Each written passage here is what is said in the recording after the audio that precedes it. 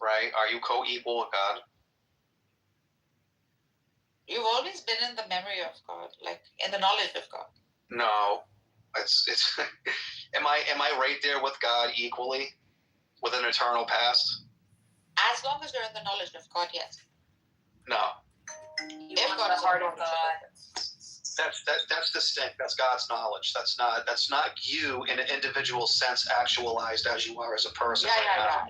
Agreed. Who said actualized? Okay, so in that's the not. knowledge That's of not. God, you've always been. So you're not answering the question. Can you answer the question, please? We went through a bunch of clarifications here. Okay, it's boiled down to a true dichotomy. You can answer yes or no. Are you co-equally eternal with God? Yeah. No, that's no. So you're God? A dimmer version of it. Yeah. There's no creator creature distinction. That's the point. Yeah. If you are dependent on God, then you don't have an infinite past like that's God. monism. That's monism. No problem. There's only one cause. There's only one. Everything is equal. Okay, so then you're equal with God. Your actions are God's actions. For you, girl. Okay, then not be equal. It's monistic. God had to actualize you on the basis of actus purus. If God is actus purus, then creates you on the basis of actus purus. Well, that's whether they like it or not. We're not trying to represent the Islamic position. We're trying to make them understand Christianity. They say otherwise. They don't say they'll probably fear me and Zabu to think this way. Yeah. They're saying there's a team. I'm not trying to argue with your position. I'm trying to get you to understand ours. That's all I do. I'm not arguing with you about your position. It's not. Yeah, of course I understand it. They hold to your view. Yeah. So that's all I'm saying. Allah can be a father if what is like has Aseri is the one ontological, etc. Yeah, Allah can be father, can be made parallel to a father. But a father by definition Allah has daughters. Allah has daughters. Allah by definition, father by definition, necessarily has a son, right? This is why you can't equate it. This would be why you can't equate it. But if you're seeing father for pure Aseri, by equating, what do you think he's equating? Okay, so when the Jews say father and we say father, they say father. Muslims don't use that terminology. Okay, so then he's not the father. No, he's not the father. Like the way Christians see it, no. He's not the father. Then why do they use that terminology? There can only be one father. There can only be one God. Using that terminology. Nowhere in the Quran is a lot. Well, they're the ones that invoke that terminology. Only Louis making that argument. No, I've heard other ones say it. They would never use it. If they're doing it, they on TikTok, they use it on here, counterfactually. You're just wrong about that. Oh, they do use that language. You want to know what's the most challenging thing is to get them to understand that he's fully human and fully God, and there's no contradiction. That is the most difficult thing to make. That is difficult to anyone. It's not very intuitive. Why is that not intuitive? To be fully human and fully God. Yeah. Why is that not fully limitless and to be fully limited. Wait. How is when you're not human? You're saying it wrong. Keep walking human. So you're human. God and not God. You're human and you possess the spirit, right? Yeah. When is God not God? Limitless, limited. Okay. Wait, so how are you saying you're fully human and fully spirit, right? Yeah. So how come God can't be fully man and fully God? God can be fully man and fully God. Fully limited, fully limitless. Yeah. Who says man is limited? Who said he's not? You think man is limitless, like God? I'm saying if God bestows you with it, yes. Okay. If God makes another God, yes, that's what you're saying. No. Are you saying that That doesn't. You're saying the devil could be God. You're saying the devil could be God. He's swapping out the language and using something else. Yeah, you're saying the devil could be God. That the devil could be a man, right? A police could be a man. But I asked her, why can't God be? You're violating the law of contradiction, first of all. Okay, can you give me the contradiction? Can you give me the contradiction, please? Limitless. Under Christian metaphysics. I'm sorry, I don't know what it is. Like contradiction under Christian metaphysics? Yeah. That would be the contradiction, not under how you understand. I'm saying under a Christian worldview. I'm positing a fallacy. Okay, so give me all right, so just because so what is it about the human that can't be God? Just give me that. Give me the P and not P. God does not die. Human dies. To not die and to die. God does not die. Correct. Where is the contradiction? To not die and to die, in one sense. But who died? Human died. Thank you. So, where did God die at? Did not die. You're saying humans die. So in order for him to be a man, he has to have the nature of man, correct? Yes, he must die. Okay, so then if he has the nature of a man, how does that contradict the nature of him being a God? Oh, he can be a God. 50, but I'm just saying, fully God, as a soul, like that. Fully God as a soul. See, so you're thinking, right, that Jesus must walk around like a Superman in order for him to be fully God. Is that what you're saying? I would offer me 25K and see what I said. He wouldn't rest. He wouldn't get tired. You can be fully man. If you're describing fully God as the soul or something from God, things like that. Yeah, I can grant you that. My soul is eternal, my flesh will die. Something like that. Okay. Because soul I would offer me 25K and see what I say. Well, I'm not talking about 20K. You. No, I'm not talking about me either. I'm talking about, like, in general. Soul is from Father, flesh is of man, right? Soul is when you're born, your soul is put into your body. When you're born, your soul then goes into your body. There is no pre-eternal soul. Why do you keep doing that? Why do you keep doing that? I'm asking from Christian metaphysics.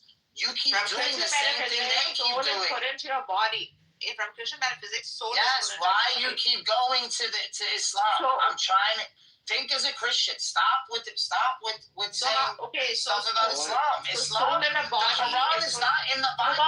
It's not in the Bible. 1 second. Soul in the body is fully human, right? Where's the fully God? Soul in the body constitutes fully human. What is fully God? How are you marrying these two?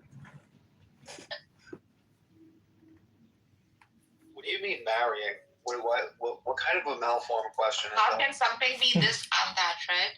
So if you're fully God and fully human, so that's what I was just going to say. They don't mix. They don't. You're looking at it as if it overlaps, and for it to make sense, it has to overlap. Doesn't the human nature carry over divine nature? Yeah, you have. Here's the example. Like the example is, Father, why have you forsaken me? That's expressing real human psychology. Yeah. And expressing mortality. Take this cup from me. But then later on, he says in his wisdom, it is done. Out of his last breath. So you can see the fully God, fully man distinctions here, if that makes any sense. You even see this like, do you really truly know I am good? Only the Father is good. This is another example where he's expressing real human psychology, mortality, and then at the same time, like, guess who I am? So there's a little bit. Nobody's good but God. Well, that's kind of like what I'm saying. There's dozens of instances where you see in the story that he humbles himself in human psychology without cheating. Because if he was God and he was like literally breaking the laws of physics or whatever the case may be, or bending them like he's in the fucking Matrix. Yeah, it's not a book like the Quran where it's like fully abrogating the whole thing. The New Testament is not fully abrogating the Old Testament.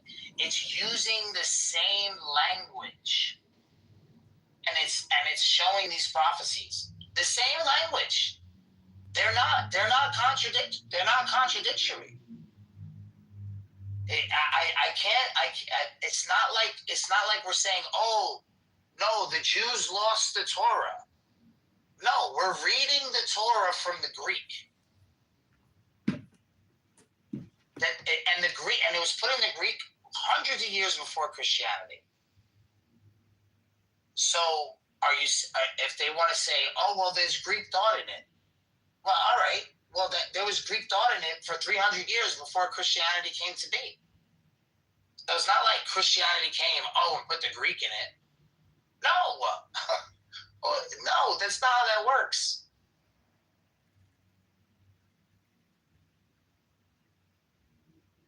Incarnation is in the Old Testament. But it just depends on how you read it. And it can be read in a different way. Obviously, we share the book with the Jews. We share this book. They're going to say we're misguided. We're going to say to them they're misguided. They're going to have their tradition. We have ours. But, I mean, we're coming to a different conclusion.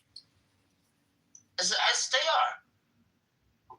There are things that we say we have flushed out. There are things that in the prior scriptures that the rabbis are still discussing. I mean, I don't know. It's nothing like the Quran and the Bible. It's nothing like that. They're totally abrogating the word Father. They're totally abrogating. I don't even know why they say begotten. You cannot beget or begotten. How did the Jews lose their covenant? How did the Jews lose the covenant with their God because they didn't follow Jesus? Like, you gotta make sense of these things, man. Like, that doesn't, like, these things don't make, they gotta give me the scriptures. Oh, we don't go by them, we go only by the Quran. But we're not Muslim. So who are these Jews? Who are these Christians? Who's the Yahud? Who's the Nasara? They're not talking to us. I'm telling you, I don't want to get back on that shit, but. Well, going back to what Narja said about, God within, there's plenty of scriptures. There's one Gnostic thing in Timothy, I think it says, go within, pull it out and it'll save you. So there's like a metaphysic, obviously, to this, which is eternal energy. And that's just the mystic path of Gnosticism or Hermetic mysticism. I mean, that's great, dude. But they don't have like an actual religious place where people have been studying this and overlapping it. What are you talking about? 2,000 years. This is called the book club. Have you read a book? Is anything that you're talking about? Have you ever read a book on Clubhouse? Excuse me, hello? Oh, I'm talking. Have you ever read a book, Regal? Hello? Aquinas talks about it. Oh, I'm talking. Hello? Sadr talks about it. Ghazali talks about it, although he's so traditionalist. And it keeps going on and on. Judaism, the Kabbalic Jew, talks about it. What do you mean? Advaita Vedanta and Hinduism talks about it. This is a very serious concept that has always been understood amongst the mystics, the school of the mystics. What are their names? Yeah, we're not mystics. She just what are their names? Tell me what these. I gave you 5,000 names. Nagarjuna talks about it. You don't know any names. You don't study any of this stuff. You guys are not scholars. Talks about it. You're not scholars. You can't have an opinion. Layman. Talks about it. What do you think you're doing, Fox? Oh my God, Regal. Regal, you're so cute. You're so cute. Yeah. I bet you have nice ears. Well, I studied things that overlap with, like, history, liturgy, tradition. You can't tell. I mean, it's been overstated for like 2,000 years now. It's literally the foundation of Western civilization. 7,000 years, mystics have been talking about it. You're just 2,000. What ones? There's all different ones through different ages and time. And they all have different understandings. They all have different understandings that contradict each other, right? So who's correct? They do not. Mystics don't contradict each other. You're just saying a bunch of platitudes. You're not saying anything meaningful here. It's all meaningful. I have already laid it out to you.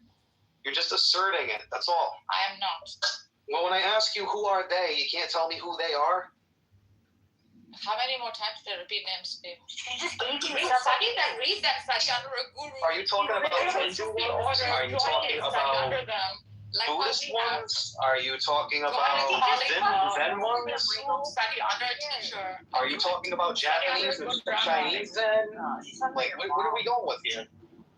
We're going through ignorance right now, and your freaking sense of arrogance and exclusivity. Get off of your hype. Because you don't know which one you're talking about? She just fucking said them. Are you fucking kidding me? Which one is it? So many. She just gave you names. Look it up. School of Mysticism under any school of thought and religion around the world. I take back the mysticism. I take back the Jewish mysticism. You know what? I'm just thinking that very beautiful. We're just straight Kabbalah. Straight up. Like, it is very beautiful. You starting your own history. That's what it is. It's Jewish mysticism. So are they gonna follow and say that they're what? Jewish will tell you that it goes back. Are they gonna say they're mystics? Yeah. Who's mystic? Do say they're mystics. Many have walked you. But I thought Searcher was a mystic then, isn't he? He's an Ahmadi, he's not a mystic. Not quite, yeah. Ahmadis are not. Ba'athinis, Hashashis, I these just are all looked up like the school of mysticism, and there's like dozens of people locally that work from home listed under this name, and then there's a couple of ones under Craigslist. Which one should I pick? Dude, you're so dumb. Yeah, you're You should really go pick the Craigslist one. Go for it. Yeah, the one for back. For years, people study under Botany schools the internal work, like how Aleister Crowley was just saying. Oh, look who just showed up. Who? Seeker. Yeah, Seeker it takes to like Quran. He's a traditionalist. He's just a different denomination in Judaism. So, would you consider yourself a mystic?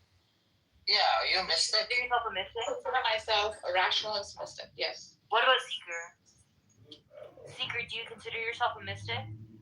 I consider myself mysterious, not mystic. Oh, yeah, whatever. The answer's no. Just He's say a no.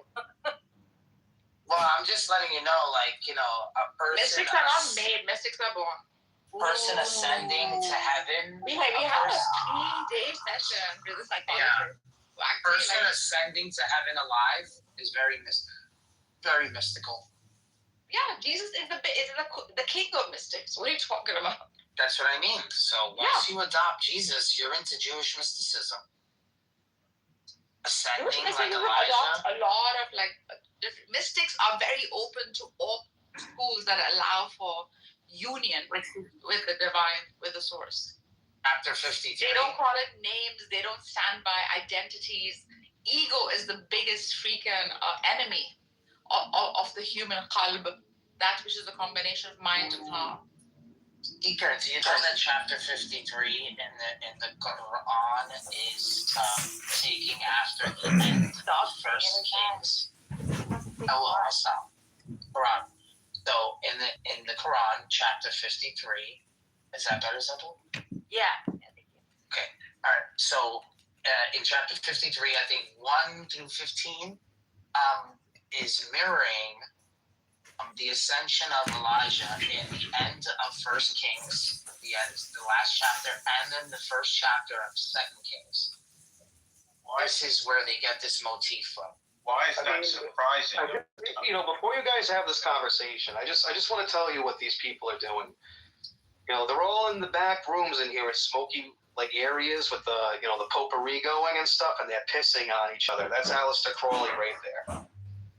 Okay. You don't encourage societies with fucking mysticism like this, or say, hey people group, this is what you get for behaving or misbehaving or making a family or contributing to society. Well, Aleister Crowley, that's right up Nargis's alley. She's That's what I'm saying. You don't have to run away from the She's been accused of resort to magic. You don't have to resort to magic to be a mystic. Your presence itself is an inspiration. What are you talking about? Your thoughts are the law of attraction. You're the one that's formalizing and controlling people's minds in your immediate area based on the law of attraction. If you possess this kind of mindset, this is the kind of spiritual outcome. Idea of a mystic is to just live my presence. It really does. Do not deny that women are mystics. Jack, tell me wrong. She control people's minds with the law of attraction and make things. That little voice that wants to set your soul. Yeah, this is the reason why they don't want women, doing the mass. As a true mystic, I practice all mysticism by rejecting all mysticism. I was just going to say, I think there's a distinction between occultism, magic, and mysticism. I think mysticism is just about having a mystical union with God, isn't it? Yes. I don't know. But there could be overlap. My concern is that certain definitions leave terms vague and open to interpretation, like mystical or spiritual. Exactly. There's no uniformity to it. There is. It always talks about source. There might be, Nargis, but you wouldn't know it. What are you saying? She is mysticism. What are you talking about? No, what I'm saying is Nargis may be having a genuine mystic experience that is true and identical, comparable to all of the other mystic experiences that mystics have reported on. Or she could be delusional and they could be delusional in different ways. Yeah, that is possible. What I'm trying to say is, as we discuss the mystic sensations we claim we have within our minds, in our own personal sensations and experiences, we can't exactly translate that over. We can discuss it and say, hey, did you feel like this? And say, I did feel like that. But you're really experiencing two different consciousnesses and trying to communicate that sensation to each other. You And I'm can't. saying, as a result, all of mysticism sits behind the veil of ignorance. It doesn't have the helpful aid of the real world as a crutch when we say a thing is happening or not. In mysticism, we can say it's happening and we can say it's not, and we can both be right because it's all experiential. Yeah, don't believe your lying eyes and ears. So all I'm saying is that, Nargis, if you want to say there is this singular thing you're connecting to, that might be, but you wouldn't know if you were doing that or just deluding yourself. Well, I think she would know, but other people would. Other people know that. That's why your presence is. That's it. You don't speak about it. A mystic who speaks about his mysticism is not a mystic anymore. This is why Illumi is fucking insane. Yeah, that's why he's because he's not no mystic ever proclaims mysticism. That is part of the wisdom. Yeah, they do. They speak in platitudes. They speak in non-specifics. They don't understand real consequentialism for your behavior or your actions. They don't. I think rationalism, right? To keep rationality. It's you literally just sat there and ignored Zed, for an example. Because in favor of this mysticism you speak of, it's extremely idealistic, and that's all you're doing is He just preaching called idealism. himself a true mystic. Why I said one does not He imagine. literally called himself a true mystic. What are you talking about? I would argue that there's uniformicity to Christian mysticism. But with internally into different traditions, it's easier to draw those parallels, right? Because they have a shared language already. But how do you do that across traditions, which I think is more to Mixed's point, where you can always do that. But Nargis is saying that there's lineages, right, Nargis, that bring these together. They've done that. They have. There's a paper on it. I can share with you. Mysticism is not ooh. Mysticism and of the self. That's it. Yeah. That's why I think Mixed's point of it being an internal experience and not something that you can necessarily communicate, that is not different than what I think Nargis is saying.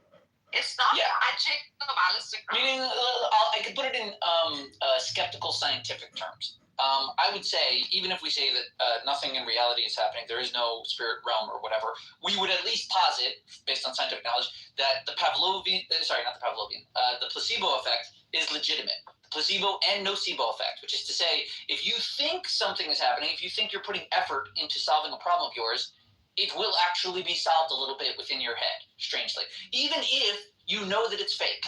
If I tell you there's no causal relationship between taking this pill and feeling better, here, take this pill, you will start to feel better. Strangely. It's a weird thing. Which is to say, human psychology has an inordinate amount of power over our mental states and our minds, and there probably are experts who've worked on the most psychologically potent narratives and techniques to get people interested. Now, is that saying that anyone that goes on that technique goes through the same experience? No. Are they genuinely having something? Maybe, not really clear, but all I can say is that the realm of spiritualism and mysticism is discussing that psychological experiential state. I will accept that because many traditions talk about like the mind and putting effort into like observing your thoughts, controlling. Yeah, a lot of people related it to some version of a soul. Back in the day. No, I'm saying back in the day, they understood consciousness and knowledge and forgetting. They had all these theories and discussions about the different souls of humanity. But unless you can like provide a good rational argument for it, I think it's really not mysticism, right? Like the divorce of the mind, which is what the Hinduism and Buddhism like reinforces so many times, includes the utility of the mind to its max. You engage it so much that it dissolves. Yeah. You engage the ego so much that it takes a backseat. You should know the contrary. You don't denounce it. You engage it till it loses it. It's not dismissing it, it's embracing it. Yeah. You have to know what it is before you can melt into it. Yeah, like, and usually, like, people who don't study under teachers and do this freaking YouTube 5-minute videos of opening your chakras. No, man, it's years and that's years. the person that watched every video of spirit science on YouTube. You probably watched every single one of them. I have studied under gurus. I have lived that life. I've had the privilege of doing it. He's so well read. He's so well read. Why don't you go, like, and I've traveled to right? countries I talk to and lived in people those that do countries, stuff like right? this and they don't want to go I mean, back. Why are you so stubborn? You're so insecure. It's such a wonderful place to Everyone be. is like You want to study with these people, but you never want to go back. You have the privilege of living life outside of America for years together, right? Not for nothing, that everybody with adaptive cruise control, because I'm sitting through slow moving traffic right now, and I have this thing set at 22 miles an hour, and it's literally stopping and going. This is amazing. See, what's amazing also, Megatron, is that you said that there's either Kabbalists or there's Jesus people, Christians versus Kabbalists, and you just don't get it that Jesus was a Kabbalist. He was practicing Kabbalah. Oh, you took it back.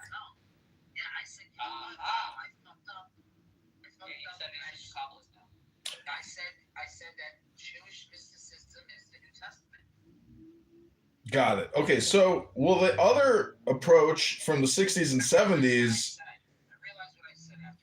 see, Migzed said that by essentially denying all mysticism, you have a mystical experience. And that's exactly what Zen is, which is the philosophy of nothing. And so your ordinary mind is actually the simulation, which is joy. That's the beauty of mysticism. It's very basic. The now is the eternal. Hello?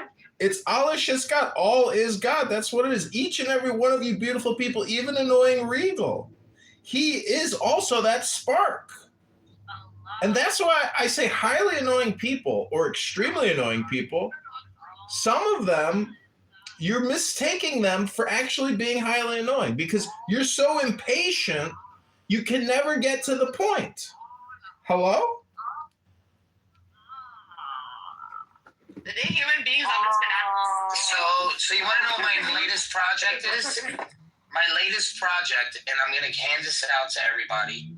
And my latest project is going to be and prove, all right, that since the 3rd and 4th century, the Bible with the Old Testament has remained the same. And I'm going to make a chart to show them that 3rd, 4th, 5th centuries and 6th have remained consistent in order for the stories to even be in the Quran itself. So we're talking heavy evidence here that they can look up on their own. Or they can ask the ChatGPT once I have it all set up with the chart and the links. And I'm trying to get pictures. Oh, I gotta put my hand on the steering wheel. What do you like? You just want to like. Oh my God, you got to drive your car? How annoying. They are wrong. I am right. They are wrong. I am right. That's all that is running in your head, Megatron. No, because they've been lied to. I feel bad for these people. Spiritual people. That's their problem. They need their own like experience. They can keep telling you you're wrong. They're wronging their soul by doing that. Yeah. No, well, you know what? I want to see these people in heaven, not like sipping milk and honey off of some really women with large breasts. Remember when I brought that out, Nargis? When Mahadi, that was so funny. That was so funny. We do that for breasts. and then go to heaven. It says it. There's a verse in the Quran that says Let them go to they have heaven. You breasts. sit and chill with your freaking homies and that have breasts. whoever came back from young heaven. women.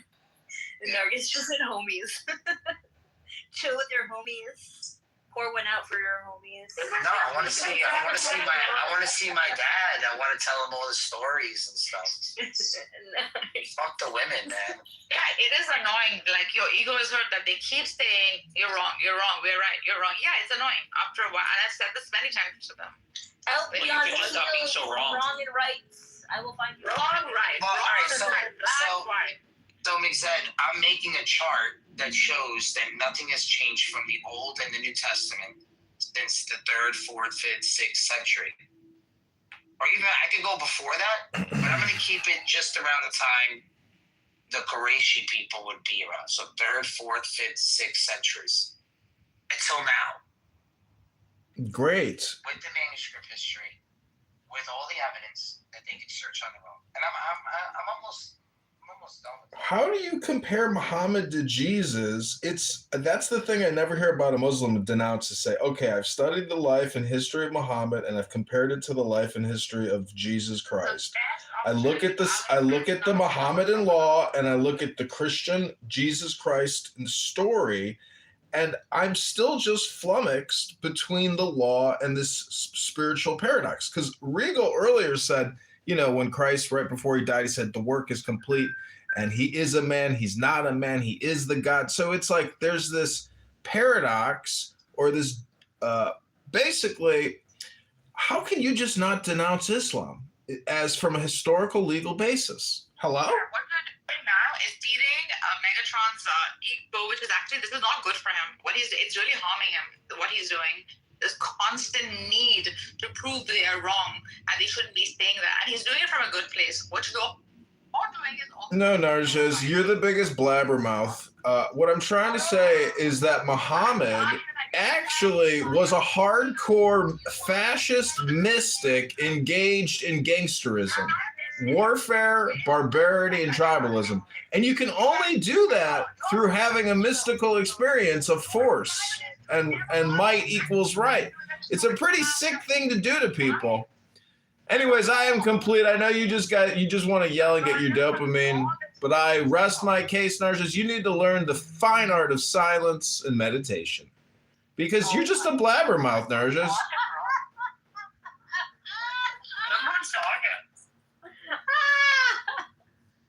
For such a mystic, I mean, you should be meditating. Regal, shut the Clear, we should be teaching me the example. Regal, shut up!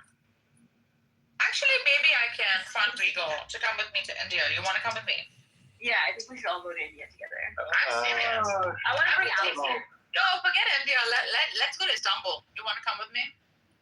We'll go world with the dirt. It's so beautiful. Oh, but you feel scared of the. Yeah, he's voodoo. He's just scared to run. He's running from his own so scared of exposing himself. Riddle is It's anything other than his lover. biased views. He's such a soft lover, and he's just running away. So from it. He's so scared. He's so scared. Don't be scared. Listen, I've traveled the world. I've been to Muslim countries. There's no problem being with them in the streets. And that's because I'm a conservative person. And I got no problem living amongst Muslims, even if they're ruling. That's fine by me. But I'm just saying, you know, if we were in a court of law or a classroom, this conversation is a worthy debate about which system or model should be outdated by now. Hello?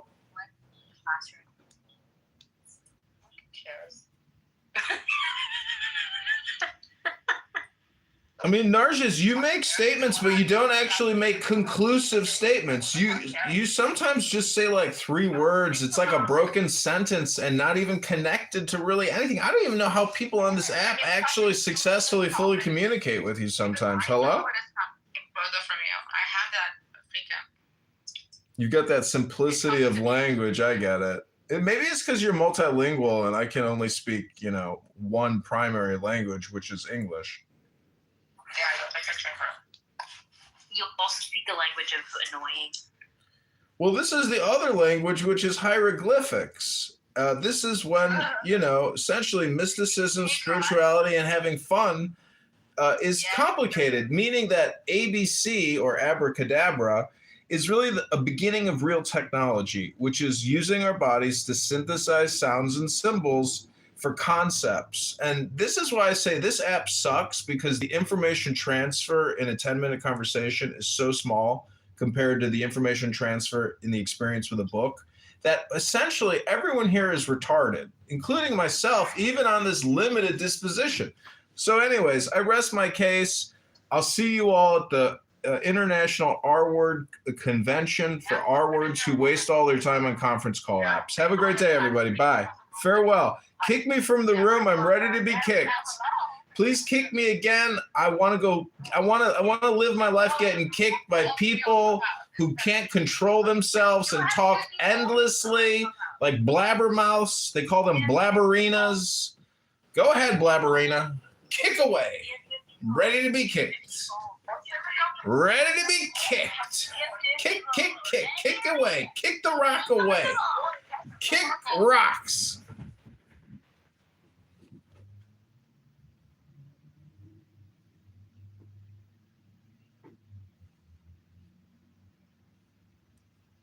Technology made our lives to be living in a way that is completely different, or rather very different from 50, 30, even 30 years ago.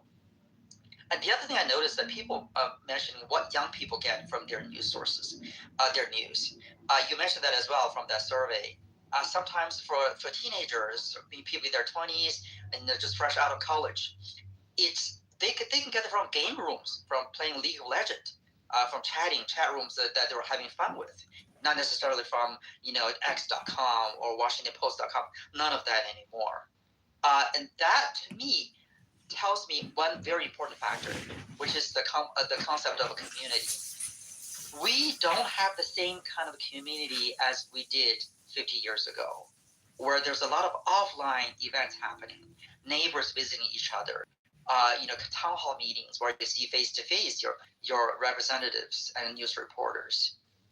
Everything has been going online for so fast and so much. COVID certainly drove that even more substantially, so that we don't have the sense of community of learning from each other, from each other face to face anymore. Everything is about virtual. Look at what we're doing right now, Gary. Look at how many people are actually in this room.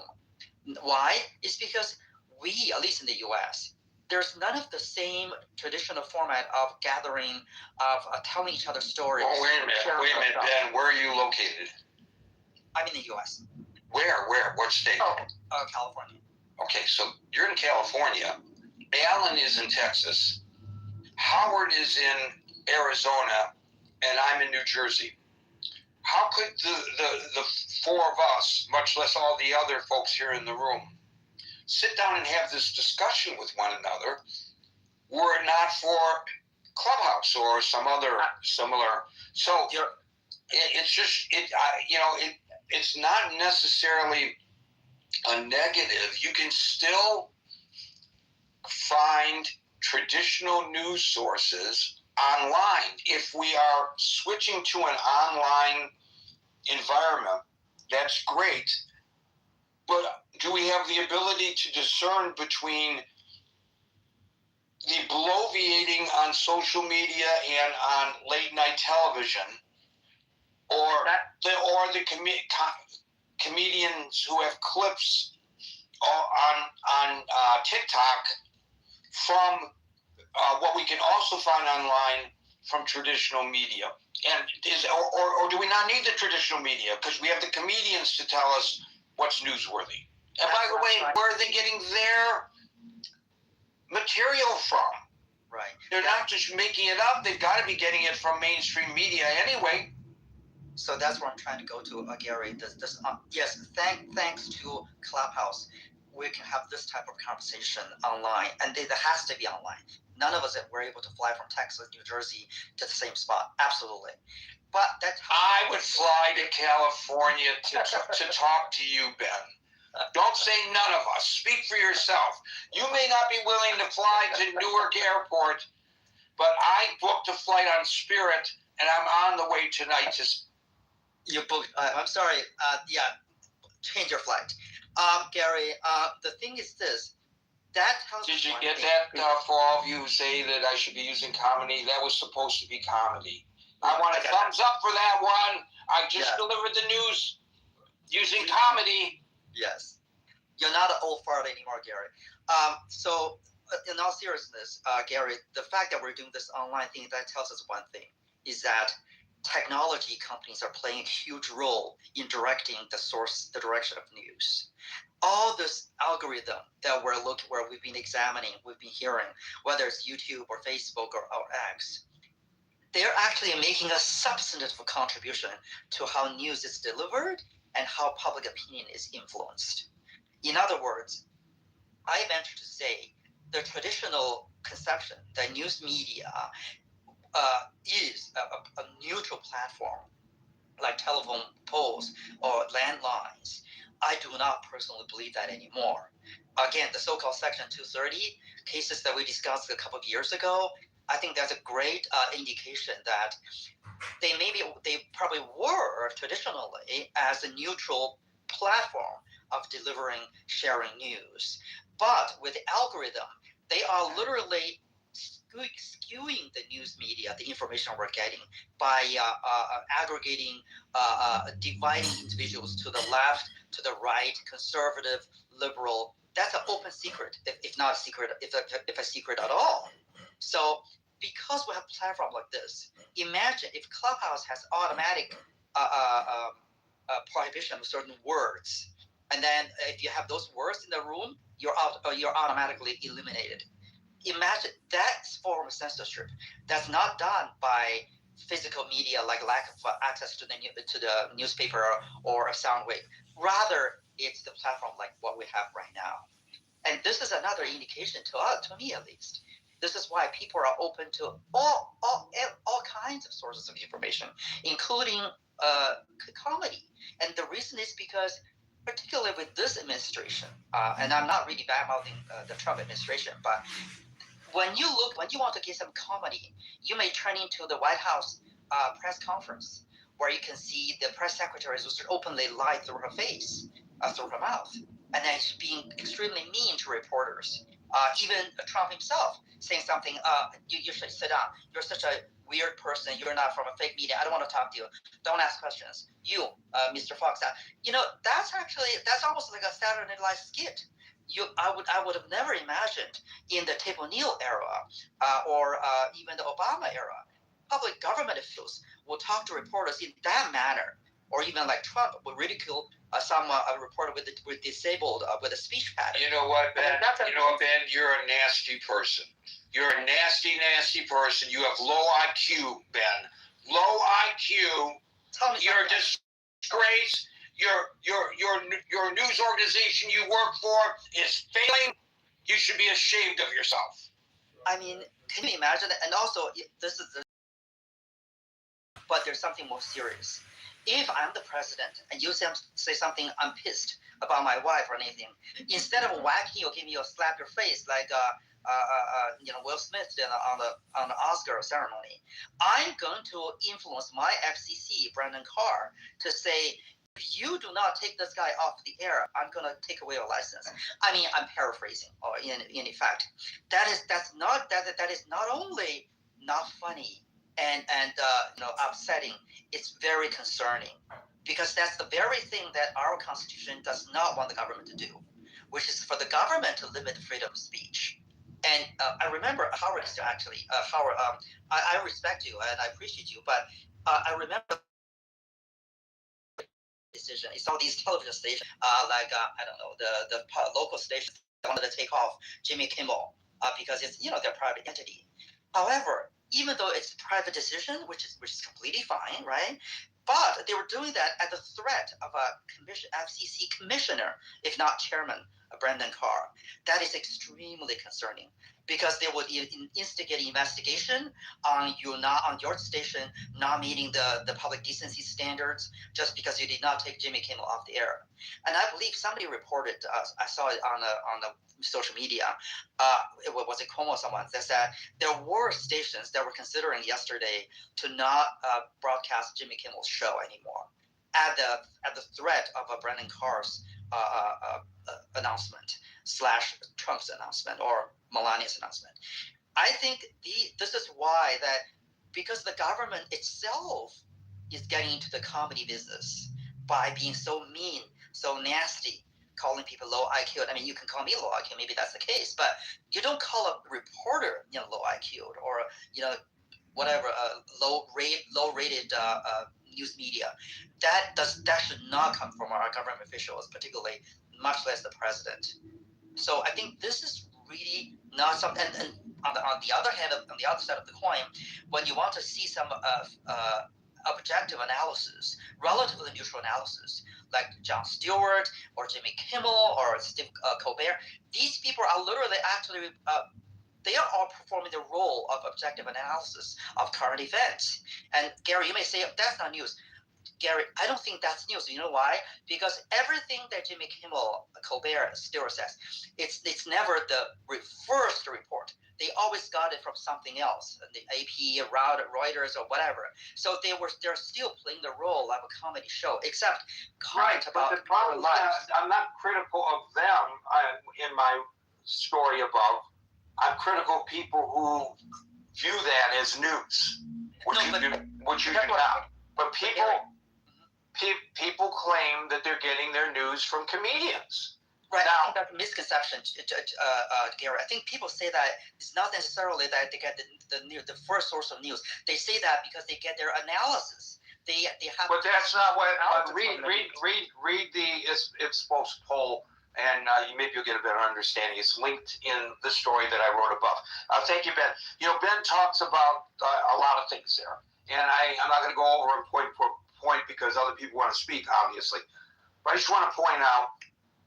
He almost hit the nail on the head a little off, in my opinion, with regard to how things have changed from the Walter Cronkite days to today, vis-a-vis television broadcast news. I'm just going to say very briefly that it all changed when CNN came, with the inception of CNN. Why is that? Because Walter Cronkite and Huntley Brinkley and all of the ABC, NBC, CBS news groups and all of the correspondence that they had around the world and so forth, and all the money that they put into that was a lost leader for the networks. It was a public service by the networks. They lost money on that. They never made money on that. It was never designed to be a moneymaker, and there were great stresses that were put on between the entertainment side of those networks and the news sides of those networks as they fought for the money necessary to run their operations. And the entertainment side said, well, that's great what Murrow is doing, but he's not making us any money. We're making you money. with I Love Lucy, So don't put your money into news. It was always a struggle, but it was recognized ultimately that they had a responsibility to the public to provide news coverage, and that comes from the tremendous legacy of radio broadcasting before there was television. And the leader, I just want to point out, in radio broadcasting, which will... Hola amigos, hola chicas. Yo tengo una cerveza con una naranja.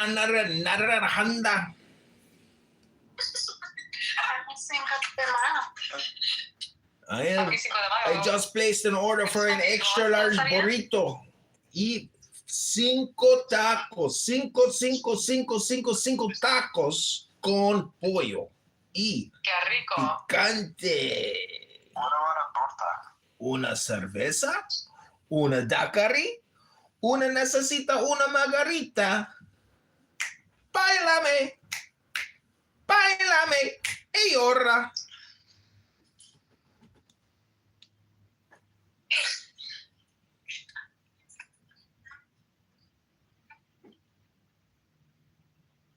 Authentic, right? If there Well, are, that would be. We know that at least in this case with Deuteronomy 32:43, we know, right, the LXX is authentic in carry their own news networks. The news was the product. There was no entertainment division to raise the money so that they can report the news, because that was the entire product. So then you can't run it as a loss leader. You're trying to run it as a profit-making operation, and that changed everything. And then they just determined...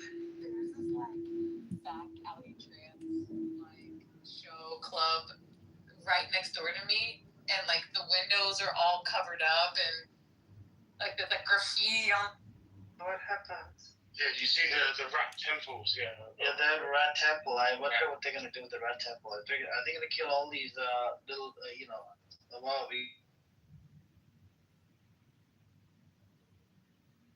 like how you said, I don't use TV. I don't do screen. You are biased. And people... And so I never use it. I have to preface that because it's important in this story. Anyway, so I was napping, I was having a good little slumber, everything was good, and then all of a sudden I hear music coming from my living room, and I was like, what is that? And it freaked me out. We are in a capitalistic society, and that's the way the cookie crumbles. And so all my cats were in the bedroom with me, so I was like, okay, it wasn't them. They didn't turn anything on. What are the names of the cat? Your free cats. Well, I told you one of them. Don't you remember? Okay, so if I remember the names of all your cats 5 days from now, will that impress me? Will you be like, wow? I mean, it'd be like, you have a good memory. It'd be like, good for you. Well, he's a piece of shit, but he doesn't remember. Kimchi, Oliver, and Mimi. You did tell me about kimchi, that's right, because I said I make kimchi from scratch, which shocked and impressed you. Anyway, so go ahead and tell me. So what? Okay. Yeah. Sorry, you were sleeping and there's cats. What was the scary thing that happened? I'm getting there. I was taking a nap. My cats were napping with me. Everything was good. And then this is important. This is important context to what was scary. Yes. Napping in the cats is gonna. Yes. Okay. If it's not first order connected, I'm gonna be very upset. Okay, I'm gonna allow up to third order consequence. That can be a lot, Christina. Listen, we gotta give her up to third order consequence here. So we gotta be lenient on the first try. It's like, no, it doesn't mean that in the first way. You gotta assume what the cat was thinking about the person next door's friend's No, there's no cat. Okay, Christina. This is why Pro left already. He was in here just a minute ago. He's just like, I can't. I cannot even. Yeah. He's gone. We should do a radio show. We just talk about dumb shit. People just be like, I hate this. Oh my god, it's the worst. Who are these dummies? Yeah. Wait, I get to tell the story. Christina, yeah, we can record it tomorrow. I had some incense going, and I felt like the cloud had it in the incense. Oh my God! I do feeling the frequencies. Oh my God! No, the word said go away, go away, and I was like, what do you want me to go away from? What did I do? And I was like, this is how I'm gonna talk now for all the time. No way, bro. And Christina, you're gonna have to deal with that, and be like, I'm the same person though. Yeah, totally the same person. Because. Okay. Wait, so. Okay, let me finish the story. God. Do you think it's healthy for you to talk to me, Christina? Do you think this is healthy for your psyche? Well, it depends on her zodiac, right?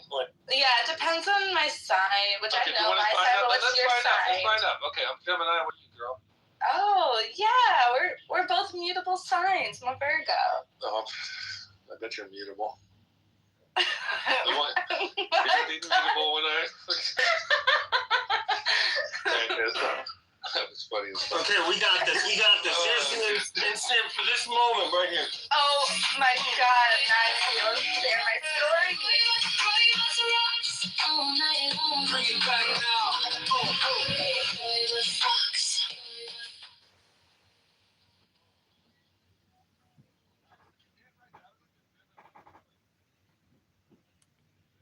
Get that rhythm right there. Okay, the reason why that we bother Pro is because we're kind of cringy when we talk, Christina. I don't think people get our humor. Why doesn't he get it? We're just being silly. Why can't we be silly? Why can't you have a sense of humor? Right, we're just oh, what'd you do? Well, I got a new iron fucking dildo. Iron dildo? How pure is this? Okay, I gotta bring up some science right away, brothers. Hold on. It's not. Did you come over Saturday? I'm like, wait. No, my iron is not pure enough. I can't. I need pure iron dildo. What was the last time you said iron dildo? Yo, that's a new band. That is. Yo, Iron Maiden? Iron dildo. Iron dildo. It's the same songs though. It's just played twice as fast. and we just replaced dildo for certain words, just randomly without just. That's how we roll. Iron dildo. And the big hit song, instead of number of the beast, is number of the dildo. Well, that was good. Fuck you guys. Yeah. Seriously. Yeah. Christina. I was literally. We're done. No, we're done. This is. I can't. See, this is what women do. Oh, man. Now she's all quiet, acting like I hurt her feelings. Oh, I'm sorry. No, sorry. I had to go. Is that an image of an iron dildo? I was peeing, sorry. Hey, Christina, always let me hear you pee. No. No. Why not? That is What's wrong with that? so weird. It's a little intimate. It's not weird. It's just intimate. If you hear me, then everybody would hear me, and I don't think everybody wants. Well, that's one thing. We can figure that out. But Wait, I know that on some level you trust me. No, anyways, go on with your story. Okay. So the scary thing. All right. So it's going back with the cats, taking a nap. Everything was good, and then all of a sudden, I heard music in my living room, and I was like, "Huh? Was it What?" Fox? It was not, but if it was, I'd be like, I was definitely somehow got himself. I was on your roof, fucking with your antennas.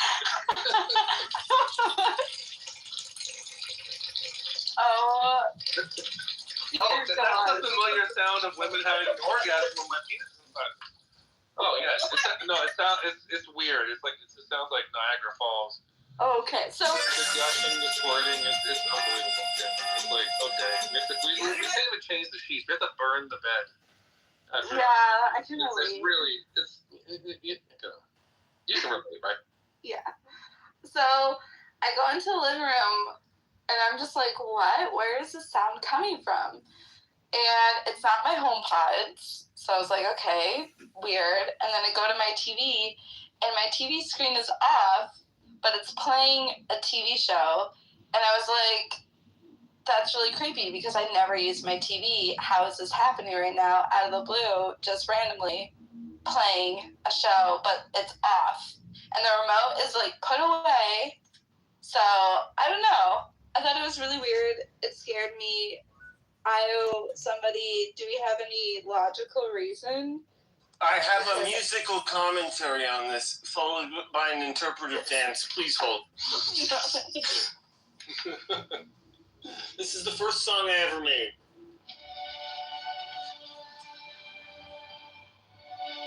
And it's not about Roivus, sadly. It was pre-Roivus.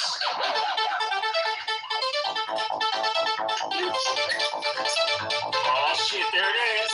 What's that? Oh my god. Oh, That's cool. That's cool. there it is. Oh shit. Oh yeah. I was like a little kid. I was like in grade 6 and 7. But not that much shit in the AI shit that I made. Honestly, I think this would get identified as AI right now. Can we have a meetup and you're the DJ? Yeah, I'd probably make music live for everybody about that event. So I'd probably like use little snippets about you. If you listen to some of my Suno music, it's mostly Roivus. And every once in a while, there are other things, but it makes it like personal about the experiences in the room and other things like that. So that's what I do. I want you to be like DJing some sort of event, right? It could be like in like someone's like a really big backyard or something. Yeah. It's really nice. They got the lighting. Like, yo, shout out to Roivus. Yeah, they spent like $30,000 on this party, like that kind of level, right?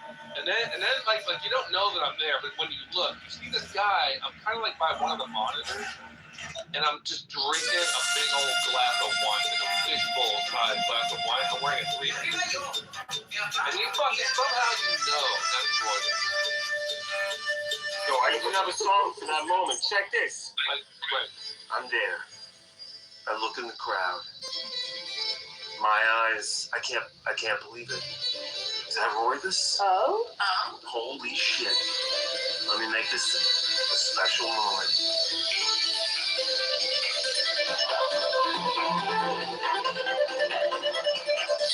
And then it just drops, and then cut next scene, and it's even more insane, and the whole party is just on fire. And you know why this is fucked up? Because every time that you see me in real life, and you're like, oh, then the next thing you always put on is something before the Roivus songs. That's what makes it. So that's what makes it deep. You know, I'm just like, oh shit, like now I'm pulled in even more. Roivus, I have a question. I need more of that IO. I'm sorry for that. What did I say with you? What's with my lord and indignant? I'm sorry, my lamb. My sacrificial lamb. Do you see the pictures? I'm gonna refer to you to like biblical shit every time. That's so funny. It's like. Anyway, I'm sorry. Go ahead. Do you see the pictures? Whose pictures? My lord and indignant. No, I get it. There's a big mutiny going on. No, I get it. Well, now we're trying to push Roivus out. A lot of women have tried to push Roivus out. But you know what? I grab on really hard, and I don't let them do that. They do that. It's funny. It's like when they get too excited, they start pushing me out. And I'm just like, stop doing that, all right? Okay? Chinga, don't push me out. Clam me down. Hold me harder. Hold me harder. Hold me harder. Hold me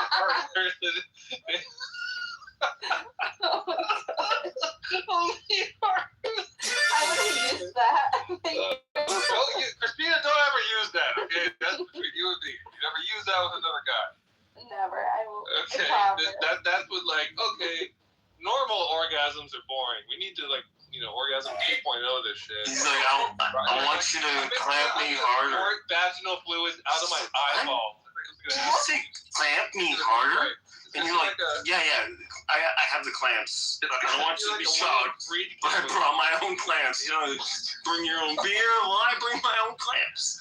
You remember the movie The Exorcist? You remember The Exorcist where they split the pea soup? That's going to be just vaginal fluid. Like, that kind of orgasm. That's what I'm going for. Do it. Yeah, you're in? Okay. Oh, I meant. Wait, who are we referring to? I thought we were talking, but I guess me and I am. Never mind. Okay. Only you and I were. Christina's not tracking here. This is just very disappointing philosophically. You know, I'm a Phil bro. I don't know if you know me, but I'm always like, I'm like a philosopher nerd. Like no, I you're get not. deep, stupid arguments with Christian. No, I do. I really do. Like let's do it right now. It's foreplay. But there is like a way I am with you, or I hide that, because I don't want you to think I'm a fucking nerd or an incel. What? I think nerds are the hottest thing in the whole wide world. I know, but you don't want a nerd incel. You want a hot you want a hot guy who's also a nerd. That's what you want. But hot guy always comes first. No, not really. Oh, come on. You can be like, oh, I love this nerd. I don't care if he's hot. Like, he's like, come on. Hygiene is important.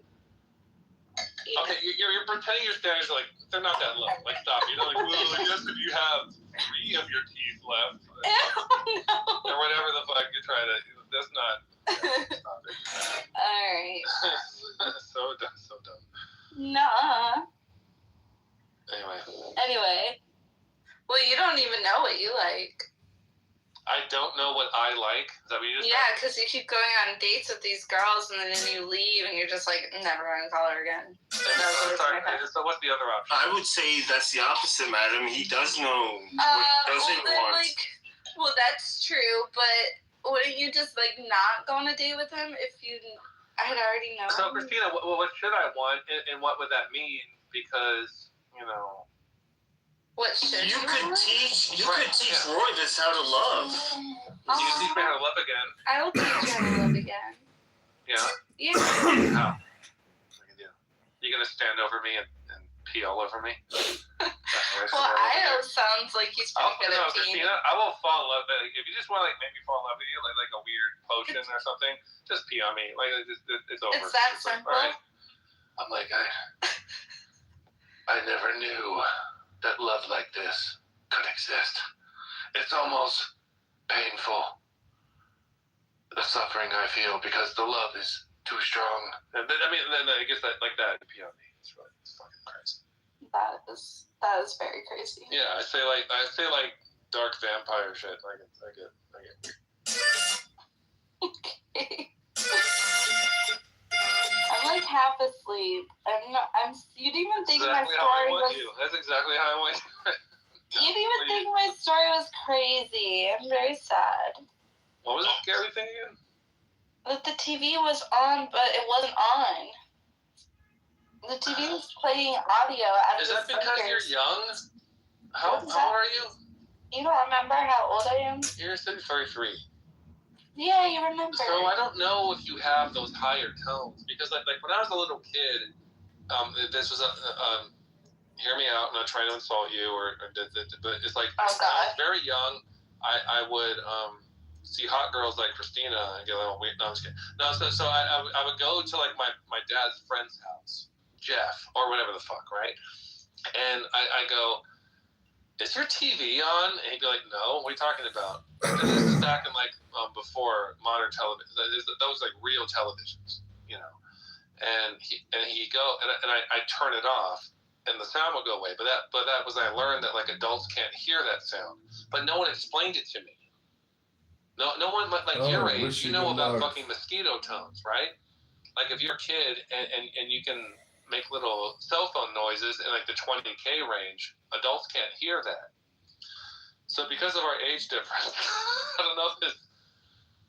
Okay. Wait, so you're saying? Wait, what are you even? Because of our age difference, like our hearing is drastically different. Well, you're also a much musician. higher frequencies than I do. Right. That's just the way the human body works. Okay, you're so ready. There are measurable differences between us. Okay, what's wrong with that? In our capacity to perceive the world and Yeah. find meaning in this strange hell we've created for ourselves. Oh, it's getting philosophical. This is my philosophical one. Oh my god. Why does dishwashing detergent smell like lemons but not taste like lemons? Christina, That's such a deep question. I think we need to argue about this for at least 2 hours. And how do you like to argue? What's your best position? I just my go-to is like, you're wrong. You're stupid. Fuck you. Yeah. I'm gonna mute you and then leave. Yeah. It doesn't really matter what you say. That's the funniest thing.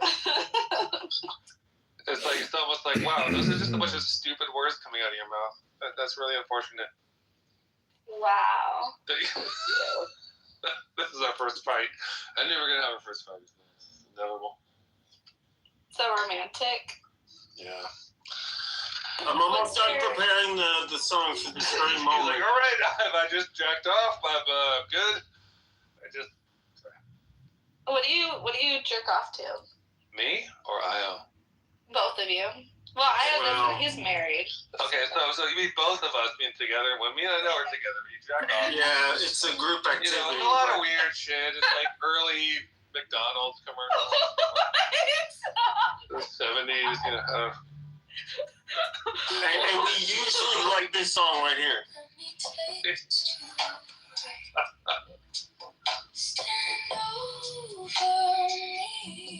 Oh my gosh, it's gonna be about peeing. Let me pull you under, no use in a fight.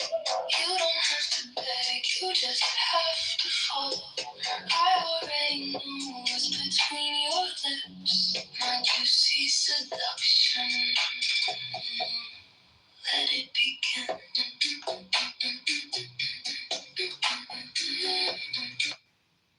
Okay, so Christina, what if you It's heard that called song a man and you whore, looked but to me, over, the you were clerk in at public, Lunch and you saw this figure wearing like a suit, and it had these weird little like blue spectacles, the lenses are blue, and it had long hair, and I was just kind of, and this little fucking weird hat, you know, and I was just like sipping this giant ass bottle of wine, like a glass, like a huge glass of wine, just, and that was the first time you saw me. We have a rom-com version of this followed up in a moment. Oh, okay. That's why we told Senior Harrison to go fuck himself. Do you want to respond to that, Christina? This case was investigated by Edward Mills, citing dismissal attention to Mango, pineapple, banana. studies against the collection of their issues reported temporary substitutes. It looks over. Oh my God, is that Christina? And the music just drops. I want to see her past the pineapple, banana, watermelon.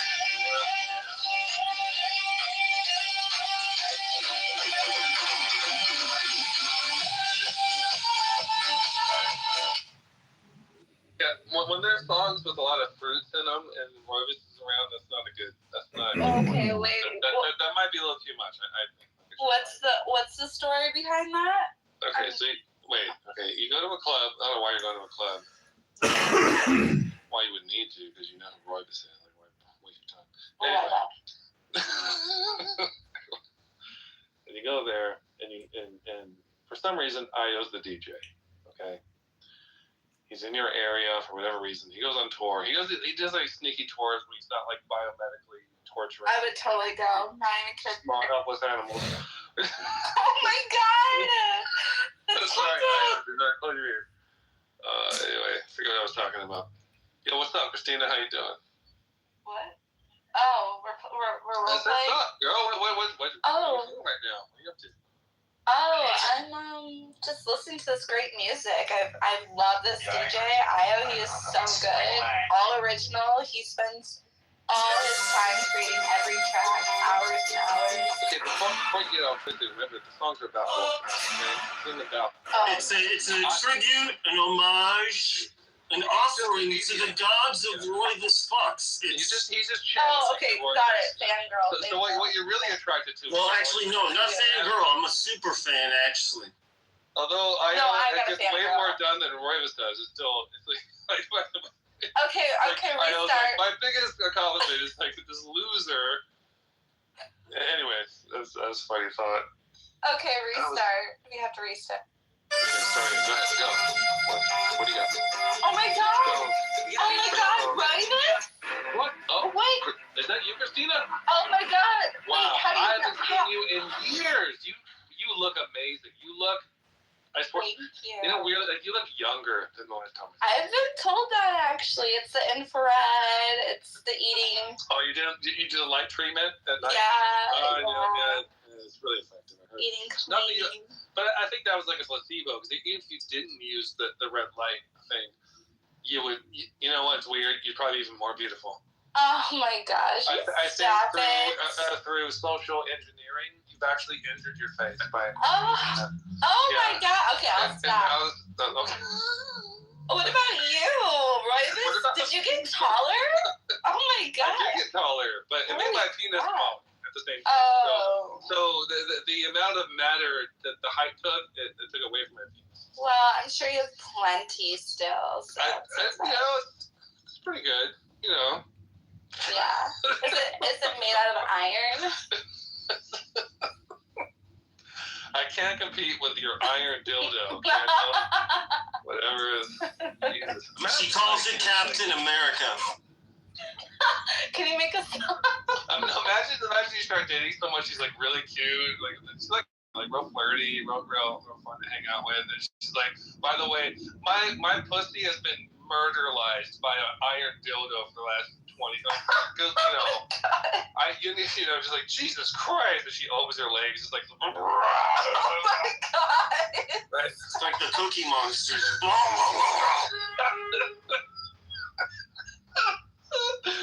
I'm sorry. Oh my god, are you guys both high, or is it who's the highest here? What's that? I'm always at altitude. Don't say that. God's ways are higher, no matter how high I am. It's the Lord's ways are higher. I caught you guys on a day where you're both in a good mood. I love this. I'm in a really good mood. Christina, I'm in the greatest mood ever. You know why? Why?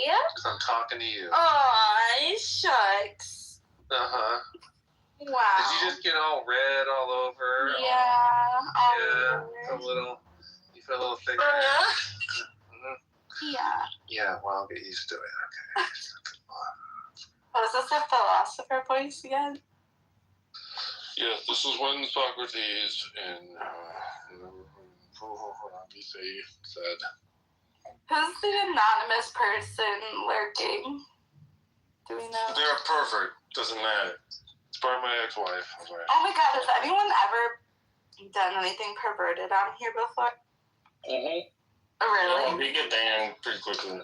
What did they do? I think that like certain people have shown their bodies to other people. I know that for a fact. Who did you do it to, Royvis? It wasn't me. I don't do that. Get unsolicited proposals. Hold on. Christina, hold on. Have I ever DM'd you? Am I be honest. Go ahead. No, just be honest. Yeah. Okay. Was I ever creepy? No. Okay. And that's how a creep would ask that on the spot, make somebody feel like they have to say. Now, Christina, I want you to answer the question again. The same question. Yeah. Was I creepy? Yeah.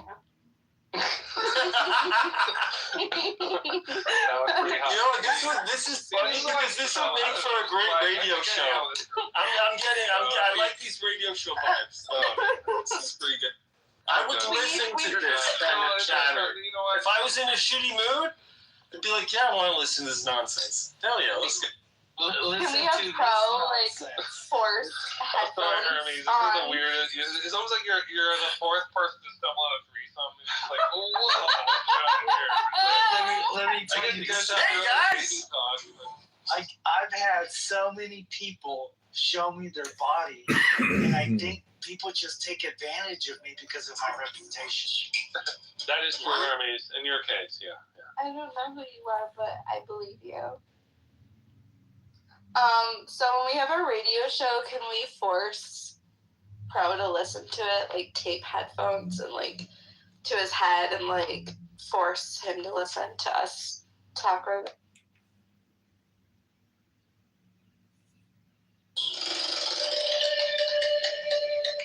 Sorry, my dear. Say it again. My lamb. My sacrificial lamb. What'd you say? I said, when we have our radio show, can we force Pro to listen to it, like tape headphones to his head? Like Clockwork Orange, like force his eyeballs open. You must keep looking at the screen. Look at the Christina and the Roivas talk. Yeah, you know, it's so good. Yeah. Yeah, we're going to do that. Yeah. No, I agree. We should. Oh. Turns out.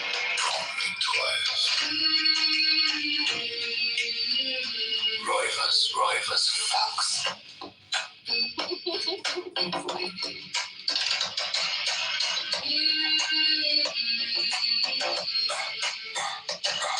I speak in percussion, consonant cuts. Sharp in the pocket with a stack of clap struts. Kick with the warm. Yeah. My dog losing its shit here. Yeah, I think that would cause somebody to want to take their panties off. I mean, I do. I just took my panties off. I did. I had. I want to keep wearing my panties. But I had those like granny panties. It's like the parachute panties. Yeah. I could never imagine Christina wearing the kind of panties I'm wearing right now. Yeah. Yeah. She's like why? You know, why would she do it? Yeah, it's weird. Yeah, no. You haven't even seen them. How do you know? Oh. I like boxer briefs. Don't worry. I mean, you know what? But you don't. You could pull off boxer briefs. You'd have that sporty kind of Calvin Klein. Oh yeah. Hey, Rovis, do you wear silk? I love silk boxers. I don't own any silk, but I kind of want to transition into like the silk underwear kind of wearing guy. The kind of older guy with the silk underwear and the fucking and the Oriental robe that I wear. And I have a lot of Rumi poetry. Please don't. And the Louis Vuitton. Christina, what are you talking about? Please don't. How could you negate my whole style? I've been talking to my stylist all week about this. Your stylist? Oh my gosh, you are so LA. I live in LA. I don't. Yeah. Everyone has like a stylist there. I'll be your stylist. I'll dress you. Yeah, how are you gonna dress me? I have to see you first. You'd have to put clothes on me to dress me. Well. Is that a problem? Exactly. Can you change your picture? It kind of scares me. To what? I don't know. Something. Can you see? Or pick one. I'll let you pick my thing out of the available. And for the hiking one. Hiking one. I forgot to delete that one. No. Look at me. What do you want that photo? I stand kind of faggy right there. It's like a. No, you don't. None of my hips are like kind of wood waved. Oh, stop. Are those gray shorts or sweatpants? No, those are full pants. Well, I'm like, hey, sailor. Oh, what? Stop. You could do the. What? The Neurosis one is cool. The dog with the fire. Yeah, let's do that one. That's one I'm used to. Have you ever heard that album? No. Do you want to hear it? Sure. It's one of my favorite albums ever. Okay. Okay, but will you listen? Okay, I promise you want to make a deal. Send me something. I'll listen to it. Will you actually listen to it? I promise I will. And I'll respond. I'll tell you like, oh, I like this part and this part. Like I'll give you a little critique. But you have to listen to this album, okay? Okay. I got one for you. Okay. Wait, don't do that. Wingman. Come on, Wingman. Are you helping me or are you hindering me? Roger that. Target down. Green light! Copyright averted. Oh no, that was a spontaneous airlock release. My apologies, Captain. For the sensibilities. Alright. It's easy to do that when you have Roy the Spark music in the background. Christina, what's your preferred platform? I was literally about to ask you that. Do you use Spotify? Yeah, we could do it. You want to link up on Spotify? Yeah, let's link up. Do you want to make a little like Roy Vis Christina playlist? Yes. Oh, that'd be a fun little playlist. Yes. Mingle our little. Oh my god! Together. Can we? Mhm. I would love. This is what makes doves cry. This kind of shit. And then you give birth to an AI that just makes music that represents the love between the two of you. Right.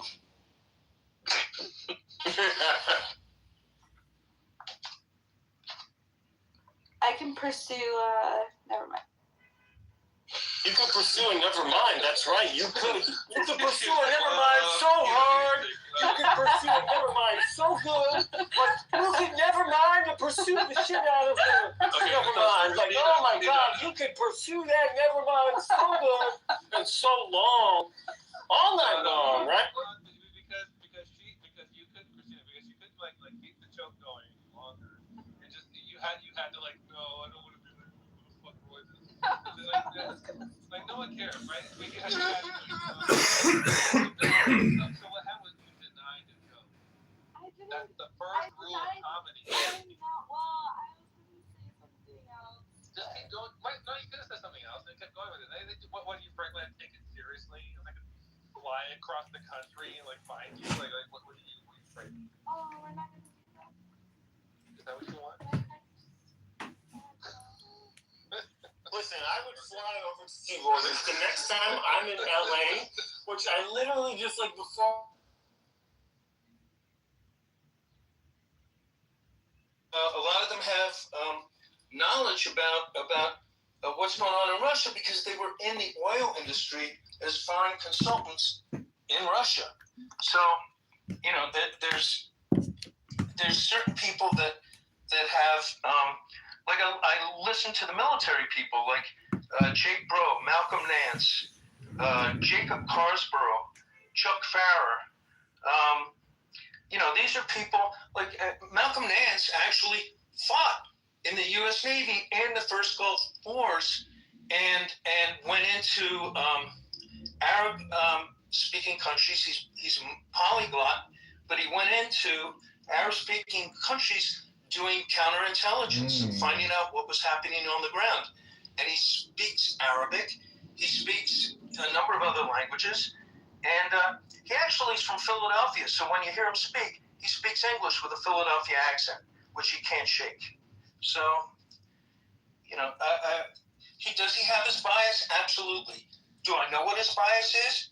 Absolutely, because he discloses his bias so that I can critically evaluate, okay, this is where he's coming from, and this is his perspective. So take a look at the list. I mean, there's a lot of good sources of news. Thank you, William. We'll go to David, followed by Monsef. Hey, Gary, armed and ready, man. Okay, you're through. I'm done with you. Now, listen. A lot of yesterday, Gary, was me taking contrarian viewpoints and positions. So, but it was good fun sparring with you. What's important to kind of piggyback off of yesterday. Today, I mean, it's interesting. What is news? Who defines it, and who we are a society that lives off of language and what things mean, and who says what things mean. So, from that vantage point, I harken back to when I was an undergraduate and I got exposed to a guy by the name of Noam Chomsky, who wrote a book, and they made a documentary called Manufacturing Consent. And he just sort of ripped to shreds the way corporate media, this is 30 years ago, over 30 years ago, predating the internet, predating social media, predating Fox News and all the other things that have come since then. And it was an eye-opener. And if you have the opportunity to be in an academic setting and to study from at the feet of PhD level academics who study media and news and ideology and how it's all framed and promoted, you really get a great snapshot of how the United States government has really leveraged news to create consensus, identity, promoting national agenda, especially in the face of our foreign enemies, real and imagined. Obviously, they've had a chance to perfect, to some level, the ability to control that. Now, with the advent of the internet and everything else, controlling it becomes much more difficult. And with news and factions splitting everywhere, it's no wonder our country is a hot mess, as well as others, because we have no way of controlling definitions today. We have no way of controlling who's behind the news. With the advent of conspiracy theories, this is all taking root everywhere. I mean, you can go on YouTube right now, Gary, and play videotapes of people interviewing what appear to be well-informed individuals about what our problems are in America. And to your point, Gary, you'll hear comments saying, well, it's the Jews' fault. They'll say they control all of it. And if you want to find information about that, you can. If you want to find information about the fact that, it's the communists or the socialists, or there's a socialist Marxist agenda in America and the trans agenda, you can find answers for all.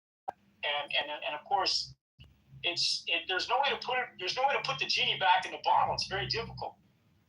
Other shows that I used to watch and get news from, Gary, you'll appreciate is you remember the McLaughlin Group? Issue 1, you had that Saturday. I remember. Well, that was a great show because he had different voices, Pat Buchanan, a few others, left and right and center.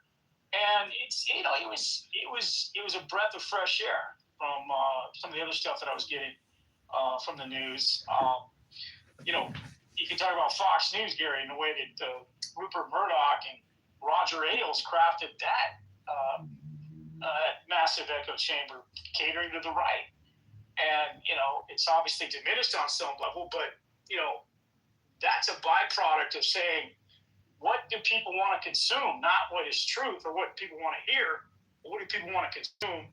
And then crafting a show entirely behind that, and then having it masquerade as news.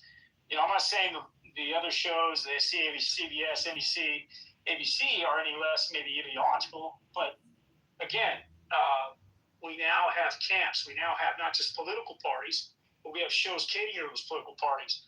And so it definitely sows discord. It sows discontent, and it shows is the sky going to be blue today, or is it going to be red? Right. So the truth loses its backbone, its core.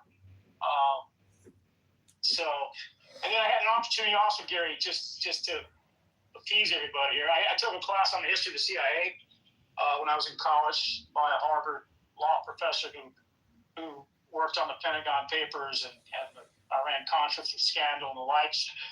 And then I also had the luxury of having a family friend who was in the CIA, a Cold Warrior in the CIA. And so I went to him and I said, and he was out of the CIA allegedly, but not officially. He said you can never really leave the agency. And he told me straight away, Gary, that the CIA is involved in the propaganda. They are involved with showing who the enemies are in the world. Big time. A lot of disinformation comes from our government. With this war, we're getting disinformation from both sides, right? You can't trust anything anybody says, really.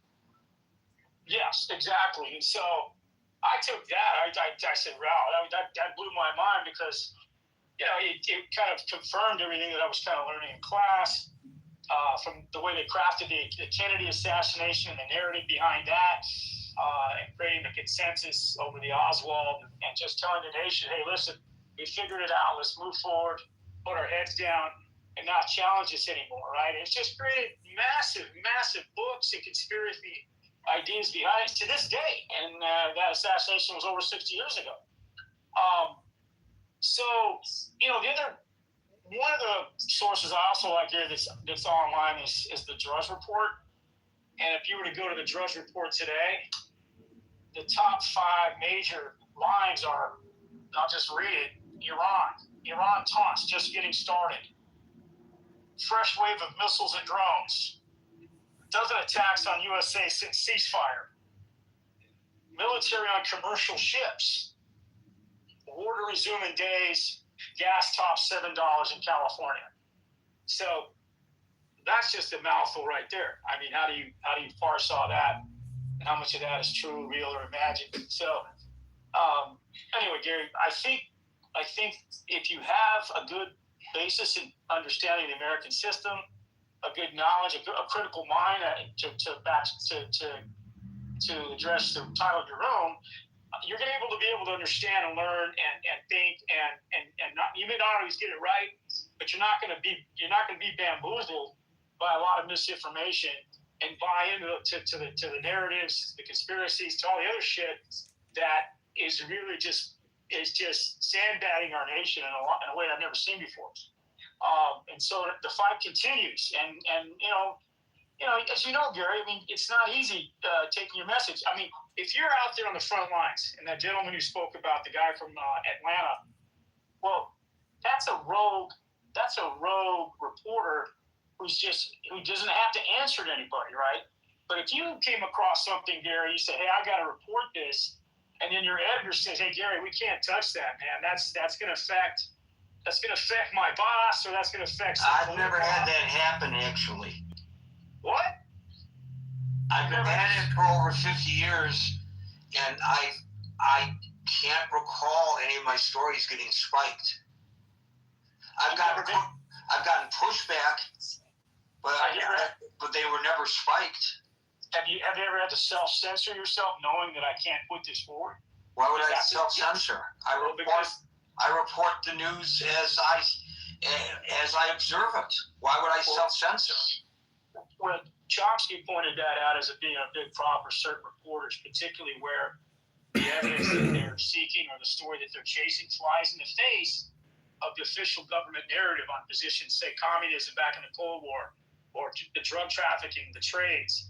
I mean, that guy Gary Webb that worked for the Mercury News, who ended up dying mysteriously, claiming it was a suicide. He was speaking truth to power in a way that they didn't like, and the guy's career was over. They ruined his career. So, I mean, it's kind of anecdotal, but it was a high level. I've had attempts to get me fired, but my bosses have always stood by me. Well, maybe you haven't really dabbled with very highly controversial subject matters of reporting. I had the mayor of Detroit try to get me fired. I had him shove me at a news gaggle.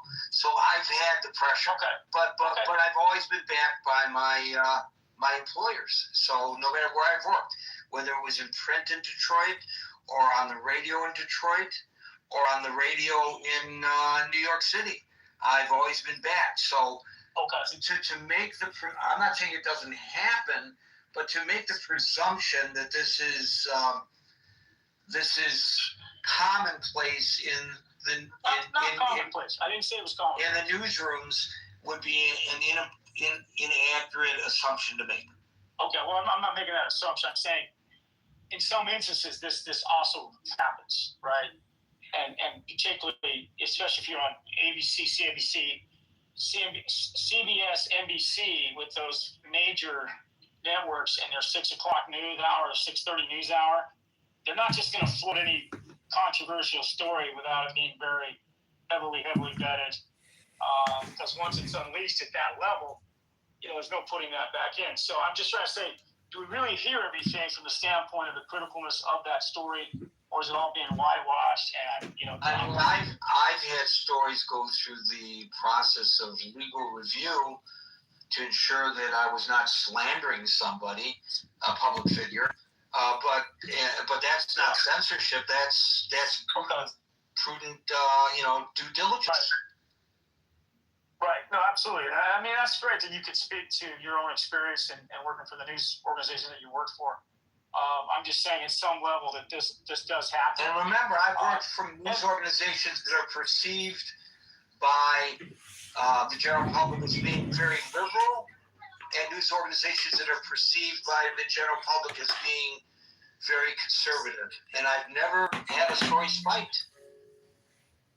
That's great. And that's obviously at our national level, our freedom, First Amendment rights here in this country, the freedoms that we often take for granted. But I also want to pivot and say that as autocratic governments like China and other places emerge, there's a level of news talk that is not being allowed to be understood in a certain way. I'll give you an example. I I hang out with a former Chinese national who was an actress. She was in some big movies, and her and I locked horns over to what happened in Tibet. And she was absolutely adamant that what is happening in Tibet is wrong, is not true. That the Tibetan people are happy and prosperous, and that we didn't take down their Buddhist monasteries and statues, and take out the Dalai Lama. Dude, absolutely brainwashed, Gary. Absolutely brainwashed. Sorry about the background. So yeah, you're talking about. No, what I'm trying to say is this censored news in China versus government influence on news coverage in the United States, and there's a difference. I'm not saying that the government doesn't try to influence. All governments do. And to your initial point, obviously they've got the bully pulpit. So if I have a question about how the Vietnam War is progressing, and I go to the Pentagon as the Pentagon correspondent for my news organization, and they lie to me, all I can report is General so-and-so said that the war is going fabulously well. It doesn't mean I'm an arm of the United States government. It just means that I am reporting what the United States government is telling me, whether it's accurate or not, which is my responsibility. This is what the general said. Now, if I know from my own independent reporting that what the general is saying is inaccurate, I could challenge that in my reporting, of course, and I would. But there is a big difference between the influence of government, which is very strong, and what they do in China and in Russia, etc., where they actually censor the news. This is a completely, it's not a fair equation. Okay, well, maybe it's not a fair equation. I'm just saying as an example of how much overreach is over there, as long as we're not backsliding in that sort of trend or direction, is the concern I would say here, have that as autocracy becomes more tempting, particularly as we've allowed Donald Trump to take hold of the narrative and not being challenged, we could potentially run into that where we're also being not necessarily informed properly as a nation. And I'll end there. So I will make a distinction between being being censored and following style. So I will give you an example. There is a nation that is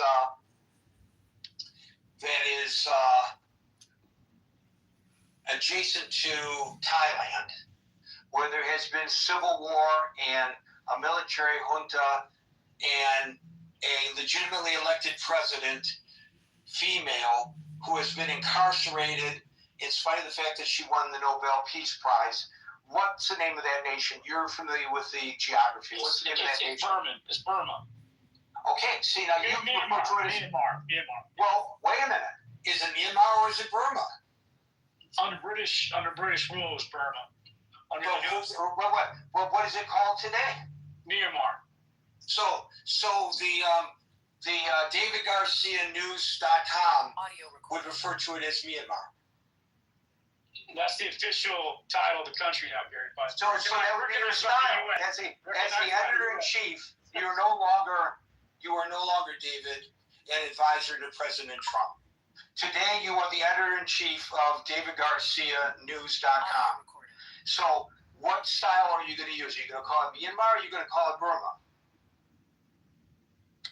Whatever gets the most clicks. See, so this is just a prime example. This is not censorship, it's style. And the style is based perhaps on the perspective of the news organization. I just want to bring in this nuance. So for example, the Associated Press refers, which is supposed to be the standard, generally speaking, refers to that nation as Myanmar. I work at Fox. Fox refers to it as Burma. Is that censorship? If I call it Myanmar, am I going to get in trouble for not following the style? Yes. Is that censorship? No, it's style. Here's another example. If you're in print media and you refer to a person's color as a race, black or white, do you capitalize it? Do you capitalize black? Do you capitalize white? I do. Okay, I do you capitalize white. do you capitalize brown? No. Why? Why? Because it's not as part of the vernacular of describing culture. I see. Anyway, Well, I'm just saying that the styles change. There was a time when if I was referring to Meryl in a news story, I won't use Meryl. I'll use my mother was. I saw an old clipping where my mother was referred to in a news story. Her name was Mrs. Martin Baumgarten or Mrs. May Baumgarten. I can't remember which. We don't refer to women that way any longer. I remember when we went through this whole thing where we're supposed to refer to women. This is Merrill, candidate John Kitover. Go to ChicagoMayorVote.com or MayorKitover.com. This is the Gary Baumgarten News Program. We always described women as Miss or Mrs. We refer to men as Mr. Well, some people decided let's call women Ms. Now we don't say Ms. any longer. We just say their name. We say Meryl Hansen and second reference Hansen, just like Gary Baumgarten, second reference Baumgarten. So the styles change. And so if I don't adhere to the style of the news organization, which may be reflective on their view of the world, yes, I could, if you want to call that censorship, then I guess I've been censored. There is a river in Michigan. It's called the Raisin River, but it's also called the River Raisin. So there was a great debate in the newsroom of a newspaper I worked with in Michigan, and I always called it, because that's how people commonly refer to it, as the Raisin River. And my editor said, you can no longer write Raisin River, write River Raisin. Is that censorship? No, it's style. So we have to be careful, in our analysis of this. I've never actually had a story spiked. I've been told to change the words I use based on the style of the paper or the broadcaster, and sometimes that is reflective of their worldview, as in Burma versus Myanmar. By the way, I don't think Myanmar personally is a legitimate government, so I refer to it as Burma as well, personally. Thank you, David. Yeah. Mindset followed by Stan. Hey, thank you, Gary. You reminded me of a post I saw on Facebook. Only a few weeks ago, someone took a picture of a street in, I think it was in St. Pete, and it was called Gulf of Mexico Drive. And people started yelling. There's a prime example. Do I refer to this as the Gulf of Mexico? Or do I refer to it as the Gulf of America?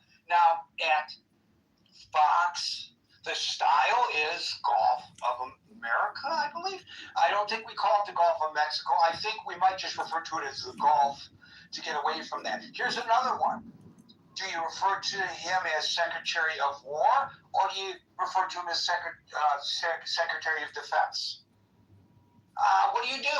Well, some news organizations say Secretary of War, some say Secretary of Defense. What I do to avoid the conflict, because I don't want to offend anybody, I call him Pentagon Chief. That's correct. But the idea is that it was a street name, and it was Gulf of Mexico Drive. I mean, they changed the nomination, I guess, of the Gulf of Mexico in the map for the sea, for the Gulf. But people are so,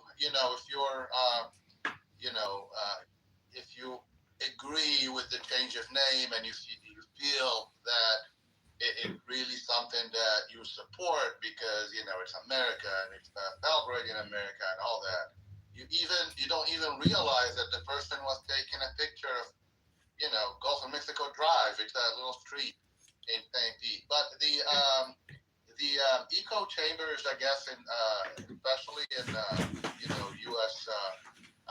media kind of sphere, it's kind of gotten crazy. crazy, especially with the 24-hour kind of news channels that tend to offer, I mean, things that if you're not if you can't really discern that what they've given you is not unbiased information, but it's the view of the editorial team, or it gets worse when it's opinion programs that sell themselves as we're giving you the hardest and the latest news.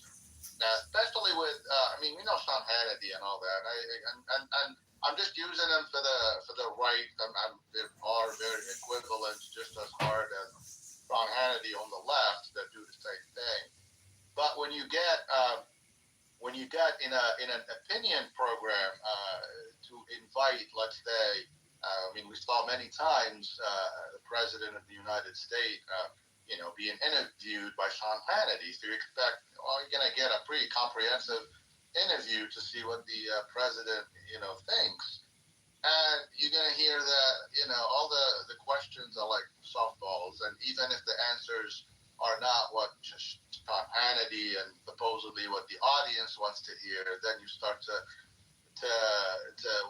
you got the host that is given, like a salvo for an answer. If the president goes in a certain way, they try to keep him in check. And that's dangerous because you're getting guided information. It reminds me of the first thing I saw when talking about this today is the Edward Bernays propaganda book back in the early 1928. How propaganda is used, I guess, to psychologically manipulate the masses and all that. And these news channels do the same thing. So we do live in our own continent, the United States. We are far away from other places in the world. We tend to live in a bubble. We don't speak any other languages.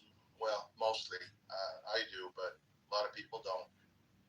And we, worst of all, is we don't even try to get varied kind of sources of information, even inside this country that we live in.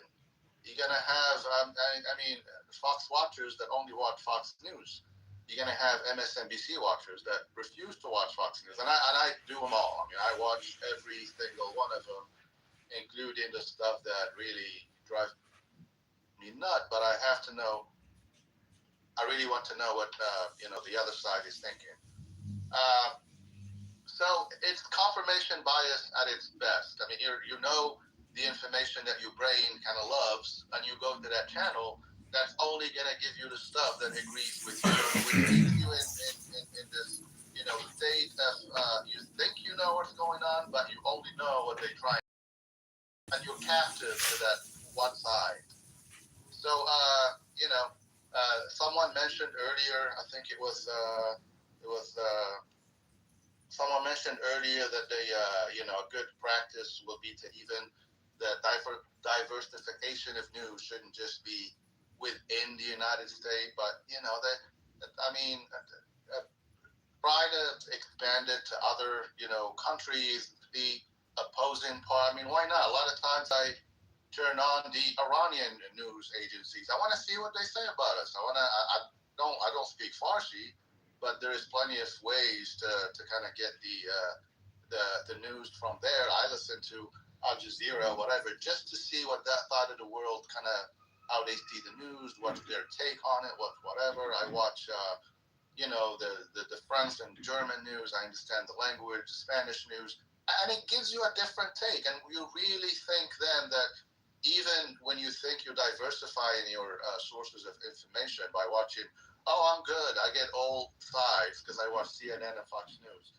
You're still getting, a very, American kind of oriented, side of the story, and it keeps you in whatever, silo that they want to keep you at. That's all, Gary. Thanks. So to your final point there, if you go to the Drudge Report, and this is not an endorsement of the Drudge Report, some people love it, some people hate it, some people love the way it used to be, but they don't like what it's morphed to, et cetera, et cetera. One of the things that the original Drudge Report had, and now that it is kind of more from a conservative to a liberal news aggregate, at the bottom of the Drudge Report are a list of a number of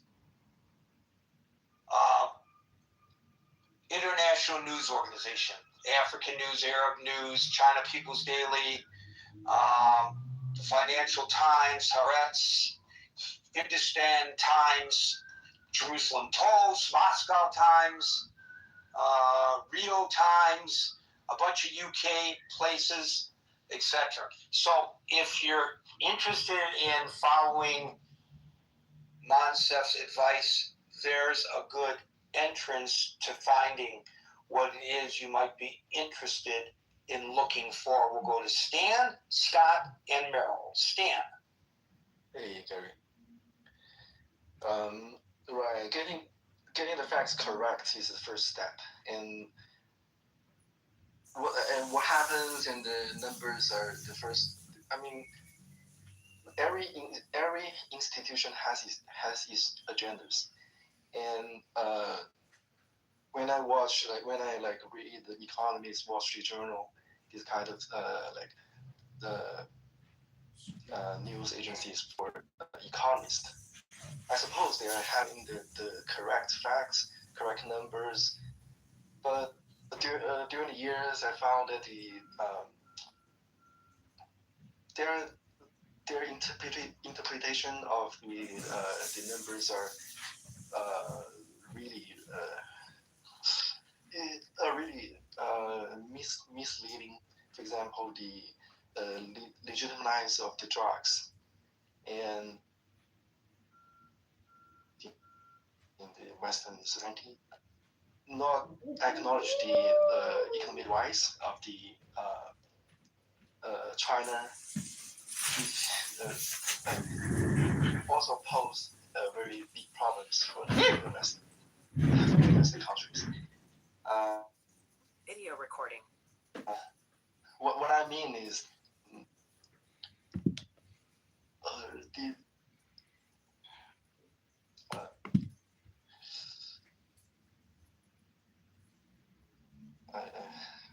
I'm sorry. What I mean is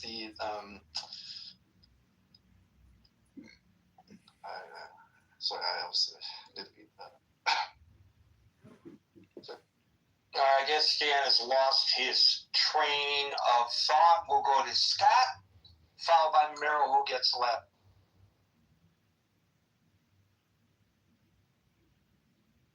Scott, are you there? Scott.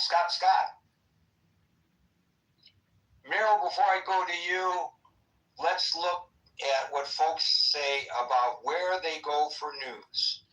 Well, let's see. The answer to the question is, wow, this is very interesting. 80 votes, ladies and gentlemen, 80 votes.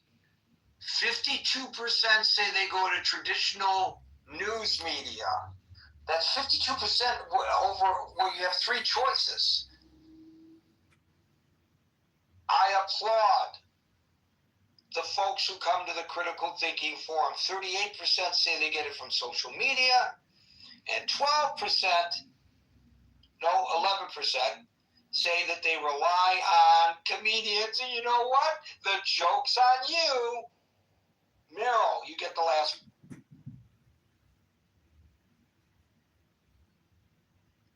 Merrill. I guess not. Folks, we're here Monday through Friday from 5 o'clock New York time. So until 5 o'clock New York time tomorrow, for the next edition of the Critical Thinking Forum, everybody be safe, be well, and peace out.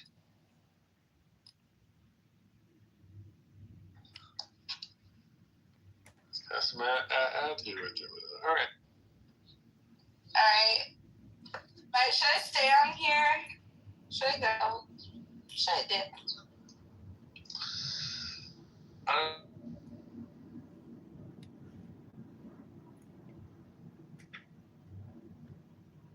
Quote, it's an optic piece.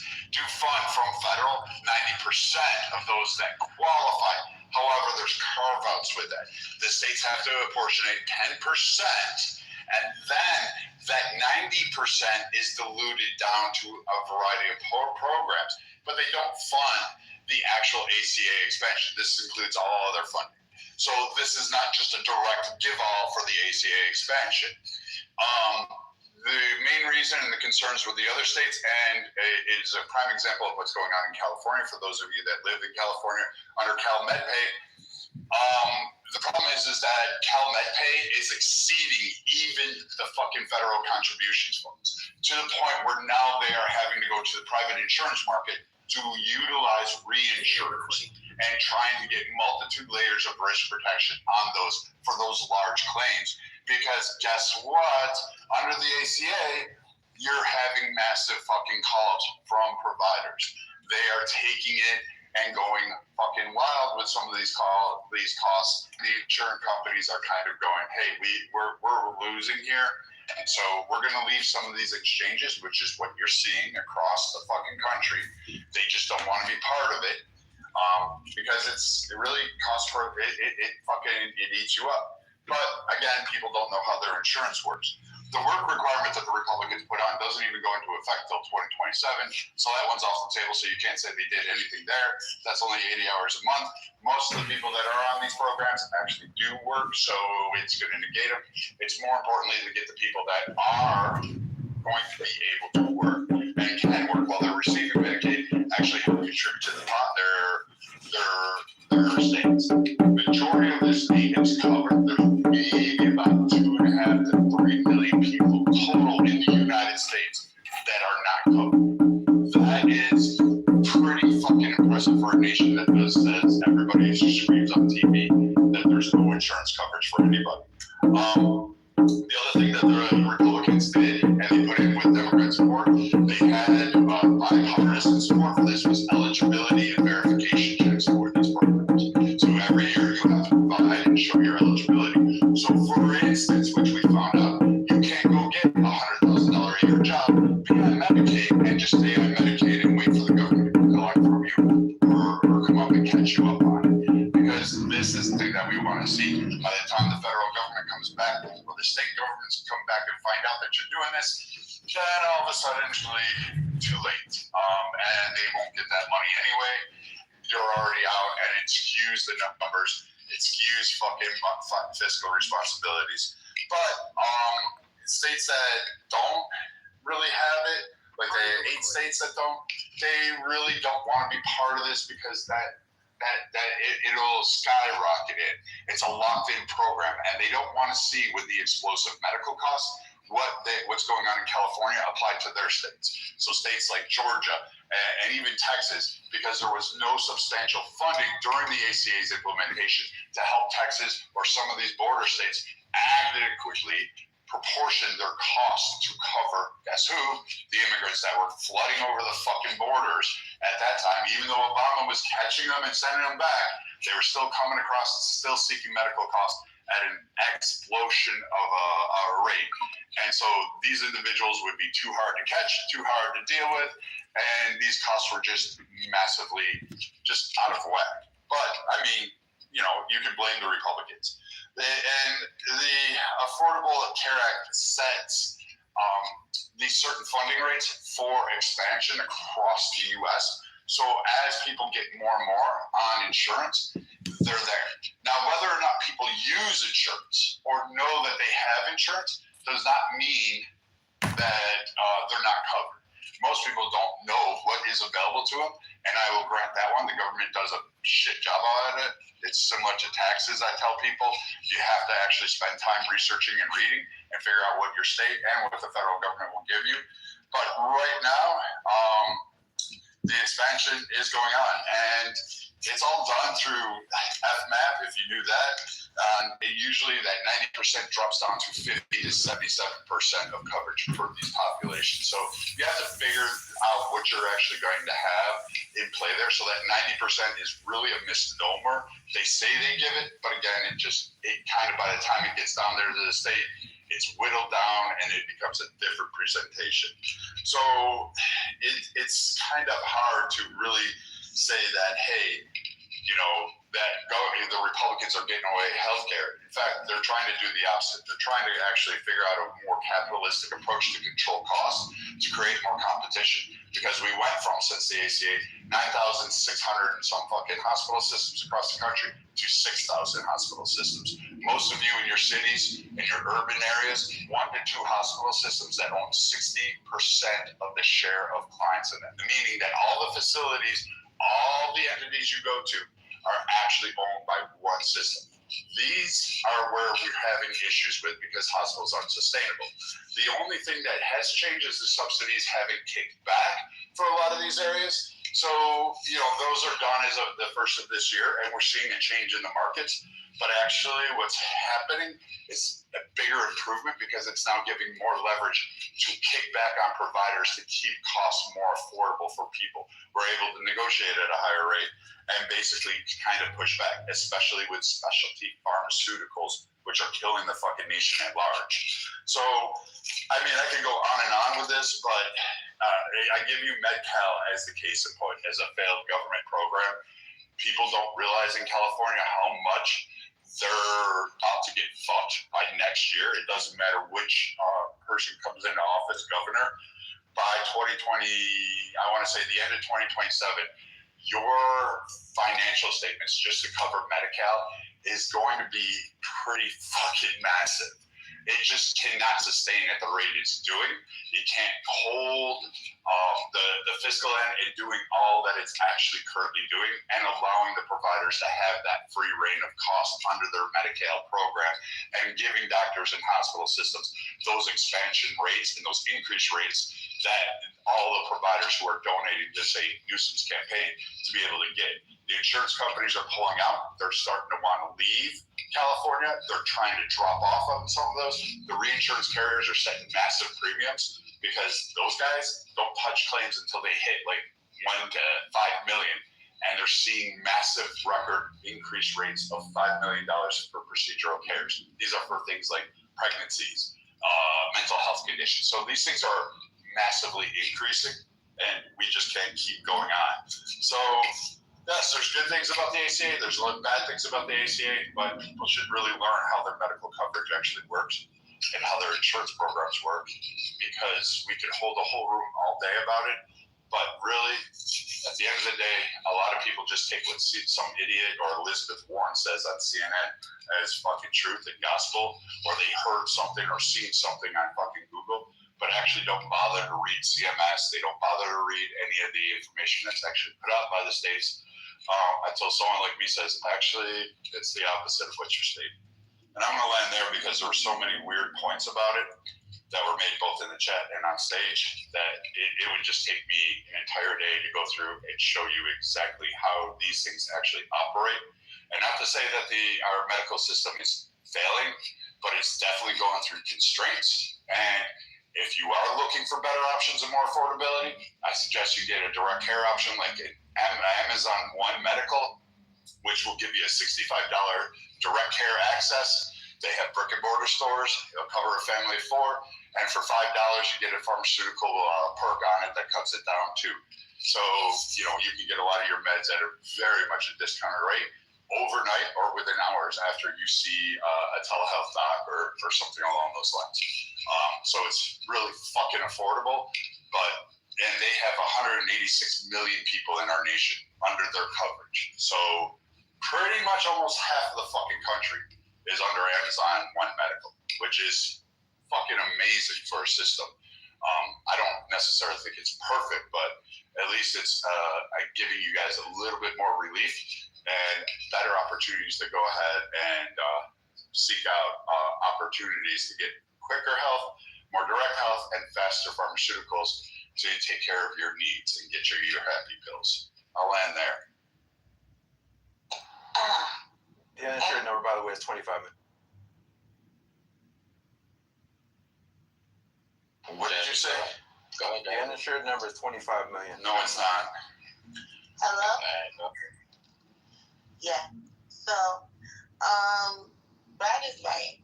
And also, we pay, and I'm going to read this because you guys don't believe anything unless it comes from a fucking internet source. $27 billion annually in improper enrollment. And I know you don't even know what the fuck that is. You know what an improper enrollment is?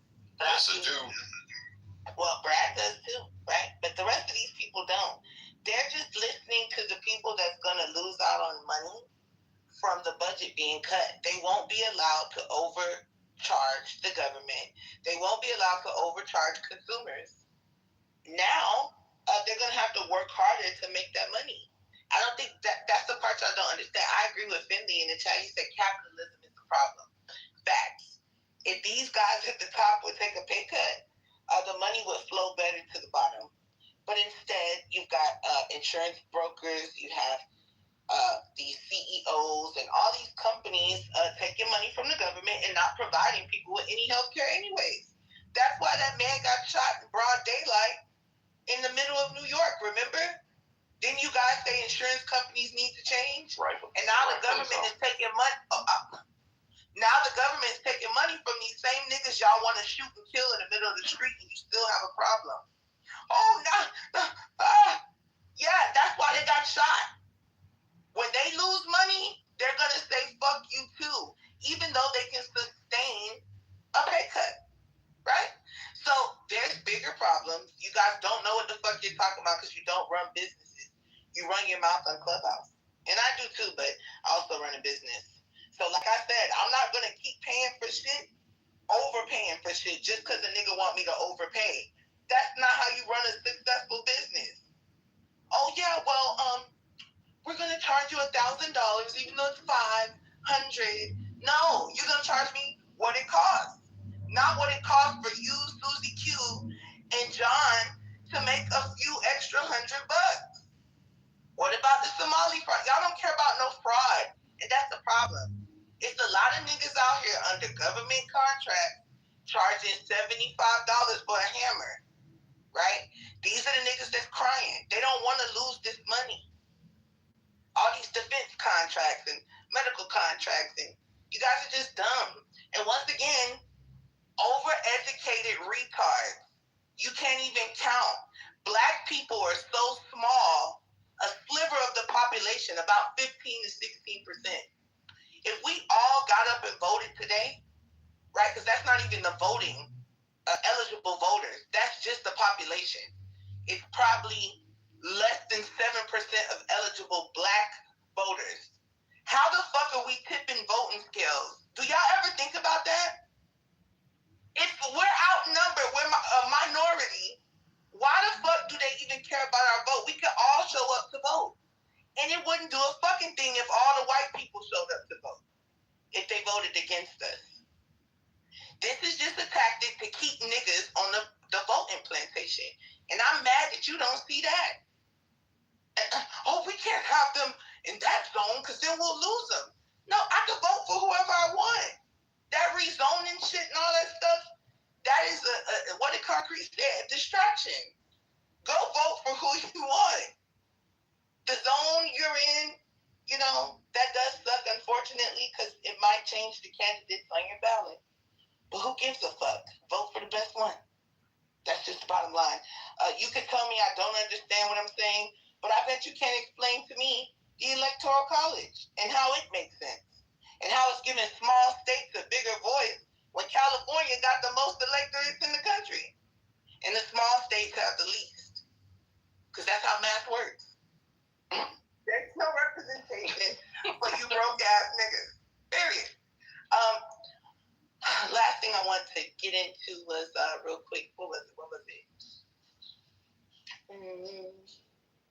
Oh, in the chat, I said I was going on vacation this weekend because Coco said they're trying to set us back. They can't set me back. None of this can set me back. Y'all have to stop fear-mongering Black people. These same Democrats that are trying to tell you that the Republicans want to shackle and chain you up, remember, they were crying and killing us in Tulsa, Oklahoma, because we was voting against them, because we was sick of them crackers. Right? And these the same crackers that done reeled you back in with a noose. They said, no, come back here, nigga. Come back. Those Republicans over there, they ain't no good. Come back to Master. And what do? We went right on back to Massa, and you stupid niggas up here talking about Democrats and Republicans. That shit doesn't matter.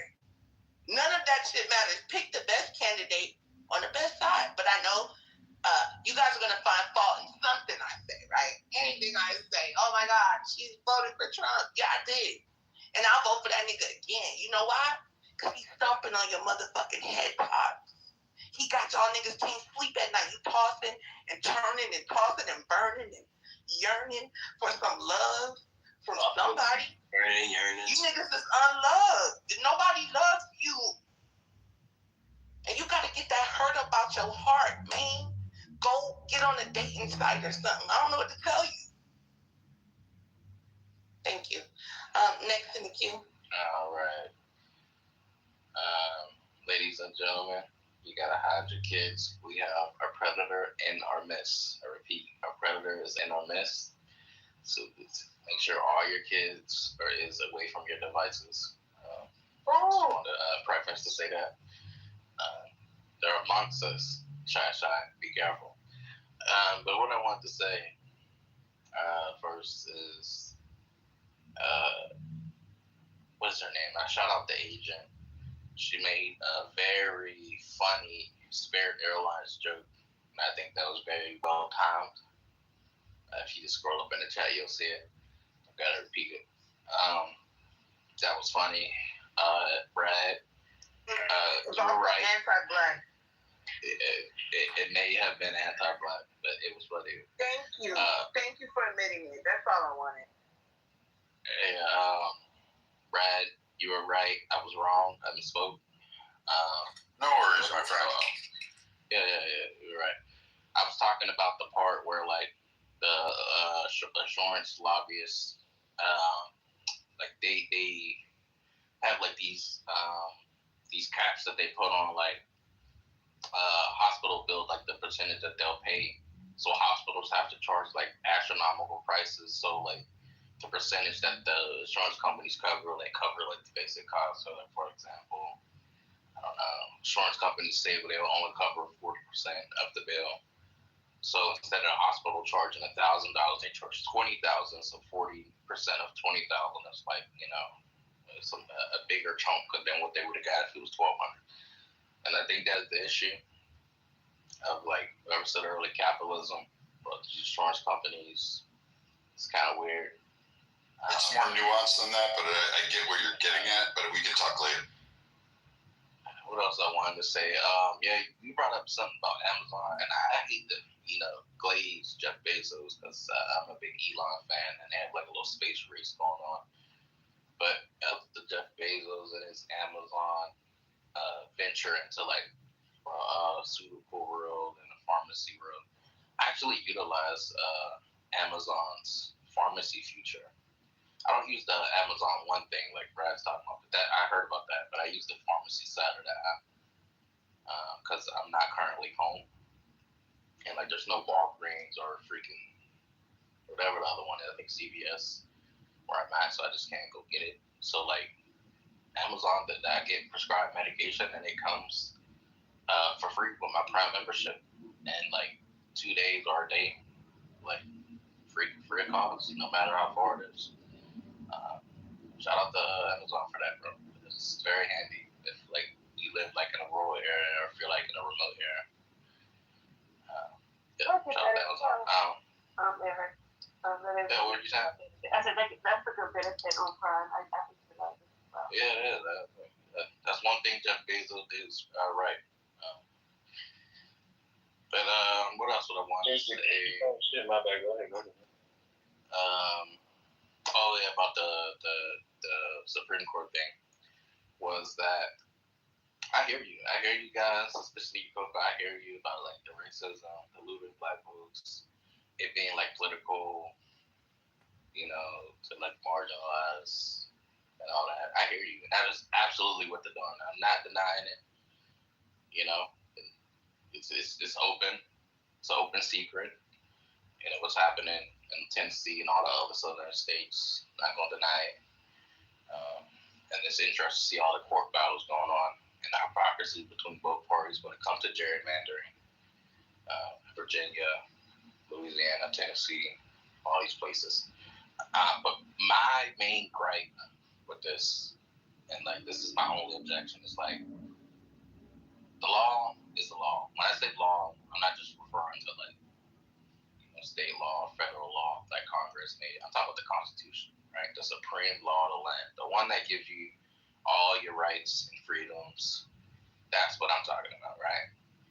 And in this document, there's something that says you cannot discriminate or make laws that benefit one race over another, right? So I feel like if we're gonna be, this high moral society that we claim to be, and claim that our Constitution is like the supreme law of the land, no matter what, there cannot be a contradiction to it, because then we'd be breaking the supreme law of the land. I feel like we can't then go and say, in order to like combat racism, we have to use race, to draw these districts. And to me, it's like a better option would be just change the law. Just change the law to allow you to combat the racism in gerrymandering, instead of like blatantly disregarding the Constitution, because that's all it was. Like they looked at the Voting Rights Act part where they were applying it incorrectly, where like they were forcing Louisiana to draw like a second black district, which is like in itself is like violates the Constitution's equal protection clause. It's like blatantly, right? So like I do not fault the Supreme Court in the ruling. It's like that's just, it doesn't get more explicit in plain text. It's like that, and it's like I hear you. Like I said, I'm not going to argue against your point about like the racism Republicans are using this to get like advantage. Absolutely, they're doing that. I'm not going to object to that. But my point is, the law is the law, and it has to be followed. And if we want to allow it and actually allow these people to do it, just change the law. Like it's simple as that. That's the only gripe. But like people don't want to argue from that angle. People are just like, hey, we should just openly allow, the federal government to defy the Constitution because we feel like it's for the better good. And I feel like, to me, it's a righteous reason, but it's like kind of like a slippery slope type thing, where like if we allow the supreme document to be corrupted in the name of like righteousness, it's only a matter of time before like that righteousness is like kind of corrupted itself. Or like somebody could make like an argument for like to discriminate against a particular group of people and like blatantly disregard the document in the name of like their quote unquote righteousness. And that's just not something that I want. So that's just my perspective from it. And I wanted to say, Carolyn, I hope you're ready to get your ass beat in literati. So you send me the invite. I love a good ass whooping, daddy. Hello. All right. There you go. All right. Yeah, Eric, man, I fuck with what you're saying. I think that ultimately, if you're talking about like, what are the real like hurdles that you face politically? What are the real parameters regarding the law and legislation that we should consider, and how can we move in accordance with them? I believe that the United States Constitution, I believe that the laws of the land are brilliant and beautiful, and I think that we should uphold them. Right? And I think that most people who have Donald Trump, the problem, or even the Republican Party, is that they don't truly value the goddamn Constitution. They don't truly value every American's ability to participate in our democratic process. They don't, you know what I mean? So I can see what you're saying, Eric, and I do believe that we shouldn't just make it normal to skirt the effects of the law. I'm not going to act like I was listening to all the shit that you said, but if the point that you're saying is we should uphold the law, because if we don't, it can become a situation where bullshit ensues because we created this fucked up precedent, then yeah, I'm with you on that. I feel you on that. And maybe we can come up with other ways to create new legislation. I want to ask, though, real quick, Jazzy, are you there? Is Jazzy still there? She was saying there's a person I should look up or something. Maybe she's not. Well, yeah, bro. I mean, shit. I just feel like Eric, though, at the time, I think that one of the things that I did disagree earlier about, I wasn't explicitly disagreeing with you, right? I was just disagreeing with the perspective and making the same point that Finley was making about like code switching and shit, right? So what I'm saying is, the people that complain about Jasmine Crockett don't give a fuck that Pete Hegseth is an alcoholic. The people that complain about Jasmine Crockett, they don't give a fuck that Kash Patel does cocaine. The people that complain about Jasmine Crockett don't complain that Kash Patel has videos online of him clearly getting fucked up with the United States hockey team. Getting fucked up, drunk as fuck. Obviously, you can go look it up, right? So like the outrage against Jasmine Crockett, when Kash Patel is drunk as fuck, fucked up, doing cocaine, and you have people complaining that they have to wake Kash Patel up because he can't do his fucking job. But I think maybe a black woman rose her voice. I think maybe a black woman was a little too loud. Pete Hegseth's a fucking alcoholic. But I think a black woman, maybe she rose her voice.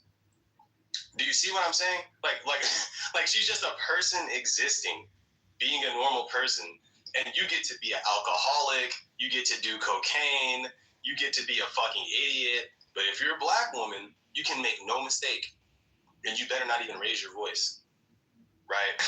And so like that's all I'm saying, bro. I feel like it seems disingenuous, right? And like the last thing I'll say is like it's an analogy is how Charlie Kirk complains about Martin Luther King. Martin Luther King cheated on his wife. And so Charlie Kirk uses that as a reason to say Martin Luther King was a bad guy. He cheated on his wife. Okay, the founding fathers owned slaves and were pedophiles. Thomas Jefferson was a rapist and a pedophile. Does Charlie Kirk give a fuck about that? No. And that's my fucking point, Eric. Like, I'm pointing out the inconsistency. If you want to tolerate pedophiles, but then complain about Jasmine Crockett, you can get the fuck out of my face. And I'll land there. But you see what I'm saying, Eric? That's where I'm coming from with it. It's the inconsistency. I don't believe you give a fuck about professionalism when you're voting for a pedophile and a rapist who's disrespectful as fuck and stupid. Right? You don't care about professionalism. You're just racist. That's my point. Hello? Hello? Is it my turn? Yes, sir. I'm after Mr. Finley. So yeah, I just wanted to I'm after concrete. I'm already after concrete. I'm after Eric. Well, you just went. Yo, shut the fuck up, Shot. Not my fault, bro. Excuse the kid. So I'm just going to correct the uninsured number. It's according to the Kaiser family, the census, and the CDC. These are three quick references that I got. 2025. Last year was 25 million. Some say 25, some say 26. 6 to 7 is we were that great. We were that covered. I don't know if this would be a conversation. Also, we have mobile companies. I think one's like the rural. What's that company called? There's a company that goes into rural America and sets up freaking mobile basically healthcare clinics. Mobile people in these rural counties line up the night before to get healthcare, dental care. Why? Because American healthcare is garbage. Well, that's if you don't have money, right? If you don't have money, it's pretty good, but otherwise, it's garbage. I'm a healthy American. My wife and I, we pay $7,000 a year in just premiums. I go to the doctor I go twice a year because I have to go for I got a lot of medical and I go for my personal, right? Twice a year. $7,000 twice a year. That doesn't even include like co-pays and other crap, right? Why don't you just go once for personal and work? Because it's a separate exam. It's a separate exam. The FAA requires a certain exam, and my personal is my personal. I do it for my personal reasons. So those are the 2 times I go a year. Minimum 2 times. $7,000 is what I'm paying for that. That's just a premium, and I don't even know. That's my portion. I don't even know what United pays. I don't know what the hell they pay. I know it's a ridiculous amount. And this is for the so-called greatest healthcare in the world. But I want to point to the rural America in which these pop-up clinics, in which people are waiting in line for. They're waiting in line for this in the greatest country in the world. They're waiting in line for this healthcare. Why? Because healthcare is in this country is so amazing and great. I'm being sarcastic. So it's not that great. And it is very convoluted. My wife works for she's a nurse at a hospital that is I think the largest in the state, the second largest in the state.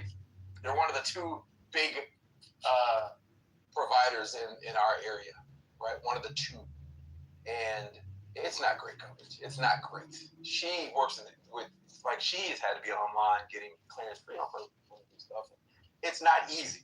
She's on the phone 2 hours, 3 hours talking to this provider, that provider.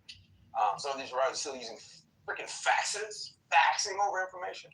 And one of the two largest healthcare providers in the state. I'm told that this is an amazing system, right? A system that my wife, who is a nurse who works all the time, who's college educated, intelligent, she is frustrated dealing with these providers at times. But again, it's the best in the world. What else? The gerrymandering stuff is just, it's sick, it's sickening. It's only going to get worse.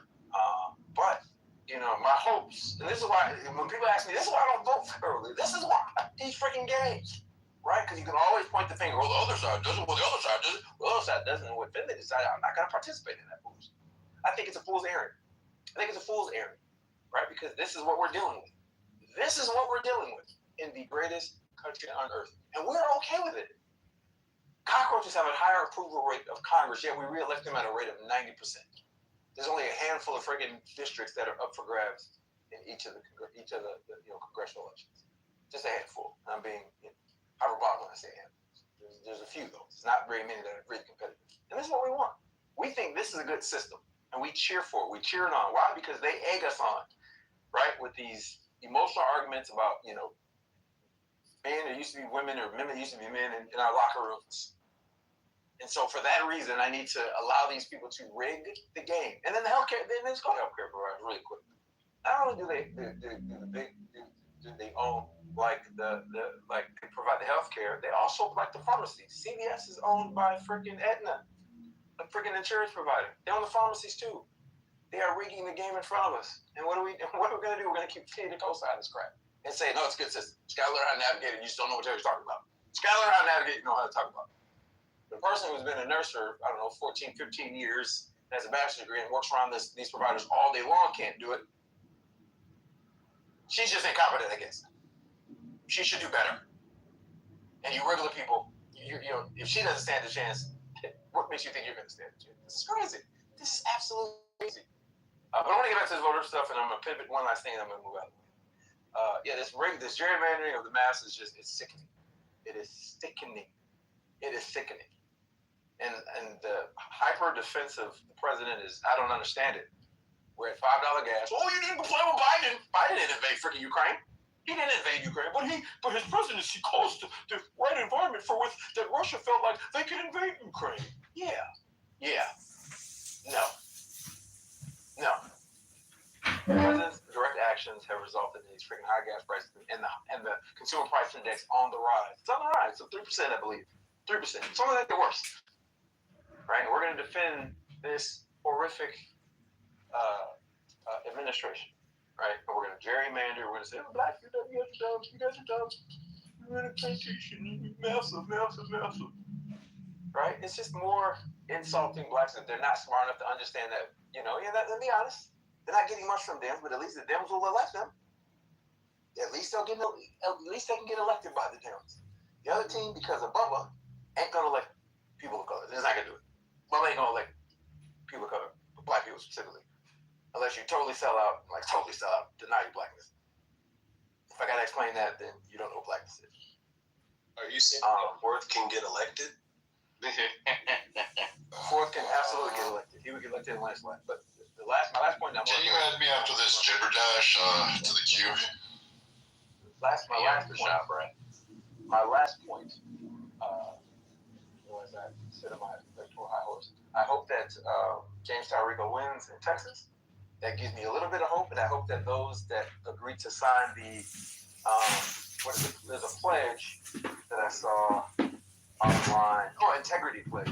to vote to under Citizens United, 2 to not take corporate PAC money, you'll get support from me. That's all I require from my elected official. And that may get me involved in the federal game. If I get an elected official on the federal side of the game to do those two things, I may decide to vote in the federal election again. All right, Andre. All right. What's up, Ray Allen? How you doing, bro? Long time no see. I hope all is well. You bitch ass nigga. What's up, Violet? How you doing? Earlier today, you disappointed me. I don't consent. Good for you, Violet. I'm so happy for you. I don't consent. Neither do I. Neither do I. Did y'all kick Violet? Did she run? Oh my God. Scaring them. I agree. You're scaring them. Stranger danger. Funny. Alessandro is. What's up, friend? Baby Concrete. It's been a minute. Yeah, man. I hope everything's okay, bro. Crazy ass nigga. All right. Anyway, Alessandro does not know that we live in a world that judges us harshly. Alessandro doesn't know that we live in a world with different measuring systems, different levels of tolerance, different behavioral standards. Alessandro is saying, I want to be as uncouth as Brad. I want to be as obnoxious as Monica. I want the right to be as petulant as El Normo. And I don't want anybody, judging me or... Oh, you're hot mic, brother. Oh, shit. You're hot mic. My bad. Don't worry, brother. I will make sure to hot mic during your next submission. No! Hey, don't make me laugh, nigga. Go on mute. Anyway, what was I?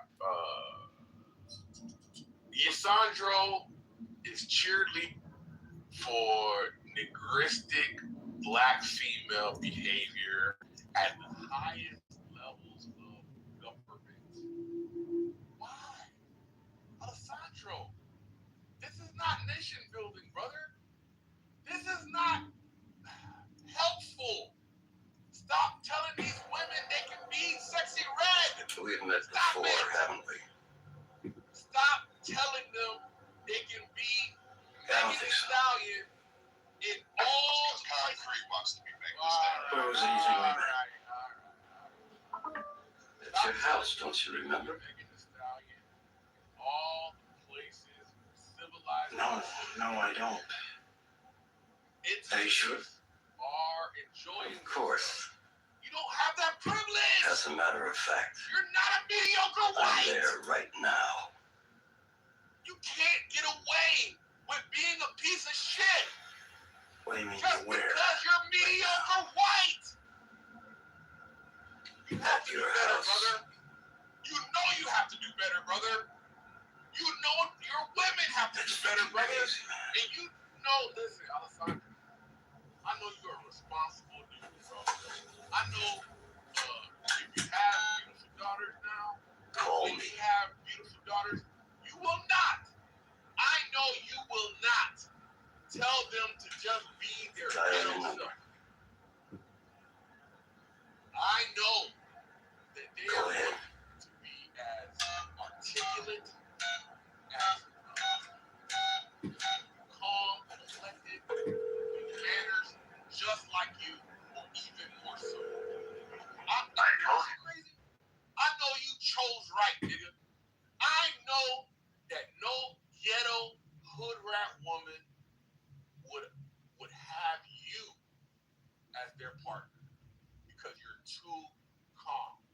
You're too fucking high-minded. How'd you do that? Too forward, sophisticated thinking. You don't qualify. Ask me. I can tell. She would not feel comfortable around you. So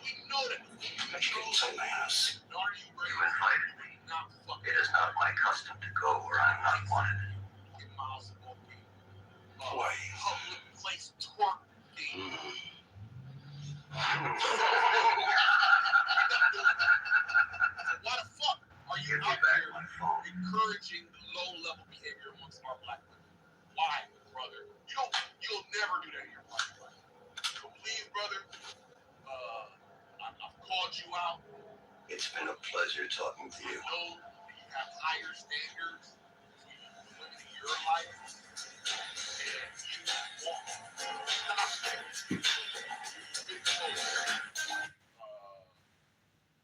So also, I'm not gonna lie, Mr. Finley putting the belt to ass to Brad in a very calm and regal way.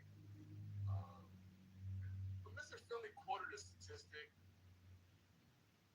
When this man studies, we know that he researches, we know he crosses his T's and dots his I's. And we know, and we know. No, I We already know. That's not the concrete okay, so. I was nice, bro. No, you were not. Oh, I called after you. I'm sorry. And we know that a statistic like uninsured is a moving target and most likely like an approximation. Late. Right? So when Mr. Finley says there's 25 million adults, what did Brad do? Brad gave the typical fucking clubhouse, one up response. Right? That's not true. That's not true. As opposed to, that's not what I saw, because obviously there could be conflicting fucking numbers, because the uninsured rate again is a moving target. People are doing approximations, and it's not like something that has a precise known number. So when somebody says something like uninsured 25 million, they're approximating the number based on available information, right? And when you look it up, you're going to get a range of numbers and approximations, which are generally in the 25 million range. Oh no. Not even close. Oh no. And so, what we know from Brad is that Brad is a clubhouse mediocre white that is always he's like a more sober version of Doc. You know how Doc is always trying to do the one up? Like every fucking word and sentence, he's done it, been there, done that, or you're wrong or some shit. That's Brad. And Mr. Finley is one of his main fucking thorns in his side. Brad hates Mr. Finley to no end, right? And we know why. Because Mr. Finley is a drunkard. Nope. Mr. Finley is uneducated. Nope. Mr. Finley is a philanderer. Nope. Mr. Finley is unemployed. Nope. Mr. Finley is, Are you trying to do cuffing season early?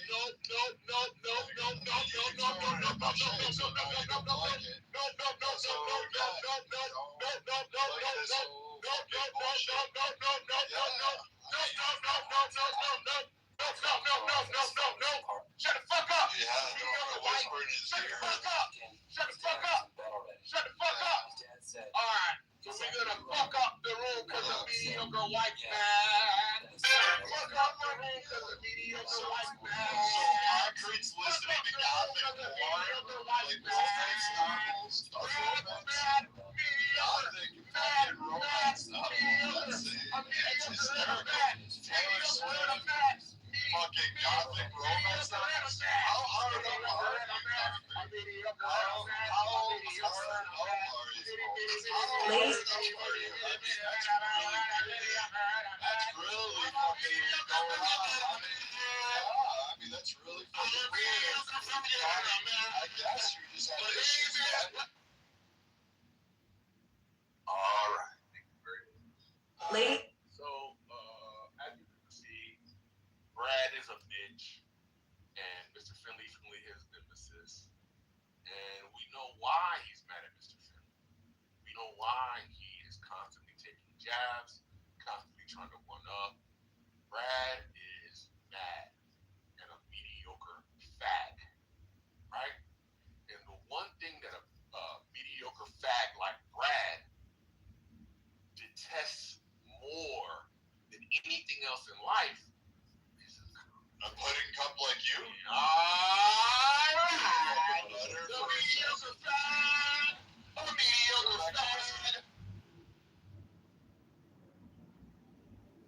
Thank you, whoever that was. So, yes. The mediocre flag. Did y'all move him? No? Did y'all move? Okay, thank you. All right. Yeah, man. Listen, bro. Mediocre fags are gonna always. Okay. So I don't have to. He's still in the room. Oh, he's still in the room. Yeah, man. Mediocre gets like Brad, who is obviously using his not so closeted homosexuality as a weapon. Detests competent Negroes, right? It's an affront. It's an insult to his mediocrity, right? It makes him uncomfortable, right? I get it. But guess what, Brad? The solution is to be comfortable in your own skin as a mediocre white and to realize the promise was not real. It was just as Lyndon Baines Johnson said, a pilfering scheme, a pickpocketing scheme. So, if anybody doesn't know Lyndon Baines Johnson quote, he said, if you can convince the poorest white, that's Brad, that he is better than the wealthiest black or top tier black, that he won't notice that you're picking his pocket. Hell, give him someone to look down at, and he will give his money to you. That's right. That is the mindset of the mediocre whites who have been undermined, bamboozled, betrayed by the top tier whites. The top tier rich whites that, I repeat, would not relieve themselves on Brad and his ilk if he were on fire, right? I'm talking about it's hot. We've been drinking Arnold Palmer's all day, and here is Brad on fire, writhing in pain, with a full bladder, and yet I shall not share said full bladder with you while you're on fire. That's Brad. And yet, he devotes his life, and he's willing to devote his brothers to Israel and to the corporations and to the fucking meat grinding machine because he's a dumb, mediocre white who still fucking believes in the fucking delusion of white superiority. No, nigga. No, white. It's money. You dumb bitch. Hey, nigger, get back in my cotton field. Money. You're gonna pick that up. Mediocre white. Mediocre white. Mediocre white. Dumb, mediocre white. Dumb, mediocre white. Mad.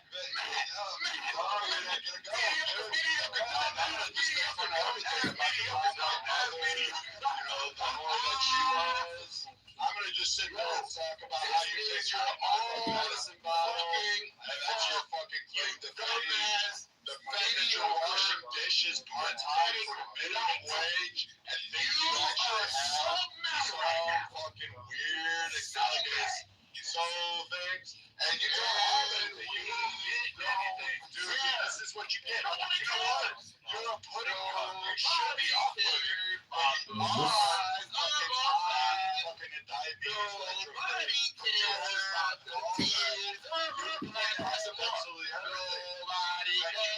Is this Osama bin Laden?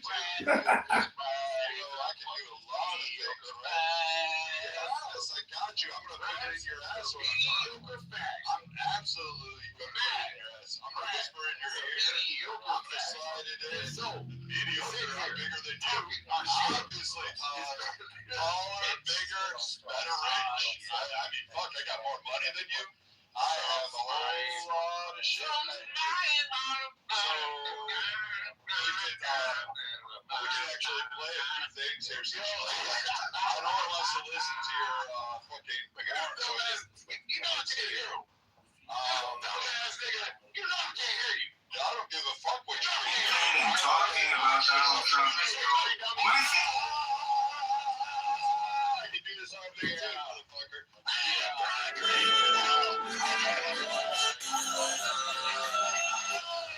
Desce ela sobe, não vale a pressão. Mina linda, perigosa, rouba meu coração. Vai quicando, vai jogando, não perde a razão. Batidão,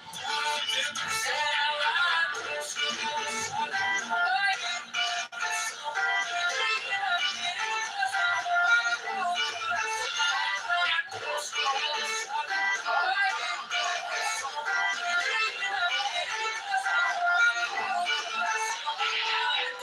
ela sobe no vale, é pressão. Mina linda, perigosa, rouba meu coração.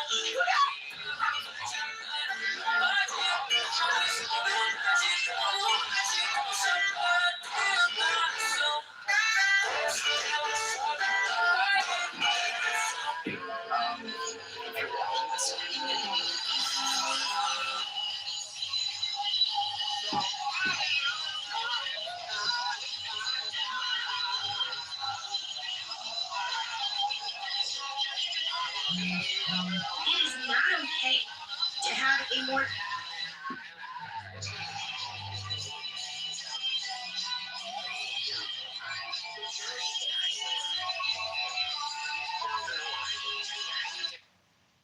Let's listen to my engine and potentially get pulled over by Burbank PD. than 20 years. Can I go? No, you can't. No, he's not. No, you're not. I'm not. Go.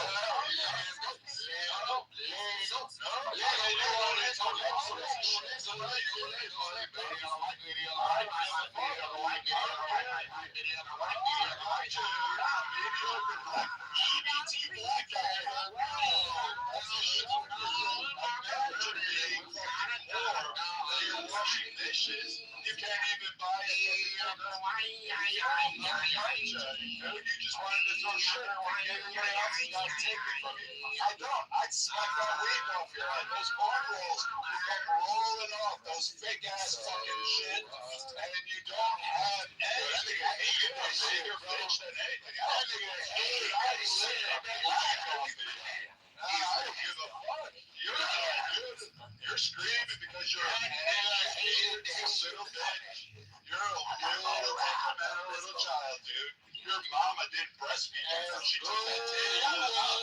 And you go up there and go, you're 10 years old, bro. You know your sister, though. We can talk about your sister, though. You know that's a sister, not a wife. Concrete. She can't fucking give you a why are you crying, Why are you crying?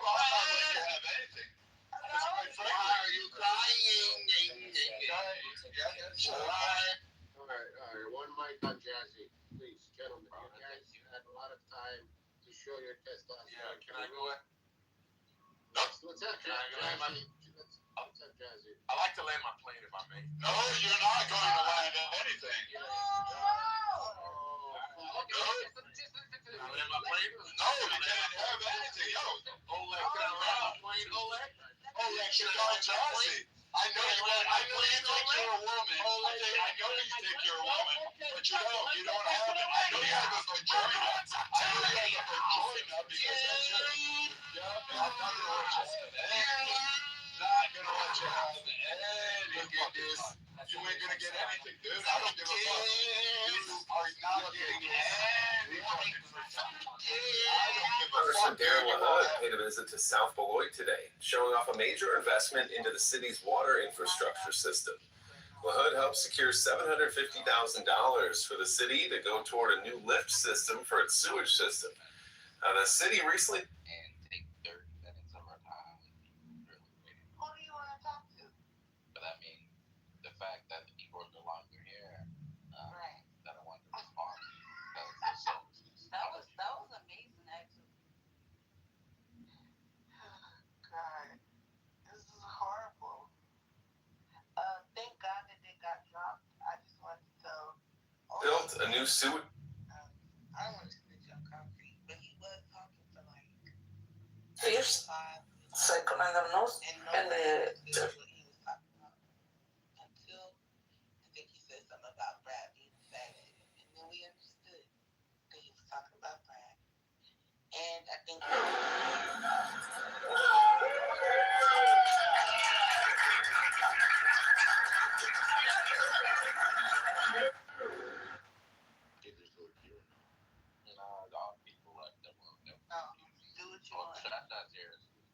Hello?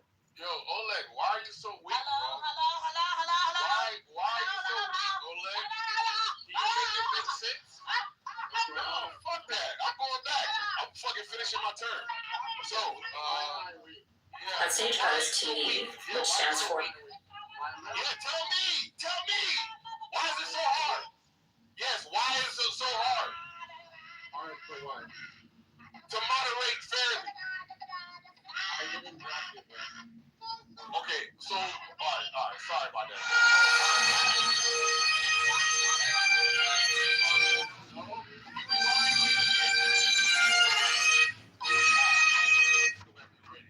Oh, you can.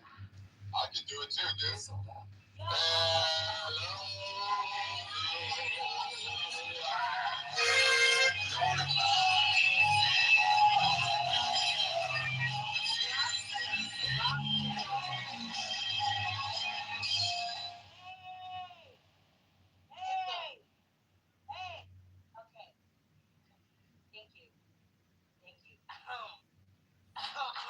Brad is a faggot, man. Shit.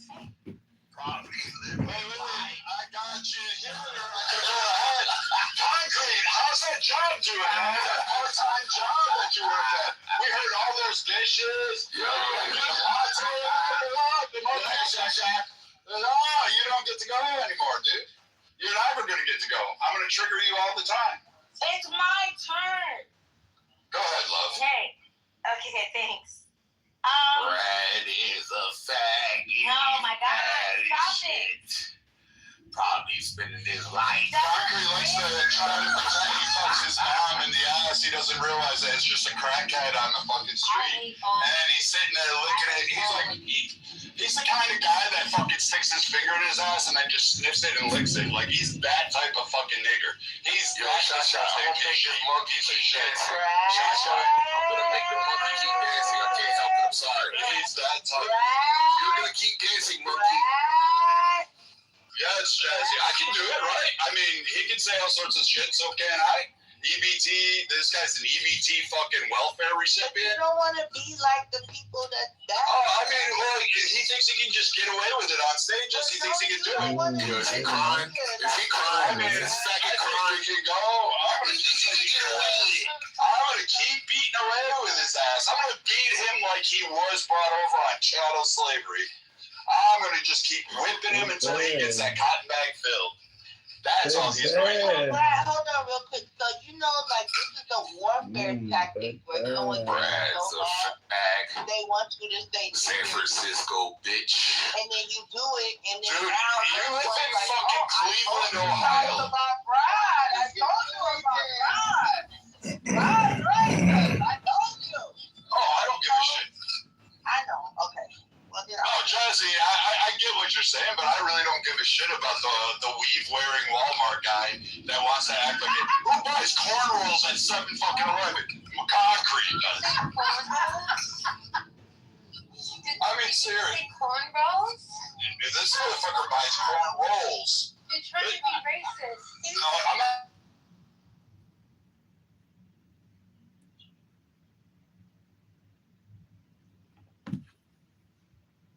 Yeah, I mean, I think that's good.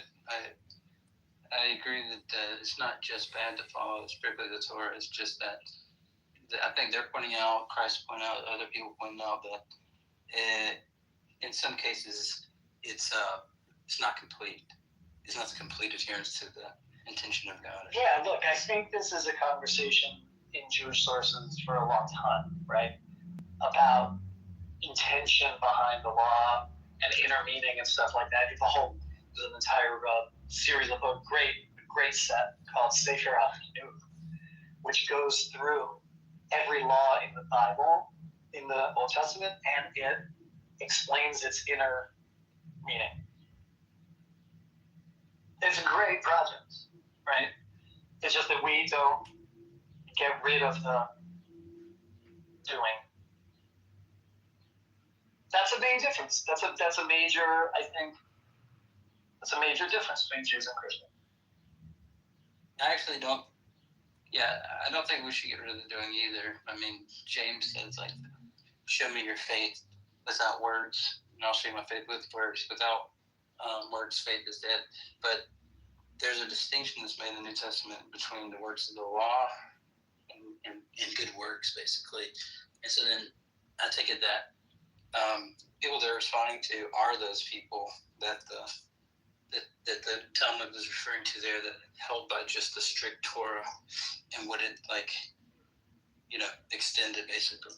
Like, if the text doesn't say it, it's not there, kind of thing, But yeah, I gotta be off my Henry if you got some feedback. Congress, you know a lot more than the people around that you hang out with. You're actually quite, you know quite a lot. You did too. But yeah, thank you, I appreciate you.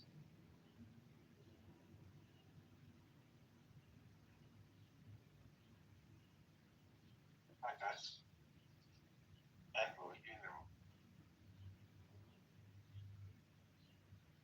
Harry, you were asking something before. I don't know if we're sort of wrap this one up, but you were asking something before. Yeah, I was just thinking about what you said about the utility of the letter and how sometimes it's almost the way I'm interpreting what you were saying is like the letter is important in certain instances because it's hard to the spirit of God's issue without the letter. So then when it comes to dietary laws, I was wondering if the same way Jesus says the whole law, I guess I'm not sure if that's just the Ten Commandments, it is encompassed with love your neighbor as yourself. Love your God with all your heart, soul, mind, and strength, and love your neighbor as yourself. That encompasses the entirety of the spirit of the law. I'm wondering if the dietary laws can also be all encompassed with just fasting. And I just wanted to take your view on that because Christ was. Why would fasting do that? So I'm thinking that the spirit of fasting, it's kind of multifaceted, but one of my understandings of the purpose of fasting is to deny the flesh in a way. It's basically to give you an understanding that whatever your flesh desires doesn't need to be fulfilled. Like it doesn't. You don't need to give in to what your flesh is asking for. And the more you fast, you realize that even when you're eating, that same flesh kind of springs up and tells you. It tries to dictate what you should do, like anger. So you're saying fasting can teach me to fulfill the love your neighbor as yourself thing? Because is that what you're saying? No, what I'm saying is that the principle behind the dietary laws, self-denial, and in the New Testament age, fasting, I think those two have the same spirit. Just the self-denial. Okay. It's the denial of your desires I see what you're saying. Right. I see what you're saying. I mean, I think legal systems in general are about that kind of discipline, not only dietary laws, right? And I don't think it's just about. I don't think the way that the Hebrew Bible lays those out is about desire, although it does talk about it's a ta'ava. There is that word connected to some of these dietary laws, so I don't want to speak too confidently. But fasting is interesting. Fasting is interesting because for Jews at least, fasting isn't about. It's not about the denial of desire. It's about afflicting one's soul.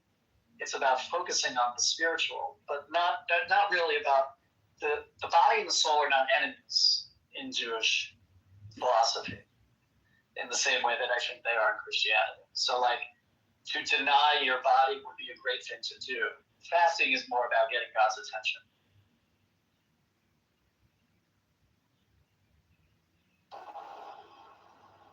You said something about afflicting the soul. Yeah, that's what it says in Leviticus. You should, on the 10th day of the month, you should afflict your soul. Ve'imitem et nafshotechem. And the rabbis say one of the things that means is fasting. That's the part of the Yom Kippur. Interesting. One thing that I kind of just through fasting, I kind of just realized like my body really wants to eat food, but I'm telling it no repeatedly. And I took it as a principle and a lesson that everything that I naturally just want to do, I don't have to give in to that. I developed a discipline of, no, it's okay to feel the pain and suffer from not having this desire met.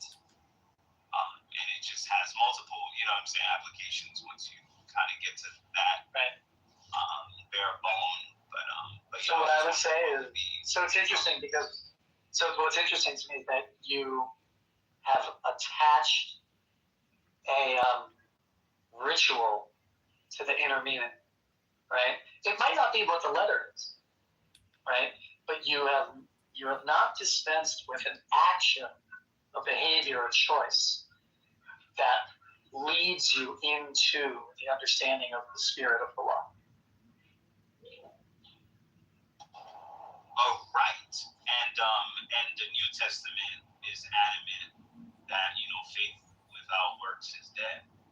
So faith is going to have action attached. There's fruit to the spirit, and that's why they call it the fruits of the spirit. There's things that manifest in the natural that start from the spirit, the renewed mind, or the born again. I have a question for you. The passage which you said it afflicts your soul or afflict your soul. What's the word for soul in that passage? Is it Nefesh. or is it nefesh? Nefesh. Yeah. Right. Okay.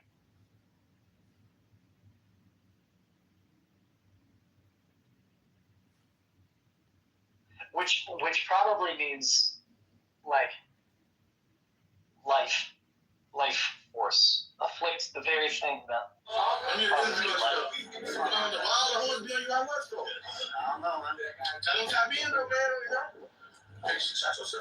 crazy, man. Shut yourself out, though. What fucking government?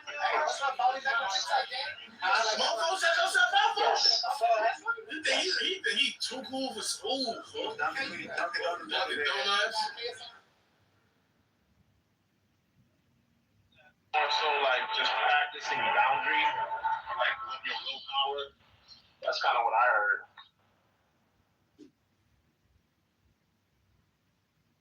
Like I think it's good to have practices that are about discipline. If they can, about anything, it could be about anything, right? You make your bed every day, brush your teeth every day. Chicago. That stuff, right? Caleb, are you? Yeah. Quick question. This is off topic.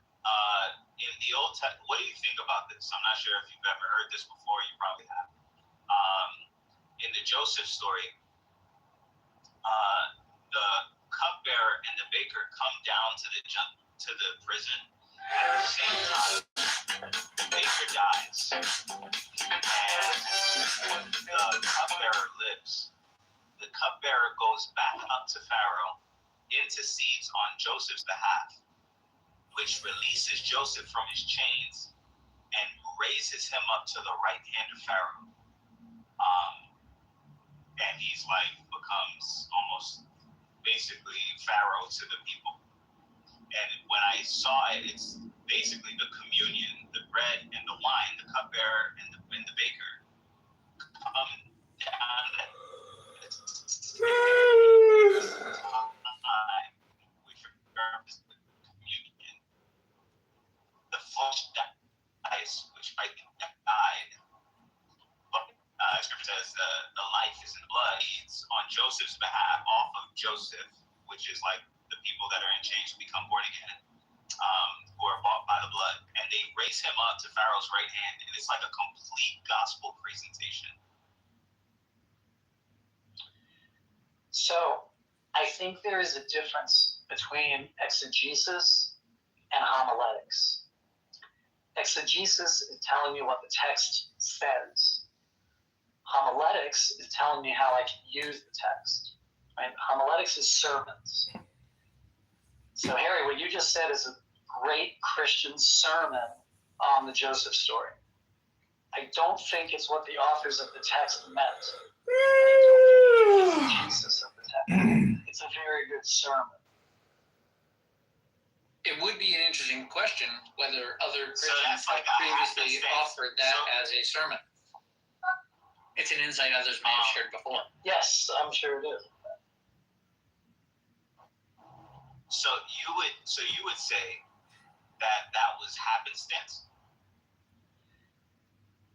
So again, you're in the realm of speaking to a community of readers and believers.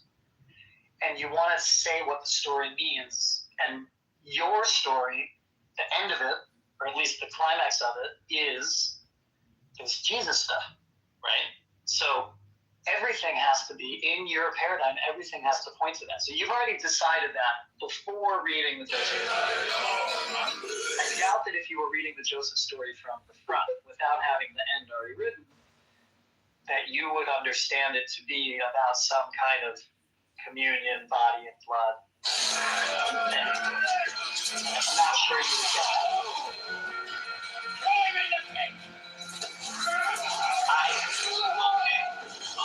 So I guess my question, I'll phrase it when you look at the Joseph story, you guys like historical fact, like just the like metaphorical kind of. What it does for the flow of the narrative is it gets us down the stairs. We have to get down there somehow, and that's how we get it. We also have to have like a shift. We have to have the shift from kind of like protected minority to Watch this. Slave. Watch this. Watch this. Beginning of Exodus. So Watch this. Watch this. Watch this. It's so straight. Watch this. Right. We can use it in all kinds of other ways, right? To accept that that's the story. But then we do stuff like you just did. What are those symbols, right? What is, I often talk about dream interpretation. And that's how I feel like reading those stories, how the dreams like that. Not to say that that's what the narrative means, but to say that if you hold this book sacred, you can use it in your life. You really need to be more careful. To be a commentary Potion on addiction your is life. no joke. Please, my boy. And that's what I think. That's what I think that movie is about. A lot of that, and the wine and the bread. That's what I think that is. Which I think is a good thing to do.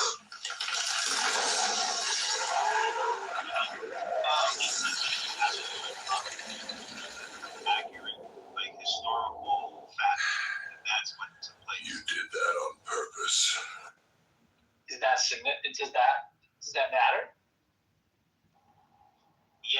asking.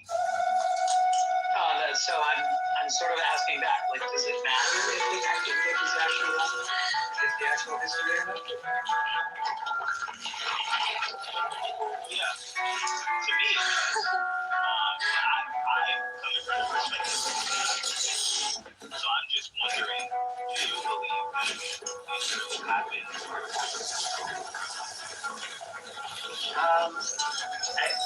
I kind of people say there's a cop out. Like, I don't answer that question. I don't think it matters. I really don't think it matters. It's because the way that I relate to the story is not in its historicalness, but in its in the ways that my people have talked about it and read it and studied it and said, this is human. These are human truths we can get out of it. The fact that it did or did not happen doesn't open up possibilities and doesn't close possibilities for me to be able to do that. Understood. I guess I was just curious of whether or not you believed it really happened or not. Like, I'm just asking. Like, it may not matter to you if it did or didn't. But I was just wondering if. I guess if you push me on it, if you really push me on it, I think I would say it like this. I don't have any evidence outside of the Bible to kind of justify holding that it did happen. I won't close the possibility that it might have happened as described, but I also think that the reason we preserved it isn't only because it's a history, and probably not primarily because it's a history. But I guess that's just me. Understood. Okay, last question of the day, and I'm done. If you turned on the news one day and they said that aliens have come and they're on TV and we get to interview them and they're saying, hey, all these like the Bible, all these religions, this is all made by us. We tried to get you guys to understand the principle, but you guys missed it entirely. We created you guys. This is how it was done, or whatever. Would that sway your religious belief? Like, would you say, well, I guess this is all, I guess the Bible isn't true, or is it like, I guess these are the gods? I guess I would say like this. If the greatest principle is love your neighbor as yourself, right? That's what Rabbi Akiva says. Then if we missed it, we sort of deserve what we got, right? And I think if your religion doesn't lead you to that, whichever one it is, doesn't like sort of center around that, I would say you're doing it. You're just doing it wrong. So if the aliens came and said we created you and you totally missed the point, I would say, well, could we fix it? Could we do it better? Would it change my religious beliefs? I think my religious beliefs and practices lead me to that. And I think lots of other people's religious practice, I don't think you would have to give it up. You would just have to find the ways to do it, quote unquote, correctly, the way that the aliens wanted us to understand it. Right? But I think there's great power in. So you would accept those aliens as your God? That's what I'm hearing. Yes. I don't know. I mean, it's pretty crazy. It's pretty crazy things that happen, don't you think? Crazy, son. I mean, I don't know. Look, if something that extraordinary happened, I would imagine if something like that happened, something that extraordinary, it would be undeniable, right? Is that more extraordinary than God flooding the whole world? Is that more extraordinary than the Exodus? And there's so many extraordinary things that specifically deal with your faith, and you're saying that's the one extraordinary thing. They completely were changing what they were. I couldn't. I was like, what is the question that they proposed? You know, like, what is it? And that happened this morning too. Bob was saying something. He was asking somebody to answer a question. I don't know. It's just too much. It's not worth worrying about. I like to come in here more when you have conversations in this room better because of that. Yeah, chill in here. I do a lot of times, but I have to be on. When my kids are around, I'm always on mute because I don't want it to disturb you guys because they don't know how to not speak up. Puppy.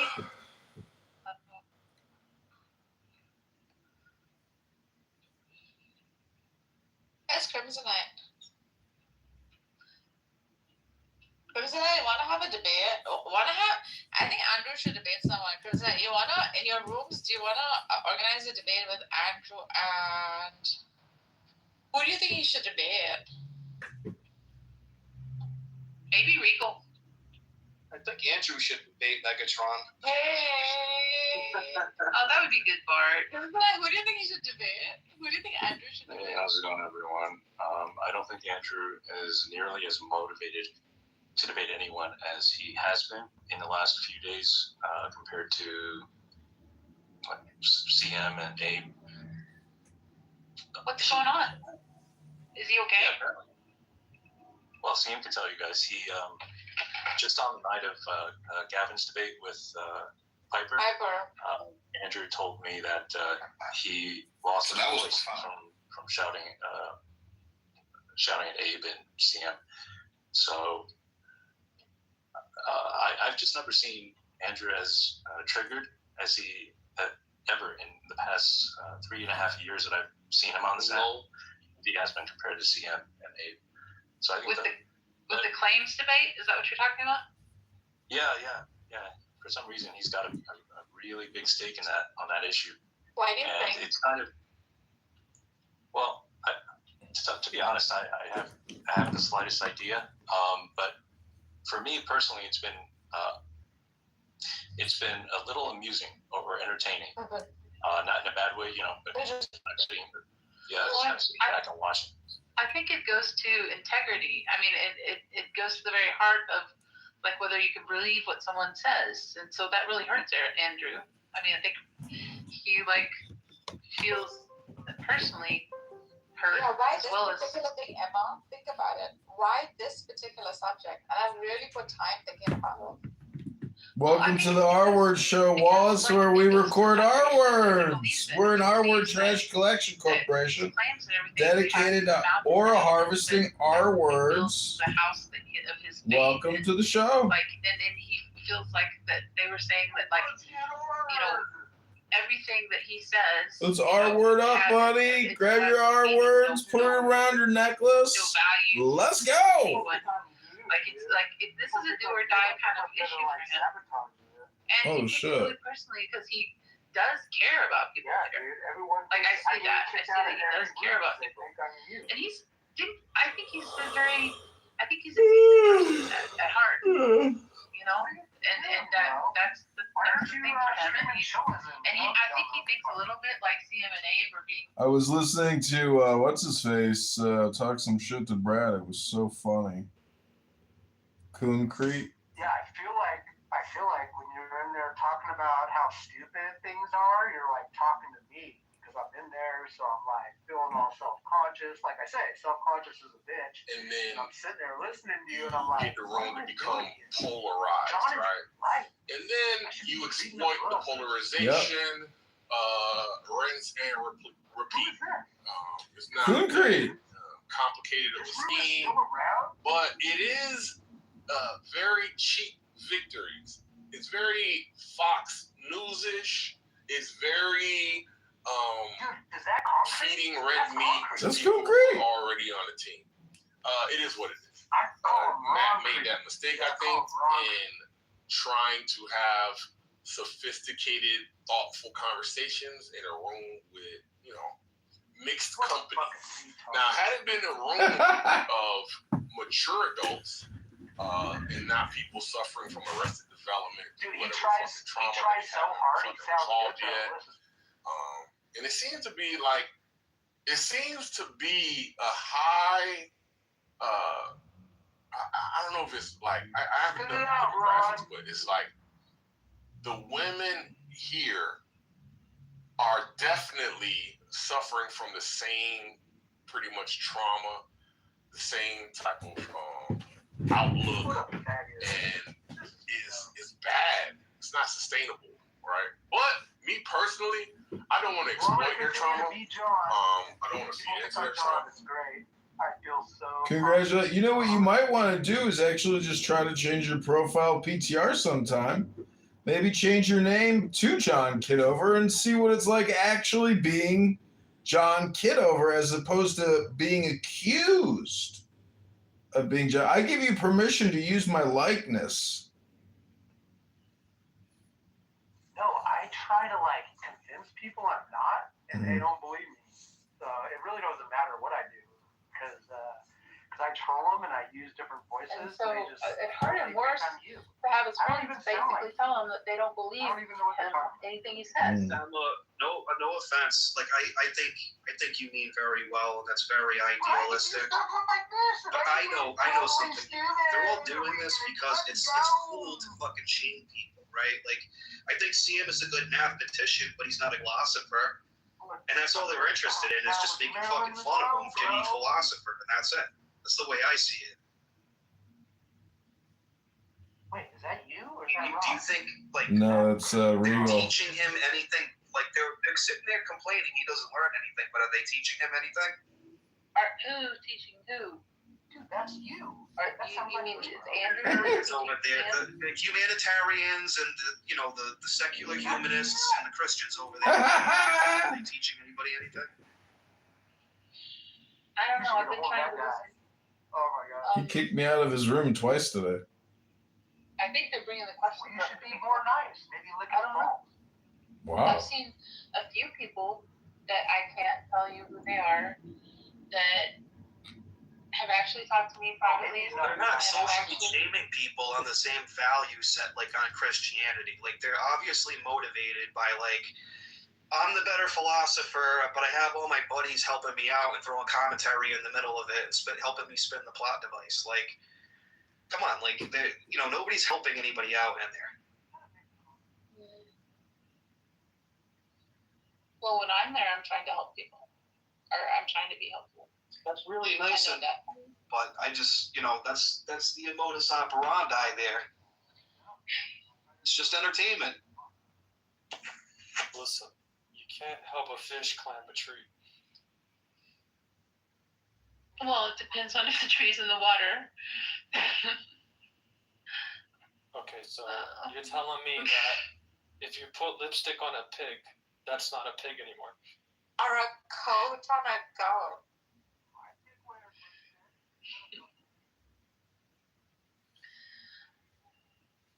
I don't know. I believe that if you treat people well, if you share with them the truth, for me, that truth is my faith. I believe that can start a reciprocality where they move toward that direction, not necessarily toward the faith, but toward that activity, that level of integrity. On the basis of your theory, right? You think God is the foundation of like morality, and this is how you arrive at moral facts, right? Yes.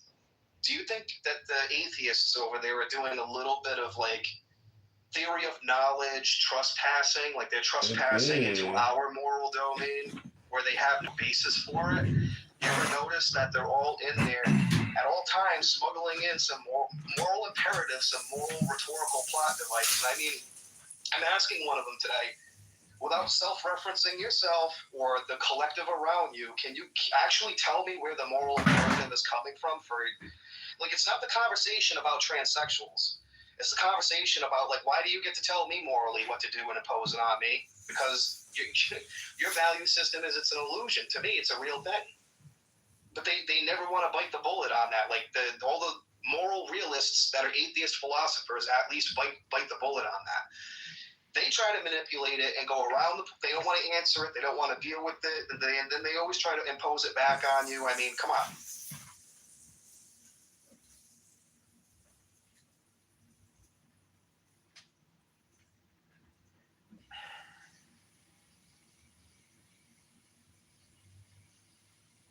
I see why they get offended by like the scientific arguments and like science and evolution and all this wonderful design is evidence and proof of God. Like I can see why atheists would get upset about that. Some sort of epistemic trespassing, right? They were acknowledged trespassing. Well, they do the same thing all the time, and they just don't realize it. And the conversation is never about that. There's never a real comparison. They're all friends and pals. I mean, Andrew tried hitting the nail on the head one night talking about this exact thing, but like, are you applying this to the rest of your pals and your brothers and sisters in there, dude? Like, and then there's also the distinction of like, openly, I think like I don't see an issue with it. That's his prerogative if he wants to do this, but he's openly Christian and then privately something else. He negates God's judgment. He thinks everybody's going to heaven. Heaven's for everybody. Do you believe that, Heather? No, I don't believe that. Do you think it's doing a good service to Christianity if he actually privately believes that, represents himself as a Christian, but like has all these atheistic overlaps where it's like, I'm just getting some joy out of like socially shaming people, not because I want to teach people things about God, because it actually feels good to be in a crew of people and socially shame them. Oh, I don't know for sure.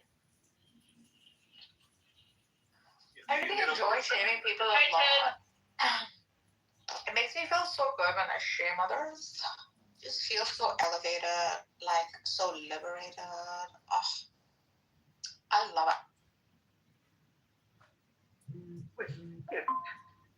I don't know, man. Shaming is like my thing, guys. I like it so much, guys. It's like sometimes I twerk when I have shamed someone so much. Bring back shaming. Make shaming great again. What's going on, Mind Matter? Nothing much. Chilling. Mind Matter, do you think people should be shamed when they do shameful things? Who decides? People can do what is good for them. Yeah, what if that includes shaming others? Well, what is it good for you? Yeah, so good. Could be. Okay, if it's good for you and it's gonna bring beneficial hardship easier for you, yeah, why not? I mean, what if we disagree? What if you don't like it? Well, that's not my problem because I'm good. My life is 10 out of 10. It feels so beneficial when I shame Emma right now. Emma, can I shame you, please? What if a man wears a thong and it's good? He thinks it's good, but we all want to shame him. Let him wear the thong. Oh my god, it looks so good in a thong. Guys look so hot in a thong. Yeah, man. Or maybe that's not a good example. Don't shame them. How about if I ask you what's your favorite? Let's use your views about what God is to socially shame you, even though you don't have a foundation for it. That's the greatest thing. Yeah, so I'd like to shame Amari right now for not believing in the church. I like to shame DM for being a poor philosopher. Can we shame poor people for being broke? Yeah. Shame. Oh my god, I'm really into that. Yeah. Okay, I take it back. That was really rude. That was so mean. It's 2026, guys. What are you doing? Yeah, we don't shame people for being poor, especially when we're rich. I'm 100 times the philosopher Regal is, by the way. But it's hard for him to accept that. So it's like, oh, he's just good at math and science, but not philosophy. But he thinks anti-realism means... dogmatic. Yeah, but does that sentence... Anti-realism means you don't have morals. All right, so like, why ought I listen to you, right? Like, what the fuck are you gonna do about it? What would you actually like say that you have a moral reasoning or foundation that I should fucking listen to you, or I can make Nobody's saying you. I can go into the Bible and say God gives me the ability to like put your head in a fucking vice and squeeze it till your eyeball's gonna pop out of your head to make you accept God. But you don't have that though. Like, and you on top of that, you don't believe in souls. You don't believe you have a soul, dude. Yeah, dude. You're less than a fucking animal. God, no way, bro. It's not a real person. don't have a soul, therefore I don't have to treat you with human dignity because you don't have a human soul. You're like a walking fucking NPC, dude. Wait, that's not Explain how how you're not. You don't get so emotional when you're shaming someone. You can That's shame not them shaming, like, yeah, shaming is like cold. It's like it's served on a platter cold. Shaming is like, does your religious text have as many pages as I have zeros in my bank account?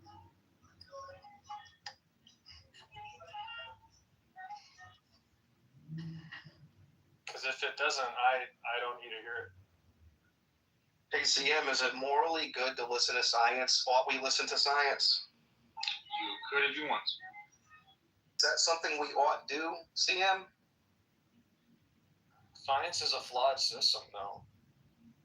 So, Matt, You could if you want to. If, he's not going to answer it, right? No, that is the answer. Like, what if you think of like trying to? What if you shame someone and we're having like a philosophical debate and then trying to fucking like change your opinion? So he said he's a better philosopher than me, but he doesn't want to have the philosophical debate to change my mind, though. And he's such a great fucking philosopher, though. Change my mind, bitch. Let's see you do it. No, this idea of why should you ought to believe me like that? Don't believe me. Like, not my problem. All right, great. So don't cross over into my domain, right? Don't do this like, epistemological trespassing into my domain of morality and give me any fucking moral odds on the basis of anything. What is moral anti-realism? Why ought there be people killing thousands of fucking babies according to you because they don't want it? What is moral anti-realism? Explain that one. Why should thousands of babies be aborted because CM says so? Where's the moral imperative for that? That's an I don't think. Because children are like parasites. I don't think it's a moral issue. Right. Having an abortion. If a mother's gonna die. You can't make this up. He does not want to have the conversation. This is why atheism is fucking stupid. He doesn't want to have a conversation about it. We can settle this right now. Listen, if a mother is gonna die upon birth, should the child be aborted? No, let the mother die, according to these guys. That's horrible. Can we get a better mothers would be like, you know what? I'll take that. I'll take that for my kids. I think there are tons of mothers that raise their children, 3, 4, 10, 20 years out of the fucking womb, all the way up to 30, and they'll say, I'll die for my fucking kid. What's the difference? What are you living in the Middle Ages or what? What is happening? I don't know, man. Are women supposed to be like super fucking predator protectors of their fucking children? Like last time I remembered, man, humanity had fucking balls, including the women.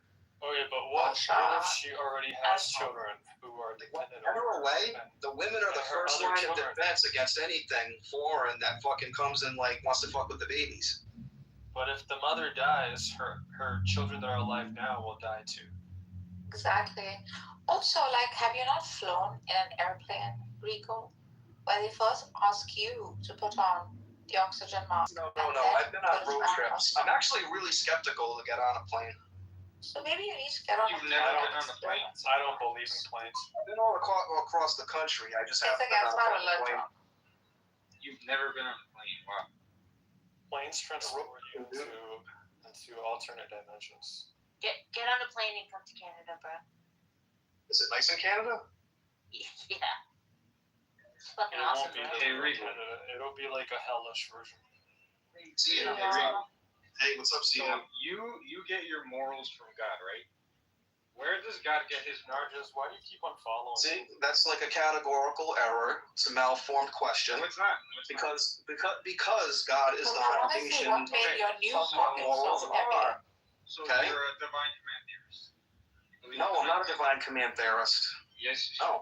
If God is just, if God's opinion of what is morally good is what's morally good. Everything in the Bible. Listen to my position carefully, dude. So you don't complete or mix me up here. Right, I'm not a divine command theorist. I don't think God's biblically commanding the Mithrilites over here, or whatever the fuck you want to call it, the Amalekites, to go unalive dozens of fucking babies and children and all that stuff. They show up later on in the Old Testament. It's wartime hyperbole, probably written by the authors of the Bible. And then also, I don't know how you're going to smuggle in presentism to say that's wrong in the context of now and then impose that back then. Yet again, you don't have a foundation or any kind of concept of what morality is or how it's real. So, like, again, you said this is a malformed question. It is a malformed question on the basis of a categorical error. I told you that already. You need to find a solution to the dilemma if you want to, or else a solution to what? Your assumption is that God got his morality from some other God. That's baked into your question. Do you realize that? No. Well, I'm asking. Yeah. Does God? That's what's big. That's why it's a categorical error, because God is timeless, dude. He has an infinite past and an infinite future. There is no God before that God that gave him that power. Does God will something because it's good, or is it good because? That's why you're a terrible philosopher. No offense, I think you're a smart guy, but I just gave you the explanation, and I told you how this is a malformed question, and you don't understand it. God's morality is as subjective as anybody else. Dude, do you concede that this is a malformed question, dude, on the basis of a categorical error and your understanding of how God functions? This is an ancient question going back to the Greeks and fucking Plato. Dude, I can't help you, dude. I can't help you. You can't have this conversation with me. You're not educated enough in philosophy to have this discussion with me. No offense. What would it take? You understand Euthyphro's dilemma, right? Crimson Knight, you understand it? Yeah, I do see him, but you probably. Okay, yeah, thank you, Mario. Alright, Regal, if he just says whatever God wills is what's the good, then he's a divine command theorist. Otherwise, because if he I told you blatantly that I'm not, dude. Like, you're not paying attention, dude. Like, don't come over here with Andrew's nonsense, right? Where you pretend your opponent is saying something that they're not, so you can attack that. Make your argument on the basis of that. We don't do that over here, dude. Where does God get his morality? Okay, again, that's a categorical. Is that the most retarded question ever? It's a malformed question. Because you don't understand metaphysics. This is a problem with you. You never indulge in metaphysics. Oh my this God, is why. please, Like maybe if you look, it's not poetry. Metaphysics gives you the answers to all of these dumbass questions. Who created God? Where does God get his morality from? TM, you're not doing enough philosophy. Like your inability. You're not doing any philosophy. You're all analytical with you. Your ability to not engage metaphysics shows that you're not actually willing to do the work to understand, to develop your actual arguments. Your arguments are not based in anything. Yes, it's not grounded in anything. You haven't done your homework. Do you know how stupid you sound to most of us? You sound dumb. You know how you sound so stupid. Fucking studying each metaphysics. I don't even give a shit about every different religion. You just this is how you sound. You sound so dumb and stupid. You sound so stupid. You can't even do a comparative religious analysis. You can't even do that because you don't know religion. Shit about your thoughts on philosophy. Regal, can you do your homework on Euthyphro's dilemma and get back to me? Fucking idiot. Because, clearly, you don't. It's just like he's learned 5 words about philosophy from Andrew's room, and he just keeps repeating it over and over and over again. No fucking sense. Go fucking play with your We can at least know where the origin of the myth and legend comes from, even if you want to refute math. Go back to math. Go back to math. Nobody cares about your analytical. Analytical philosophy is dead, bro. It's the age of metaphysics. I'm so much better than you at math. So much better than you at math. We're not talking about math. We're talking about philosophy. You can't freaking formulate a philosophical argument. Oh my God! You don't study philosophy without looking. Pause the monarchical trinity. At least Marcus, and occasionally in between poems, Marcus can make a point. Poems. It's metaphysics poems. No, my God. Meta poems, bro. Single point. You have half a brain. Utter a simple intelligence. Your inability to read philosophy and metaphysics means I've read more philosophy than you. You haven't. That's not true. You have not. You wouldn't react the way you do if you had read philosophy. Yeah, I can call out with fucking just bullshit. Philosophers doing philosophy for fucking because they want a job. You couldn't even construct a proper sentence right now. What are you talking about? Hey, can I please talk to Regal? No, you can't. Sorry. No. Can you No. Okay, sorry. Positive Plotinus is Neoplatonism. No. Positive Plotinus is model for Neoplatonism. Do it right now. Go. Without obviously you don't use ChatGPT. Neoplatonism Yeah, is a you don't even know what it is because you don't even know what it is. Neoplatonism You don't know what the source is. You don't know what monad is. You don't know what the first intellect is. The universal soul, that which follows it. You don't study it. You don't know how many different permutations and combinations are to Neoplatonism. You haven't spent any time investigating. None whatsoever. Attributes of the qualities of the characteristics of the fucking. You can't even finish the sentence. You can't formulate. You know how many different models of Neoplatonism exist? What are the essences of the qualities of the? Essences of the qualities. What is essence? What is essence? Just insert more synonyms here. What is it? What is an essence of something? What is it? What's the difference between essence and existence? Come on, I know this didn't fly where you had. How many different variations are there to essence and existence? It's so many different philosophies. Positive for theism, but you don't want to study it. It's all nonsense. Yeah. Yeah. See, guys, this is what I mean. You call this an open-minded truth seeker? No, it's not. You can call it gibberish as much as you want. Gibberish. You have not invested time. Again, until you can name all the essences of the qualities of the attributes, of the characteristics of the essences. Really? It's a plural? Plural? Alright, let me what's some more synonyms, guys? Because this is all you guys are doing. Yeah, pause the Descartes. Give me a syllogism for Descartes. Why did he say I think therefore I am?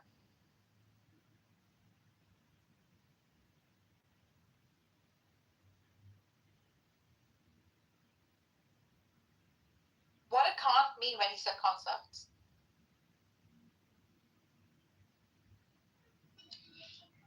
I guess. Break down Plato's. Answer the fucking question. Break down Plato's Republic for me. At least give me a model for what he posited. Bro, he talks about a million things. I'm not. See this? Oh, you can't even come up with a fake answer. Anyways, Nargis, tell me more. Teach me about the characteristics, the qualities, she has already asked of the attributes. I've spent years studying it, and so can you. Instead of freaking pointing a finger at someone, at least know their position before you refute them. You don't even know what you're refuting, Siam. You sound like an idiot. God, you guys are fucking embarrassed.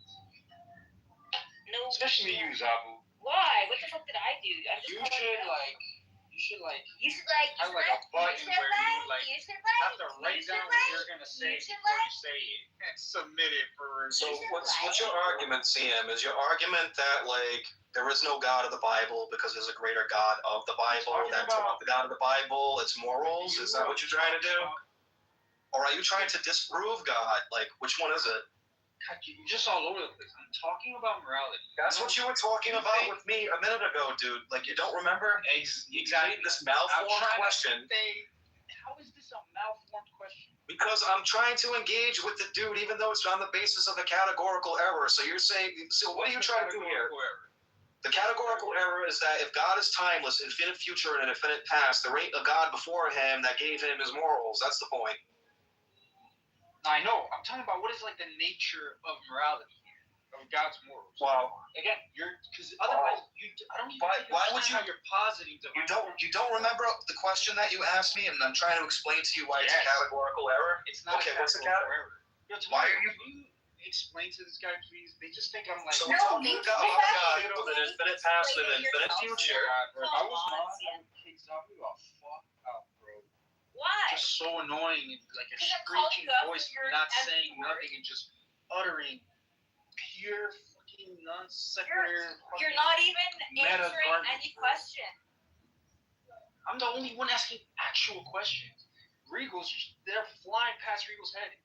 It's a. How did Thomas Aquinas posit morality? Then Nargis. You can look it up if you want to talk. See, just tell me how did Thomas Aquinas posit morality? Guys. Because there are 100 different variations of morality even within theism. See, this is what I'm saying. When you're refuting a theist, know what he believes in, or know how he's formed his syllogism. I want to get him to understand how either God's morality is inherent to him. What he says is what's good. Therefore, you're a divine command theorist. Or things are good because God realizes they're good, and therefore they're external to Him. He notices what's good, and then just agrees with it. Bro, none of these things are original, grants, bro. He defines what's good. But if he defines what's good, he can define murder to be good, and that would be good unto your life, man. Mm-hmm. And you're not paying attention when I say that he is the basis of what goodness is. I'm just saying he's timeless, dude. You're not saying the same thing. And no, Catholics are not divine command theorists, and it's like full capacity on the understanding of how Protestants use it. So, like, I don't know if you're making the distinction here or not. Worldview analysis. What's divine command theory? He's doing a worldview analysis, and he's only leaving you the two options. What worldview analysis? We're talking about simply your worldview. There's atheists. It has nothing to do with fucking atheism. That's so stupid. Well, then why the fuck are you? Nothing. Absolutely. Yo, why does this nigga talk so much? Comparing it to me, bro. Comparing it, bro. Yo, why does this doesn't matter, bro? Like, the fact that you why do you talk so much? You can't make this shit up. I said this from the very beginning. Alright, bro. I said this shit from the very fucking beginning. Yo, Sam, why do you talk so much? I swear to God, like, why do you talk so much? Nigga, shut up. Dick out of your Nigga, you need to shut up, because I'll dead ass get in your throat. You're relying on insults and you Nigga, you need to take that dick out of your throat. Yeah, know who the fuck you talking to. You're weak, Sam. You're also a poor excuse for that. So listen, I'm not Andrew. I'm not none of those little goofs that you argue with. I would realize knock the fuck out of you. Yeah, I do. Think I'm scared of a fucking fruit? Nigga, I hear it in your voice. I hear the terror in your voice. Who you lying to? The fuck? Yeah, dude, I'm scared. Shut up. Scared of a fag. Nigga, like. Yeah, inappropriate. Take that dick out your throat. Alright. Let's all like kiss and hug and take my dick out your throat, bro. Dude, see it. Yo, this nigga mad because like, you're not on my level. You're not on my level. You can't see me. You can never see me. You're dumber than Zappa, bro. Alright. Yeah, I gotta do this I'll again. spit in your eye, bitch. Clearly you lack any morals. You're like Regal. You think moral anti-realism means you don't have morals. That's not at all what I say. Great philosopher. But what's that moral? Who said moral anti-realism means you are immoral? Who said that? That's what Regal thinks. Regal does not think that. He's saying positive morality is better than say like divine nature, for example, right? Tell me the difference between in theism, please, we don't need poetry hour right now. It's not poetry, idiot. There's divine nature, there's natural law, there's moral theism, there's DCT. There's so many ways of positing morality for theism. Idiot. Please. Yeah, no. You don't understand the philosophy. That's why you say please. What's wrong with you? He's on his knees begging for mercy because he can't handle this. Look at Regal is going crazy googling. Like this is why the other atheists in the room don't like you, because you say the quiet part out loud that they don't want to say, and it embarrasses them. Oh my god, it's just more meta. That's why they get mad at you, dude. You give away all their secrets and techniques, dude. It's so funny. Can you answer a question? But they don't realize that they don't have a moral grounding to talk about any kind of moral imperative. Immoral anti-realism, you don't need a fucking grounding. Morality is subjective. Oh my god, bro. Based on what? It's actually you can't explain it. What is the metric that is subject This is the quiet part that they don't want to say out loud, and they get so embarrassed. What is the metric on which moral subjectivity is set on? What is the metric that you're using? Zab was in the 60s. Regal's like 65. DM, what is the morality?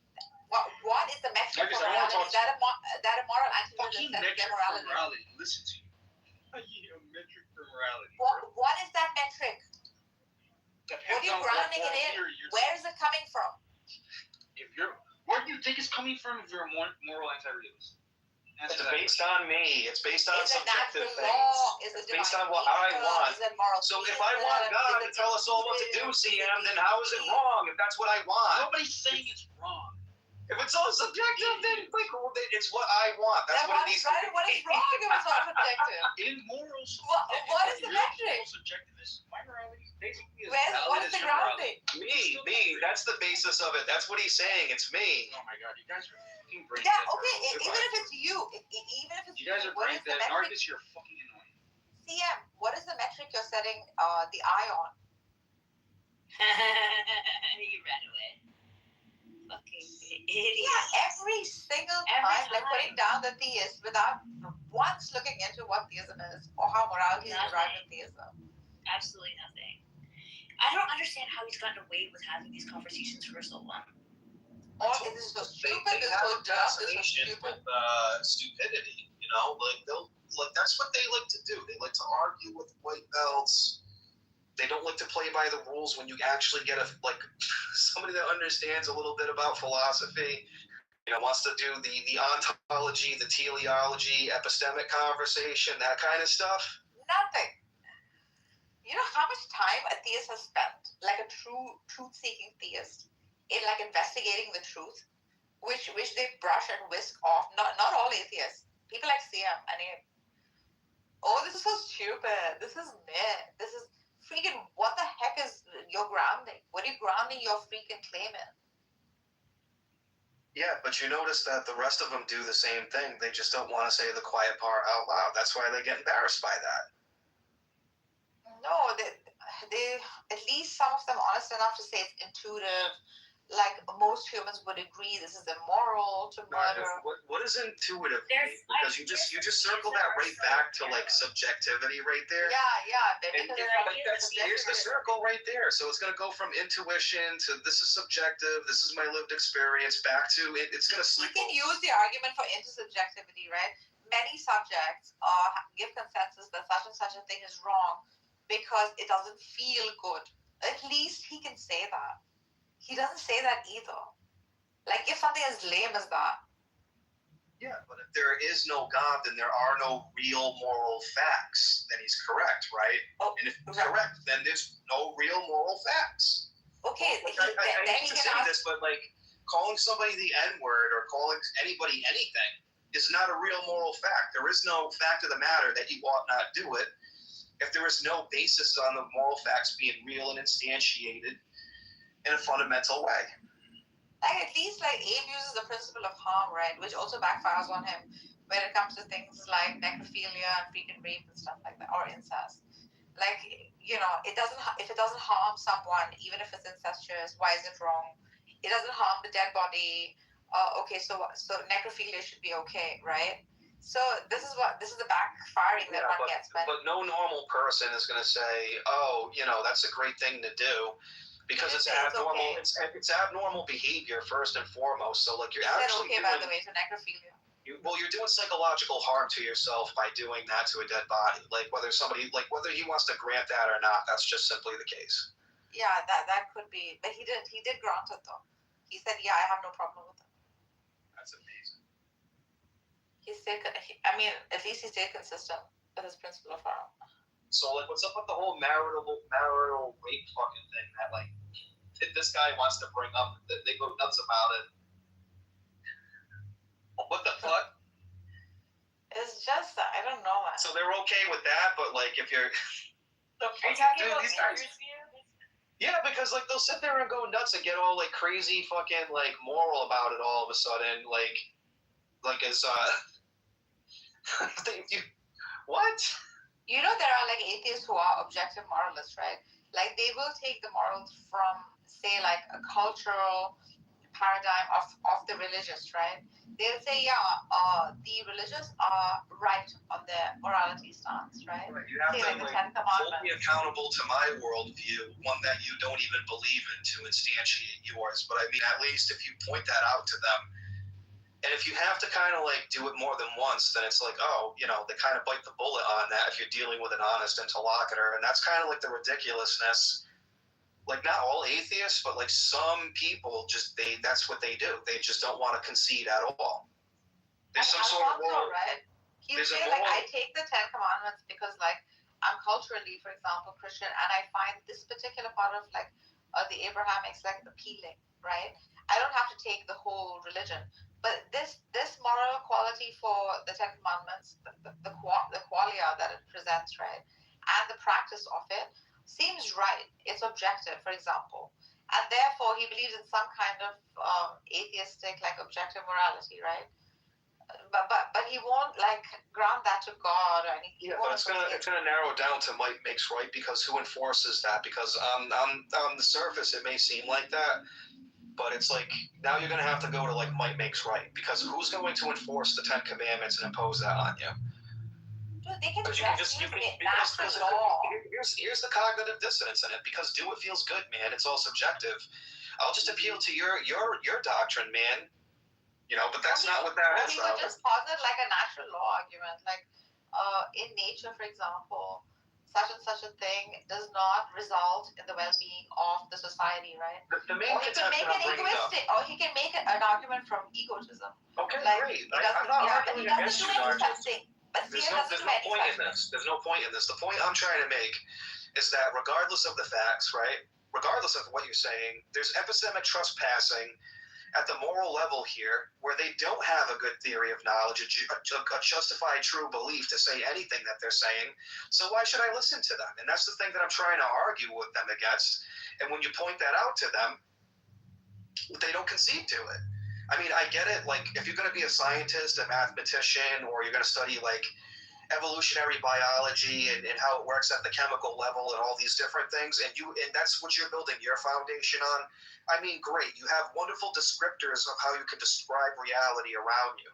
I'm not going to sit here and make an argument on the basis of science and say, oh, you know, because of this designer and everything's like, that's why that argument's completely freaking horrible. The argument from design. That's why I hate the argument. I don't like it because you're trying to appeal to the descriptors of reality, right? And you can't special plead at that point. Be like, oh, well, you can't do it. You have to do it my way. And what you're really saying, well, nothing's really perfect. We're not made in such a way. We can determine this by naturalistic means, right? So that's why. So I understand what they're pissed off about when we're doing epistemic trespassing into this domain, right? And they get mad about that. I get pissed off when they want to trespass epistemically into my domain of morality, when it's like based in, well, it's me, it's my preferences, this is what I prefer. And I mean, that's great, that's cool, and you can appeal to other people morally around you, and most of the world, last time I checked, outnumber atheists and agnostics as a whole, so you're ultimately still appealing to the collective that believe in God. Yeah, eventually I think that's the route they have to do. Like, there's no way out of it, I feel. Well, the escape hatch is to talk about something else. That's kind of like, this is what I predicted before. Like, and this is the thing that I'm criticizing, whatever the fuck they do over there, right? And there's always the moral imperative conversation going on over there. And I'm like, well, how the fuck do these retards smuggle in? Not that I'm not insulting. It's just dumb. Like, you understand. There's no foundation. You can't explain in a justified true belief why anything's truly wrong, good or bad, or whatever the case is.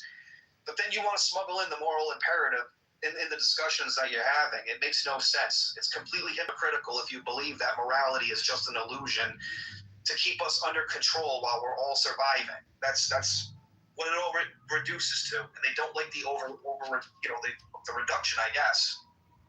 To be fair to them, I don't think he can ever posit that morality is an illusion, right?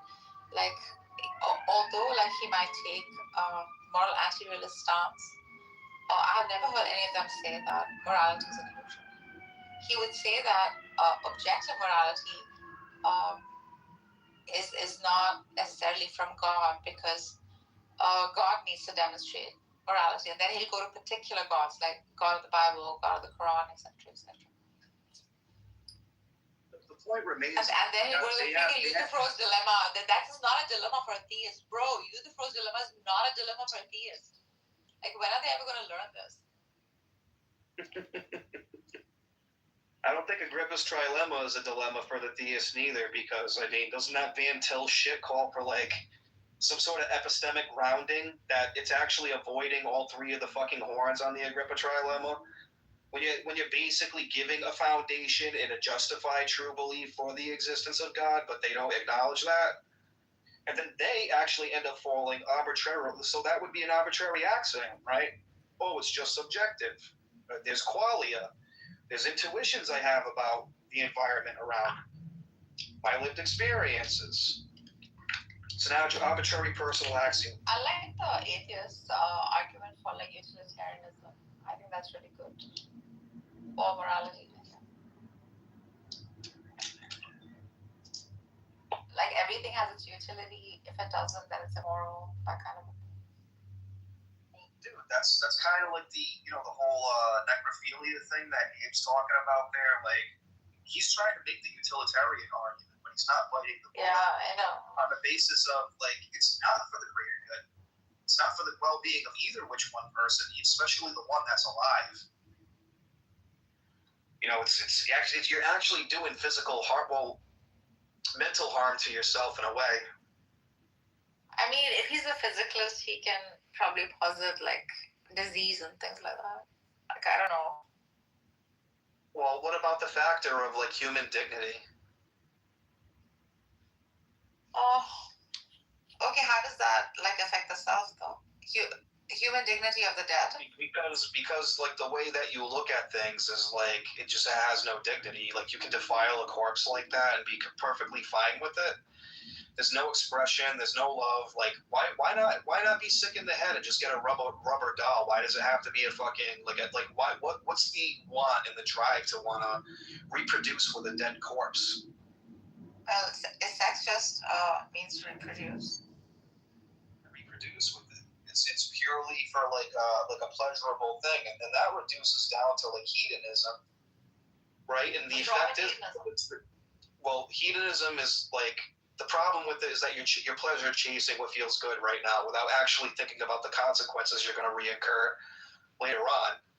And that's just one of them right there. You mess around with a dead body, you're not really thinking about the consequences. You're pleasure chasing. This is a great thing. And then later on. Does every act of hedonism result in some kind of a consequence later on? Some kind of wrongdoing of the self? Like. Yeah. Why? Because you're doing something hard. Like, for an example, like, you can think that it's great to have sex with a bunch of women and then go and do it, and it's a great thing, it's a pleasure-seeking thing, and it does feel great, and it is good, and then somebody ends up with an STD later on. Yeah, like, what if everyone's, like, utilizing, like, safety and then the other issue is, like, what about peer bonding situations where, like, some people actually harm themselves to a degree where they can't, like, get with one single person and actually totally commit to it.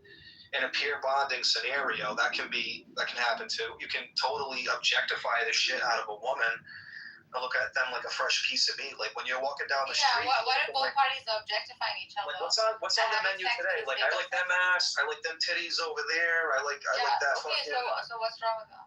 And that was because you're not acknowledging that there's a whole person attached to it there. Yeah, but what if the other? Not only are you demeaning the person that you're looking at, you're also demeaning yourself. What if it's consensual? Like both sides are looking at each other simply as pieces of flesh, hot ass flesh. Yeah, I still think there are consequences to that. I mean, I actually do look at like some people that have those weird furry relationships. Not to say like I'm not talking down on it. I mean, like whatever you do in the privacy of your own home is your business. I'm not being overly judgmental when it comes to that, but like, if you're doing that to each other and you're consenting to it, you're also consenting to abnormal behavior. That's like somebody encouraging like depression or this or that. Like just because like some things can feel good to you doesn't mean that they're inherently actually good for you in the long term. Like being curious with somebody and exploring like certain boundaries and stuff intimately is like one thing. But, like, there's always that security or that baseline of treating the other person with human dignity. When you have, like, one person, like, abusing the shit out of another one, and they're both completely fine with that and consensual, I think that's both of them not only harming themselves, it's also harming the other person. What if both parties are not interested in peer bonding? Right? Two normal people who are just engaging in pleasure. For the sake of pleasure itself, right? Well, that's the end result and conclusion of it. Like, what if people like actually work into that? I mean, if people were acting into that like well above and beyond average, and we were all doing it to each other, that would be catastrophic for society. May I know what? Well, what if it just feels good, man, to go and get an abortion? What if it just feels good, man, to be completely, like, to just have no consequences in life? What if it feels good, man, you know what I mean? What is the consequence of feeling good? What's that? What did you say that the consequence for hedonistic actions is to feel good? Wouldn't that be the entailment? Yeah, but the hidden premise here is that even though you do feel good, you're incurring some sort of consequence and balance to that without actually realizing it. The whole do what feels good, man thing, and you really don't need much of an excuse or a descriptor behind it or anything. You're just doing it because it feels good. I'm still not seeing the problem with that. There's no description behind that. What makes doing what feels good, man, actually good? That's the problem. Why are descriptors like? There is no description. It's just do what feels good. Yeah, why are descriptors like? It's my preferences. What is the problem? What's wrong with that? My preferences can be anything at any time, even though they contradict each other. And is that a problem? I'm not seeing the problem in what you're positing, actually. It's incoherent. Are you saying that people cannot have like opposing feelings, which motivate their actions? That's cognitive dissonance. That's thought, views, and facts inconsistent with its view and value. How do you think actors on stage act like a multi-millionaire, billionaire is whatever, has to play the role of like I don't know, a poor peasant, for example? So in doing so, is he like wronging himself or indulging in like an incoherent act? Like, what's wrong with that? Well, that's different. You're trying to reapproach somebody like a layman, and you're trying to find if that's the modus operandi, I don't want to add to the hypothetical, but what you're actually looking is for like, maybe some sort of a healthy relationship that's not based on a transactional friendship like money. So you're trying to like if somebody did that, you would say that there's more meaning and intention behind that than doing what feels good, man, because you could take like millions of dollars and just do what feels good, man. Then Regal, you know nothing about the life of an artist, Regal. The desire to want like opposing states of mind, extremely, but how are experiencing like different things, yeah, right? But that doesn't make a person incoherent. Just makes a person. No, we're talking about for experiences, right? Yeah, hedonism. What is hedonism other than gluttony? Hedonism is just not just material; it's also like gluttony for experiences. What's the problem with it? Yeah, there's a difference between studying the thing and actually doing the thing and calling it a moral justified thing. So if you're using like some sort of medium to like self-express what hedonism is and pleasure chasing is, right? And you're using all these bright tones and colors and stuff like that. Are you going to ignore the black and white part in the background where there are consequences like hurting this person that they're like completely unaware of?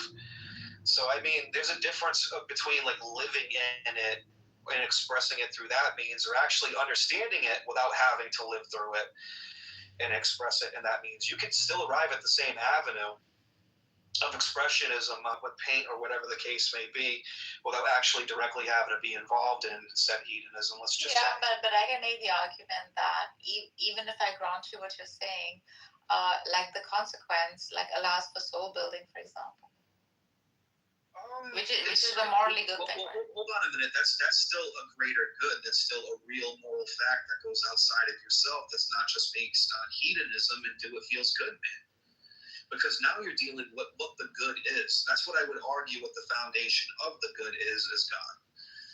And that's what we're talking about ultimately when we talk about real moral facts. So now it's just leading you back into the subjective area that, like, for the atheist is just going to have to deny to maintain their atheism. Or they could just simply say, I don't know, I'm kind of agnostic to God. Maybe I should take moral, justified, true belief facts, a little more seriously and not epistemically trespass into a religious person's domain because they just don't have the epistemic grounding for that. They don't have a justified, true belief when it comes to moral facts. And that's the problem with doing what feels good, man. because it feels good, because it's my preferences.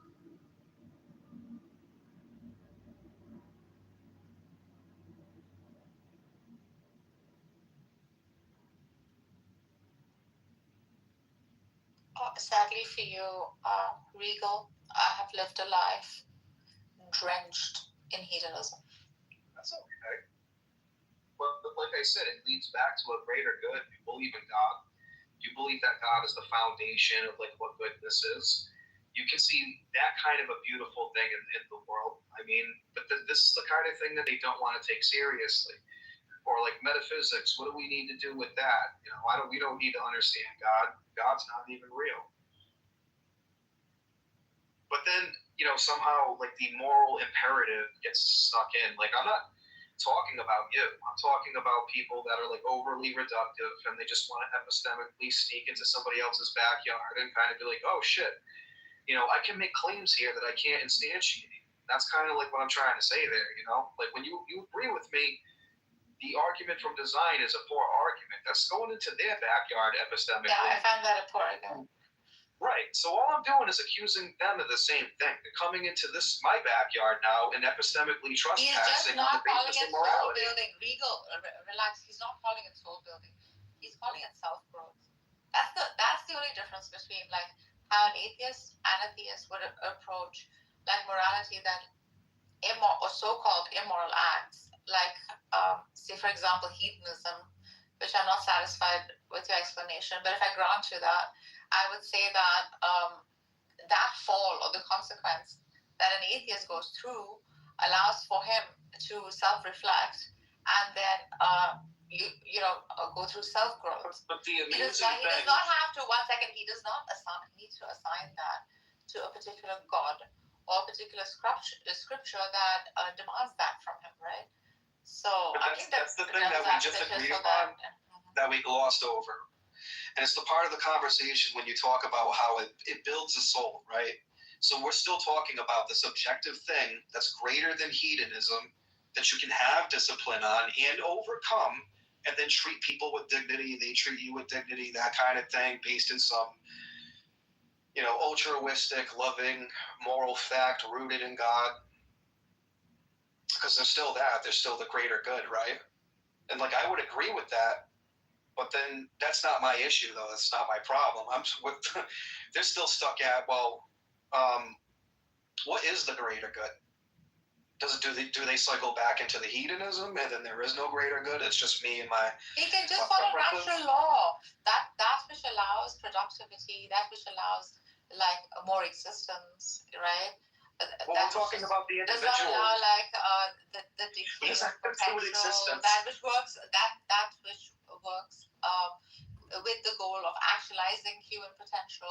Like none of these require a God model in it. Right. So this is yeah. But you can't then therefore say moral facts are real. And that's the problem that they have. And like that's the stress point. Once they see the greater good and there's some real moral fact, like they refuse to kind of explore where that's going. Yeah, they will not grant you greater good because they want to be stuck perhaps with like the individual, right? So if they zoom out and perhaps there are atheists who'd like live for not for the sake of the collective, but with enough insight to see that this such and such an act might harm the collective, right? So in doing so, he knows that he, being part of that collective, should not be doing that act. Because he's looking at it with the lens of utility. If the collective is in a state of good, when I act good as an individual, it will result in good, or whatever you want to call the greater good.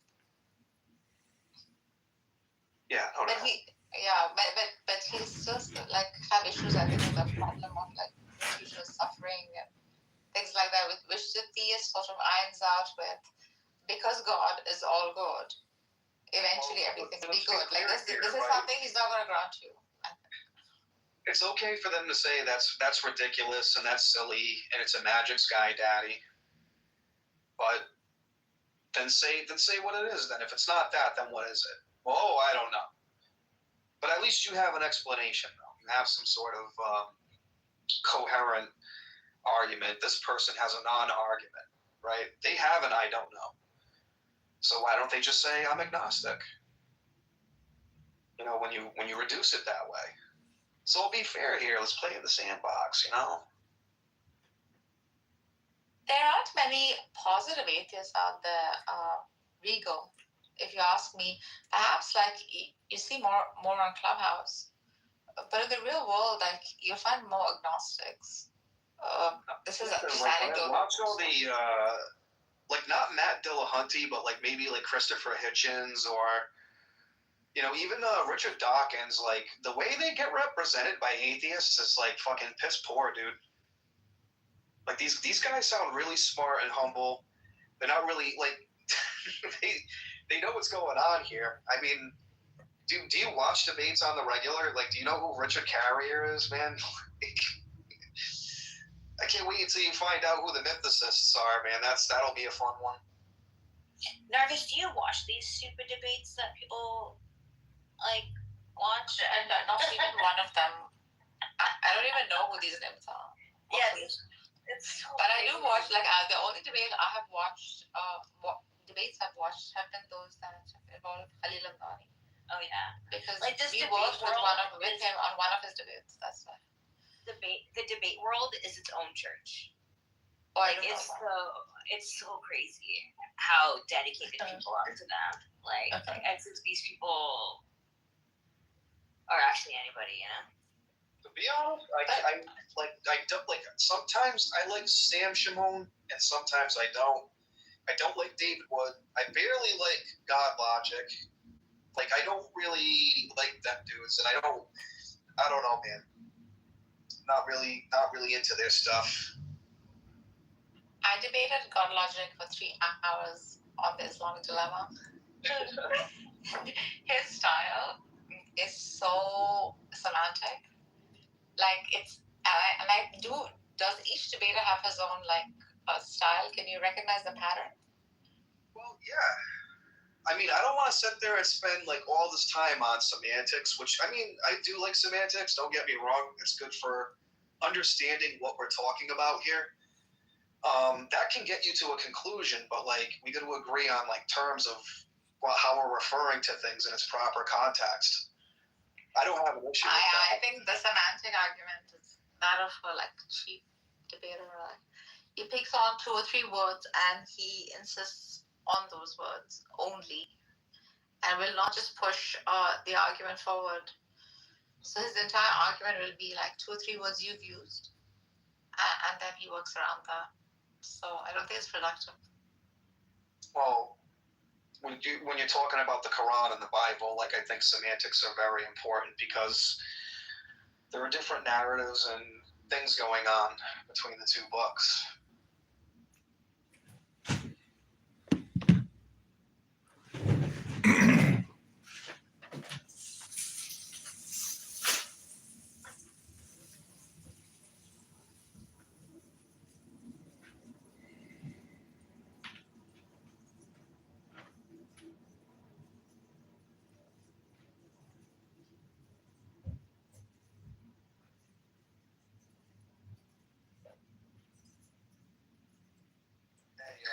Our claims evidence. What's up, Zabu? How did you get into all this debate stuff? You want to know something? You just sit around and kind of pick it up. And how did you stumble upon it? Like were you just on YouTube and you like found it? Like how did you do it? I don't know. I've been debating on the internet for like a while. It's kind of mostly the extreme lefty stuff that's like way too much. And then as far as like religion, like I used to hear a lot of Protestants just poorly represent Christianity, so that kind of shit gets aggravating after a while. So in your head, like your religion is like the right religion and everybody else is wrong? Not exactly. I don't think everybody's wrong. I think God puts everybody where they're supposed to be. Everybody has their own cross, their own burden to carry in life. How you get introduced to God, I think there's some sort of divine providence to that. Do Zabu and I go to heaven, although we don't believe in Christ as God? If you guys have these extremes where you're thinking like on righteous stuff and meditating on that, and you know what the good is, and you know what you should not be doing, and you live according to that, God's going to judge you according to that. You know, do what you're supposed to be doing. You know, don't break your code, your personal code. I guess if you're not a Christian, if you have a hard time getting there, or if you don't believe in it, or if you're not educated, I'm not saying that nobody's educated, but I'm trying to say you have to kind of educate it and want to kind of explore the Catholic world. There's over 2,000 years of history. I am not a fucking Christian encyclopedia, dude. Like, I know a lot of shit, but I couldn't learn, like, enough, you know, and it's just, there's this richness and culture and tradition that I think a lot of Protestants miss out on when it comes to that. I think that's sad, but that's okay.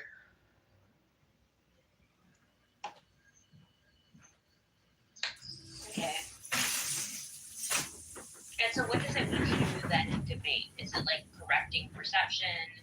Is it helping you clarify? Do you feel like debate itself back to faith? Like, what is... I actually like debating the atheists the most on here. Oh, because you think they're wrong. Because they're absolutely fucking wrong. And they say the most ridiculous charged up things. So it's like, you know, examine that for a little bit.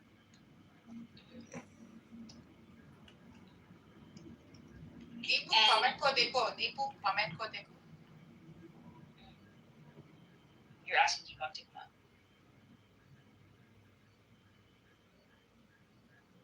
Imagine you're talking to a person, right, that doesn't believe that they have a soul. They don't believe they have a soul. Right? And on my view, if you're a soulless person, do you deserve to get treated with human dignity? Meaning, let's say for an example, like we're voting in an election, and you're telling me you just don't want my Christian views because they give you the ick. You don't want my Christian views influencing this election because that's the basis we're going to vote on. Well, why is that wrong? Because you're going to use your atheist values to vote on what I don't want. So why should I listen to you? And on top of it, you don't have a moral basis or grounding for even why you're doing it to begin with, because it feels good and it's my preferences. So I think it's, you know, it's a little funny when you're debating the atheists and they don't want to say the quiet parts or the metaphysics that they're getting into without even really thinking about it. But doesn't it matter? What's the price of lights on for this one? So you think that like debating them will like increase their potential to understand that they have... It's the cheapest in the world, guaranteed. Possibly. Sometimes, like I ask the proper question, right? Because like I think these people are well-meaning at times, and it's like some of these people love fucking animals, right? And do you think animals have souls? And do you love that animal? And like these people that fucking love animals, dude, like. Then they get that weird feeling in their gut, like there's something fucking wrong. Like, wait, maybe this ain't right, but they don't want to fucking admit it, though. You know what I mean? Well, what is love? Is love a real thing? Is there a source of it? I thought it was just a couple of chemicals going on in your brain, and they're going kaboom. And it's just this weird chemical thing that happens in your head. It's not real. They don't like that. That's what their worldview overly reduces to if we're talking about like materialism. And I think they're smart enough to kind of do away with the militant atheist, like, you know, angry Reddit atheist nonsense and rhetoric, and just, you know, bite the bullet and maybe concede a little bit and be like, you know, I'm really agnostic to this. Maybe there's something to it. So are there such a thing as jihadist atheists? Yeah. Oh, yeah. But there's also, like I would say, like, what's the difference between somebody like Regal and a Dawa bro? Doesn't feel that different to me. Same difference, you mean? Yeah, same thing. And so to me, like that, like it'd be different if it was like, oh, I see this atheist and I'm curious about their life and how do they understand their morals. Maybe I can teach them something, and it's more like curious and friendly. But I feel like the way you go about it and the way these Dalber goes about it is like they go in it for the kill. And I don't think that is like It depends on who I'm talking to. Like, you're probably right about that, but that's because most of the time I'm running into a person that's a poor interlocutor. They really don't want to play fair. They want to play dirty. So I'm going to play dirty with you. Why the fuck am I like? Again, you do realize that an atheist is rejecting the God of religion, right? He's mostly rejecting the God of books, the God of organized religions, the God of dogma. The religion that has caused a lot of violence. Yeah, exactly. He has his own reasons. But this is the God the atheist is most of the time rejecting. And sometimes, you know what? I don't blame him.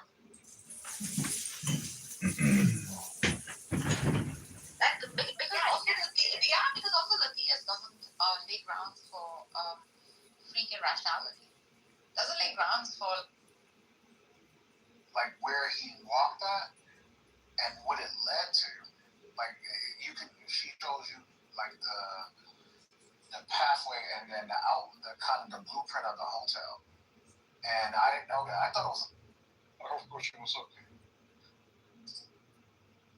Хотя сейчас вот у меня страховка в последнем году она упала. То есть у меня в прошлом году был какой-то ужас. Вот. Сейчас я перестраховался. То есть что-то они там. I think that's a great thing. I think it's a great thing that it is emerging as an alternative defense supplier for Europe, as a center of excellence, really, for military stuff in Europe. You know, training European militaries and things like that. That's good because ultimately we want some redundancy and some resiliency. Because, you know, America is not always going to be. America cannot be a single point of failure in this maritime order. What you talking about, Willis? So that's not good for the long-term stability of that. And what we do see also is that basically all of those countries are allies when we push them to figure something out. They don't say, well, we don't want the maritime order anymore. They actually say, yeah, we like the maritime order and we're going to find some way to continue it, even if America is not always, you know, going to support it. And that's actually a good test in a way. So I think we want all those allies to the degree that we can get them. We maybe have to pressure some more than others, but I don't think we can get rid of any of them. Or we just give them stuff. You're right. We don't have to manipulate them. We just give them stuff and manipulate them. No, I don't think you can give them stuff. You need them to give stuff. That's the thing that some of them need to do. Or we take their stuff and make good stuff. And some of them are finding a way to give. Okay, Germany has started to up its requirements, its goals for its military. Okay, Israel is doing a tremendous amount in terms of arming and training NATO nations. Okay, offering them technology.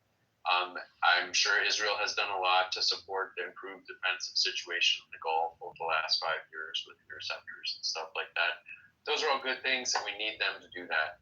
And, you know, Japan is going to start dealing arms to the world again. And they were a big arms supplier at one time. Rafi, can I play my time after he's done? Shut up, dude. Is that Kawasaki? There's a queue, bro. Japan is that Kawasaki?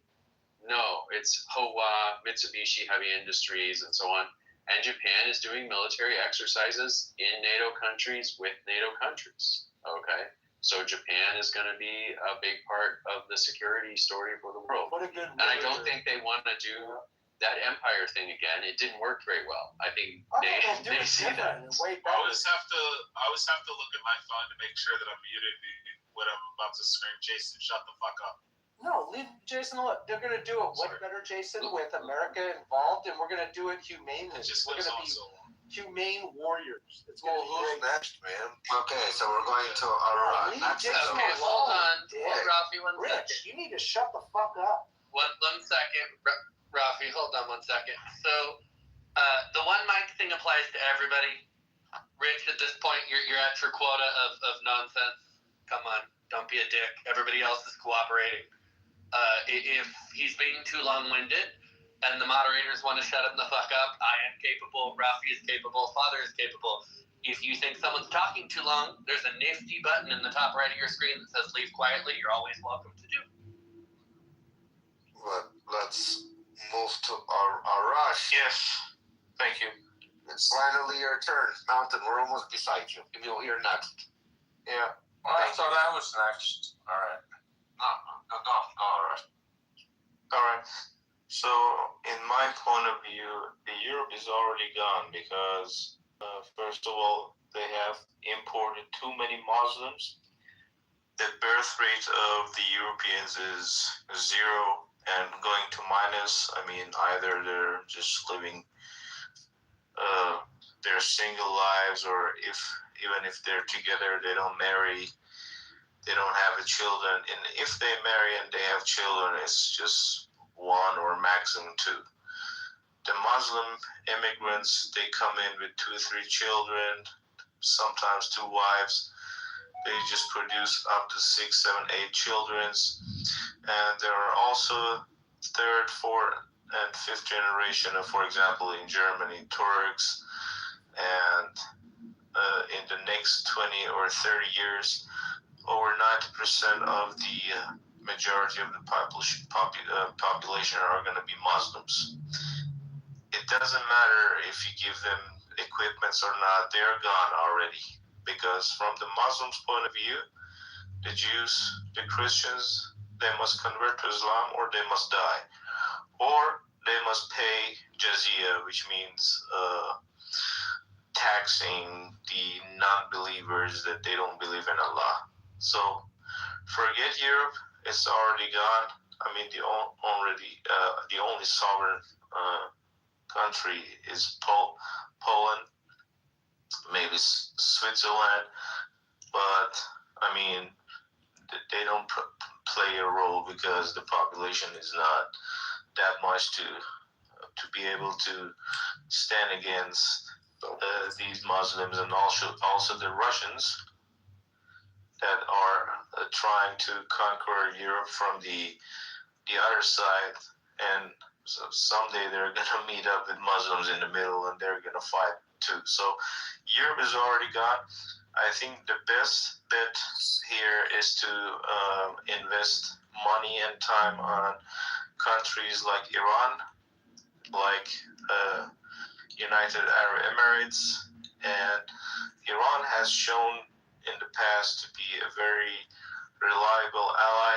It was Jimmy Carter, that piece of shit, who backstabbed the Shah of Iran and helped Khomeini and these radical Islamists to come up. Yeah. Now you're speaking about Iran, right?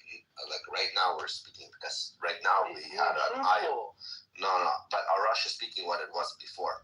We don't know. No, I was talking 5-6 minutes. It was only 30 seconds. You didn't hear the 5 minutes or 30 seconds? I heard everything. Yeah, the majority of my speech was about Europe. No, I understand. Europe, I agree with you. At this, we'll start making already peace alliances in the Middle East, because this is going to be the new Europe is going to go east. I understand where you're going with this. The new Middle East is going to be free.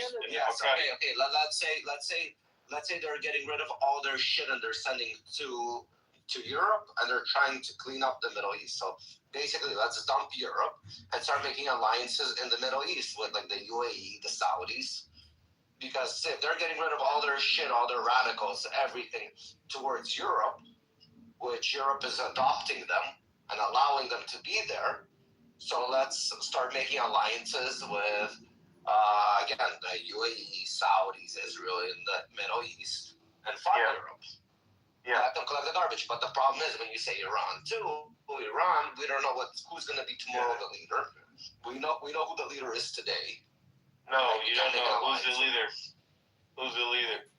Who's the leader? Yeah. The IRGC still has control of a lot of. IRGC is not a leader; it's a terrorist. Doesn't matter. The terrorists controlling the ground. Mountain 1 second. It's not a leader. It's just a terrorist group like ISIS. Doesn't matter. They have control. It does matter. They have because the next leader of Iran is gonna be our king. His name is Reza Pahlavi, the son of Shah. Again, that's nowhere said, written, or has happened. It has. Millions of people have called him. If you didn't hear that, I'm sorry. Hold on. Everybody shut up. Everybody shut up. Arash, here's the thing. Rafi gave you a lot of space, and I let you go on. In general, if the moderator is talking, you shut the fuck up. It's a pretty clear standard. Why are you so fucking rude, you piece of shit? We're gonna do this again, Arash. We're gonna do this because one of us is an assimilated Persian, and one of us is a dirty sand monkey. And if you want to play like a dirty sand monkey, you'll go into the fucking coop. So, as I say, we don't know what's going to happen because you brought up specifically Iran. I'm just rebuttaling on the Iran part. Again, God willing, I'm going to say God willing, the 80 million get what they want. But so far, the 80 million can't get rid of the IRGC. And that is a problem. I'm sorry to say. So, again, we're not speaking on Iran. We're speaking on a different topic right now. Mountain. Hey. This is your turn to shine, brother. You ready? Thank you. Appreciate it. I know you've been waiting for this moment. Go. Patiently, yeah.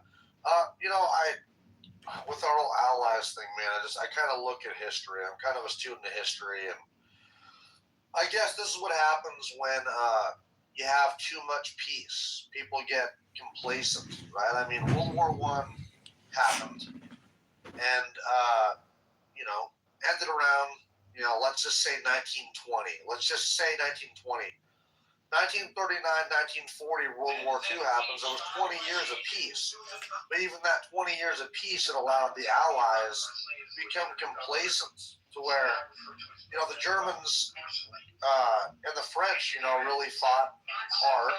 But the French were able to keep, with the French, were able to keep the Germans at bay. But because of 20 years of peace and them just being complacent, the Germans were ready to attack, and so they did, they fucking wiped the floor for the French.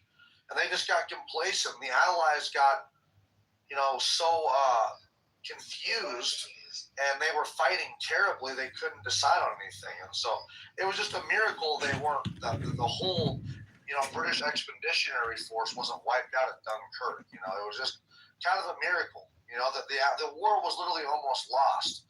Because the Allies couldn't get together and decide on what they wanted to do. And they didn't want to believe it. Well, now we got 70 years later from World War II. And I'm afraid what that Persian guy was saying is really true, man. Europe might be lost. These people do not share the same values as us anymore. And they certainly don't appreciate the value that we offer. Let's look at NATO. Spending. We're number one in NATO spending, but obviously Poland is doing pretty good there too. But like countries like Germany, man, I'm looking at for military spending, for personnel, for equipment contributions. They're not doing very good. I love the German spirit. I think the Germans are great, but they have to contribute more. The French. The French have got to contribute more and take this shit seriously. The people in the British have got to take this seriously. But luckily, the Polish are starting to take it seriously. Luckily, because of Russia, somebody's hot micing. Maybe you're hot micing. Luckily, because of the Russian threat, the Europeans are starting to actually take it seriously. Germany's number one arms manufacturer, Rheinmetall, became the number one arms manufacturer in Europe because they're taking the Russians seriously. But, it's just fucked up. We came to the rescue twice. Not saying by ourselves, but we came to Europe's rescue twice. And when we asked them for a favor in return, they don't want to do it. They get cold feet. And so I'm really worried. What if we had to face a unified Russia and China? What if we had to face a unified Russia, China, North Korea, and Iran? Are we going to get our shit together and agree that they're even a threat? Because we can't even agree on that fact. We got the Canadians that think the Chinese are better. I'm not lying. A lot of the Canadians are it's fucked up that we don't even have our ideology right of who's the enemy and who's not. A lot of them think we're the enemy. So I really worry about what's going to happen in the future. I think we're going to be alone. I really do. I'm scared, man, about that shit. Because the Europeans don't want to take it seriously. So anyway, I'll land. Thanks, guys. It's hard for the Europeans to take us seriously right now when, instead of asking them to be allies a lot of the time, the president crapped on them and then tariffed them into oblivion. Right? Which turns out legally, it was a tariff he's not even supposed to be using. Marshall, that's your opinion. No. It has to do with the base sales principle, which is you don't insult the person you're selling shit to right before you ask them to say yes. Well, also, I would say, that's why we differ in opinion here, because I would say that the Europeans, our allies, were taking great advantage of us. We're taking it. In what way? NAFTA was allowing them to send in their products for free, without any fucking.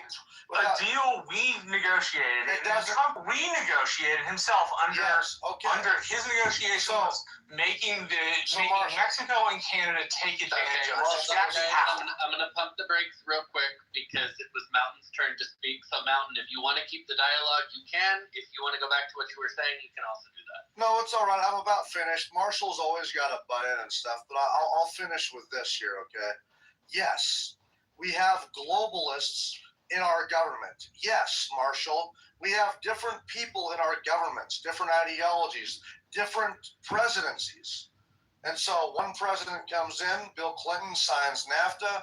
I'll give you an example of what it destroyed our logging industry in Montana. Canada, because of NAFTA, was able to subsidize their timber industry, then send it into Montana and America for free, no tax, and we could not compete. So as a consequence, 95% of our lumber mills shuttered in Montana, Idaho, Washington, Oregon. That is just one small consequence of that. So yes, we have globalists in our government that will sell us out. Trump happens to see that and is renegotiating the deal. Now, I will say our allies were happy to come along and take advantage of that. And we are renegotiating those deals. Canada happily protects their milk industry, their dairy, and we don't bitch about that. But when we slap a tariff on their shit, we say, hey, we want to protect our wood. We want to protect our timber. So at least our guys have a fighting chance, goddammit. They get mad and want to cozy up to China. Fuck that. We are renegotiating our trade deals so we don't die. Because we happen to be the number one contributor economically, militarily, all those. So if we fucking tumble, the whole alliance tumbles. So yes, we want to make sure that our allies are not taking advantage of us. It's that simple. Thanks, I'm done. Thank you, Mountain. Let's go to Randy. Randy, you here with? Yes, I'm here. It's your moment to shine. All right, buddy. The question is, which U.S. ally? Well, I'm here to say that the number one most valuable ally for the U.S. is Israel, which benefits. People say, people are stuck on the fact that the U.S. quote unquote gives Israel $3.8 billion a year, which must be spent on U.S. weapon systems. It's basically a subsidy to the American defense industries. But I would say for that $3.8 billion, the U.S. gets a return on investment that starts at least $15 billion. Intelligence alone, Israel gives the U.S. more intelligence than any other country around the world. I'd say Israel gives the U.S. the equivalence in intelligence a CIA or an NSA. The budget for those is probably $3 to $5 billion a year. The Israeli army, by having its interests so closely aligned with the U.S., it allows the U.S. not to station battleships, troops in the Middle East or in that area. And the cost of a battleship alone is $1 billion to build.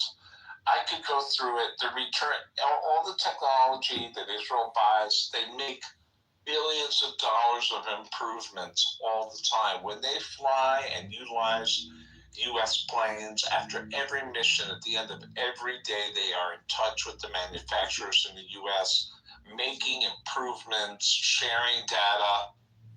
The U.S. Army, before they deploy anywhere in the Middle East, they go to Israel for training. So I could do the math, and there's people who've done the math. U.S. gets about $15 billion a year in intelligence, technology improvements, etc., military information from Israel. The countries, their interests are aligned. There's really no daylight between their goals. So to me, it's a no-brainer. Not to mention moral support, mental support, cooperation among universities, technology, sharing information. I can't think of another country that comes close. In the 20th century, the quote-unquote special relationship was between the U.S. and the U.K. I don't see the U.K. delivering that kind of special relationship today. I do see Israel. I believe that this strategic alignment of the U.S. and Israel in the 21st century is comparable to what we had with the U.K. in the last century. There, I said it. Thanks for letting me speak. I'll be here. Thank you. No, I want to just go back and forth with you for a bit. I'm a little confused. So everybody is either saying keep the Europeans or go with Israel. But I'm confused.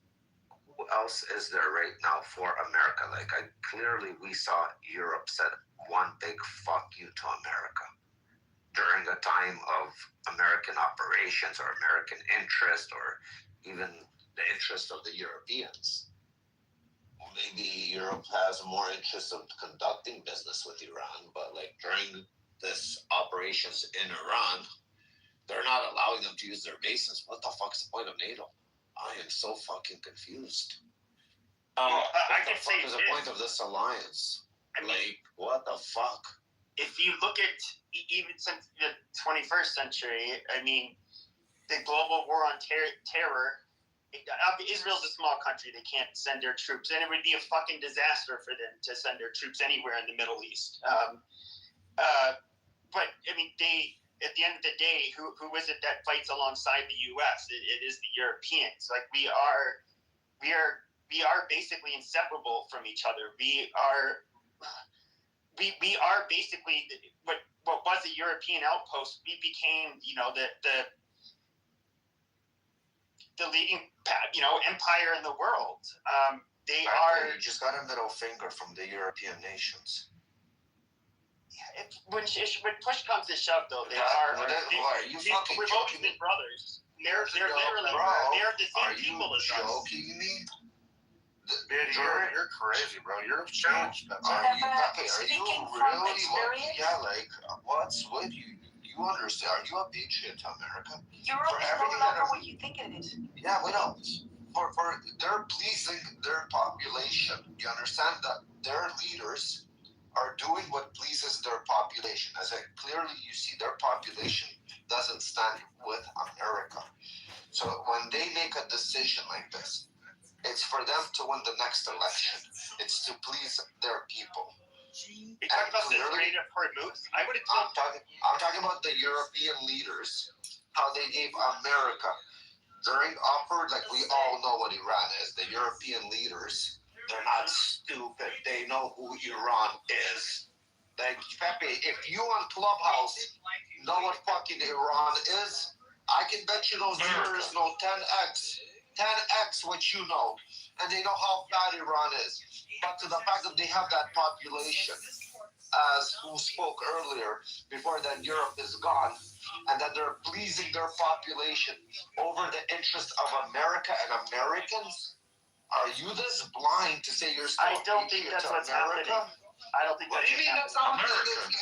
Are you fucking blind? What's happening? Am I No, retarded? I can tell you. Now, there might be some of it might have to do with their population. By the way, when I say Europeans are my brothers and sisters, I'm talking about the actual Europeans by blood, not the fucking Muslims that emigrating there. They're not my people. But those people that you say your brothers are outnumbered already. They're not outnumbered in any of the countries. Their voice doesn't count. They're not outnumbered, literally. Apparently, their voice doesn't count. Well, they let their country go, though, Pepe. I mean, But fucking the don't have any main guns, reason they why don't have most of any them were fucking- against them is they didn't want to get dragged into some fucking conflict that it's you literally. A lot of us believe that you need a full-scale war, an actual fucking war, like 2003 Iraq, in order to basically remove everybody that's in power and make them hopefully a peaceful country. Short of that, you're just going to cause more harm, and they're gonna be lobbing their fucking rockets and their drones and fucking up commerce, and oil's gonna be more expensive for everybody. Now, what is the point in doing all of this if you're not gonna actually go in and take them out? That's where there's this huge disconnect between all of us. I don't think the IRGC is good. They're bad. Everybody would, if you can take them out, take them out. But nobody wants to do that. They know their populations don't want to do it. And so they're not going to do it. So why are you going to pick a fight with the country if you're not willing to finish it? That is what I see as the problem. Because you only look at it one way, bro. You think that we have to do regime change and stuff. You think that that's what Trump wants. That's not. You have to. This is How else do you make them not a threat?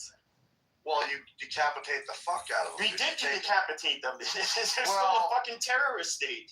Well, yes. That's probably always going to be it. And then anybody who replaces them, Pepe, it's probably going to be worse off anyway.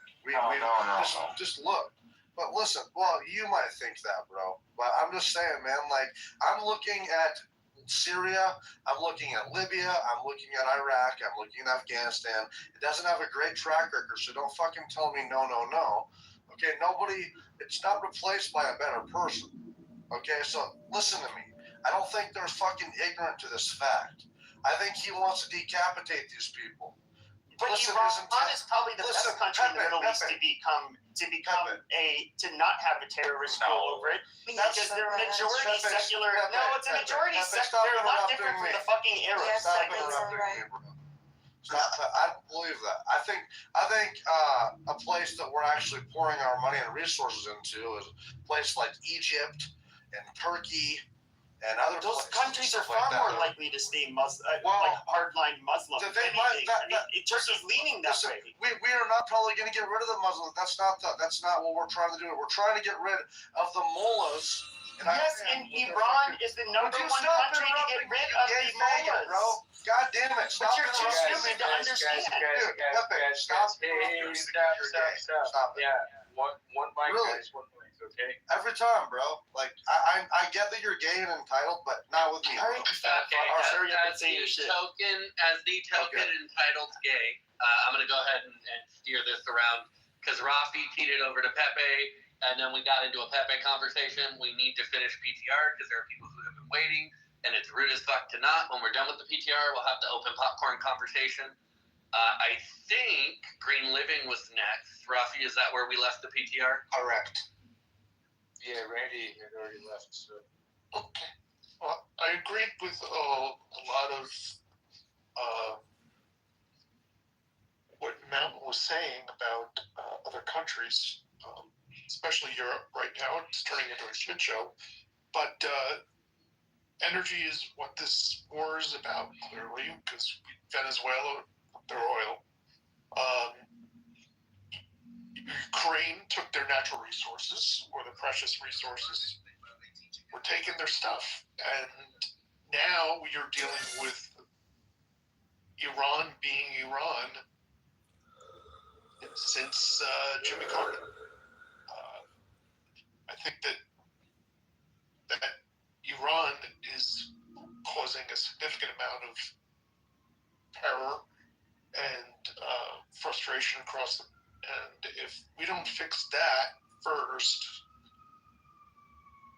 we don't fix anything. And to think that Israel isn't an ally when it's like one of the only democracies in the middle of the Middle East, and how do they rule there?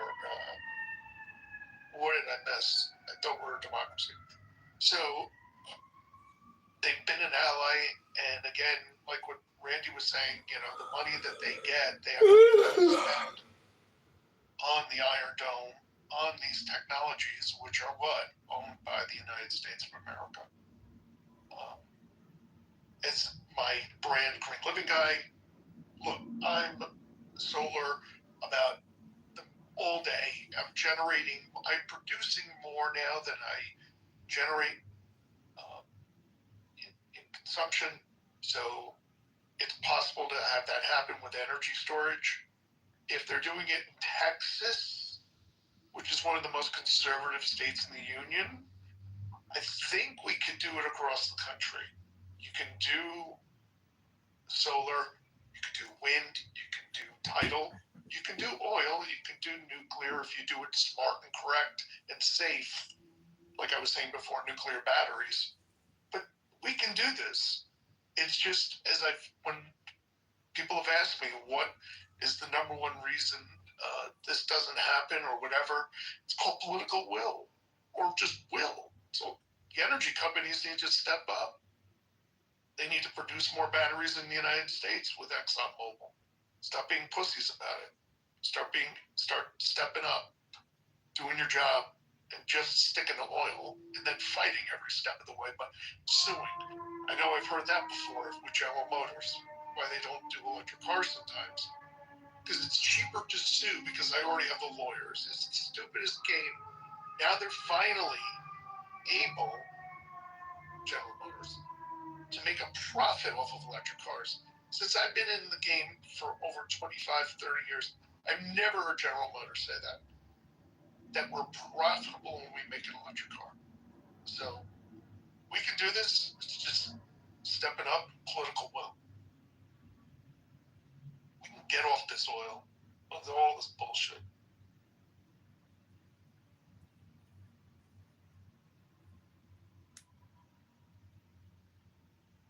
Thank you. Well, thank you. Let's go to Sam. Sam, how are you? Hey, how you doing? Hey, what's up, man? How you doing, dog? Yo, Mr. Mountain here. What do you think the long-term objectives are Iran for the U.S. are in Iran? You think we're just there to bomb some of their facilities, or what are you not getting? Do you want me to? Mountain, hold on. So Sam, your turn is to address the question at the top of the screen, not to pose other questions. We'll do an open popcorn a little bit later, but we're working our way through the PTR to get everyone's input on the actual title of the room. So if you want to address the title of the room, that'd be awesome. Yeah, okay. I mean, you can ask me. Well, let's go ahead and we're ready to go. Since Zach is not. Which allies? I mean, to the thing, like all the allies in Europe right now are mostly supporting us in Iran. So I guess dump Italy and Spain, and the rest keep. So, and also like going back, whoever was talking about their allies, like the title, what is not true about how little European nations are helping us. There's actually like a shit ton. Most of them are in Iran. So everyone who's not helping us right now, probably dump them.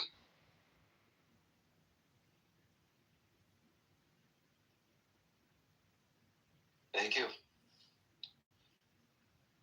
We got a new person on stage. Welcome. Ali? Yeah, hey, how you doing? Good. You with us? Yes, sir. It's your moment to shine. Go. Well, should we leave NATO? Yes and no. It's a matter of time and situation. Well, European were kind of ally for the US for years. But it's a kind of leash that US put into Russia. So you're controlling Russia by having European as part. What?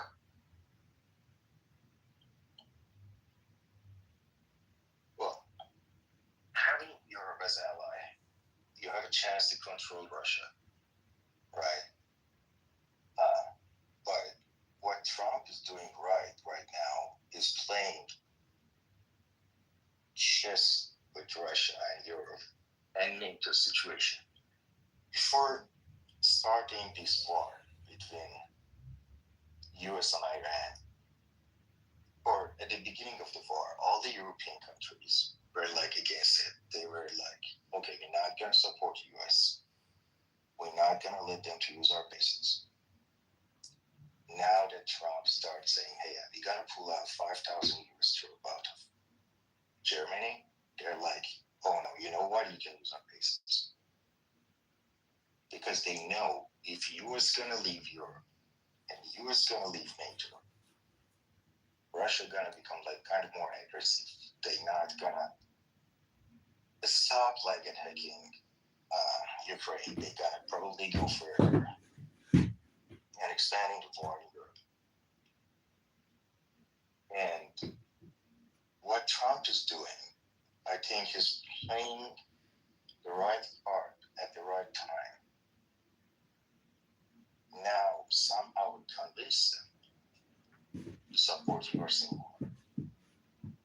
And you guys mentioned something about Turkey, right? Since I remember, Turkey was begging to become part of NATO. Well, not NATO. Like, they started begging to be a part of the European country. They were like, hey, please count me as a European country. After that, they become kind of NATO partner. And I've heard some conversation that you were saying that they've been buying military equipment from Russia. Yeah, that's true. Some Turkey, they started buying lots of defense systems from Russia, which Russia didn't like deliver what they had to. Instead of, I guess, selling was the name of that system. S-400 or something like that. They got the money for S-400 and they just passed S-300 or something like that, something weaker. And there is another thing that you guys were talking about, like Israel gonna attack Turkey next. I don't think so. Now, I'm not sure about that. Before the war between US and Iran, all the people, mostly Pakistanis, were claiming that the next target after Iran would be Pakistan, right? And it was all over the news. But since this war started, now Turkeys are like, the next target gonna be Turkey. What changed here? And if Israel gonna attack Turkey, US cannot support them. Why? Because US is part of NATO. But if US leaves NATO, then yeah, they can support Israel to attack Turkey. That's a different story. The same thing, based on the same rule that Europeans are claiming, like when September 11th happened. Well, the main rule of NATO is if one of the NATO countries attack other country, gonna like support that country, right? So when September 11th happened, European country helped US to attack Iraq. But one of the reasons that they are claiming right now is that they are not supporting US in the war with Iran is they were like, US started the war. So in the same way, if Israel's planning to attack Turkey, US has to leave NATO.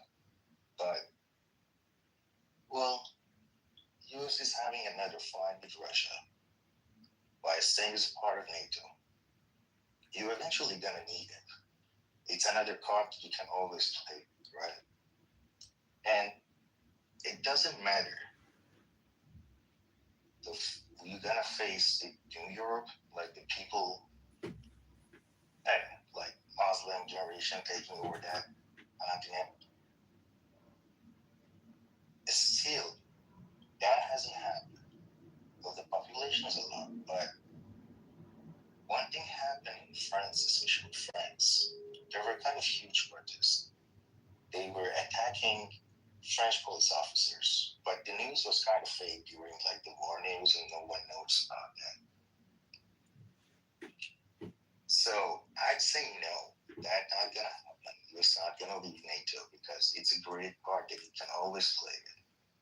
But instead, it's trying to make more allies in the Middle East, like UAE, Saudis, Kuwaitis. And if they can change something in Iran, they're gonna make another ally there.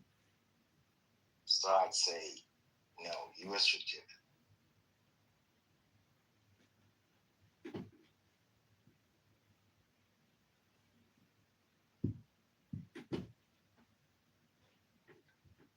You see, I actually want to hear somebody try to justify that keeping Europe and to keeping this NATO serves and justifies for US to keep spending the way that they're spending, and that it justifies US interests because US puts in the most and they get the least out of it. And that's what I'm confused. So, Rafi, I think that's the perfect point for us to end the PTR portion of the room. Go to the open discussion popcorn. What we're going to ask of everybody is to try to still be respectful. We're not going to be doing the one mic policy, but if anybody is screaming or interrupting over people, you will get moved down or you might get moved out. Everybody behave like adults who have some common sense. Hold a popcorn conversation like you're capable. And we can all start talking about what Rafi just asked. Anybody who wants to come up and join the popcorn can. We are not sticking to a PTR, so do not get butthurt if somebody is talking. If somebody is long-winded and you don't like it, the leave quietly button is fantastically available. And that's my announcement. Go ahead, Rafi. I forgot I didn't catch what you asked. I don't get it how US puts in the most. Can they get the most out of this whole NATO thing? And people are still justifying that US needs to be in it. What is the US interest? What is US gain from this? The geography is the most important, at least in my mind. The ability of the United States as a naval power to forward deploy assets around the world is a key, critical, like 1, 2, and 3 piece of how the United States maintains its ability to transfer shit, soldiers, material, and other things all around the world. Europe may be hard for us because they're not helping us right now, but they're basing and leasing agreements allow us to project power toward Russia, allow us to project power into the Middle East in the same way that our Middle Eastern infrastructure allows us to project power in the near term, but also project power in the far term toward China. When we had Bagram, which the Trump administration is looking at getting back, you were only 4 hours from overflight in China. So that is one very valuable piece the Europeans provide, no matter what their politics are. Okay, sure, for China, maybe, but in Russia case, who is Russia more of a threat to? The Europeans or Americans? In this case. The Europeans, but the Americans also have their tails between their legs. I'm not saying they don't. I'm saying the Americans have a strategic geographical interest in maintaining, basing, and leasing agreements in European countries because it allows us to do things like support Middle Eastern bases, which in turn support overflights into China. Right? It's all kind of like a waterfall. It's a lily pad strategy, so one supports the other. So they need to be on good terms with everybody to have that one base to work. I didn't say they needed to be on. China. I didn't say they needed to be on good terms. You asked, like, what do we get out of it? And I'm saying what we get out of it is that. That is up there with the most 1, 2, 3 important things that the Allies can provide us aside from, like, military and economic help, right? They provide us with this geographical place to support our other military deployments in a way that is very helpful for us and that we couldn't get back if rejected unless we took the land.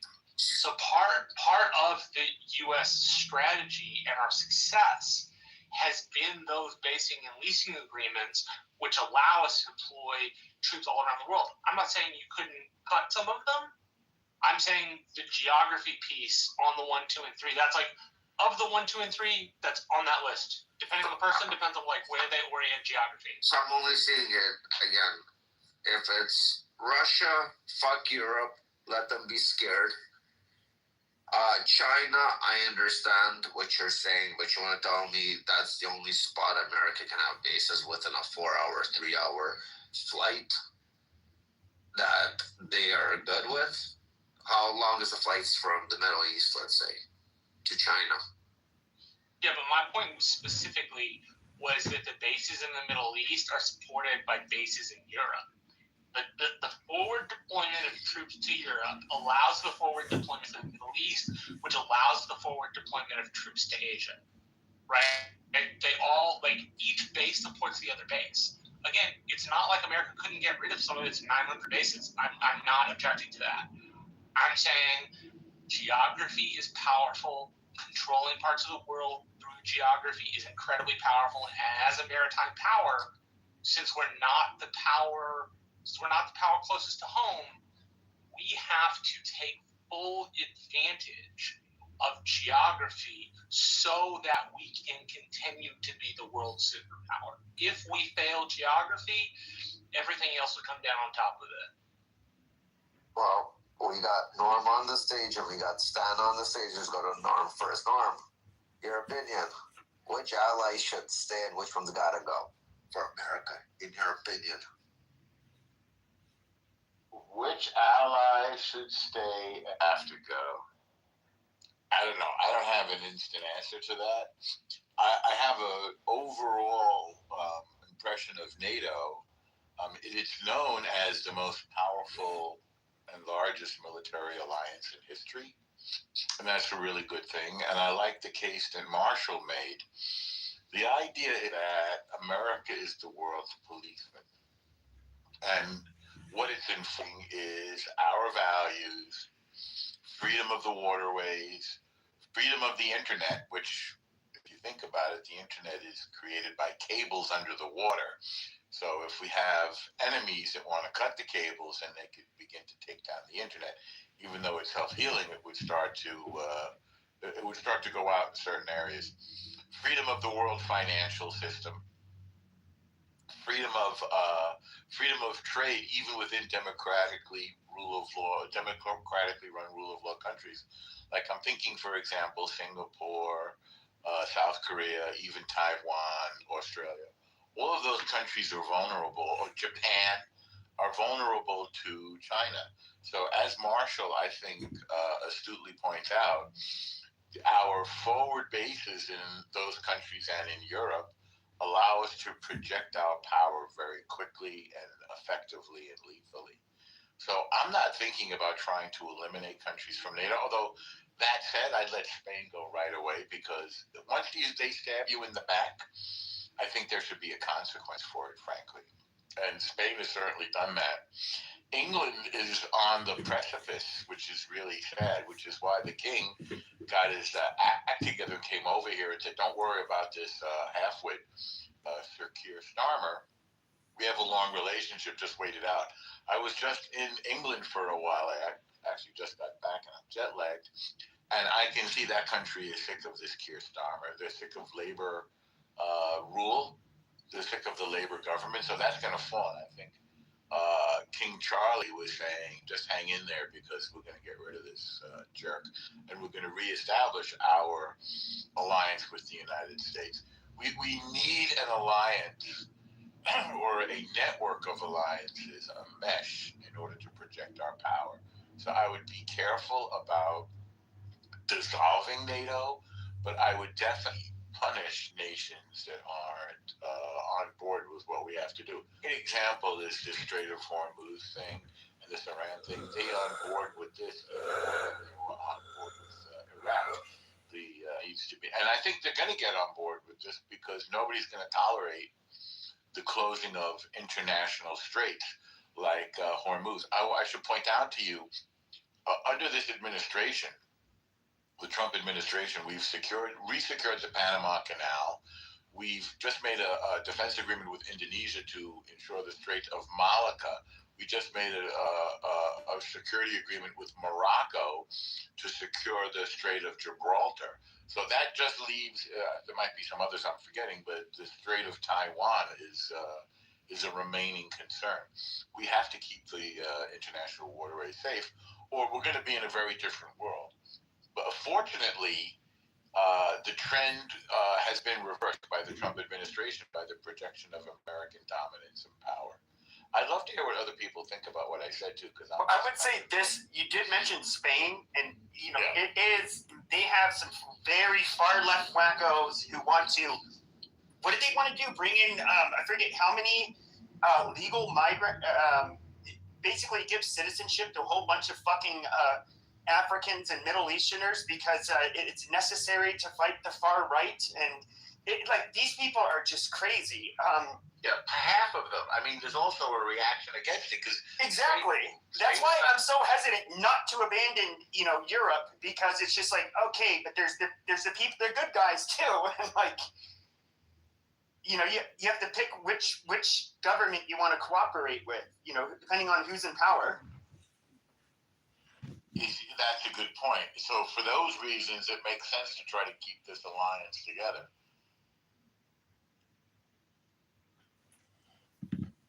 I checked LinkedIn about, and Australia is the number one allies in ranking number one.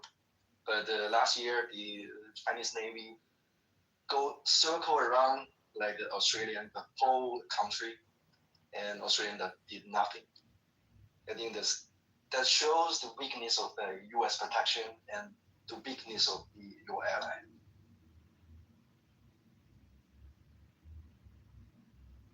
Yeah, but Russia plays games with the U.S. too. They're flying their jets in Alaska, close to the borders. They always fuck around. They flew their planes during the Ukrainian war close to other NATO borders. They always fuck around.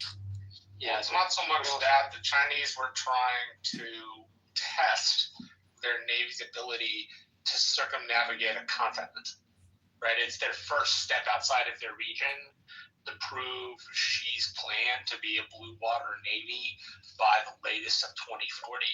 Blue water navy, for those who are unaware, refers to a naval force which can circumnavigate the globe in a fleet.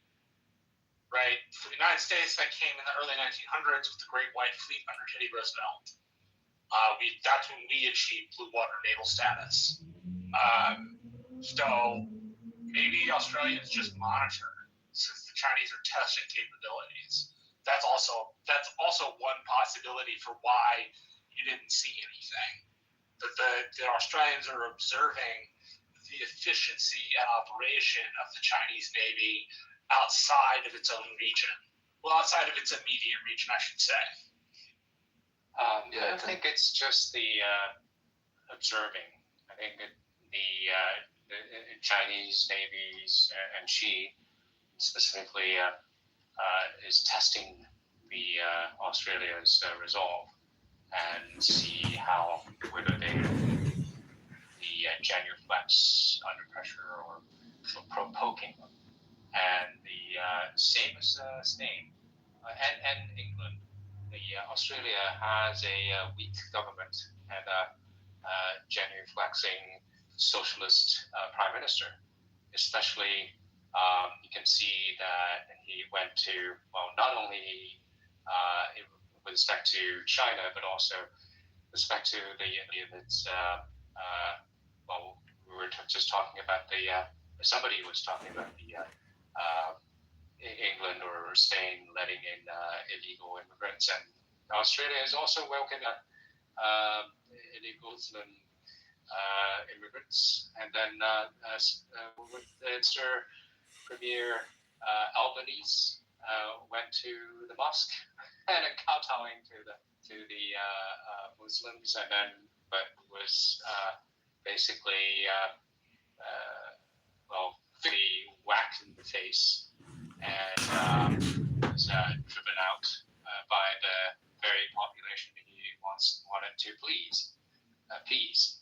And so there you have it, a socialist prime minister. What's funny about that? Same as the Spain. Spain has a very troublesome economy as well because of its socialistic policies, and it's making its economy, pushing its economy into the shithole, and they are trying to all sorts to seduce foreigners, immigrants to move there. But they're young. Youngs are fleeing the country because of the socialistic economic policies, and they're doubling down on the bankrupting policies. And so, I mean, I don't know when Spaniards are going to wake up. I'm done speaking. What's funny is they have the Pepe, base Pepe, 1 second. Open up the discussion about Father, I am reparations. headed So I'm out. a little I gotta bit go open my confused as to coffee what room for the night. So he's talking about, because Democrats specifically have opened up the conversation about reparations in the state of California. So let Pepe go. Pepe was going. Oh, we got the former congressional candidate government did down in the VIP section. You want to invite him up? He's always entertaining. All he has to do is unmute. A bunch of Jews on a beach. They ended up implementing this How fast did his campaign fall which apart? no longer exists. So what they immediately did is instead of addressing And by the the fucking way, problem, Dr. Adams, I was the biggest contributor to that campaign. I'd like to know what that money was spent on.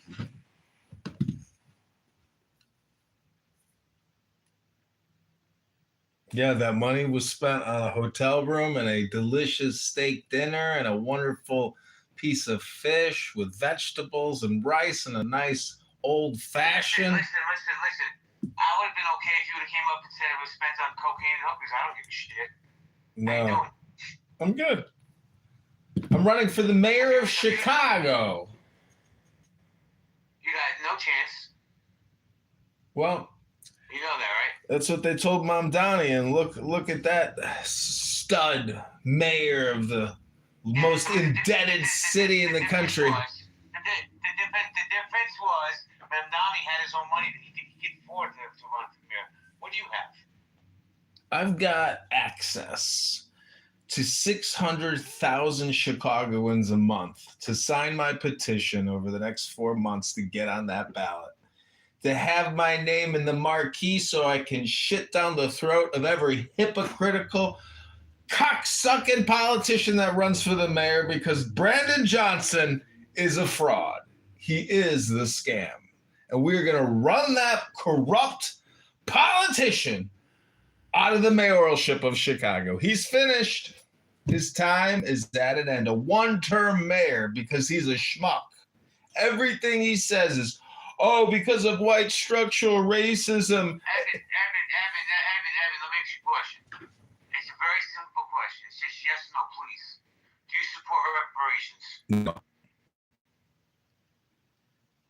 It's a black tax. It's a black slave tax. And no one alive now is impacted or remotely even connected to that situation. It's a historical event that resulted in 500,000 Americans dying during the Civil War. The tax has been paid.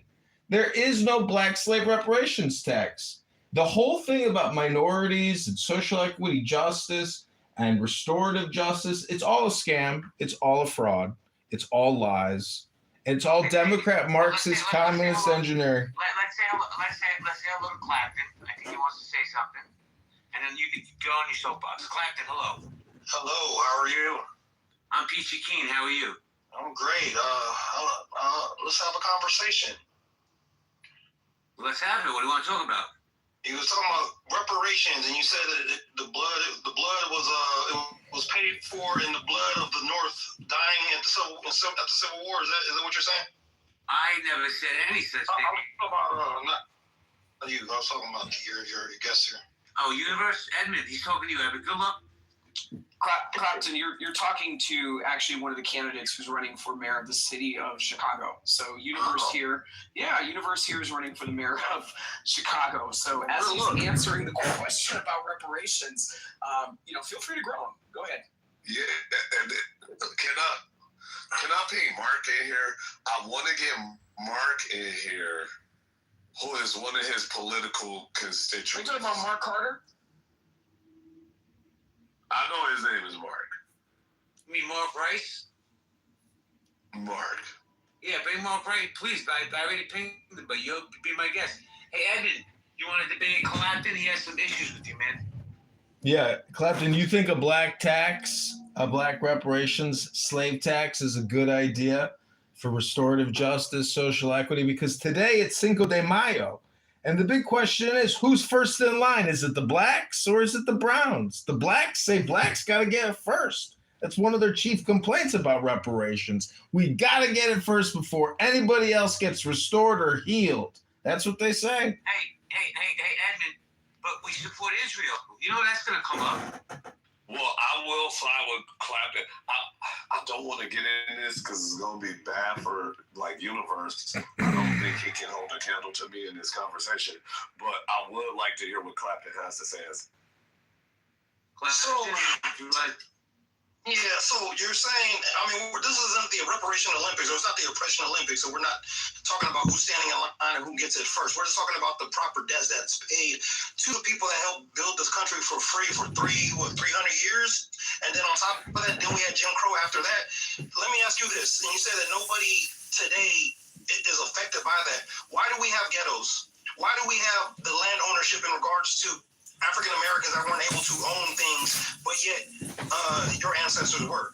You still benefit from the past. That's the point that we're trying to make. And maybe it's not the answer. Maybe reparations. We can't even afford reparations. I will probably agree if anybody has that stance. But to say that they're not owed anything, that's a crock of shit. I'll say that. But, Wait.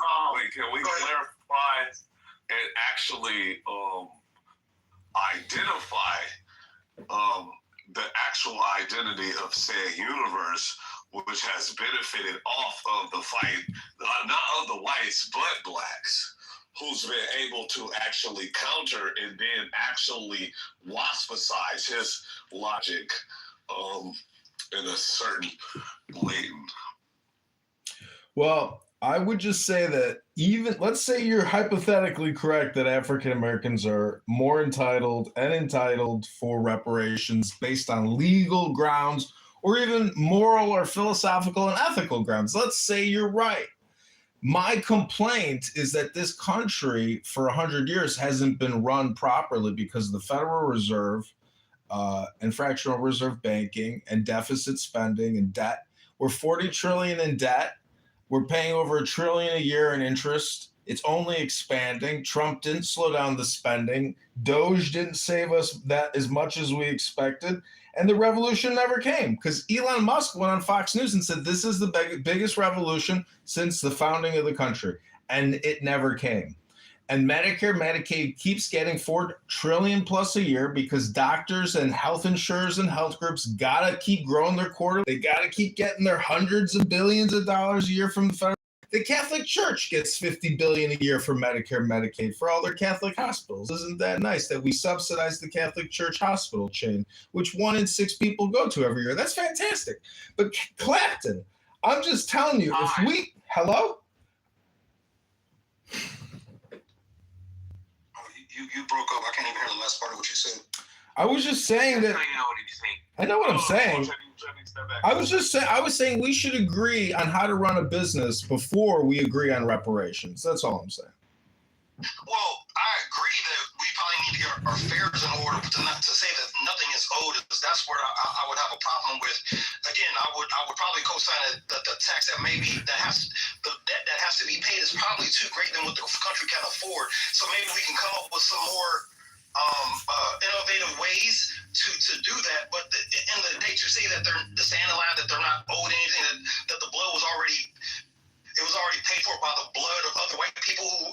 That's like saying that like if a person kidnaps someone and then is eventually like they're forced to release them. Let me ask you a question. If we can't afford the money, which we can't because this country's doing shit. I'm just being devil's advocate right now. Would you take free education, free healthcare for let's say the next 2 generations? Can I interject? Go ahead. Yeah. Because if we have an interjection, it's just respectably fair. If I said that, I would say yes and more. There's enough land, right? And there's called unincorporated land that is still unmarked. and So if we gave you South Dakota, would we? No. That's not unincorporated land. That's not unincorporated land, right? So that would have something to do with like villages, districts, and cities that are unoccupied. That's just sitting there rotting away. What are we doing with them, and why aren't they, productive? I do want to have to say this real quick, and Dr. Adams, who's supposed to shoot, let me just say this. Of all the crackers on this app, I've been the biggest. No, JB, I know. I get that. And it's all good. And like I said, we're still owed our 40 acres in the mule, but I don't want to create another reservation either, right? If we did, let's say, for instance, you gave us South Dakota, right? You gave the black South Dakota as reparations. Do you think that they're going to actually provide resources in that area, or is it going to create another reservation? Let's be honest with you. Let's be honest with each other, though. And like I said, I'm pro reparations, so we can figure out a plan that makes it fair, and let's see, don't start. I'm with that. But here's the problem: that 40 acres in the mule was granted by somebody that did not have the power to grant 40 acres in the mule. Right. Yeah, but they gave all the white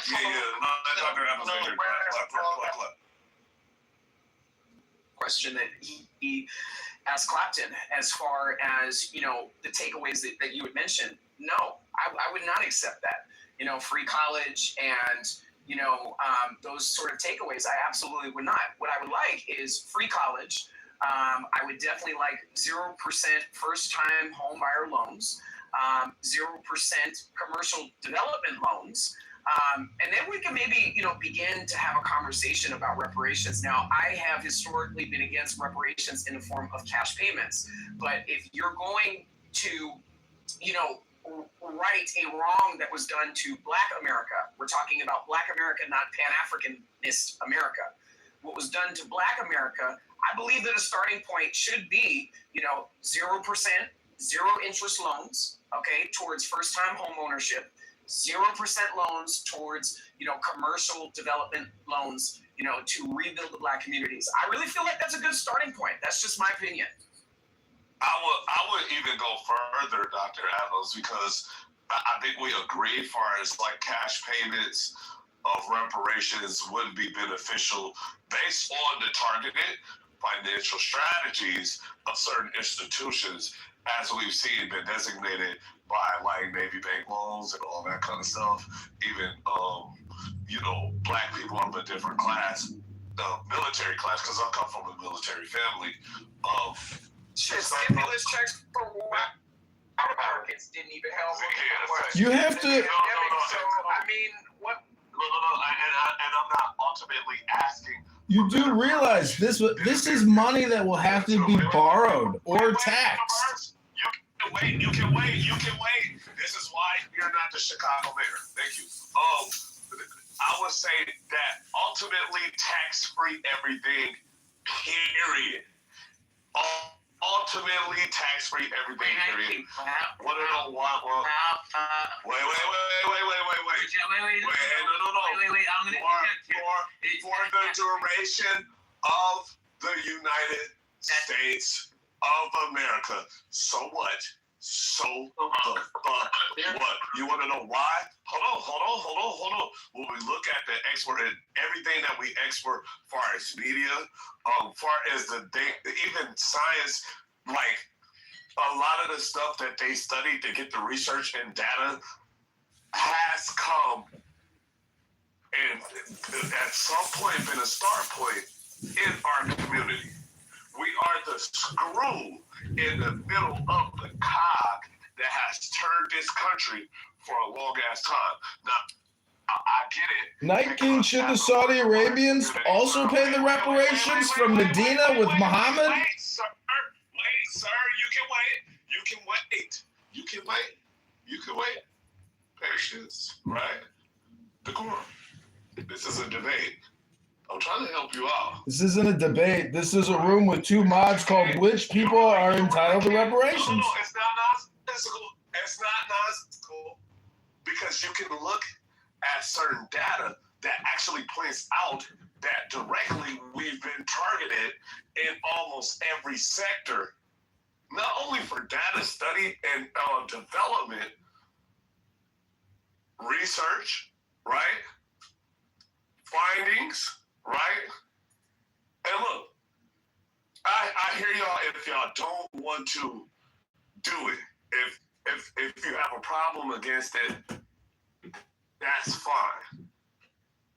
But I think far as how this country has operated since this community specifically has been responsible for lifting America's industries out of the recession and actually building a bridge. Okay, we get it, Nike. For other communities to leverage on.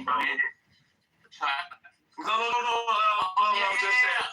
I'm giving you plenty of grace, bro. Let me answer the question. All right. I just wanted to land, bro. I was coming down. So wait, let me just say this. Let me make this announcement. All right, y'all got it. Y'all got it. So, thank you. Reparations, yay or nay? That's the poll. And the answers are absolutely over my dead body, but the Jews. So please vote the poll. All right, let's welcome Dave. Hold on, Mr. Clapton. I'll get you, I promise. What's up, Dave? What's shaking, man? I'm in the building. Welcome to the building. You want to jump in on the topic? What is the question truly asking? Like, entitled to which reparations? Like, because in some sense, like, reparations is just a claim on an incident, right? Are you asking about ethnic groups? Who do you ask? Do black people deserve reparations in America? Black Americans specifically.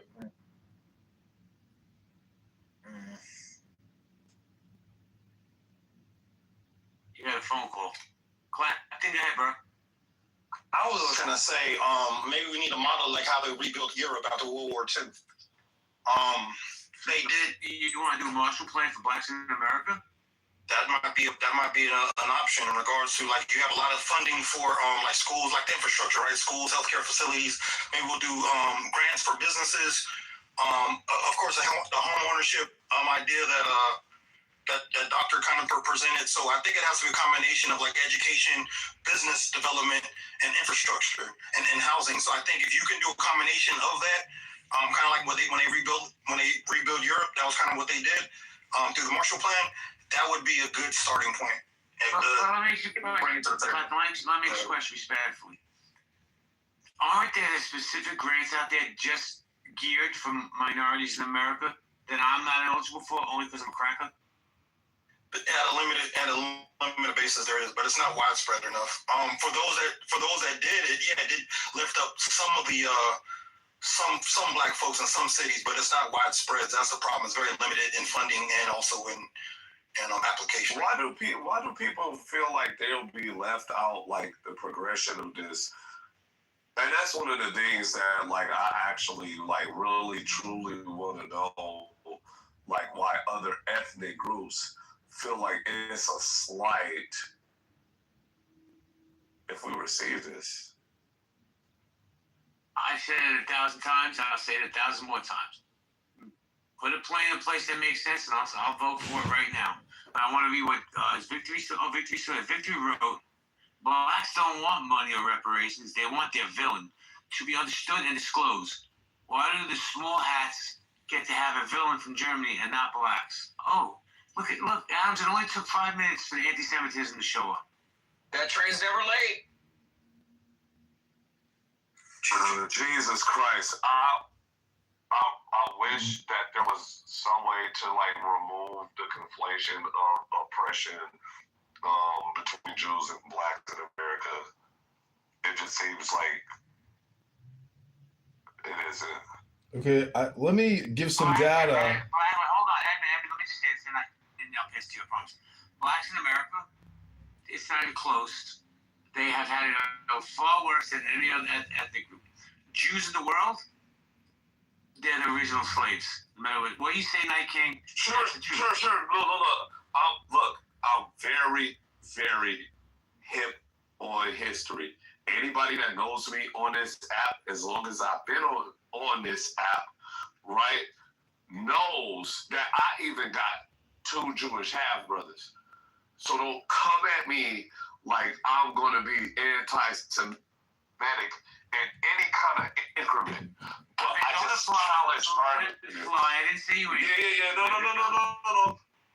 But I have to state that, though, because of the climate, right? And that's just not, I don't state that out of being hit. I state that out of respect for you. Okay, moderators, You know what I'm if you could put me in the queue after Night King is finished. No, you're good right now. Universe. Okay, I asked Grok, do Black Americans deserve reparations in America? If so, how much per Black American if proof of impact can be established? How much has each Jewish victim of the Holocaust received each year since 1945? This is Grok's response. No, not as a blanket national program. Feasibility issues dominate. Eligibility. Black Americans includes recent immigrants, proving specific impact from events 160 plus years ago across generations and funding via current taxpayers, many unrelated to slavery, make it impractical versus targeted aid or policy fixes. Holocaust reparations, direct survivors and heirs post 1945 genocide. Germany paid $90 billion plus total since 1950. Recent years, 4,600 average direct per current survivor for a total of 128,000 per survivor. Plus services amounts varied by program. Proposals for Black reparations range wildly from 100,000 to 5 million per person in local studies, unproven at scale. So if the Jews only got 100 billion, how much do you think the Blacks should get? 100 billion or a trillion? I mean, you tell us. Hello? Universe. Of course, you would ask Elon, but as I said, we couldn't afford it from a monetary standpoint. So that's why we were over here throwing out ideas that weren't payouts. Obviously, we couldn't afford it as a country because the debt is too large. Thank you, Clive. Yeah. Hold on a second. Oh, you good. Go ahead. Thank you, my friend. I just wanted to hear what Victory has to say because Victory seems to not like Jews too much. So, Victory, tell us your insight on this, please. I have no problem with Jews. I have a problem with Europeans using Judaism to justify their actions. But I do not have a problem with Jews. I don't know why that's being conflated or confused. For Zionism is not a religion. It's a political movement. Those are two different things, but I can see why you would need to use Judaism What's a Zionist to you? To bring back Israel of their image. Am I wrong or right? That's your opinion, my man. I mean, Herzl had his own definition. I'm sure you can look it up in the book. This is exactly what he wanted. Israel. There's nothing wrong with that. But I also support reparations in America. To an extent that we pretty much look like a clown to the world to bend over for Israel? How is that? How are we bending over for Israel? I'm just curious. Well, we slap around our allies more than we do to our adversary. Yeah, but are they really allies? Are they really having our back? Are they standing? Yeah. Are they fighting the fight with us? I'm just curious. Are you speaking about Europe, India? These are allies that we've been slapping around more than even China. I don't know. Once again, I'll ask you: have they stood toe to toe with us as allies, or are they wishy-washy in whichever way the wind is blowing? I'm just curious. Are you talking about the situation with Iran? Because that's not our ordeal. That was Israel's ordeal. No one had interest. The Strait of Hormuz was open before Israel attacked it. Am I right or wrong? Everyone had a free passage. No one had to pay $2 million to use it until we had to attack because somebody had a feeling they're going to develop nuclear weapons, even though the United States can't stop trying. Hey, Victory, here's my truth. And I'm not looking to argue with you. You're talented. Nothing I say in this app is going to change your opinion or your mind. But let me just say this. Fair enough. The war in Iran is one reason and one reason only. It has nothing to do with the Jews or Israel or the Israeli government. It has to do with oil. That's what it is. It's about controlling the oil, the flow of oil, and the price of oil throughout the world. That's a fact. Now, people want to find a boogeyman and say it's the Jews who let him or Israel who's let him down his path. Trump was going to go to war with Iran, whether Israel was involved or not. To be honest with you, I think Israel's stupid to get involved. He should have let Trump handle it because it's blowing up in his face right now. Well, like I said, I'm sorry, go ahead. I don't want to interrupt. I mean, I was going to say that I don't know if that's exactly true. I mean, it seems like Israel and their conflict with Iran, I mean, it's just a major problem. But I mean, I think that we've achieved incredible objectives and successfully accomplished a regime change in the real sense of the term, not just because there's still IRGC government and IRGC soldiers, et cetera, but we wiped out the Ayatollah. And respectfully, I don't give a fuck about the RGC. I give a fuck about paying $5 a gallon for gas. That's what I care about. Homeowners' heating bills are going through the roof. And you know what? Now this is going to be the norm. So when this war is over, the price is going to maintain at $5 a gallon. You know why? Because Trump wants it that way. This is all about oil, the control of oil. Nobody can tell me Trump has not given a specific good reason why we went to war with Iran. It's oil, bro. That's all it is. Well, I mean, Iran's proxy forces all around the world is an insidious, dangerous Islamic radical terrorist organization that needs to be counterchecked. I'm sorry, you got to pay the $5, and I agree. The heating bills are crazy. And this war is stopping these people from being terrorists around the world. From what I understand, they're still out there. I get it, but their Ayatollah supreme leader has been vaporized. That's a big accomplishment. Can I interject real quick? He was put his son on the seat. Hold on, go ahead, Victory. I wanted to add, we just replaced Ayatollah with a younger Ayatollah. And my next point was, how do you destroy someone's knowledge of building nuclear capabilities? You cannot destroy the knowledge. They'll just rebuild. Do we plan to go war with these people every 10 years? Is this the ideal way to set a precedent for our children's children?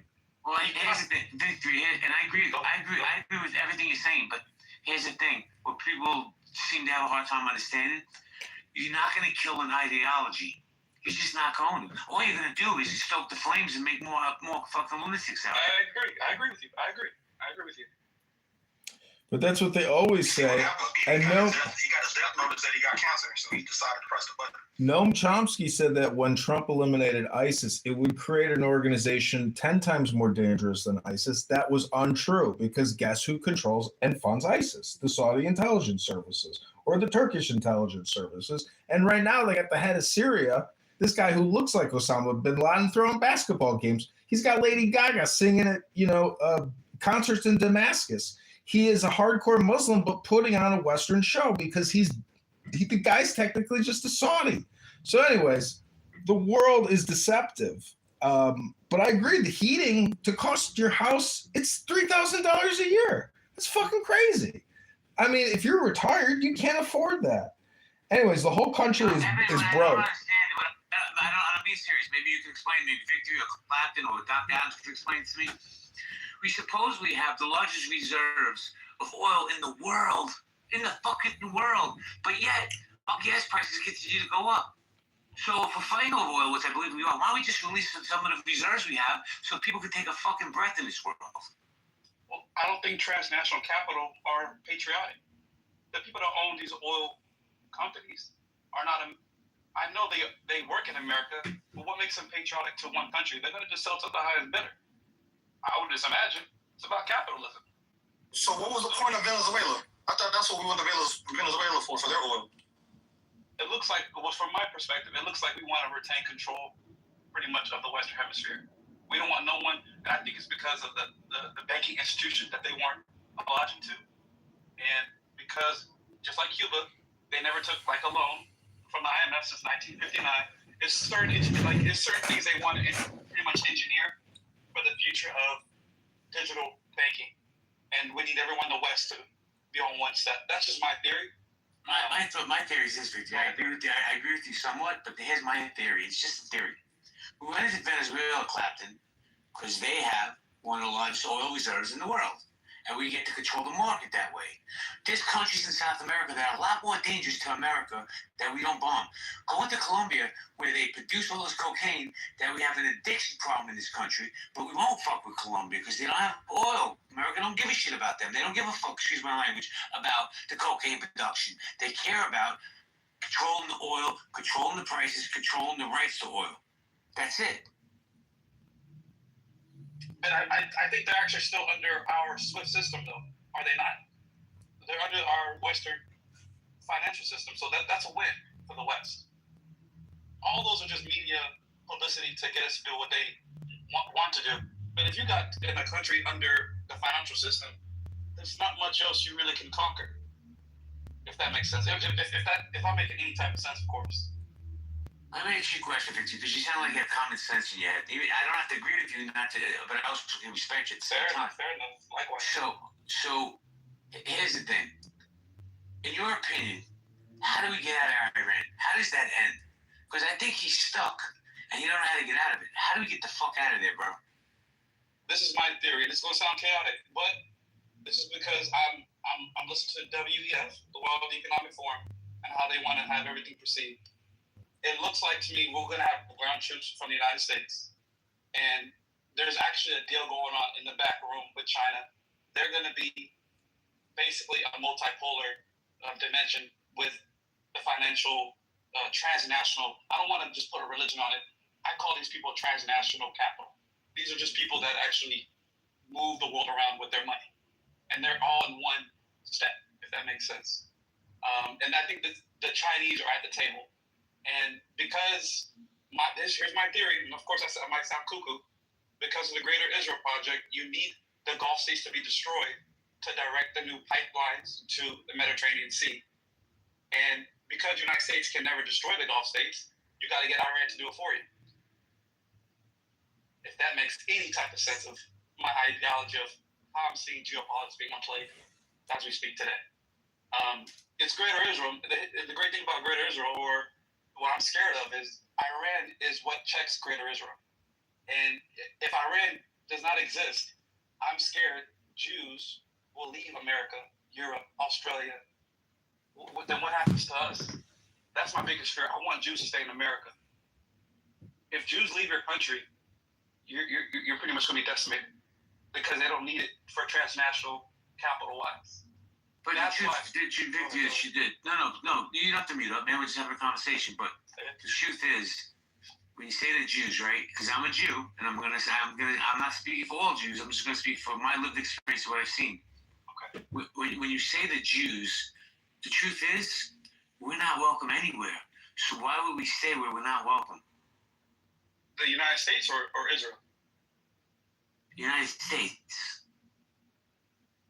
Well, I think, from my perspective, from transnational, because I look at the money more than anything else, I think Jews are being used to divide and conquer. That's why I perceive. Even for World War II, I think they were being used. I think Hitler was working for them. That's what I really believe, and that's the 1933 Havana Agreement. There was a deal. You think Hitler was working for the Jews and they hired him to kill themselves? I wouldn't say for the Jews. I say transnational capital. Don't put a religion on it. These people, I highly doubt they're religious. These people, talking about people that just read books and do nothing all day long. It's a couple billionaires that got a bad rep, but for the most part, all Jews are sitting there just trying to eat and live their best life. They're not interested in any of this shit. They got nothing to do with this shit. So why do you say all people? Because that's like me saying all black people are, pathetic. I did say that. That's what you just said. You used all or nothing statements with regards to Jews and conspiracy theories. Let me just make clear so I can just go mute. Transnational capital groups are using religion to uplift a certain group, to divide. This is what I believe. I don't think Jews that work at a shoe store or a grocery market are a problem. I believe there's wealthy men that are using division, and I don't think they're even religious remotely at all. They're just using that for media consumption or for us to bicker about. Well, how do you know they're not religious? I mean, how do you know? See, everything you're saying is speculative and pointless. And I asked Grok, what are the top 10 largest industries on Earth? Because JB seems to think that everything has to do with oil. But JB hasn't mentioned electric. He hasn't mentioned semiconductors, the automotive, the airline, the housing, the facilities and real estate. There's so many industries, big pharma. And if you've ever seen that movie Limitless with Robert De Niro, the focus of investment changes because it is cyclical, and investment changes based on what's in fashion. So JB's got the oil conspiracy. Victor, you got the transnational Jew conspiracy. Any other conspiracies? Who owns the gold? Fort Knox has not been audited. Who do you think has the gold? Transnational. And I'll never put a religion behind it. Okay, well, listen to this. These are the top 10 largest global industries by revenue for the past 1 year. Life and health insurance, that's at 6.1 trillion. Commercial real estate, 5.6 trillion. Pension funds, 4.5 trillion.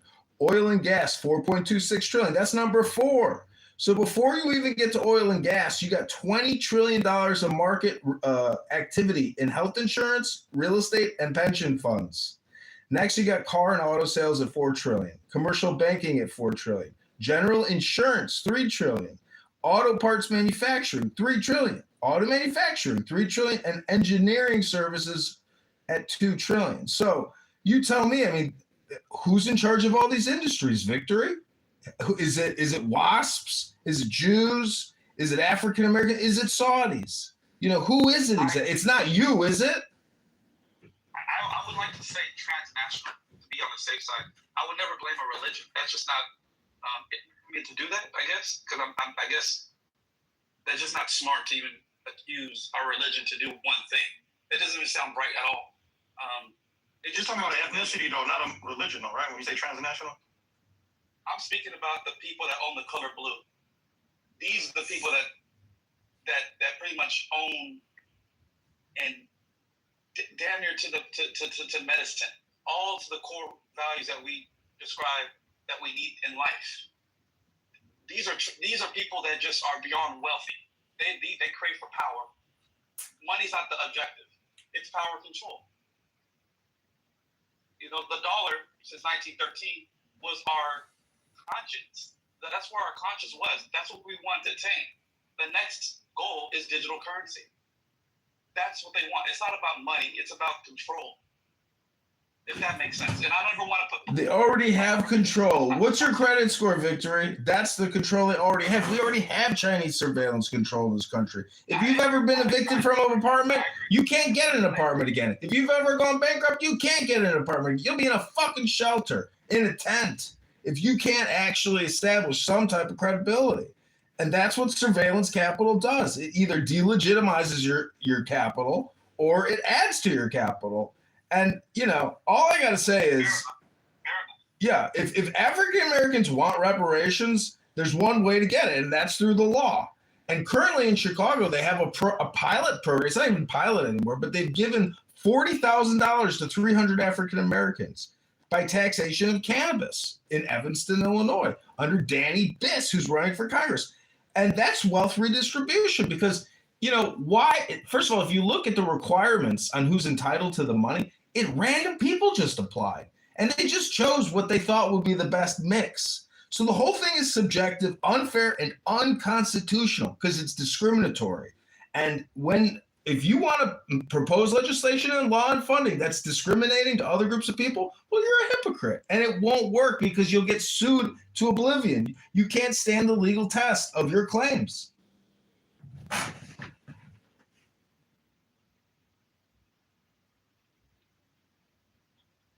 Well, it's discriminatory against who? White people? Against non-qualifiers because it deals with race and this subjective thing that you call, minority or racial discrimination. It's the same thing all around the country. All these DEI affirmative action things are getting sued by conservative think tanks who are saying this is discrimination. Well, let me ask you something, Universe. If you have a history of discrimination against racial groups, and you're trying to make it right, and because they were discriminated against because of the color of their skin, how do you make it right without you guys trying to do the reverse discrimination argument when you guys were the ones that were? And when I say you guys, I'm talking about the system or the mainstream or white folks. You guys are playing this victim card in regard to DEI or whatever these woke, quote unquote woke policies are anti-discriminatory against white folks, but they're not excluding white people. For white folks are the only ones that benefit from all of the policies in this country. So if we have something where we're trying to give a little piece of the pie to people that are not white, you guys are screaming discrimination. So you guys can hold up. So you guys can take the bigger piece of the pie again. So I'm just like, well, that's what the leftists say. That's just not true what you're saying. And when leftists call for progressive taxation and millionaire taxes so they can do wealth redistribution within the communities and not hire white people because they want community representation in the government, it's fucking hypocrisy. It's black supremacy. How the fuck can you not observe your own black supremacy and then call out white people for their supremacy, but yet be supremacists in what you're trying to achieve? It's ridiculous. Where in the system are black supreme?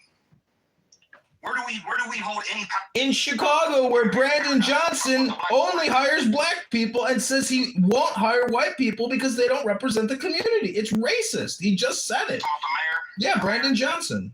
I mean, then that should be a legal basis. If you're talking about using the government to only hire black people, I actually agree with you. But we're talking about widespread discrimination in regards to the power structure, to regular jobs. Here's the problem. I got to balance in a minute, but let me just say this: most white people will never admit that systemic racism is a real thing in America. It is real, because you know why? It doesn't impact them. It doesn't affect them. So they're never going to embrace it and say, hey, you know what? We live in a fucking racist country. We do. But since it don't affect them, they don't feel it, they'll never admit it. Just my opinion. I get it. Because I would ask a white person any day, trade places with a black person, and they'll never take that deal. Try to get a job as a black person. Try to exist as a black person and say that it doesn't exist. Clapton, have you ever seen that movie from the 90s, White Man's Burden? Is that the one where the black man turns white or white man turns black or something? No, you should watch it. Okay. It's a pretty good movie. It takes place in Los Angeles in the 90s. Actually, a very, very powerful movie. You should definitely watch it. We have to go. We're going to close it up. We thank you guys for joining the room. GBA final thoughts? And it's my first room in a long time.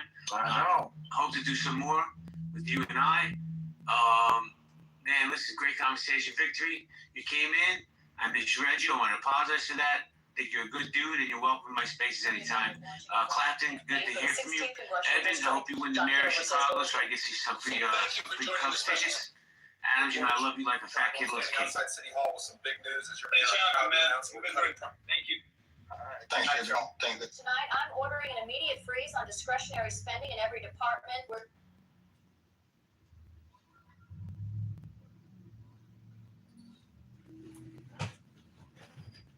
Okay, peace. If we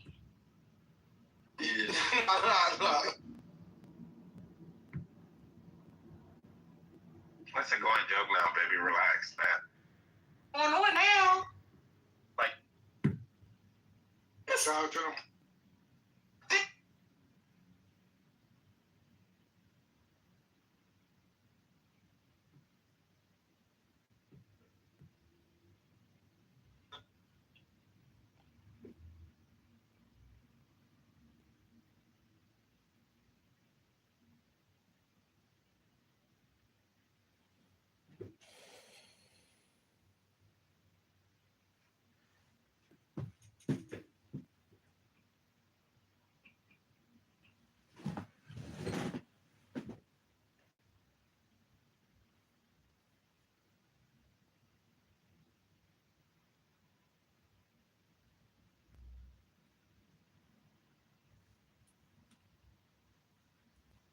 And so the way the plot goes is today. Fighting with Andrew about whether or not you can rape your wife seems to be something he's really obsessed about. Would it stop there? Would it be like, oh, he says it's okay to do it, and you say it's not? It's real bad. It really puts a not out our state, but it just the guys that initially paints over and makes fun of what happened, and it's not a joke. And people here are upset about it, and because of that, I mean, people didn't know that, you know, obviously for sexual stuff, I didn't know that, but right? And if he commits to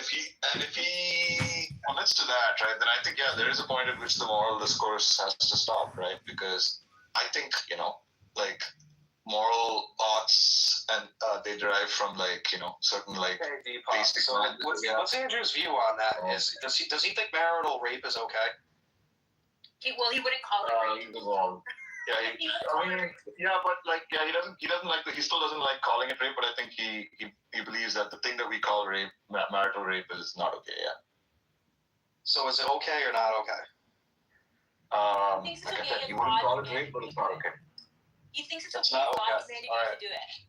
Yeah. No, that's not true, Deepak. He thinks it's okay if God commanded you to do it. But that's true of everything, right, in his view.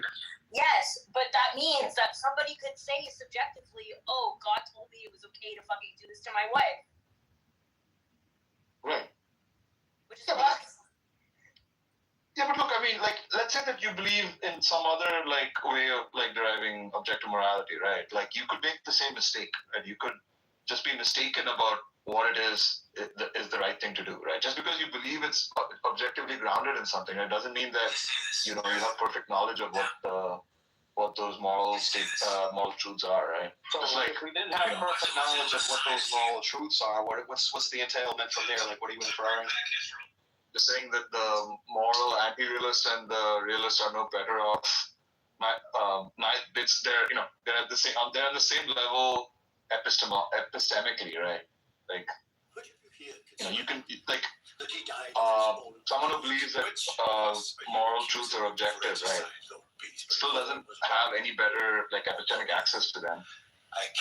Yeah, well, the point I'm trying to make is that you guys don't have any epistemic justification, not only for, like, the metaphysical claims, but the moral law claims that you make on the basis of, like, smuggling in some sort of, like, moral imperative when you guys communicate to Christians. And I just think that's epistemic trespassing because you don't have a foundation for it other than the Christian worldview itself. Or something like that's ancestral or something that's based on a tradition of some type in order to say that it's culturally wrong. That's what you're going to defer to, right? You're always going to do the Democratic Convention thing and get into moral relativism. And also, you're like the smaller community and group of people. So why won't we even listen to any of that moral imperative to begin with when we actually have a belief, a justified true belief, a foundation for something? It's like, yeah, bro, whatever. Do what I say. I don't care what you say. Doesn't make any sense. Yeah, so I think the reason, like, moral discourse is possible between people of different, like, meta-ethical views is because, like, our ethical views might still coincide, right? Like, I might not agree with you on what the grounding for morality is, right? But I might still believe that there are, like, a common set of principles, right? Like, I have a set of principles, and I observe that you seem to have a similar set. So where we disagree is, like, how they apply or what the trade-offs are, or, like, what is it that in fact, like, let's say we both agree that in general, like, you just don't have a foundation for your worldview because it just narrows down to, like, survival mechanisms or, like, an I don't know. You can't just put that in a survival mechanism because now truth and objectivity is illusionary at that point. So it's like, well, why is that wrong? Because I don't base it on, like, survivability or something, right? Like, I believe that, like, so what would it be? My preferences? Is it my preferences? Because it's not my set of preferences. Okay, we're back at this. We're back here again, but it's stances, not preferences. But you could call it preferences. It is preferences, right? You have your set of preferences, and I have mine. And I also have my preferences are to follow myself, though, and my own self metrics that I make up for myself because I just made it up. I follow metrics and, you know, history and tradition and ancestry and, you know, what our ancestors thought God was in an ancient form and all that stuff. And it's survived over 2,000 years of scrutiny, set up hospitals and universities and contributed a lot to, like, the Western world. It's the foundation of the Western world and probably some of the laws that we have today, even though some secularists like to debate that. But they don't have a foundation or an explanation at all for their worldview, and they just don't know where this stuff comes from, because that's what it reduces to. So the difference is I actually have an explanation for where these things come from, even though you might think it's ridiculous because, let's just say, you know, we love us some magic sky daddy that loves some sacrifice and blood. That's why, you know, I mean, at least I'm trying to be funny, man, you know? You're right, yeah. I mean, look, I don't know, like, do you want me to, like, is there, like, something, like, is there a question there? Like, I don't know, we started, like, with meta-ethics, then we, like, there's something about, like, hospitals and sky daddies, like, I don't know what to say, man. Like, I have, like, a meta-ethical view and a separate set of views on, like, ethics, right? Which means, like, what are the principles that we should follow? Like, however those principles are grounded. Right? And I think I could agree or disagree with, like, Christians and Muslims and, I don't know, Baha'i and Hindus about those things. And we can come to some sort of, like, you know, like agreement on what the entailments of those principles are. But if, like, I'm going to, like, disagree with somebody about, like, what those bedrock principles are, then there's just no, I mean, there's no further discussion to be had. Like, so for example, right, like, there's some... taking of human life and treating people with dignity seems to be, like, a thing that's happened throughout history.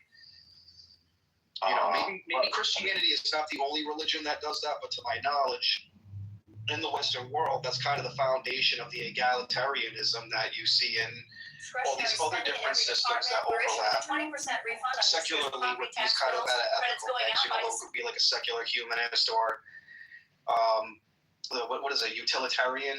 You know, all that stuff. Are you one of those?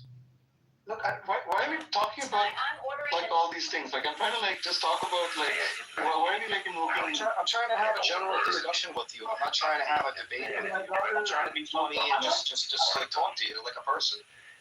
I mean, we don't have to have a debate, but we could stick to one thing, right? Like, I'm just saying, like, I was going to give an example of, like, where I think, like, moral discourse is actually impossible. It's, one is with, like, people who are, like, genuinely psychopaths, right? People who don't seem to have anything we'd recognize as a moral principle whatsoever, right? Like, they don't value the ability I'm just like, is that because a trait that they lack is like an empathetic one? Not really empathy. They just don't have any sort of moral compunctions about others whatsoever. The only concerns they have are their own, like, well-being and, you know, like, I mean, there's very few people who are like this, I think, who are truly like this, but the ones who are like that, right, all we can really do is, like, lock them up. You know? We can't actually, like, argue with them and do what is right or what is wrong. So that's where I, like, people that we so, like, oppose to in any of these decisions, whether it be, like, we can actually talk to you or a psychopath or whatever. Like, what do you do with them? Do you just not coexist with them? It doesn't make any sense. The conversation has to be clear somehow. The conversation is about everything else, it's not God, like, whether or not we are grasping that. Or put the fire to like, why does it have to be about religion? Why can't it be about the problem itself? Like, if people with, like, entirely different value systems than yours are not, like, harming you or people you care about or anybody else, then, like, you could let them, you could coexist, right? Thank you for doing this. You know, their values or their desires, like, lead them to take actions that are, like, conflicting with yours, right? Like, the only thing you can do is oppose them, you know? You made your that's true. Cool, but where's the video? You're not out there, like, going, oh, like, Christianity is a dangerous worldview. People shouldn't believe it. Like, are you into that kind of stuff? Not wholesale, because I do actually think there's a lot of values in Christianity that I think I agree with, right? But yeah, I do actually oppose a lot of the values of, like, fundamentalist Christianity. I mean, again, like the crazy ones that are going to tell you that you're going to burn it out. I mean, I'm not even concerned about those, because those don't have, like, impacts, like your view of, like, what happens to people after they die isn't going to necessarily impact my ability or other people's ability to live in this life, right? But, like, people who say that, like, I don't know, like, gays should be stoned, right? You know, all these other, like, societal values. Well, let's be clear here, right? So, like, obviously, you as an atheist are going to vote for your value set to influence, like, whatever laws or whatever legislation is going to be, correct? Not really as an atheist. There are atheists who think gays should be stoned as well, you know? So, I'm just asking you, you think you should be allowed to take your value set and vote on the basis of your value set, correct? I get it. Yeah. Yeah. So what? Even if a Christian did think that there was gays, for an example, with the same value on a subjective basis, because it's both subjective purely under your worldview, then why wouldn't they be allowed? Even if that is ridiculous and stupid, why shouldn't they be able to vote on the basis of that value system when you can't? You can vote on it, yeah. I just vote against them and try to persuade everyone else. That's actually a funny one. Hey, Deepak, we're gonna take you out in the back and stone you to death. Hey. We can all try to go by the evidence on your end, so I can make do a any study. song. Homosexuality, how You found my channel. I'm not gonna ask you. Not just say, oh, it's subjective, so just toss a coin and just, you don't have to do that. It's not like once there's no God, then everything Tonight, goes I'm up. ordering an immediate freeze on discretionary spending in every department. We're issuing a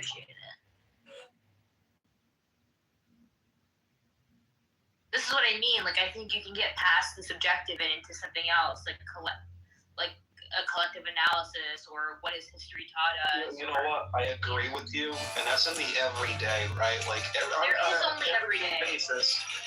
You're gonna walk down the street. You're probably gonna walk by a couple of people.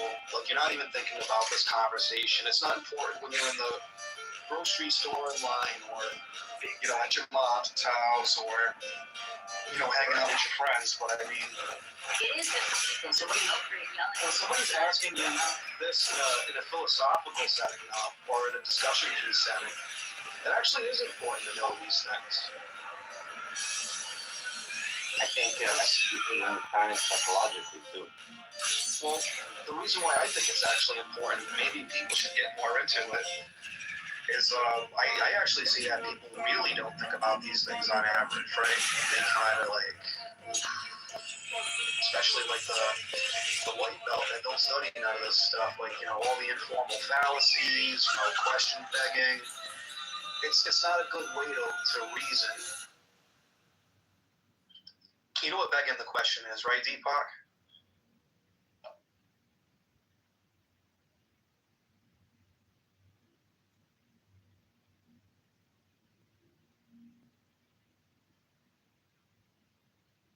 I don't.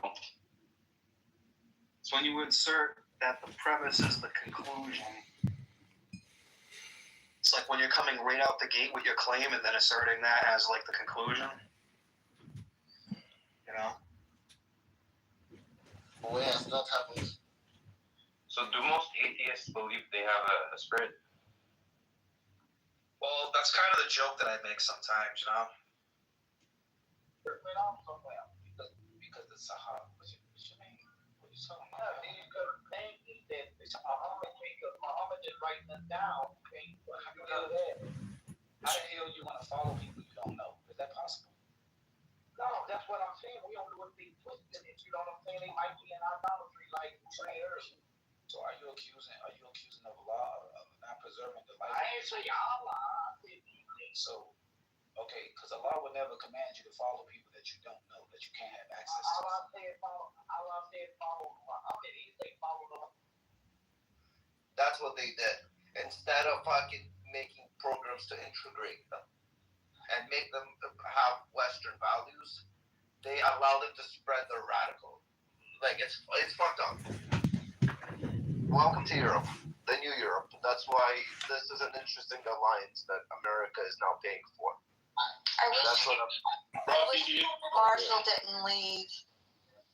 He just spewed emotions and left. Yeah. Well, I mean, I wanted to let him finish, but I just looked it up. The U.S. gives $14 billion to NATO countries just for humanitarian aid, not impoverished countries, selective, small, struggling economy countries. $14 billion. So how much does those NATO countries give to the U.S.? Wait, KK, was that tongue in cheek when you said you wanted to allow Marshall to finish? Those countries. No. From what I said. Oh my God. You are so married to an Asian. Oh my God. You know what they do? Those countries. You're so submissive. Hold on, Rich. They bring in a bunch of scum that don't share the same values, Western values that America has, and America protects them while their country gets infiltrated from within. Robbing. To keep that ideology safe. They want to keep that ideology safe. But the U.S. wanted to keep this ideology safe more than everybody. Like under Obama Obama. doesn't drink this. The U.S. doesn't drink Under Obama? Are you fucking serious? Wait up. You can't be not taking responsibility for your own actions as, you're a being. And then just hope that, if shit hits the fan, that America is going to be there again. When you could have made sure that it didn't happen. You could have done something. Yeah, and I think, well, first of all, these are sovereign countries. I think we can do what we can. But it's awfully hard. Like, we have somebody, and this is where it is America's fault. We had this piece of fucking shit DEI hire. He's the first black president. The second coming of fucking Christ, with the name Obama. Oh my God. Or Barack Hussein Obama. And then literally, it's like, oh my God, everything, heaven's gonna come to earth. It's just, no, it was a bunch of bullshit. But then we saw look at how much the culture changed under Obama's presidency. We went from being fairly normal country, not that torn apart racially, any of that stuff. But it's just like when we are the least racist country, all of a sudden is at the forefront of everything. Race. We need to talk about sex, homophobia, Islamophobia, sexism, all of this fucking shit. Non-fucking stop. And this motherfucker, like, he embraced the welcome. And of course, this motherfucker literally spent part of his childhood in a madrasa. I mean, this guy, he's a fucking piece of shit. And, here we are. It's just like, oh, why are we here? Because of America? Why? Because a bunch of fucking brain-dead, stupid fucking Americans saw that they got this guy with black skin. And what's more significant than voting for somebody based on their policies, they voted for him because it was so symbolic to have our first black president. And I remember, just like watching his fucking his debates. He wasn't a poor debater. He wasn't a good debater either. But watching even like we had infomercials where it was like every fucking whether it was local broadcast, television, cable, they had this, like, they would allocate like an hour to him, and I remember watching it and just seeing like, okay, you're pointing to the struggles of everyday Americans. Amazing. I mean, okay. So how are you going to fix it? He never said how he was going to fix it.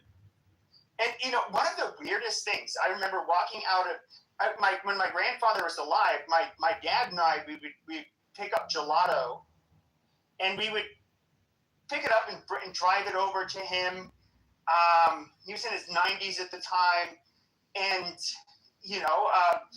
but there was a coffee shop next door, and it was Children for Obama. This is back in like 2008 or so, and I was just thinking, like, why are kids painting pictures of Obama? Like, this is like some cult like shit. This is weird. But they were doing it, and I don't know. Why are we so accepting of this bullshit? It became fashionably cool to be anti-American, and let me guess, that is Rich, of course. Of course. It became fashionably cool to be anti-American and like basically pro-Islamic, pro-black, anything that undercuts America. Yeah, Evan, do you remember Obama's fucking speech talking about Islam is the big part of America, and it's always been. Have you ever heard that one? No, he actually said that. He actually fucking said that. He actually said that. Go YouTube it. Your mind is slow. That's funny because even as he didn't say listen to me. He didn't say the big part of America. He said it's always been. Yeah, that is bullshit. That's like saying like a big part of America has always been Catholic. You know, as somebody who was born and raised Catholic. No, we weren't. We were fucking Anglo-Ross. One second. We got new people on the stage. We got Paul and Castro. Paul, welcome. You with us? Obama was literally the worst fucking president of this nation. There's Jimmy Carter. There's it's questionable. 1 second. I'm trying to go to the people. Paul, you with us? 3, 2, 1. I'm just listening. Oh, you're just listening. Got it. Castro, you with us? I know Paul. He's been on here for years. School got it. Castro, what do you think of the title? Complaining about American allies. Who's got American allies? Well, Europe is a piece of shit. Most of Europe, they don't have the balls to defend America while America needed the most. And America defended Europe for years and years, but Europe failed to help America when America needed help. And Europe don't realize without America, they are nothing. They cannot even protect themselves. I promise you, in World War III, when that happens, if America don't have the euro back, Europe gonna be gone like very soon. They don't have any power. All of their power is from American bases in that country. Who can take out Europe? I'm just curious. Europe has a lot of enemies. Like as soon as America come out of NATO, it's gonna be Russia wants that. China will step in. Yeah, but Europe can clean Russia's clock. This is not even debated.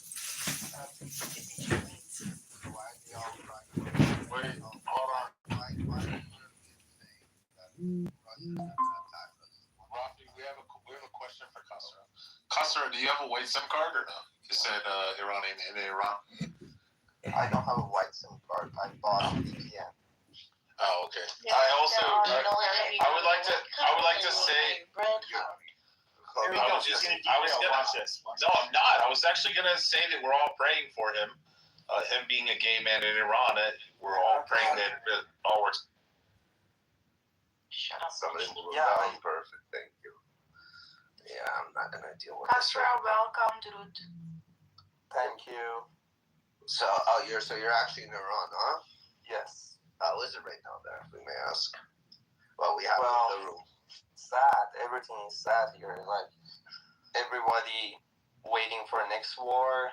Everybody trying to have hope, but it's just not that much of hope. Can I ask you a very blunt question? Like, we saw your guys' uprising. Is it okay if I ask you about the uprising and then what's happening now? Okay. All right. We saw the uprising. Now look, I hear a lot of people, they're critical of the Iranians saying they have no balls. They won't revolt. But okay, come on. You revolt. You know, you guys don't have guns. You could be shot on the street. Like if they find out who you are, they'll hang an influential person just to make an example for everybody else. And if you're nobody, they'll still hang you. Right now in streets, there's a checkpoints by RGC. They stop your car, they search your car, and if they feel the need, they're gonna search your phone. They searched my phone a couple of times. Like every time I'm coming out of house, I have to delete my Instagram. I have to delete all of my search histories, because if they find out that I'm supporting revolution or Reza Pahlavi, they will arrest me and possibly kill me. I guess what I was asking. So in January you had the very ballsy. You had the protest. then of course they massacred a bunch of the people there, you know, on the streets and hung a lot of them. And of course, the U.S. was not, and Israel were not able to like really attack Iran until a couple of months later. And Yes. I know right now you guys in Iran are being told like don't act now. It's not the time. Just wait until we tell you it's time. So it's not that in and of itself shows it's not cowardice. You guys are being told to stand by.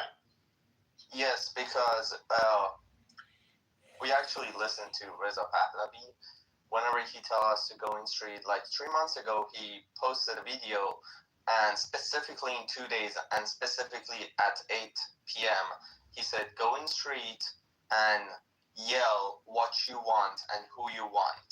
We went in street, and they opened fire at us. They killed roughly 30 to 40,000 people in only 2 days, which is the biggest in the world. Like any other country ever done that. Not even Soviet Union ever done that. Do you guys feel let down because of that?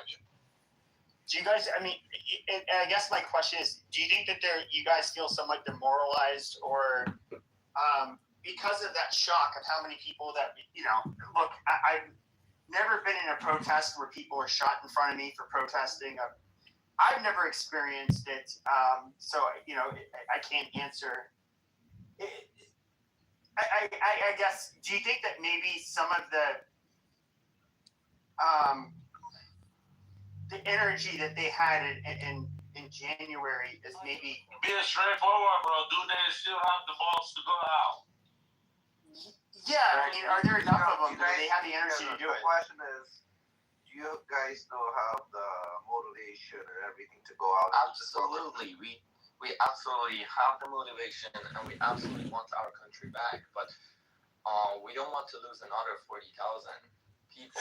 So there are lots of conversations that are also fucking sad to see that many amazing Tonight, young I'm people ordering an immediate dying freeze just on because they discretionary. want their country free.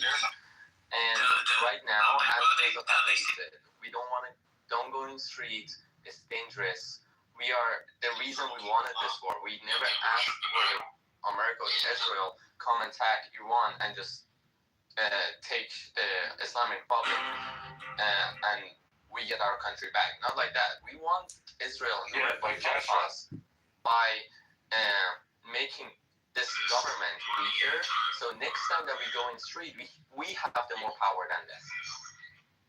Yeah, but Kesha, do you realize what you said is not going to happen and is inevitable?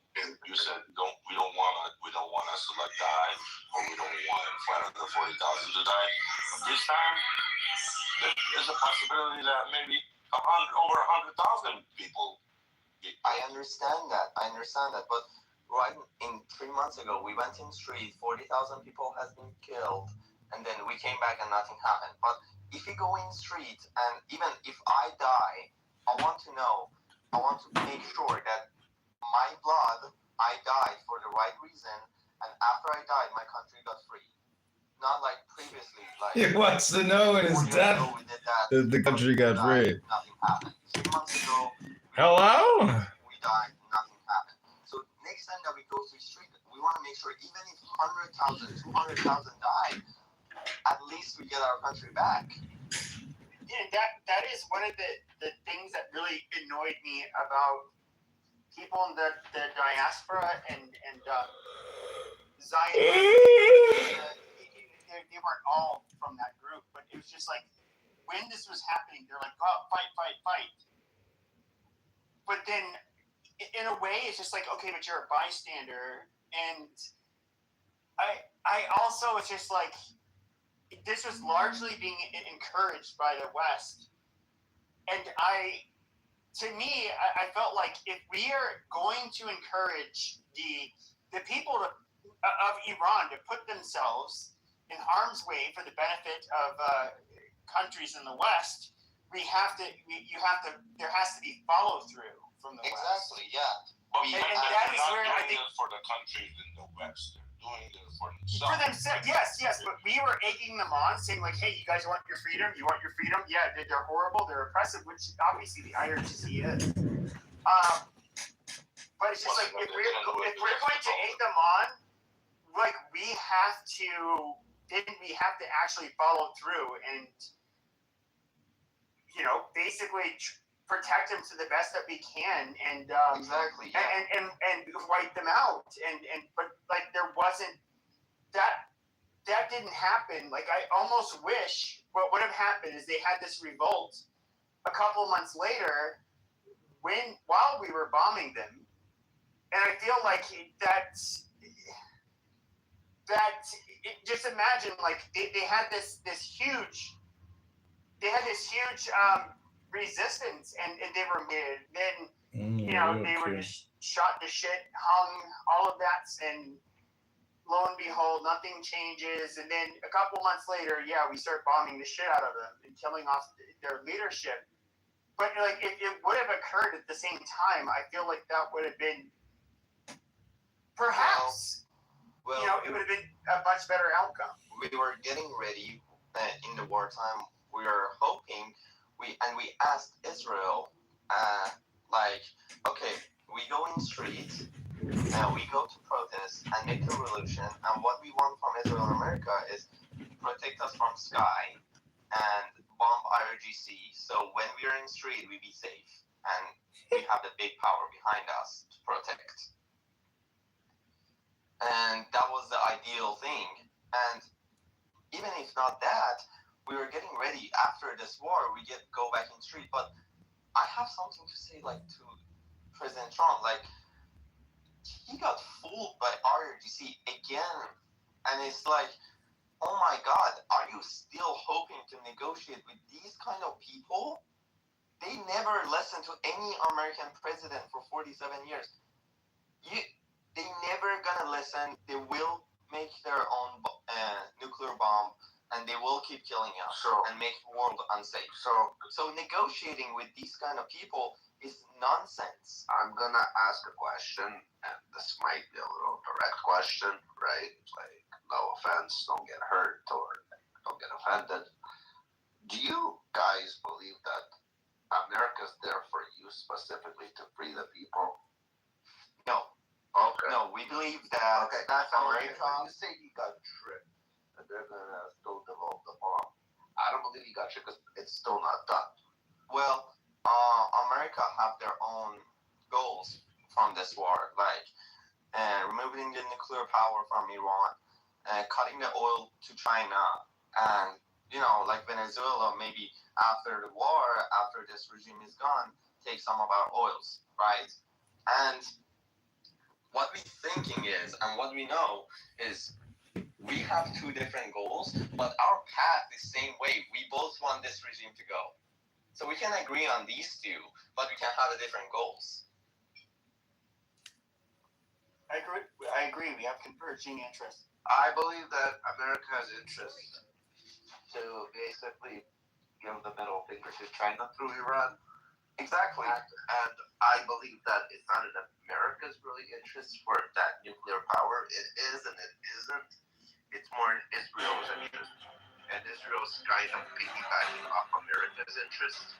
And between those two countries, while they're operating within your country, you guys themselves take back your country. Now the question is, you guys have them. Is your morale high right now? Are you guys ready to take your country back? That we understand. We need to see America and Israel helping us, or we try, we never wanted this. So at the first of protest, we never wanted this war to happen. What we wanted is our own military stand up for our own people. Why did German soldiers force the government? So we asked our own military, hey, help us. We are Iranians. Your duty is helping us, not this regime. You're the military of Iran, not ours. That's not what happened. That's a lie. What is a lie? the fact of the protesting, you were literally protesting against the government and the military at large, and it was the military that targeted. No. He's talking about there's the regular military and there's the IRGC. So they want the regular military. Yeah. The regular military. But these are decentralized units. I get that, and I no. But that's it. I understand how the Iranian fucking military works. Like you're not telling me something I don't know. They were IRGC.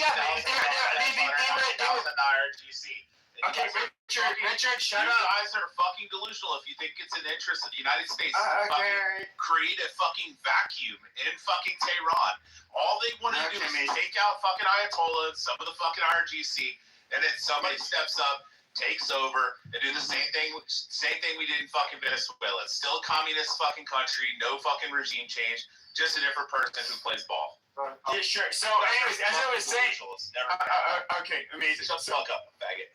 As what I was saying, like, no, they want the military, the non-IRGC, to basically to stand up against the IRGC. That is the optimal goal. That's like you saying. I mean, that's what happens in the previous revolution.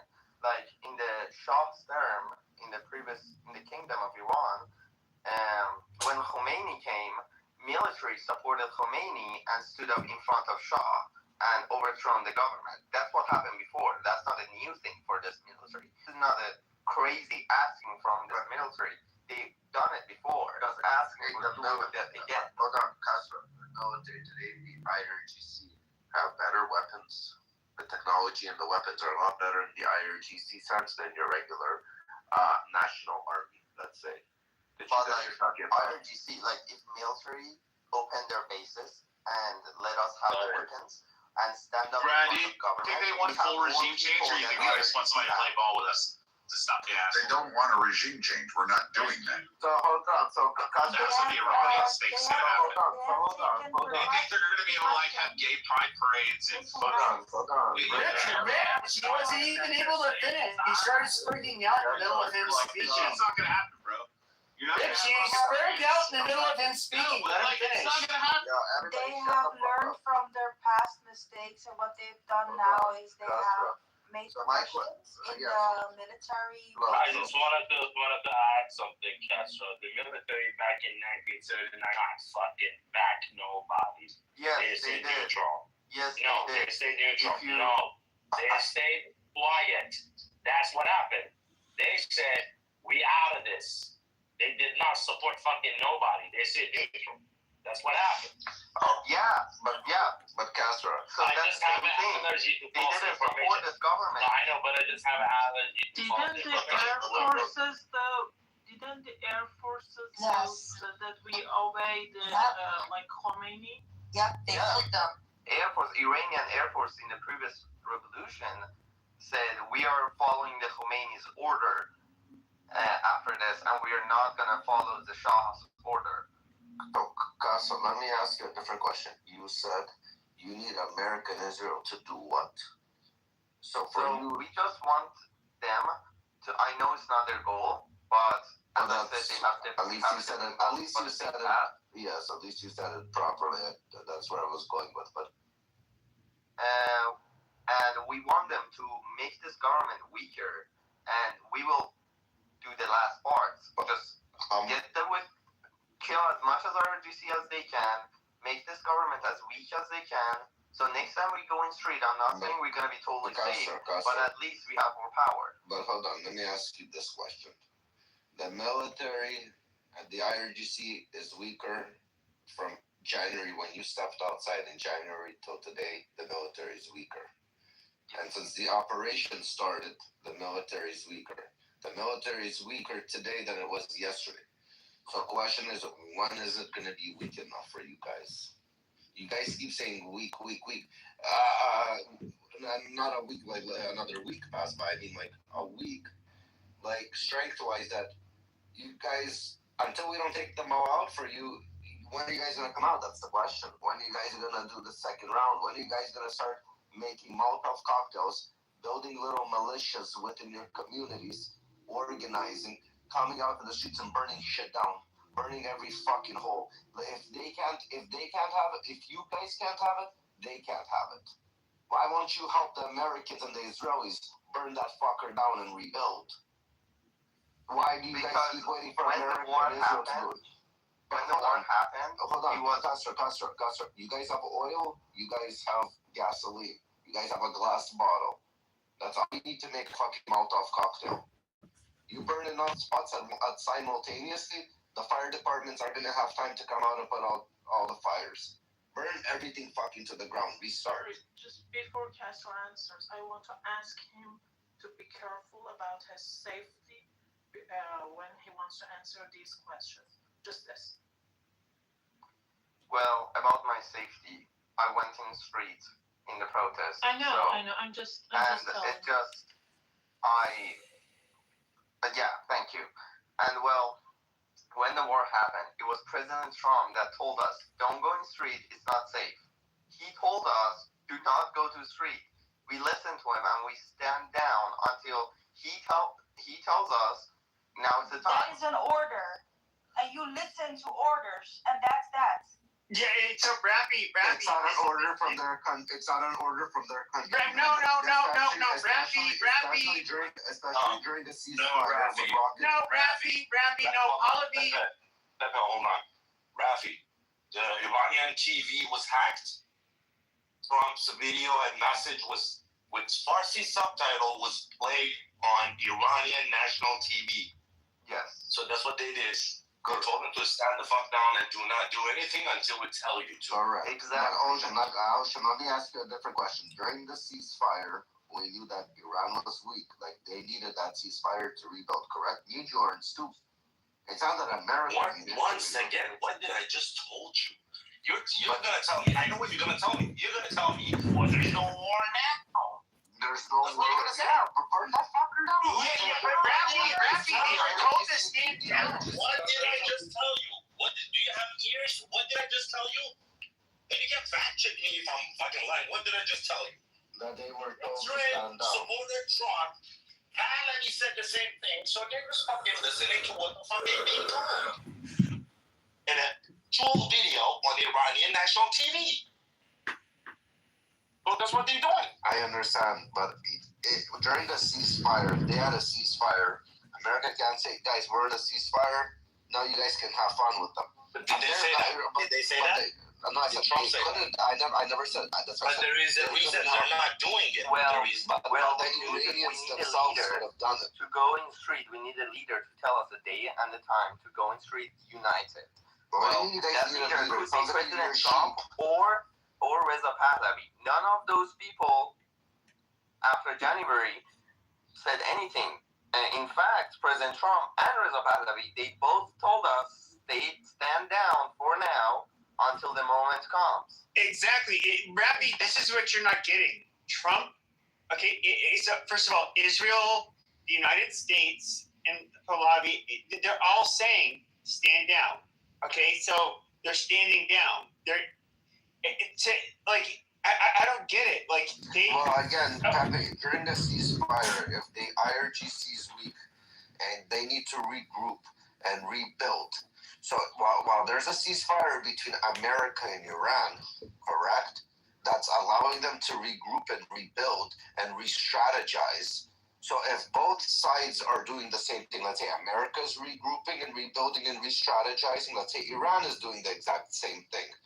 If the Iranian people themselves weren't told to do so by America or Pahlavi, and realistically during a ceasefire, America couldn't have told them to do it. They should have said to themselves, why during the time America's going to be regrouping, re-strategizing, we won't give the IRGC that opportunity because now we're going to distract them and fucking keep them on their toes. Rafi. Because they're not the ones orchestrating all of this. Because if it's a ceasefire and America would have said that to the Iranian people, that's not really a ceasefire. The Iranian people should have came to that conclusion themselves. Rafi, let me dumb this down for you. Your parent and your uncle are next to you. You got to fight with somebody. Right? You got into a fight with somebody. Then your parents, your mom and your dad and your freaking uncle tell you to back the fuck up. and you're a 10-year-old fucking child. Back the fuck up. The other person that you fucking having a fight with is a fucking 16-year-old, bigger than you, stronger than you, right? They pick your parents. They're always gonna be bigger and stronger. Back the fuck up. What would you do? Would you back the fuck down? No, I would wait for my parents to turn around. I would wait for my parents to turn around, and I would use a fucking stick across. Motherfucker, your parents have control over you. In Iran, we need to be united. I cannot go in the street and tell all of Iran to come out. We need a leader to tell us that. I understand. That's what leaders are for, Rafi. That's what I know what leaders are. You step number one. You follow orders. That's step number one. Yeah, I just don't exactly like this revolution is like a military structure that our commander telling us to do something and we will do it. But if you're in the American military and your sergeant telling you not to do this, are you going to do this? No. So we are waiting for our leader to tell us when to go in street This is again. not Venezuela. Please don't forget, this is not fucking Venezuela, what we're talking about. Hey, by the way, do you think that the son of the Ayatollah is dead or He's 100%. I think he's dead because there's no way. Like, imagine a guy, leader of Iran, and we never saw his picture after he became a leader. We never heard his voice. We didn't see any videos of him, and they just told us he's injured and he only writing stuff, like write on a piece of paper, and his orders are in the piece of paper. So if you go to pull to refresh the screen, and you look at my picture, this is the mural that Iran did, I guess a week ago or so, and his picture was on top of Soleimani's picture, which Soleimani was dead and I saw that picture. The government said it was a mistake. Oh, really? Oh, shit.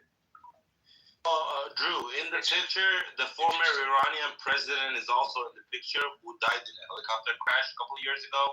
It has nothing to do with this war as well. So and that was not U.S. or Israel. So I'm not sure if that picture is actually. So, does anybody know where that mural's been painted? Has any Iranians verified that that is true? That they have seen it? Seen what?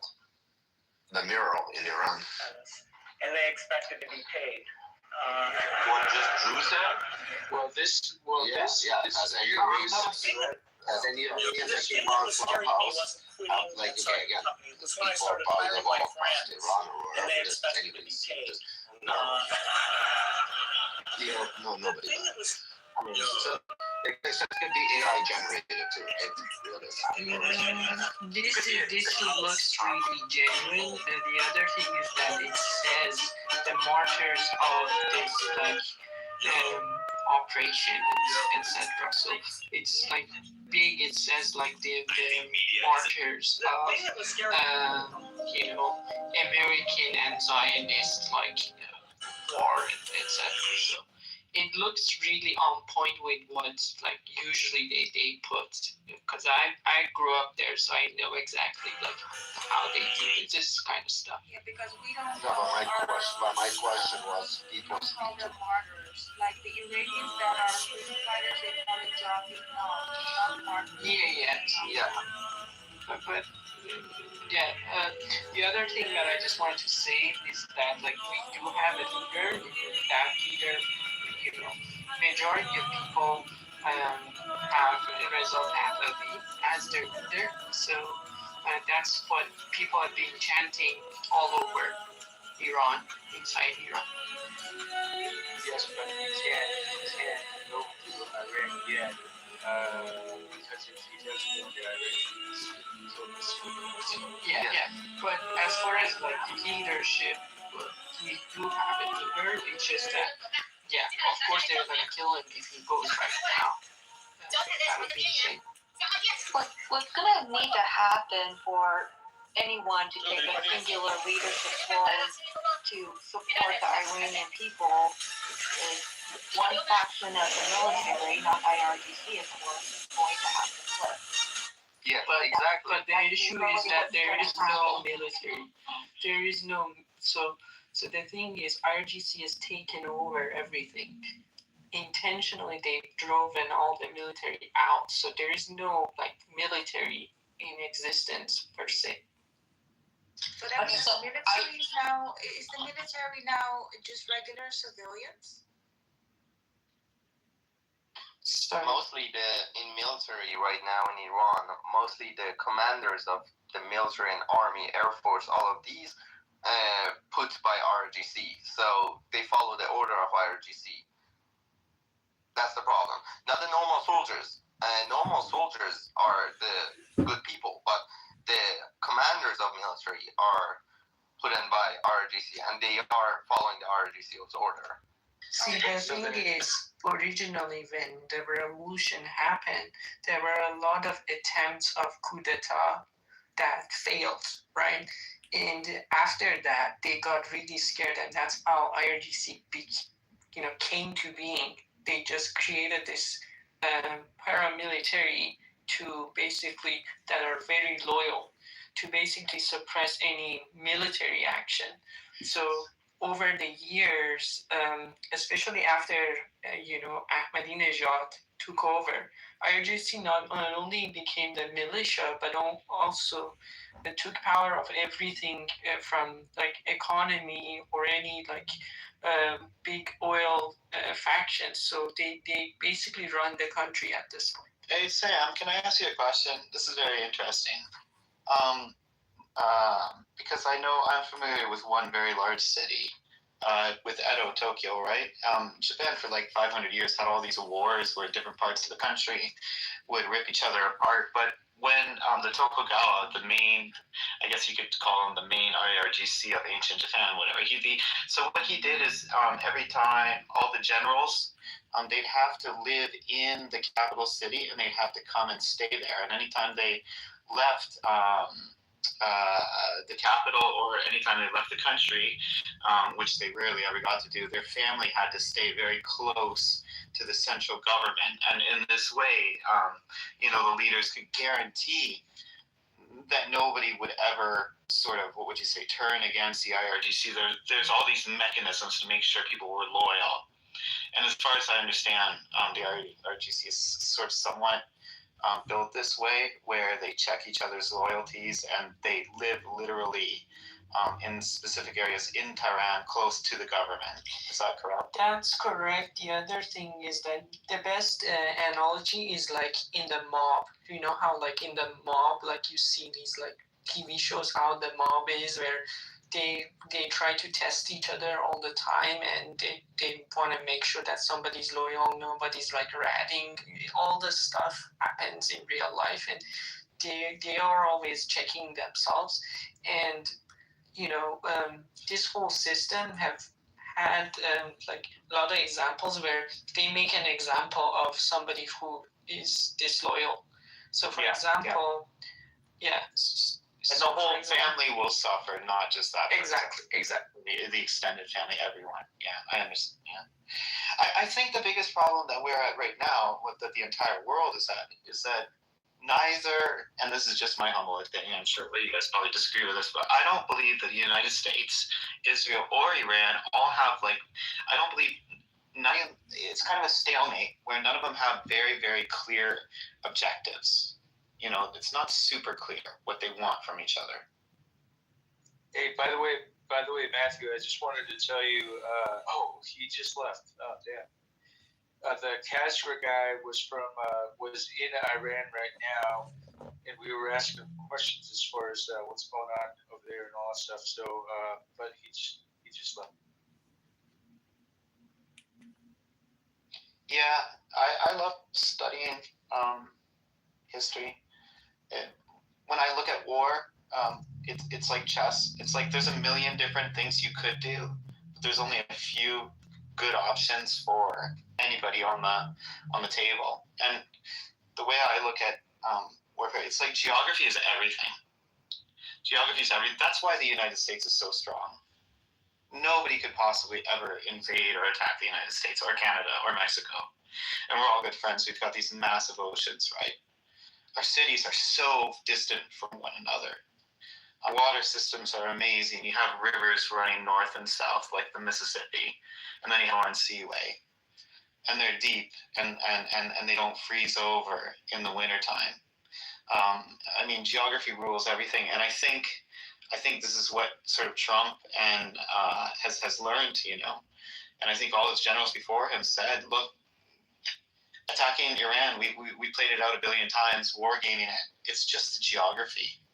There's like no good decisions when it comes to it. But I don't know. I don't know. My understanding of the situation is very limited. Yeah, you would be a great general. I highly doubt that. No, you sound like you know everything about wargaming and how the military operates. No, but I'm just saying, I think geography is a big consideration, right? I'm not, Well, I don't know much. You said like, oh, they wargamed this, like, so sounds like you know what you're talking about. Well, they did war game it, and this is so I'm 48, and I can remember watching Ted Koppel, whatever, on NBC Nightline News when I was probably 12 or 13, and I remember him specifically saying that they had war gamed the situation out many, many times. So how many years ago was that? Well, I'm 14. 48, what is that? Ted Koppel. A long time ago. Yeah. Yeah. So a lot has kind of changed in particular technology that would help neutralize the whole issue with what you're talking about with geography. Do they war game this? Yes, just like the military expeditionary warfare school in Quantico. That class has to always, for years, they had to war game Gaza, Palestine, and Israel. Like, they did that for years. But to think blindly that they don't have, and what you said, like, oh, no one, Israel and Iran and the USA don't have, don't know what they're doing is kind of a far stretch, but since you know so much. No. It's just, as I said, I could be wrong. What is the clear objectives of the United States, for example? In the Iran war? Yeah. Wow. To weaken China to such a point without having a full-blown war with China. Whatever doing in Iran, they don't want to do the same thing with China. They don't want bombs flying from China, and they don't want bombs flying to China, because that's going to be the end of the world. Trust me. Because if they go out to foot, then China is a big threat to America. So if you can hit China indirectly, and that was what America is doing, they're hitting China through Iran indirectly without actually throwing bombs on China. So clearly it wasn't really a war declared on China, but it's still a war on China. It's a war. So this is a war to remove a threat from China. Correct. Before it becomes a threat. So the problem is with people like Pepe, for example, that he mentioned, or I wouldn't even say Pepe because I don't want to start the whole thing with Pepe, but other Americans that I've been hearing, they don't have the bomb. Why are we attacking them? So you want to attack them once they have the bomb? Right? Same thing. Are we attacking North Korea? No, North Korea is a threat, but we know they have a bomb. And this is the only reason why we're not, because North Korea has nothing to lose. Americans have something to lose. Americans love life. North Koreans are in prison. They're brainwashed. They're willing to die for the cause. You're not willing to die for the cause. And they're isolated. They're isolated on the world stage as well. That's a dumb argument. You know why? We shouldn't have done what you're doing right now. They're stupid people. Correct, but that's why I asked. But that's why I asked. Once they have nuclear weapon, it's either World War III or your empire is gone. Correct. Ocean. North Korea can wipe out South Korea. not because they're going to nuke you. They're going to destroy you and your economy. Yeah, it's not that. Again, why wait? And if you don't know how that works, Pepe, let me ask you a question. Let me ask you a different question. Like, this is the question I ask Americans. If I'm getting threatened, hold on. Oh shit, hold on. I can get threatened. You can say, Rafi, I'm gonna kill you. Fuck you, Rafi, I want your whole family dead. I'm gonna kill your whole family. I don't give a fuck. But if I find out the same guy who keeps saying every single day he wants me dead and my family dead goes and buys a gun, and I find out he already has a gun now, I should be worried. Yeah, those words meant nothing. But why do I have to wait until he purchased that gun? You neutralize the threat. Prior to it, of course. That's why in America, there's probably a charge for utterance. Doesn't mean that you fucking, you actually went out on your threat and actually did something.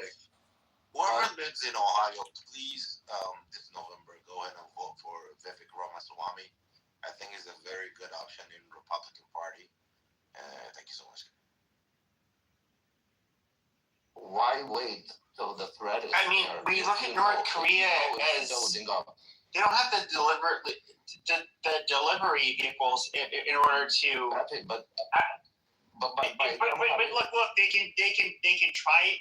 They can do something to South Korea. Absolutely. Sure.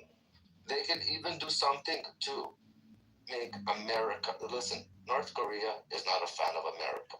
If they know America is gonna work today, they can go fucking sell the nuke to Iran. They don't have to use their own nuke. They can let Iran use it. And that's already a threat of North Korea of having nukes. Okay, so what's their point? Because they can sell it. Because my point is, when a person constantly threatens the nation you say you love, one time once they threaten, that should be done and put to rest. You're not going to allow them to continue threatening you. And when there is credible sources between the intelligence agencies that your government has in place, that's why you sleep very well every single night. You go and you get into your little comfortable blankets and you sleep with a smile on your face because of that intelligence that America has. Sure. Okay, and they tell you this is a fucking threat. Okay? Sure. So, but this is where it becomes laughable, though. Is that even our intelligence agencies? So they were against us doing these strikes in Iraq or Iran because they felt like, you know, first of all, the Strait of Hormuz. Of course, the Atlantic. The Strait of Hormuz is an economical point. It's nothing to do as a threat to America. Sure, that's one of the things they can weaponize. If that intelligence agency had a comment on that, it's the same thing as Robert De Niro or any of these fucking actors that have any fucking opinion on political topics. That's how you take that agency then, or that spokesperson. No. They're not. They have something on the Strait of Hormuz. I'm sorry to say, because Hormuz is more of an economical strategic point. Obviously. It's to hit them economically. It's nothing to do military. But it's hitting us hard, you know? No. Because it involves their military. Because they're literally using cheap drones and sea lines and that kind of shit to literally halt the Strait of Hormuz, people passing. And this was something that our intelligence agencies, said look, dude, this is the real problem with Iran. This is where they can cause pain, mostly to the whole world. So hold on. So if they're causing pain to the whole world, you know that they can cause pain. Now you see that they're acting out on this pain. They don't give a fuck. They are causing the pain to the whole world. So are they a threat to the world because they don't give a fuck? Well, if they're being attacked, man. Yeah, but you're asking. That's like. Okay, but they're doing this in a defensive posture. It's totally different. Listen, it's not possible. It's impossible to have control over the entire world. Like, there's always going to be enemies. Listen, if they something, go for it. Who's taking the most advantage of current situation at the Strait of Hormuz? Well, right now it's been checkmate by America. No, By probably them putting a second blockade. economically, probably those guys that are trading in what is that? No, the ones The that are billionaires that are trading the biggest ones that are taking the Arab Gulf nations are taking it because they can't move the oil. Those are number one people that are taking a hit. And the second people that are taking the most hit of it is the Europeans that were buying the oil from that region because their prices are now going up. That's who's taking a hit. Also, the major hit that America's interest is China, because now China's oil is now reduced to a certain percentage. So if China decides to do any action towards Taiwan, right, they can't afford it because for a military to operate, they need 100% of that oil. And now there's such a big chunk of we had to close Spirit Airlines, and it does have trickling effects throughout the fucking world. That's nothing to do with Spirit Airlines. Spirit Airlines were fucking already second time trying to pay out. That has nothing to do with fucking wars. What is the first thing? No, it has everything to do with it. It was the price of literally the price. Spirit didn't go out because of gas. It didn't go out. It was already failing. It filed two bankruptcies. It had mismanaged business model, and it was denied 2 possible mergers.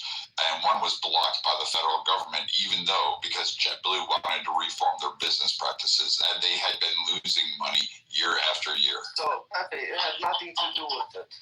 Can I add one more part of that? Of course. It also is not the gas. It was almost like their best way to exit strategy because within their business insurance, they can blame a cause of war to be a decline in business, so they can file a claim for that against their insurance carrier. That's the reason why it's what. Correct. Also, they asked the government for a bailout, and Trump went to Wall Street and asked, and the financiers said absolutely not with their business model. We won't invest in that. We won't go ahead and do it. Yeah, that was the overwhelming. Like nobody wanted it. That's why they took the insurance money instead. And it wasn't. And if the government didn't interfere with the capitalism approach and allowed JetBlue and them to merge, and then they could have probably kept some of the rates lower than the rest of the carriers, but they would have been able to stay in business. They would have been flying today. The problem is, Viking, Americans had it so good for so fucking long that they allowed this to happen. And now the fact is, they say good times produce weak men, hard times produce strong men. This is exactly what fucking definition was. Because no one was never checked. Okay, what America is doing today, they have to perhaps I should address myself to improving. I believe the starship another fucking decade of America you remember. Without allowing America to fall quiet, and every single day, America was Excuse me, I'd like to request after having presidents in administration that fucking made them look on the roads, especially your last one, like Biden. That's not That I don't think I'd be a good first officer for you. America needs Frankly, to sir, put I don't believe in your on that ability to world be now. Yeah, we were taken advantage of for so long, and that whole did that. Marshall was just lucky I was eating my cookies. They were good, by the way.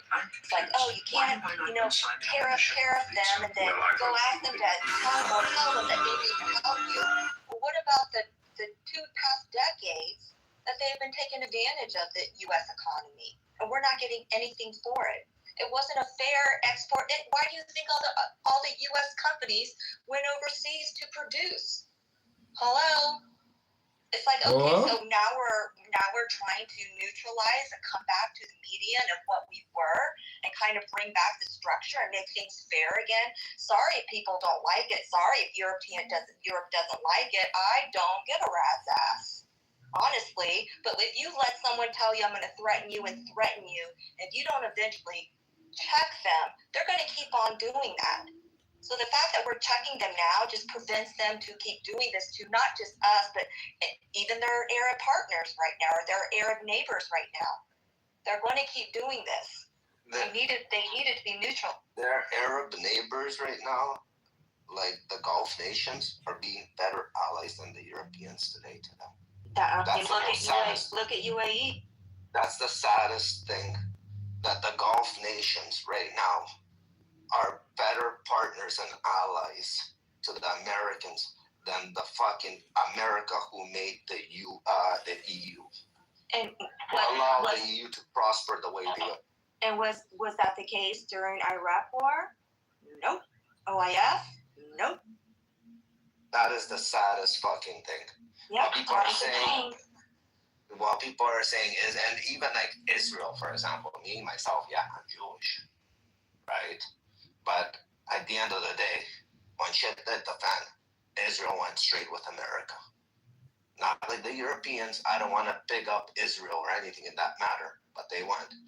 Israel is the only country that America will give money to, that will re-spend it back in America to re-stimulate the American economy like any other nation that wouldn't. And Israel is the only country that actually gives back to America. Forget about that money. In technology, medicine, any other way. We even fucking cybersecurity to fucking just in general information that they share for security reasons. Compared to any other country that America works with. And that is so fucking sad that Americans don't see that. Especially the Americans that are burning their own fucking flags in America. That is the most disgusting fucking thing I would have to say, I've ever seen in my life. Well, it's not even that. It's just the IRGC apologists. Like, oh, we just need to leave them Iranians alone. Let them solve their own problem. Yeah, I get that to a point. But then to be against America, but then be okay with IRGC, like, that's so fucking odd.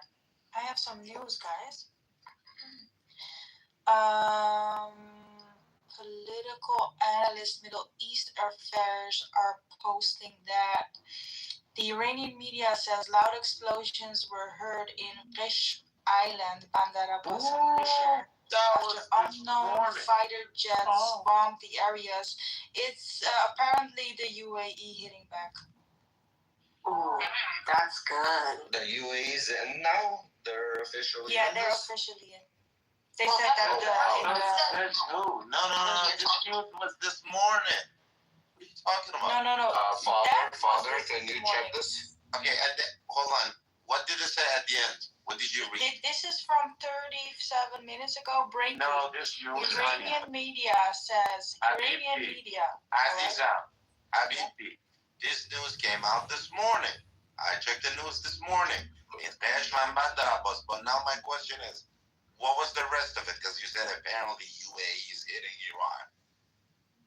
Yeah, why the UAE? Where did it say? I don't get your question. It says it is the political analyst of the UAE that's saying breaking. Iranian media says loud explosions were heard in Resh Island, Bandar Abbas, and Where did it say UAE is hitting Iran? Hold on, Ocean, before He you says, go off on I Glow. quote, One second, Glow. keep hitting them hard, you mystery kings. Who are the mystery kings? Hold on, Father, are you with us right now? Yeah, right here. Can you check in your app? Yeah. So, see if there's any updates on your app and when your updates came in on that one. The UAE has kings. It's from 6 hours ago. There were some explosions heard, but they have told that it's just some drones, something like this. But it's from 6 hours ago. Oh, mine is recently. No. 37. 30 minutes back, the officials of the Islamic Republics have reacted to that. That's it. But they confirmed it just now. Yeah, but the explosions were 6 hours back. Oh, okay. The only thing I have news is that some ships got hit in the Hormuz. The recent ones. The French. No, it's after that. It's is after that one, Rafi.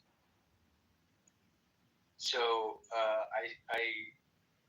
as of an hour ago, French-owned cargo ship near Dubai hit by cruise missile, several crew injured. This is Iranian forces launched interceptor missiles and Apache-type helicopters over Dubai, causing multiple explosions in the city. A cruise missile struck French-owned cargo vessel 36 nautical miles north of Dubai, injuring several Filipino crew members. Now, I think this one was the one this morning, right? No, he says that Ocean heard something about the Harga Island. No. What you just said was yesterday. There's a city called Bash, was the QESHAM, and then there's another city called Bandarabas. These cities, there were people who heard explosions, and there was explosions in those cities earlier today. That's what they said. That's what the Glow said. That was the news that Glow read. But she's assuming UAE is hitting Iran, which I doubt it. That's why I was surprised that the Arabs were allowed to join, because they were told to stand down too. Do you know that UAE bombed Iran before the ceasefire? Wait, what happened? No, I don't know. UAE. Oh, that's one of the news that kind of disappeared among all of those conflict and other news about, like, between Iran and the U.S. On the last day before the ceasefire, UAE bombed Lawan's area, like the old area, with F-15 bombers.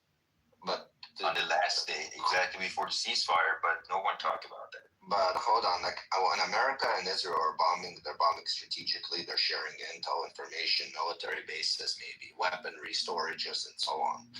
Does the UAE just went out to bomb Iran, or they knew exactly what they went to bomb? Because I don't think America and Israel are sharing this information with the UAE, all the locations and all the spots. Like, where would they get this information? Like, what did they even, like, what was their target they even went for? So, let me see. Okay, so what I just said, there was an attack on the hit on the CGM in San Antonio, which is owned by a French firm. Took place on Tuesday evening local time.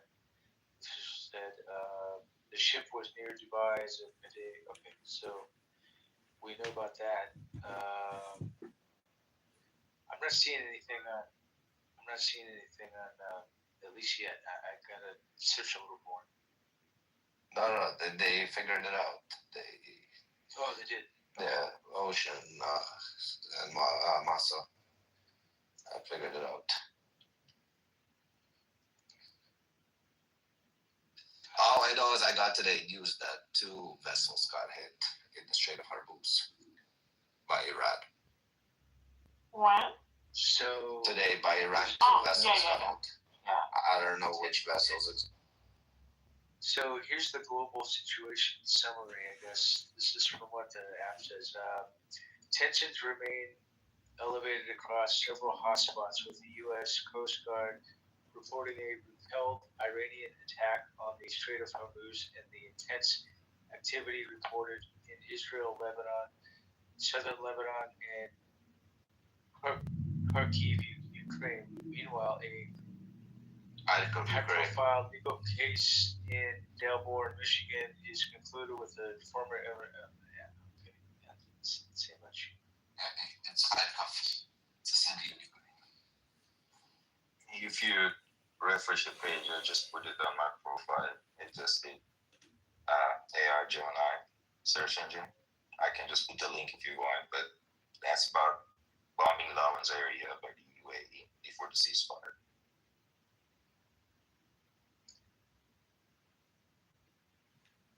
Yeah, the U.S. did fire before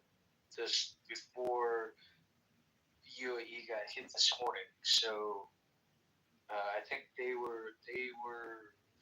U.S. hit. I think they hit last night, or maybe early in the morning, my time. So So yeah, there was another report on that. The U.S. did strike before the UAE this morning, and then but I didn't see anything about UAE back, but I wouldn't be surprised if we hear about that later.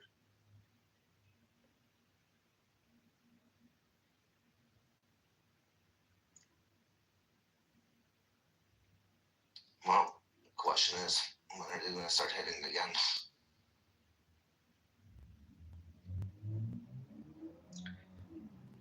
Well, I think this time there's going to be no warning.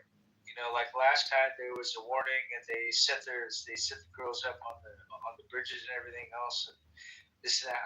I think this time, if Trump were to strike again, no warning at all. He'll just fucking do it. You know what I mean? Because that'll Each give them scoop is a time portal to infinite flavor dimensions. Streets, blah blah blah. From Nebula Blackberry.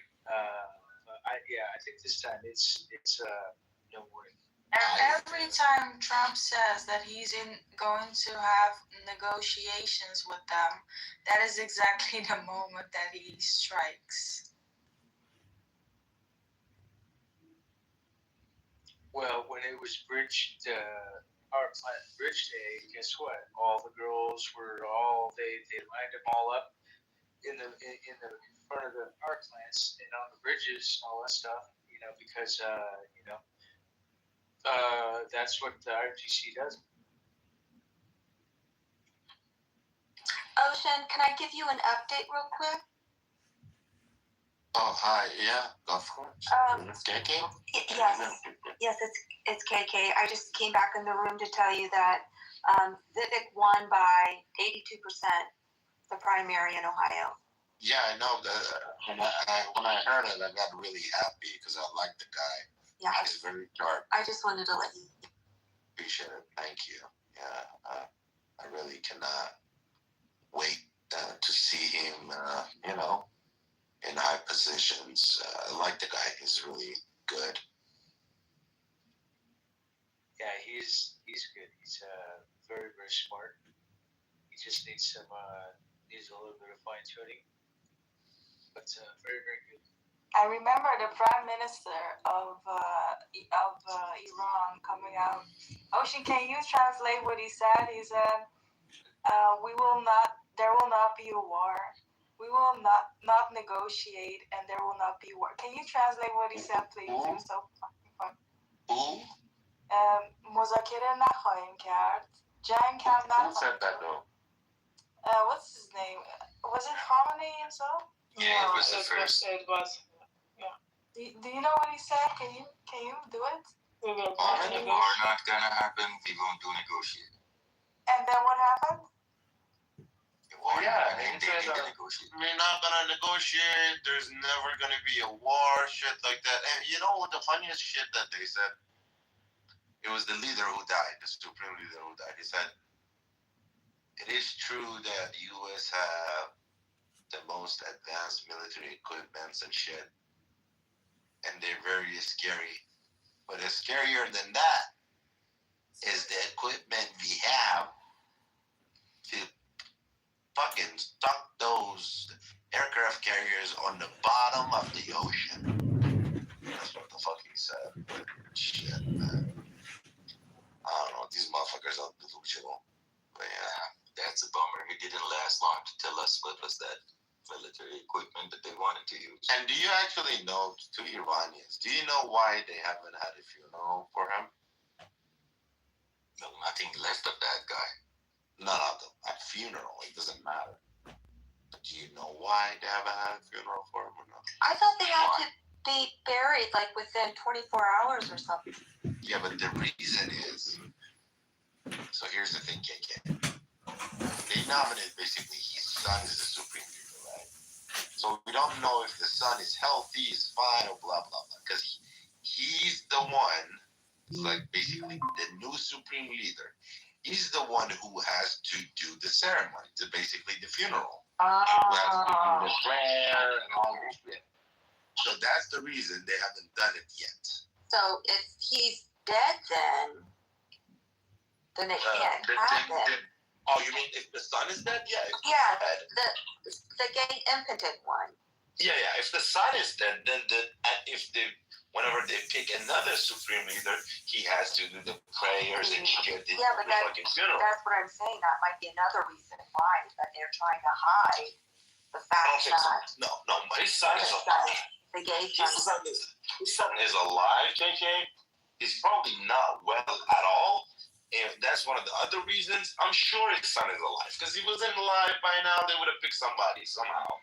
But he's alive, but he's probably not able to do all this because it's fun. I think he's not alive, Ocean, but they don't want to destroy the morale. Because if they say that he's not alive right now, that's going to destroy the morale. No, they don't care.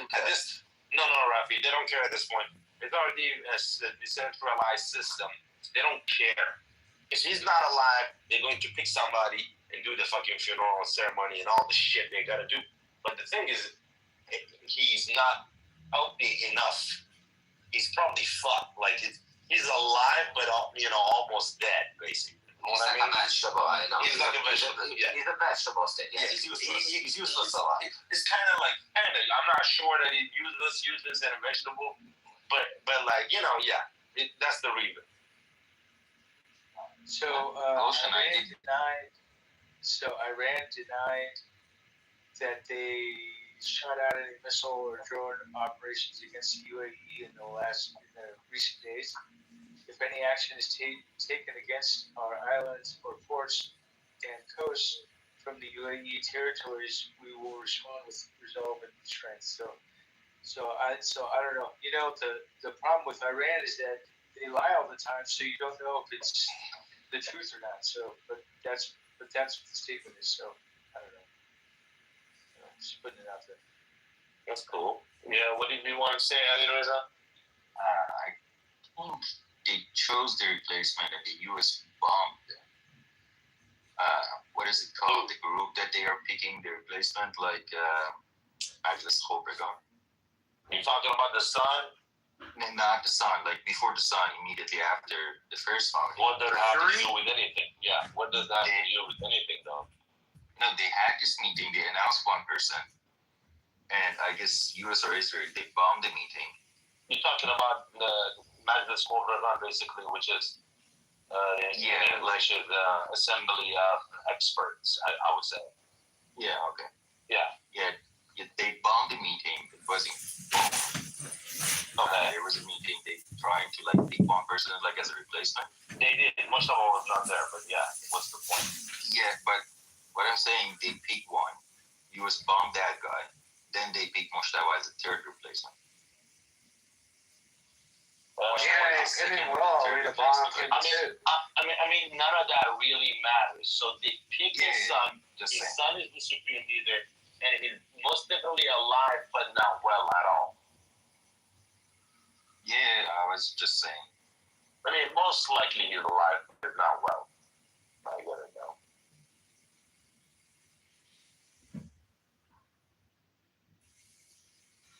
So here's what's interesting is I see that they're saying that the UAE media reports claim Saudi Arabia was behind the attack on the UAE in an attempt to disrupt the oil exports, not Iran. Meanwhile, Iran has again denied carrying out any strikes on targets inside the UAE today. So I don't know why.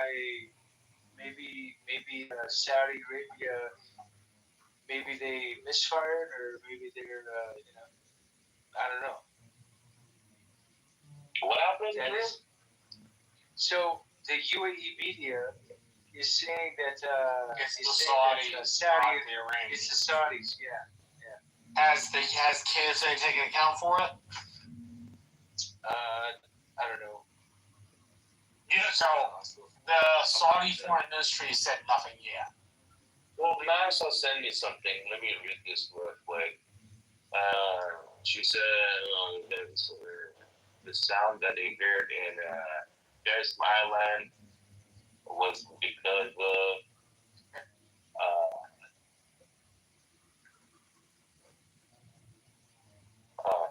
Basically, it was just, it was they saying there was no explosion at all. So that's the news in Iran. So it was regarding to drones and shit, and there was no explosion. So I don't know what the fuck. They deny everything, bro. But since people have heard explosions, so most likely they're lying. There was an earthquake too. There was a earthquake in west of Iran, I believe. Today? Mm-hmm. It wasn't really big. I think it was 5.1 or something. So there is a statement from the forum. Luke, can you talk a little bit louder? I really have a problem hearing you. I have a hard time hearing you. Yeah, so the foreign ministry,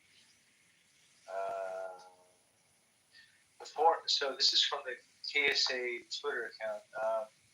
The foreign ministry expresses the Kingdom of Saudi Arabia condemns and strong denunciation of the targeting of a site in the vicinity of the Khartoum airport. I don't know if that's... Say the name of the airport one more time. Khartoum? It's in Khartoum. Khartoum? Oh, the ancient city of Khartoum. Kartum, I think. It's Khartum. Oh God, how badly to spell it. Wait, say it again. Khartoum. No, spell it again. Spell it one more time. Khartoum. Oh, okay. Yeah, Khartoum. Okay. In fact, Khartoum or something. it says the kingdom reaffirms its firm position, calling for the preservation of Sudan's unity in legitimate institutions, the resources of its brotherhood people, and the security and stability. It also underscores the importance of keeping civilian objects and vital facilities away from the conflict.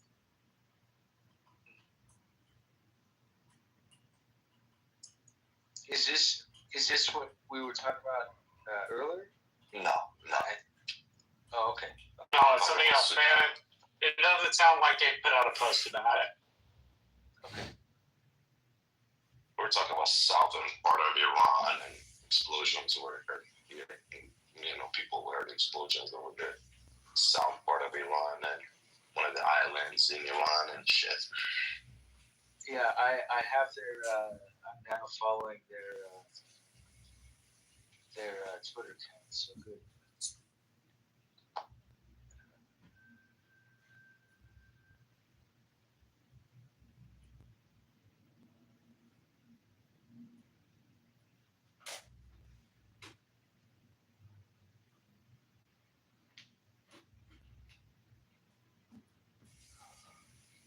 Yeah, a friend of mine works with the Saudis. When Saudi Aramco was hacked, she helped. She was basically the lead girl, the boss in charge to basically revamp their cybersecurity team and get them back online. So.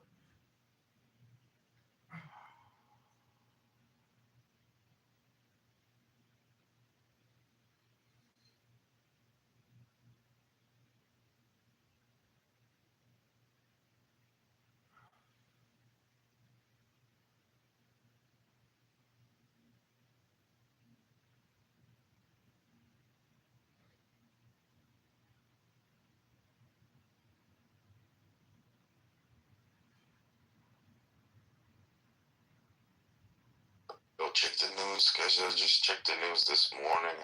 Checking the news. So, yeah. Iran attacked the Kurdistan. Drone. So this just came out a few minutes ago. Trump says U.S. to pause operations to guide vessels. Yeah, that was hours ago. Okay, yeah. That was hours ago too. Yeah. I just got it like right now. I think. Yeah, this Abbas Arabi went to China. This shit's kind of delayed. Yeah, 4 hours ago. Abbas Arabi went to China 4 hours. Oh shit, maybe other people haven't heard it yet, so Father, maybe you want to repeat that. They put a pause on the mission, on the blockade. Not the blockade. That's not for the blockade. No.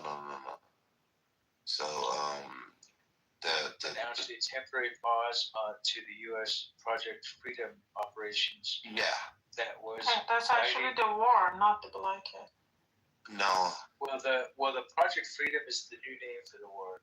The Project Fury is no longer active. No, the project that was supposed to start on Monday, which started a little bit, was to escort some of those ships out of that area. Yeah. So they put a pause on that, not on the blockade. The blockade is still going on.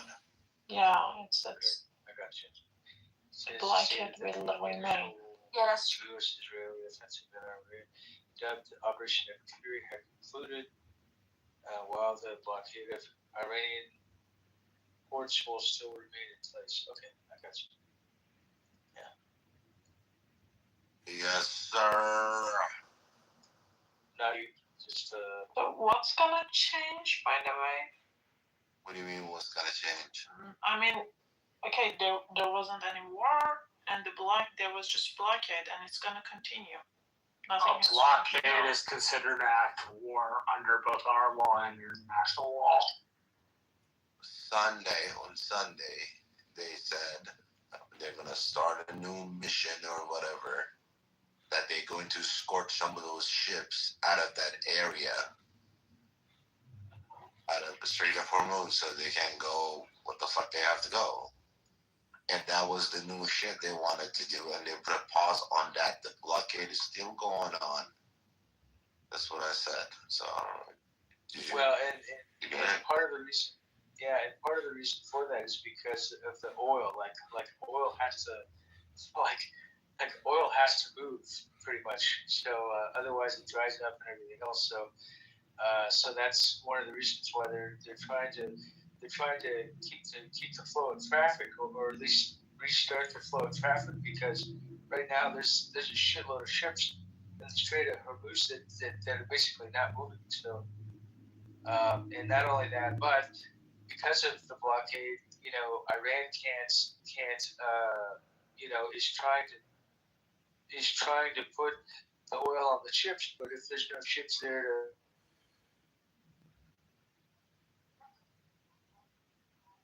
so it's really. How you doing, J-Lo?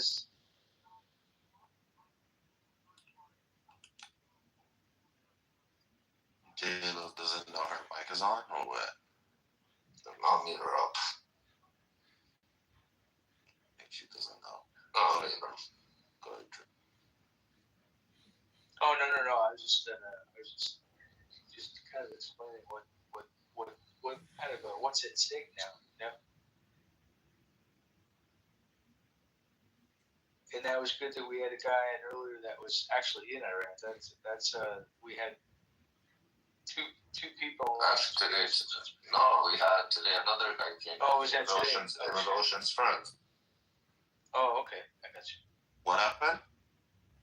Well, thank you, Ocean. What happened? You I guess invited some people that are actually in Iran, right? Oh yeah, my friend joined the room earlier today. Was it? Yeah, it was. No, it was yesterday, Rafi. Yeah. I thought it was just. There was one earlier too. His name was B. Well, that was not. Yeah, I mean, no, that was not my friend. But the other guy yesterday, I know him for years. His name was Bayas. Yeah. And so what I did was I immediately, this guy tonight, I added him to just. I hope he follows back. But I frequently do talk to some friends. They call me though. They call me. I can't call them, but they call me. Yeah, and some of them in the past week or so, they buying VPNs and shit so they can come on Clubhouse for a couple of hours. Not a really stable internet. And Soren is down there, by the way. Oh, he's not happy with that. Soren, I'll fuck your mom all day long, Soren. Would you like that? If I fuck your mama? You can respond to He doesn't like us having intel, you know. You'd rather have them. If you want my cock in your mom's pussy, I can always offer it to your sister as well. You're not on track. The problem with you is that you haven't been. The problem with me is I didn't fuck your sister You're not hard enough. disciplined. When you were a kid, you should have been. Yeah, I disciplined your mom. You know, the all reason day that long. you become so much. The exact problem. I didn't fuck your sister hard enough. I should have fucked her so hard. When you were a little kid, you know. You should have been disciplined. But it's not too late. Fucking Palestinian fucking wannabe Iranian. Shut the fuck up. Shut your fucking ass up. Shut your fucking gay ass up. That's what you gotta do. Or you can just suck it, open your mouth, and I'll put my. You don't have any content, Steve. You just get profanity, insulting. But you motherfucker, you always are spreading lies. At least I fucking spit facts. You piece of shit, you always fucking lying. Because you have no content. Like, you're a fucking lonely fucking piece of shit who's not able to put his own picture on his profile. Why? Because he's a pussy. You fucking put the Trump photo. What are you talking about? I fucking support Trump. That's why I say. Why don't you put who you support? Put the picture of who you fucking support. Let me see how much love you get, you piece of shit. You see that finger? Yeah, I see. Right there. That finger is in your mom's pussy. That's where it is. So what happened, Brad? What happened to these projects today? Put the photo. Put the photo of whoever you support. But you don't even do that because everybody is going to fucking hate you. You piece of shit, fucking motherfucker, wanna be a Iranian. You're probably attacking here. You probably. It's gonna be a love. All right, Drew, you can shoot him down after you're done with him. Yeah. So the reports are that Saudi Arabia hit UAE and not Iran. No, the leading accusation is that the KSA has not responded to whether everybody has not.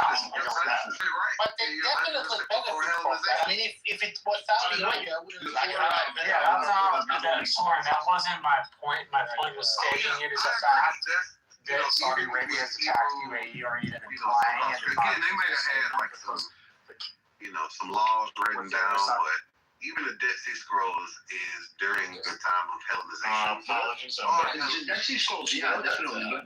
I'm saying like there's very little evidence of Jewish people existing prior to the Babylonian. Actually holds like there's a theory out there that basically it was in Babylon that they kind of developed this, and then branded it as their own. Two natures. This is what we had to work with in the 5th century, like having Chalcedonians claim. It's like a vestige of Aristotle when Platonism and stuff like that. If you're denying Chalcedon, you're just saying, I want to hold to 3 rational awarenesses. I want to hold to a tritheistic model. Chalcedon had to do with Christology, not the Trinity thing. Okay, I have a separate question. Do you perceive Chalcedonians to be non-Christians? Me? Yeah. No, I mean, I hold to mere Christianity. Okay, but you still accept Chalcedonians as Christian, right? Yeah, of course, yeah. Every fucking day in the jobs. Like, alright, well then you have no problem with us because we're pretty much Chalcedonians. That's what I'm saying. It's slowly integrating into everyone's life. and people don't even know anymore because it's starting to be like an everyday thing, like cell phones, you know. So, cell phones originally were just you're like, okay I'm calling with you, the God of the message, Galaxy. maybe a text here and there, and then turn into a fucking computer in your hand, you know. So I think AIML is going to be something like that. All those like the simple chatbot things, they work well. But I think like when people start selling like, oh, you're gonna automate the whole business and everything's automated and everyone's gonna be replaced, I don't buy into that. I think it's overhyped. I've tried a lot of those quote unquote agentic tools and like there's too many like problems with it right now.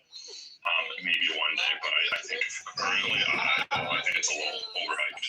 I don't think it's gonna be like anything more than like search engine is, but it's far away from like that replacing people's job, but some people's jobs will be replaced by it because it's going to do the shit that some humans can't do as efficiently as AIML, and that's just the reality of it. It's not going to replace everybody's job, but things like data analysis, creating websites and collecting information. Like humans, we don't need humans for that anymore. AIML will do all that shit for us, you know.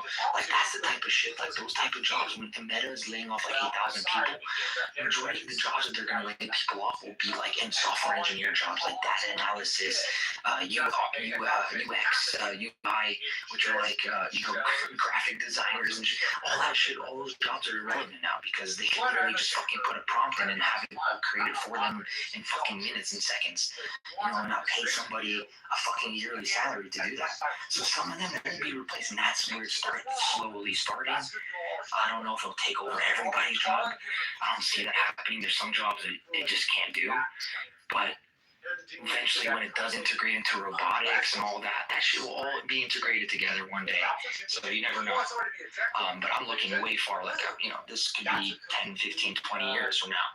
But I definitely see something like happening significant like that, in the next 10, 15, 20 years. So I don't know about taking people's jobs, but there'll definitely be robots that will be on AIML, coming clean your house for you, changing your alternator in your car, whatever it is, cutting your grass, shit like this. Simple shit that everyday humans are too lazy to do. So, we already have those robots. I was ready to argue, but then you said 10, 15 years, and I'm like, okay, maybe in 10, 15 years. 5 years? No way. 10, no, not 5 years, no. Yeah. Okay, yeah, then yeah. But I don't know, maybe it's not overhyped, but people talk about it like you could do that right now. Like I have somebody I like on this app was arguing with me last week. At first they said they automate their whole business with AI. And then when I asked them, well, they have a developer that, checks all the code that they put out. And I'm like, well, then you're not automating your business at all. Like, what do you mean? Yeah, you're going to still need somebody to monitor everything and make sure it's running smoothly. And they'll probably use AIML to write the code or fix the code for them. Because honestly, why not? It's fucking much easier than using your brain to go through it and figuring out where the code went wrong. Because code is fucking not easy shit. It's very difficult type of shit that it looks like gibber. It doesn't even make sense, like, unless you know how to code. So, but like I said, people in these software engineer jobs, these hardware engineer jobs, they use it every day to assist them with whatever they need to do. It's like it's something that can help you think and kind of like get to a conclusion or get to solve a problem quicker than you would be able to before. So that's kind of where we're seeing it in this IT world. It's not really doing the job for them, but humans are more assisting it, which that's what people don't understand is AIML needs assistance by human. Because if it's not, it will never learn. It only learns from human error, human mistake, or human feedback. That's now we're in that stage where it's still learning and doing everything. That could take 5 to 10 years to really improve to where it really is intended to be.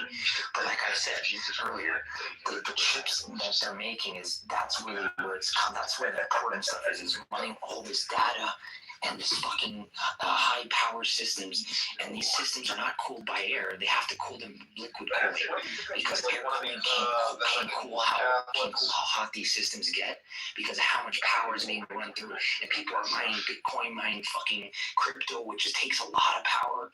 And I'm telling you, some of these data centers are warehouses full of fucking routers, switches, modems that are all connected. Meta, AMD, they all have these huge ass warehouses with them. And I mean, they're looking to connect these warehouses that are far distance from each other with these new updated chips to be able to send data in amongst each data center very quickly and efficiently and from far distances now, because they used to not be able to do that with some of the chips that they have. So every company is slowly getting to where it needs to be for what they're looking at. And I'm telling you, they're investing billions and billions of dollars. Like I said, Meta's laying off a bunch of people at the end of the month because they're investing billions of dollars into AI. So, which like I don't blame him for doing that. Honestly, people are like Mark Zuckerberg, they're all talking shit about him and everything. Like I don't blame him for doing that. He's doing what's best for his fucking company. If you don't stay up to the times of AI ML right now, your company will be fucked in the next 5 or 10 years. That's it. You'll be so far behind because, like I told you, some of this R&D, this integration, this developing takes 2 to 5 years for some of these chips to be made. So. That's just the chips. The systems itself also take that amount of time too sometimes. So depending on what it is, but yeah. See, in 10 to 15 years, you can lay off your employees, I'm sure, but Mark Zuckerberg, I think, laying off however many thousand employees right now, I don't think it's because of additional AI productivity. There are other reasons. The new ChatGPT that was released today, the first 2 prompts I did were make a list of 40 cities without the letter A. You'll notice a small line on it. Had the letter A, I didn't check after that. I'm sure there were more cities. And then I asked them how many the letter A is in the word for help. The packet doesn't collapse due to pressure, and you can drink your juice comfortably. Next, this was available in Japan. It's known for its genius packaging. To take it out, you simply press the button even on the top of the pack. After that, air pressure from above perfectly pushes the pudding out smoothly. Lastly, in Japan, to make the cold drink experience feel more real, some people actually place cold drinks under a waterfall and sell them there. The cold water from the waterfall keeps your drink chilled and fresh. Three things in Japan that prove Japan is That's what the claim is. Some people, 2,000 people are sleeping. And the reason that's what they're how true it is. Obviously the CEOs want fucking bigger paychecks. In their pockets, of course, they don't cut directly in their list, and they want to give them, they want to pay them as well. People that are high in the company, want bigger paychecks. And I don't know how accurate it is, but I know that a lot of the money is going to that because this is how a woman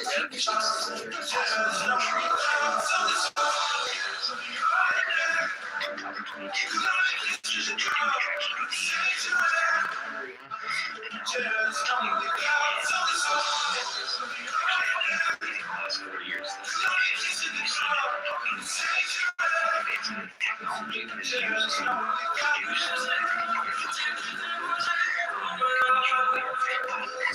in the last 4 years like crazy because it took 2 to 5 years to get to where they want to be. We're really pretty much in the first phase now. So in another 2 to 5 years from now, who knows what we're going to see. I mean, the answer that it gives you, that's nothing. That's what it has to give me. It has to make like this. We played soccer on Mondays. Like, listen, these teams are never so they put the same name twice and shit in the fucking same team. What the fuck are you doing? That's not what happened. You have to correct it, sometimes you have to rate it. And the more you do that, you also get kind of the basic shit. You just really want to go these things. It's just basic shit. So they really want you to pay for it, obviously, right? Because they want money. So people do pay for it because of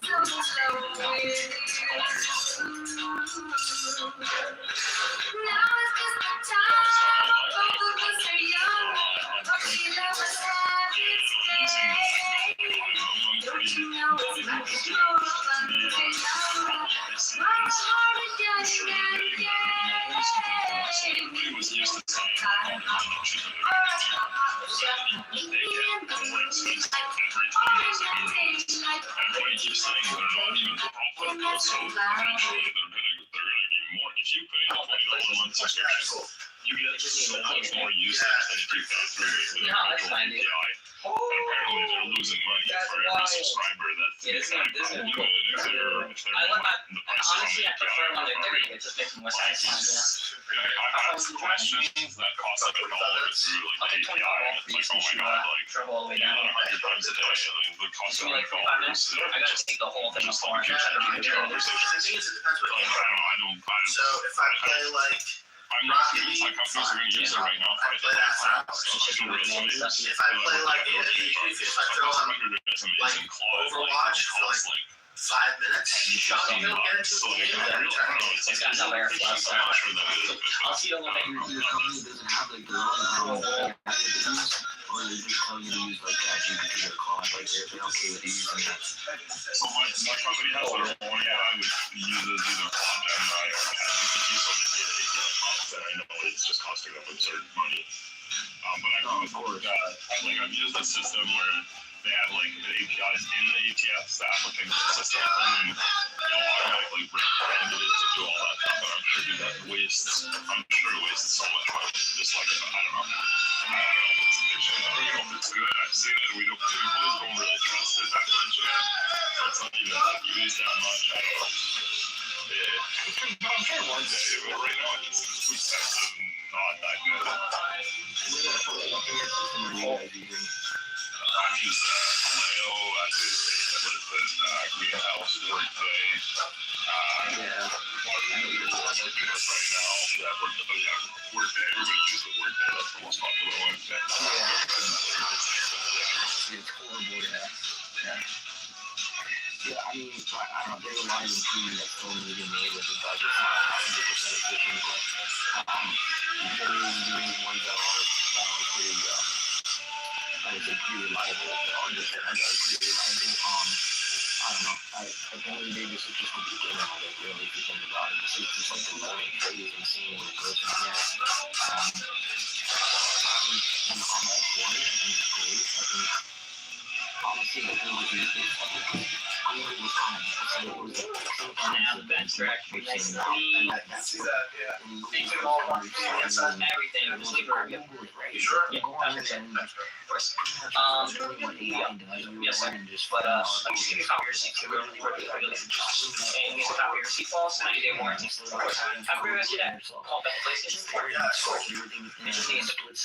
or in a couple seconds, right? So I mean, it's really the same kind of concept, but it's just like now. I got myself a plaque now. It's life easier, so people can look at it.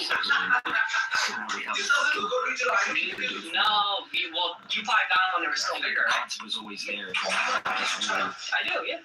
Yeah, I think I learned how to run it efficiently and effectively, and with the power that it takes to do it, and the technology that it takes to do it. So. I don't take any offer. Yeah, sometimes I'm a doer, sometimes I'm like, oh, take all our jobs, some days I think it's dumb, some days I'm an enthusiast, I don't really know it's work, but it's super old, like about this is my son. I don't know what his lowest offer is. Yeah, once somebody starts calling for that, because I think it goes from like 30 to 250 or something right now. Yeah, literally it's just cosmetic. It still works. He has the shifter. I just bought him the water check one. So if you want the shifter, I can come here. 175. Yeah, but we can do that. Can I go grab him real quick? Yeah, just make sure he's cool with it. Does she know? No, it's fine. He was given that new Thrustmaster one. Oh, those. Alright, so I need help with what to put on, like what customers are here. I knew you were gonna say Outer Banks. So my employee Andy was just. So I guess Yesterday, my wife thought it was a great idea for my 9-year-old for this fucking bulletproof case. We have perfect sound. Keeps coming through, but we cannot get a picture. So I think you move the screen because you keep pushing the button yesterday. So I saw it flash. Oh, it flashed and it went black? Yeah, it's like you just blew it instead of letting me try to drive it out. Yeah, definitely just needs a new screen. I could get it by tomorrow. I'm not going to buy another one. Yeah. Okay. Let me make you take it real quick, and I'm guessing just leave it because it doesn't work anyways. Yeah, there's an alarm that keeps going off every 5 fucking minutes. I want to fix that. That's all I'm gonna do. They drive me crazy when they do that. Yeah. How's the Switch working out? Switch is beautiful. Perfect. So I like to hear. Yeah, I've been kind of keeping it from them, and I've been playing it. I'm like your table instantly. Yeah. Yeah. That's that one. Yep. This one. Yeah. Yep. Oh yeah. Okay. Yes. Oh wait. That's not good right there. I don't have anything here to repair, but I seen you online, and I just want to ask, how do you start getting into this stuff? I actually worked for somebody else up in Brick Township for about a year. But honestly, if I was you, what I would do is try to do some repairs on the side. Watch a lot of YouTube. iFixit. It's also not really good website where they clearly explain all the repairs step by step. Let's say, what phone do you have right now? iPhone 12 screen repair, iFixit. If you just go to iFixit, screen repair, it literally just breaks down exact steps, gives you pointers and tips. Best Buy actually sells their tools. I think you can get the same kit I have for $50-$60. They sell parts too. I would try to stay away from Amazon, but start with devices you don't care about first. Take them apart, get used to putting them back together. But then once you understand the principles, it's pretty much easy. Awesome. What was your name? Jake. Nice to meet you, Leo. Yeah. When two companies, because that board's super clean and it's a pretty new phone. You said it does work on wireless charging though? It worked with them. Yeah. Got it.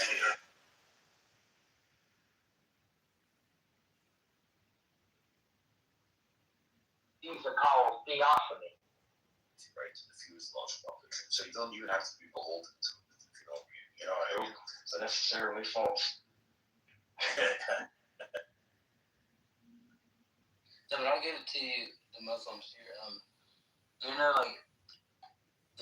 The people that I've seen, that probably represent. Wipe them out. Didn't they have them enslaved?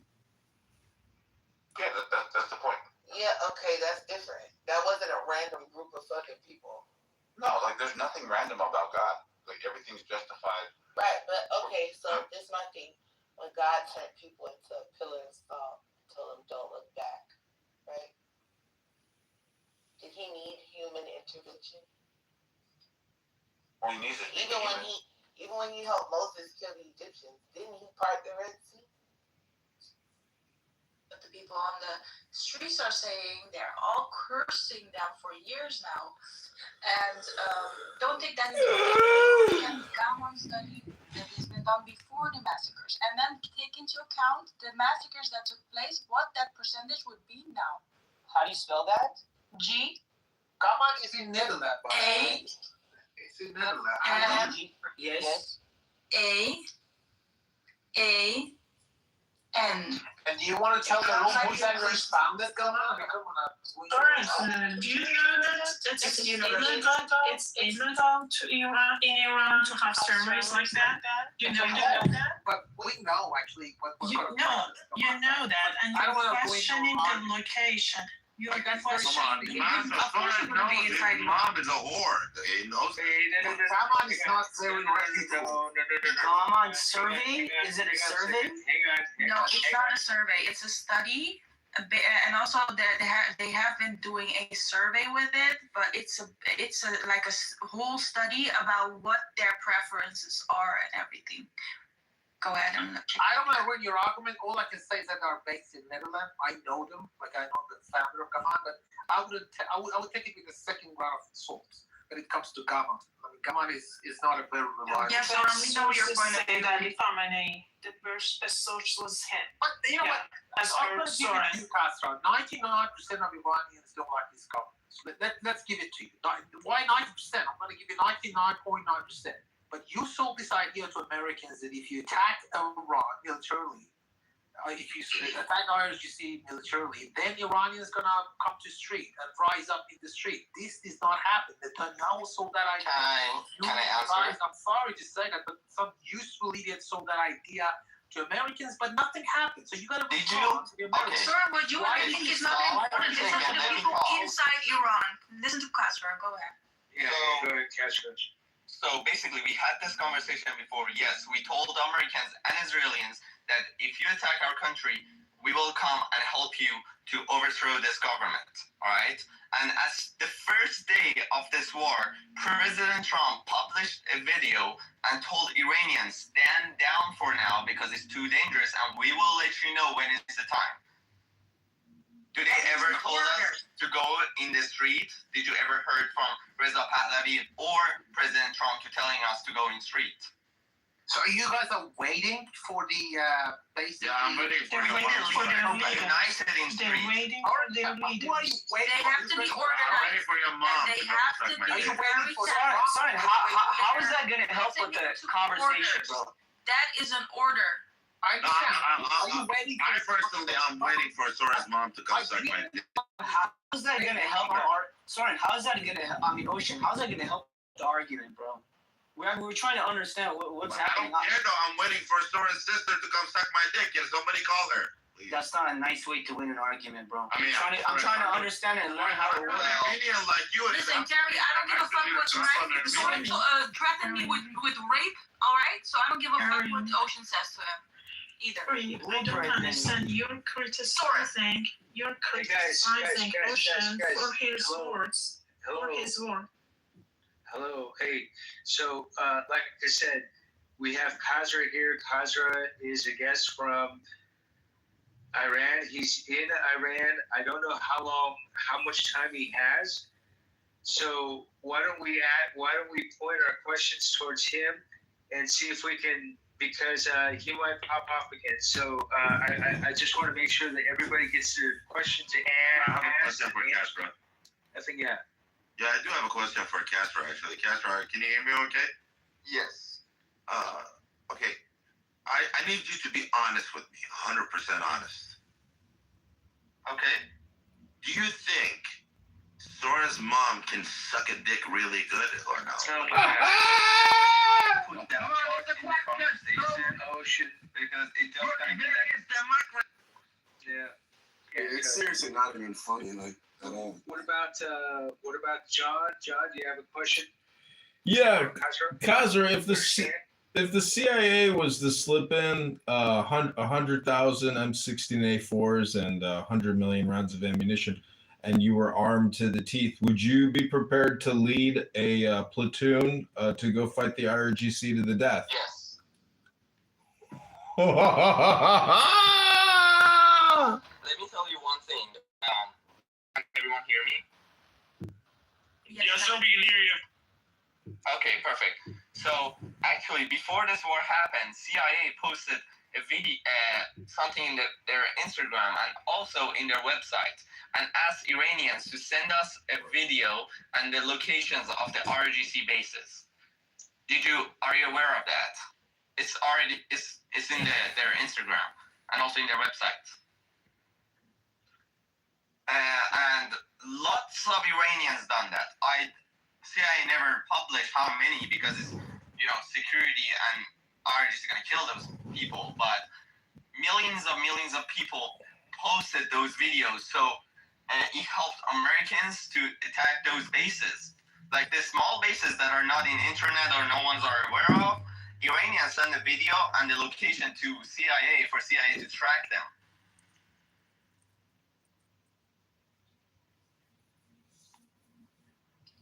Okay, are there any more questions for this guy? Let's so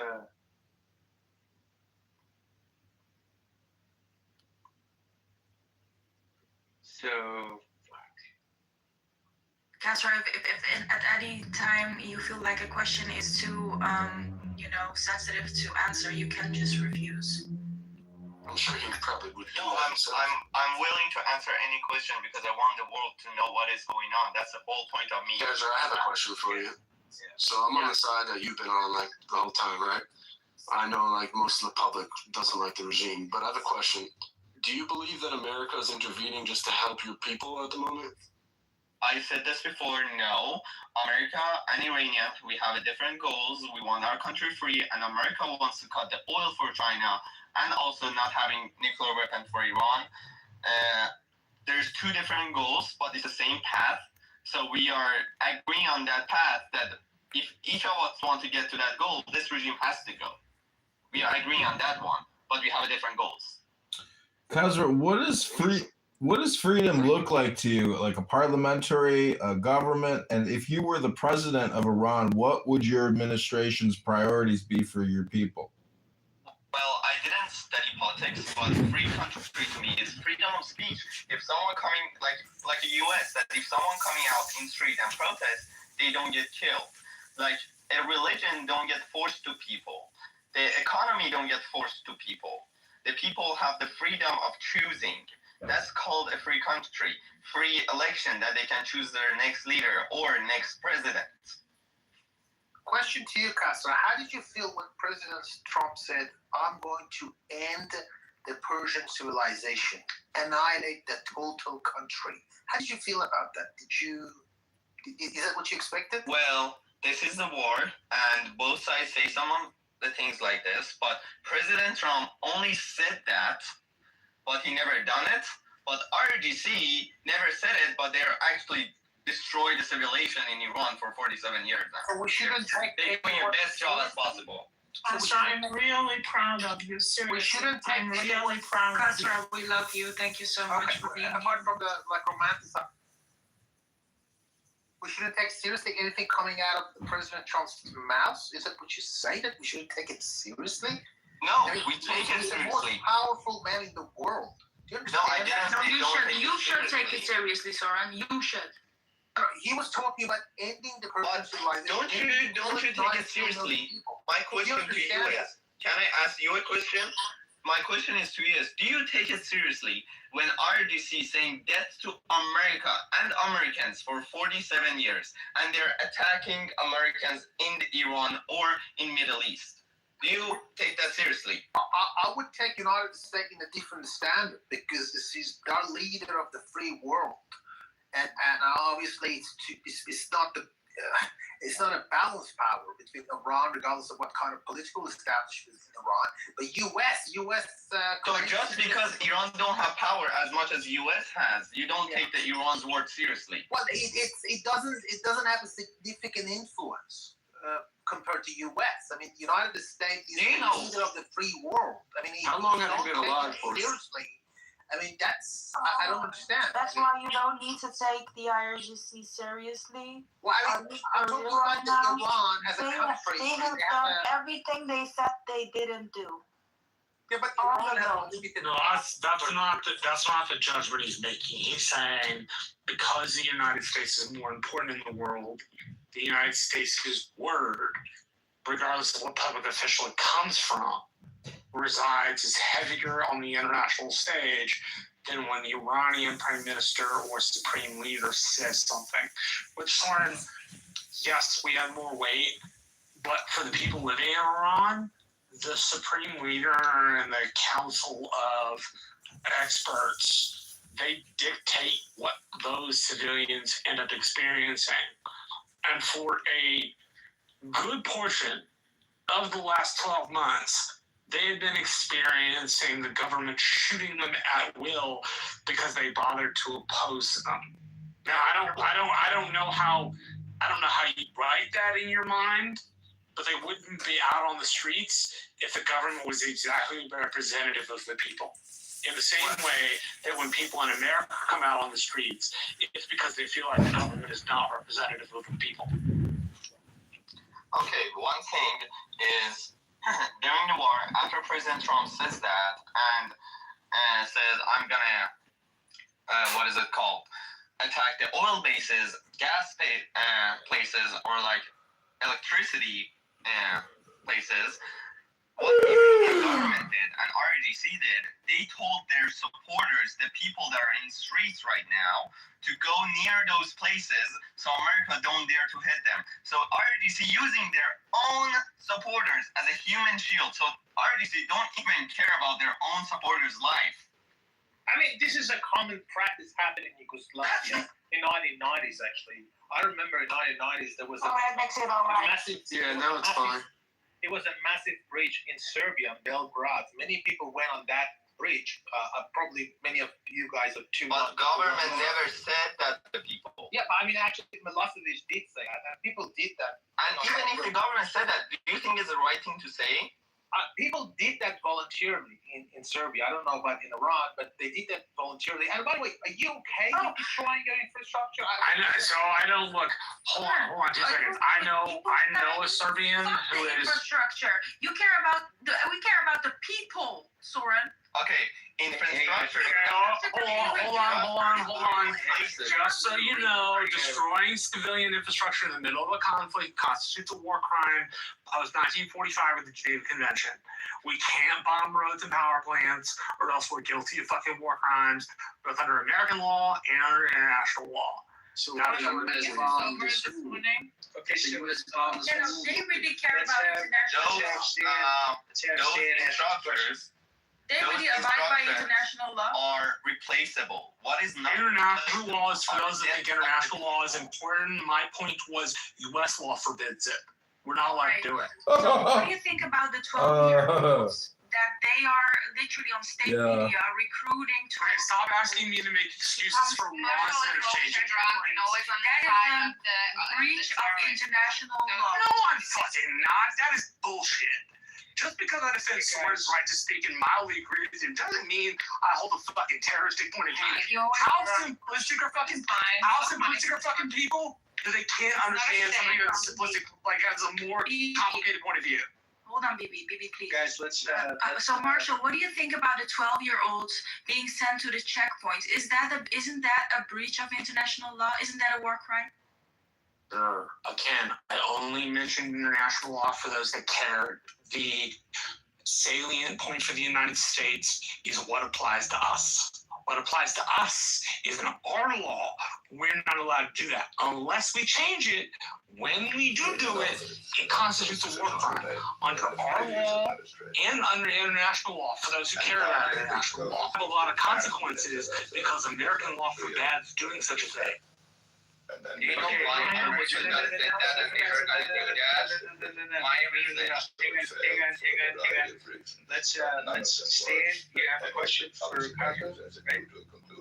Yeah, I mean, what did you say about the U.S. bombing the Iran school on the first day, and they're not going to treat to as a human shield, right? But the U.S. bombed it anyways, and that's against, like, especially like. As we all know, that school was exactly beside of the military base. And Iran and RDC known for using the elementaries and schools and kindergartens as a guard for themselves to put their forces in there so you'd be safe. Right now, most of you highly underestimate the accuracy of the bombs happening in hospitals. If they want the U.S. if the U.S. hit the hospital, they're gonna say, "Oh, U.S. hit our hospital," but the meeting is in the hospital. Yeah, so what the United States investigation so far has found into that is that we bombed the school without Iranian soldiers in the building. You guys know that 2 months before the war, Islamic Republic killed 300 children in the streets of Iran. Yes, but that doesn't excuse the U.S. military accidentally targeting a base. Yeah, that was it's still a bad thing for us to have done. Yeah, I agree with it. But the thing is that it was unintentional. And what Islamic Republic did to 300 children was totally intentional. Of course, the Iranian regime's intentionally use civilians and their deaths as leverage against the West, so military objectives don't get achieved. You can see this with Hamas and Hezbollah, and you can see this in the way the Iranian regime manages itself. Like civilian casualties are the fucking point. Well, I just know that. That's what we're trying to tell you guys. Hold on a second. I just came up real quick. You misunderstand me defending Soren for me agreeing with his views. I defend the right for him to talk, not his views. Staging an outfit to get attention, okay? That's what that's something to try to be. I just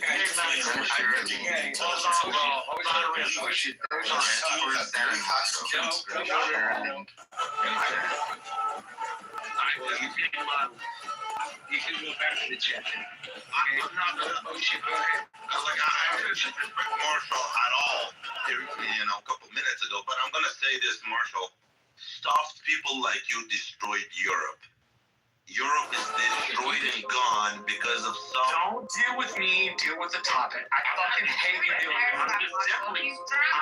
No, you are personally insulting me as a way to not talk about the fucking topic. How is it an insult?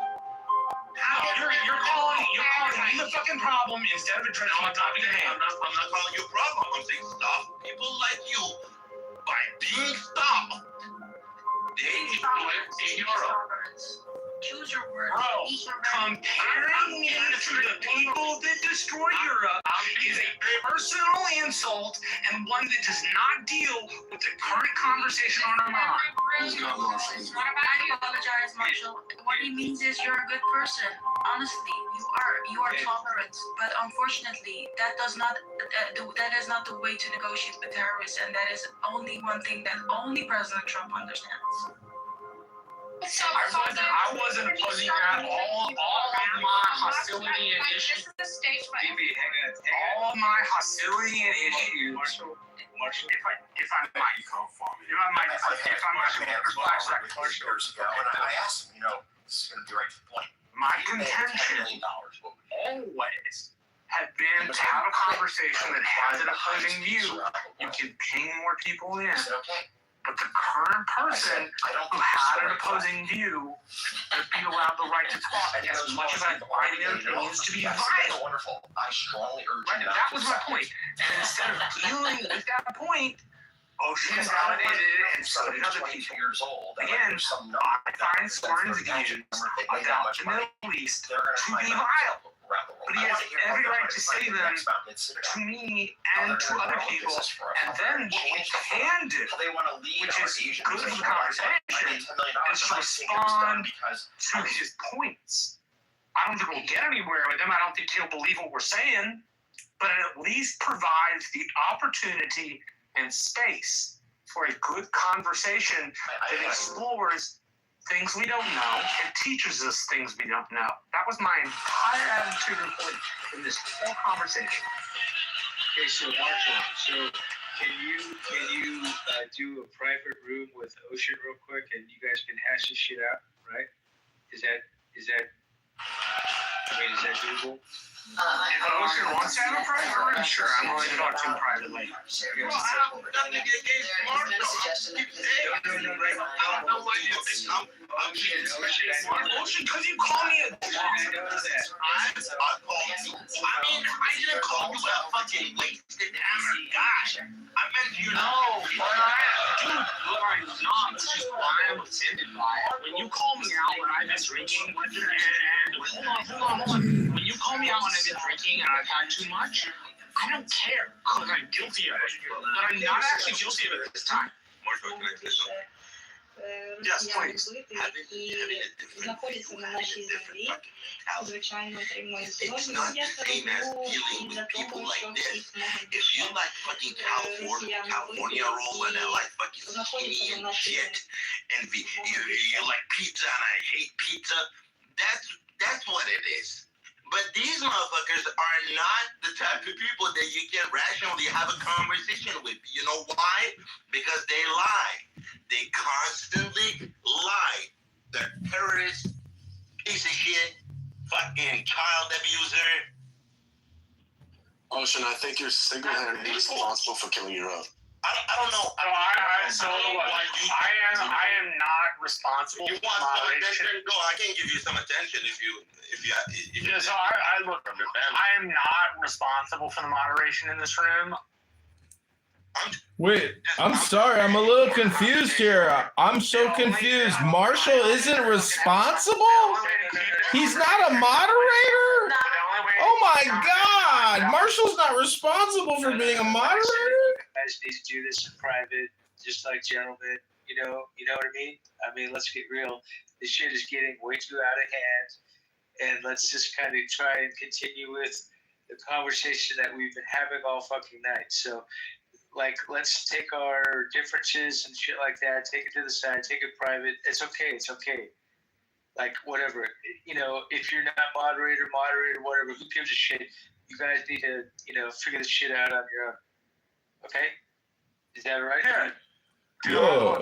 Marshall's just a little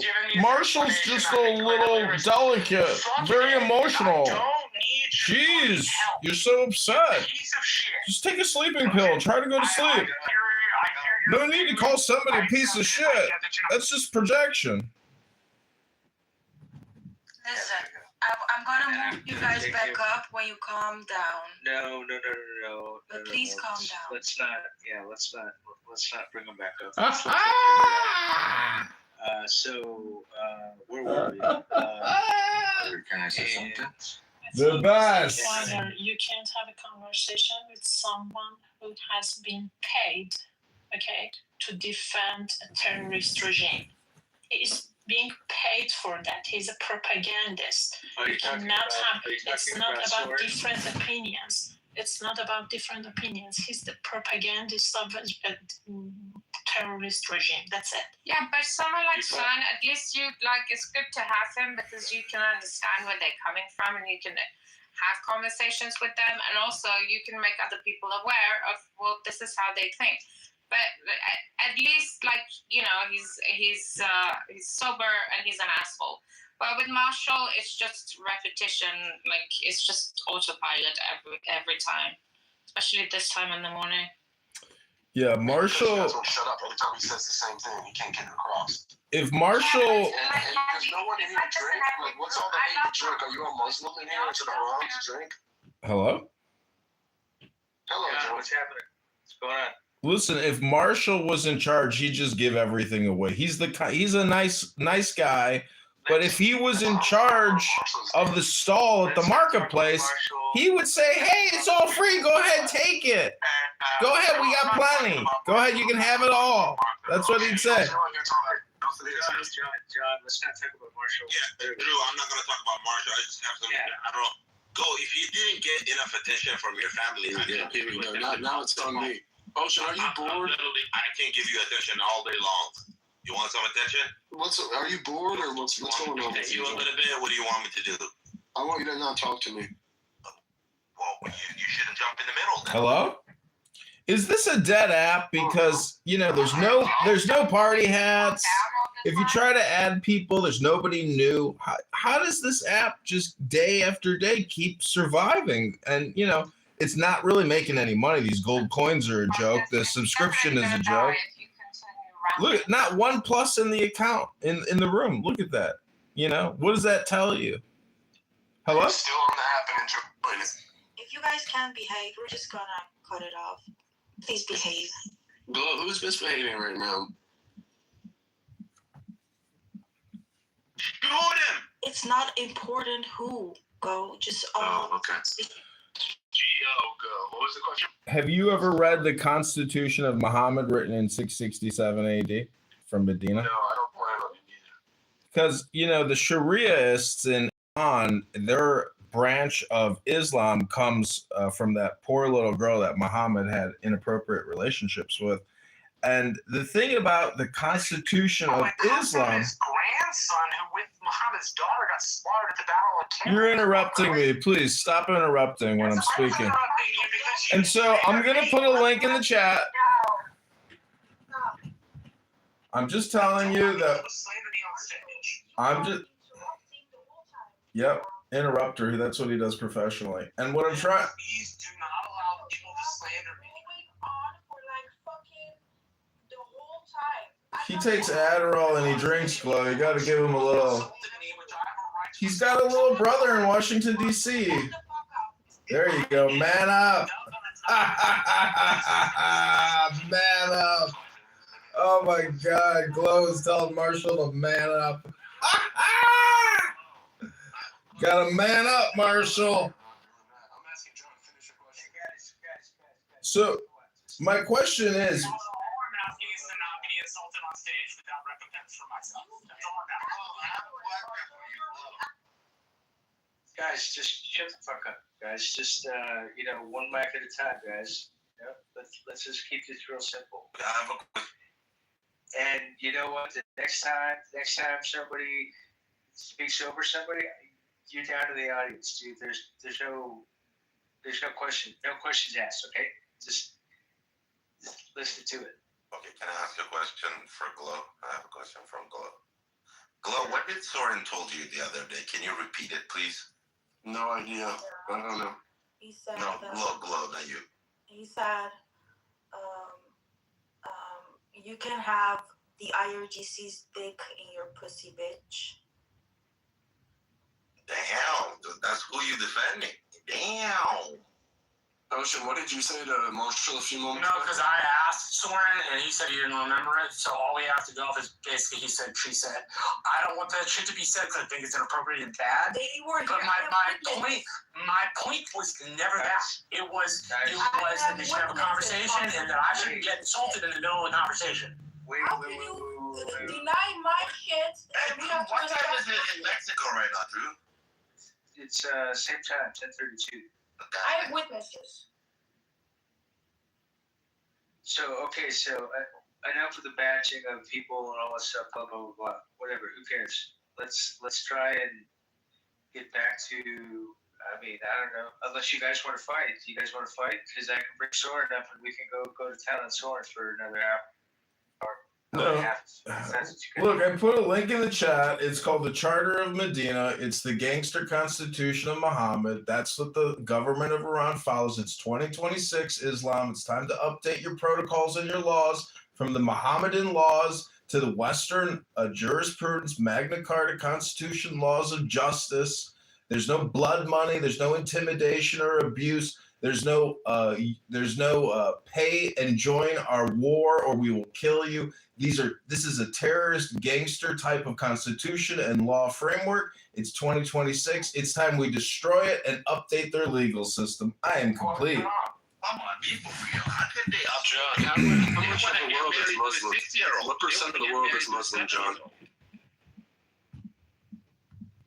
Link is in the chat to the Charter of Medina. Let's talk about the law. It's called Mohammedan's Law and Constitution.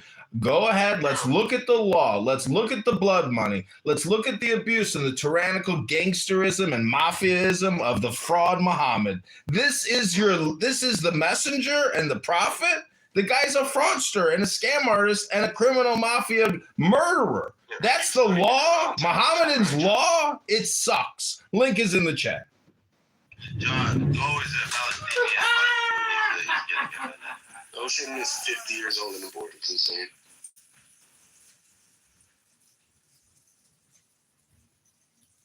Ocean, what are you here? What is your argument here? Just a troll?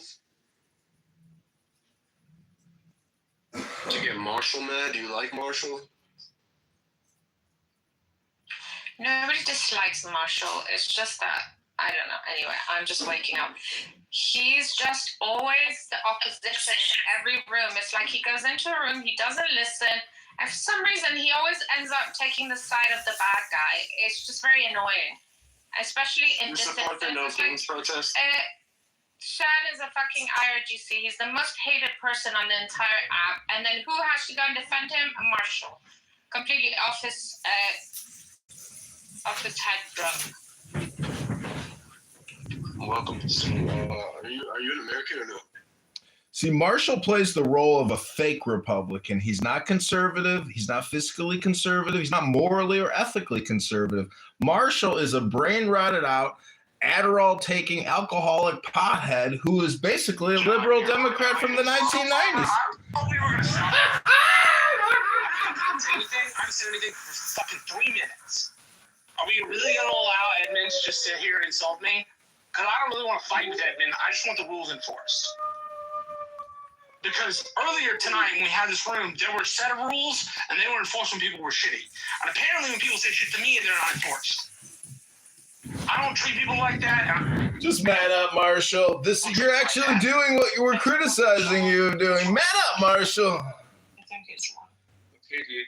Well, you got your moderation. That's what you want. Man up, Marshall. Let's just play it this way, and you can come back with.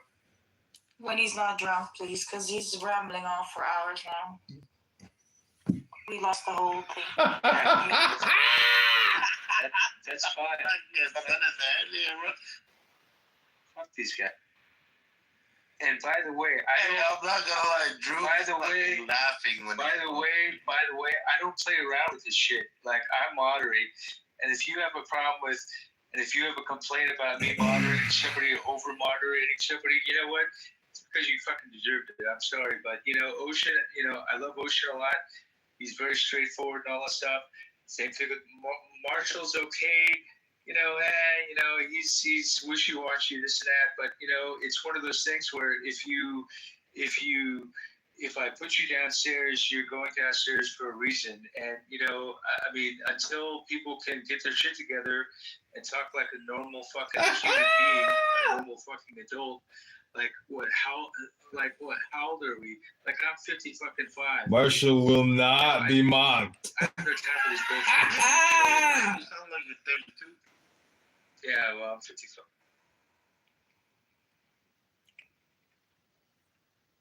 By the way, Drew, Gore right here disrespected people over 50. He was saying some shit about 50-year-olds. No, I was talking to you only. Anyways, go ahead. I'm 22, by the way. What do you want to say? Yeah, Stan asked a question about U.S. bombing your school. Put a video in the chat. Listen, I want to know, are you white? I don't know what she on. Can I ask you a question? You're Somali. Can you tell me what race you are? This is important for me. Bima, let me just explain this to you, right? I don't know if you can see this man's bio. This is important for me. but I can see his bio. And in his bio, he has the Somali alphabet that spells out Rial Sul or something. That would make no reason for a white man to have that on his bio. That's part of the Part of the troll. That's the font. That's the font. Come up with something. So are you Somali or no? No. Okay, then Hold on, I clicked my fucking profile. God damn it. So why would you have the Somali alphabet on your bio? Because it's part of the font. He had to go out and come back in because he clicked his own profile.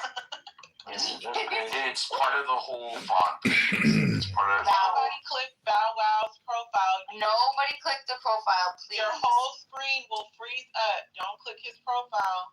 It's a Chinese finger trap. And now I know you're really curious, but I promise you it will happen unless you have an Android. Okay, so listen to me. You have to tell me. I know what is your race? Your quote unquote race, the way that humans are. Okay, may I ask you another question based on your question? Yeah. Do you think Jews are white?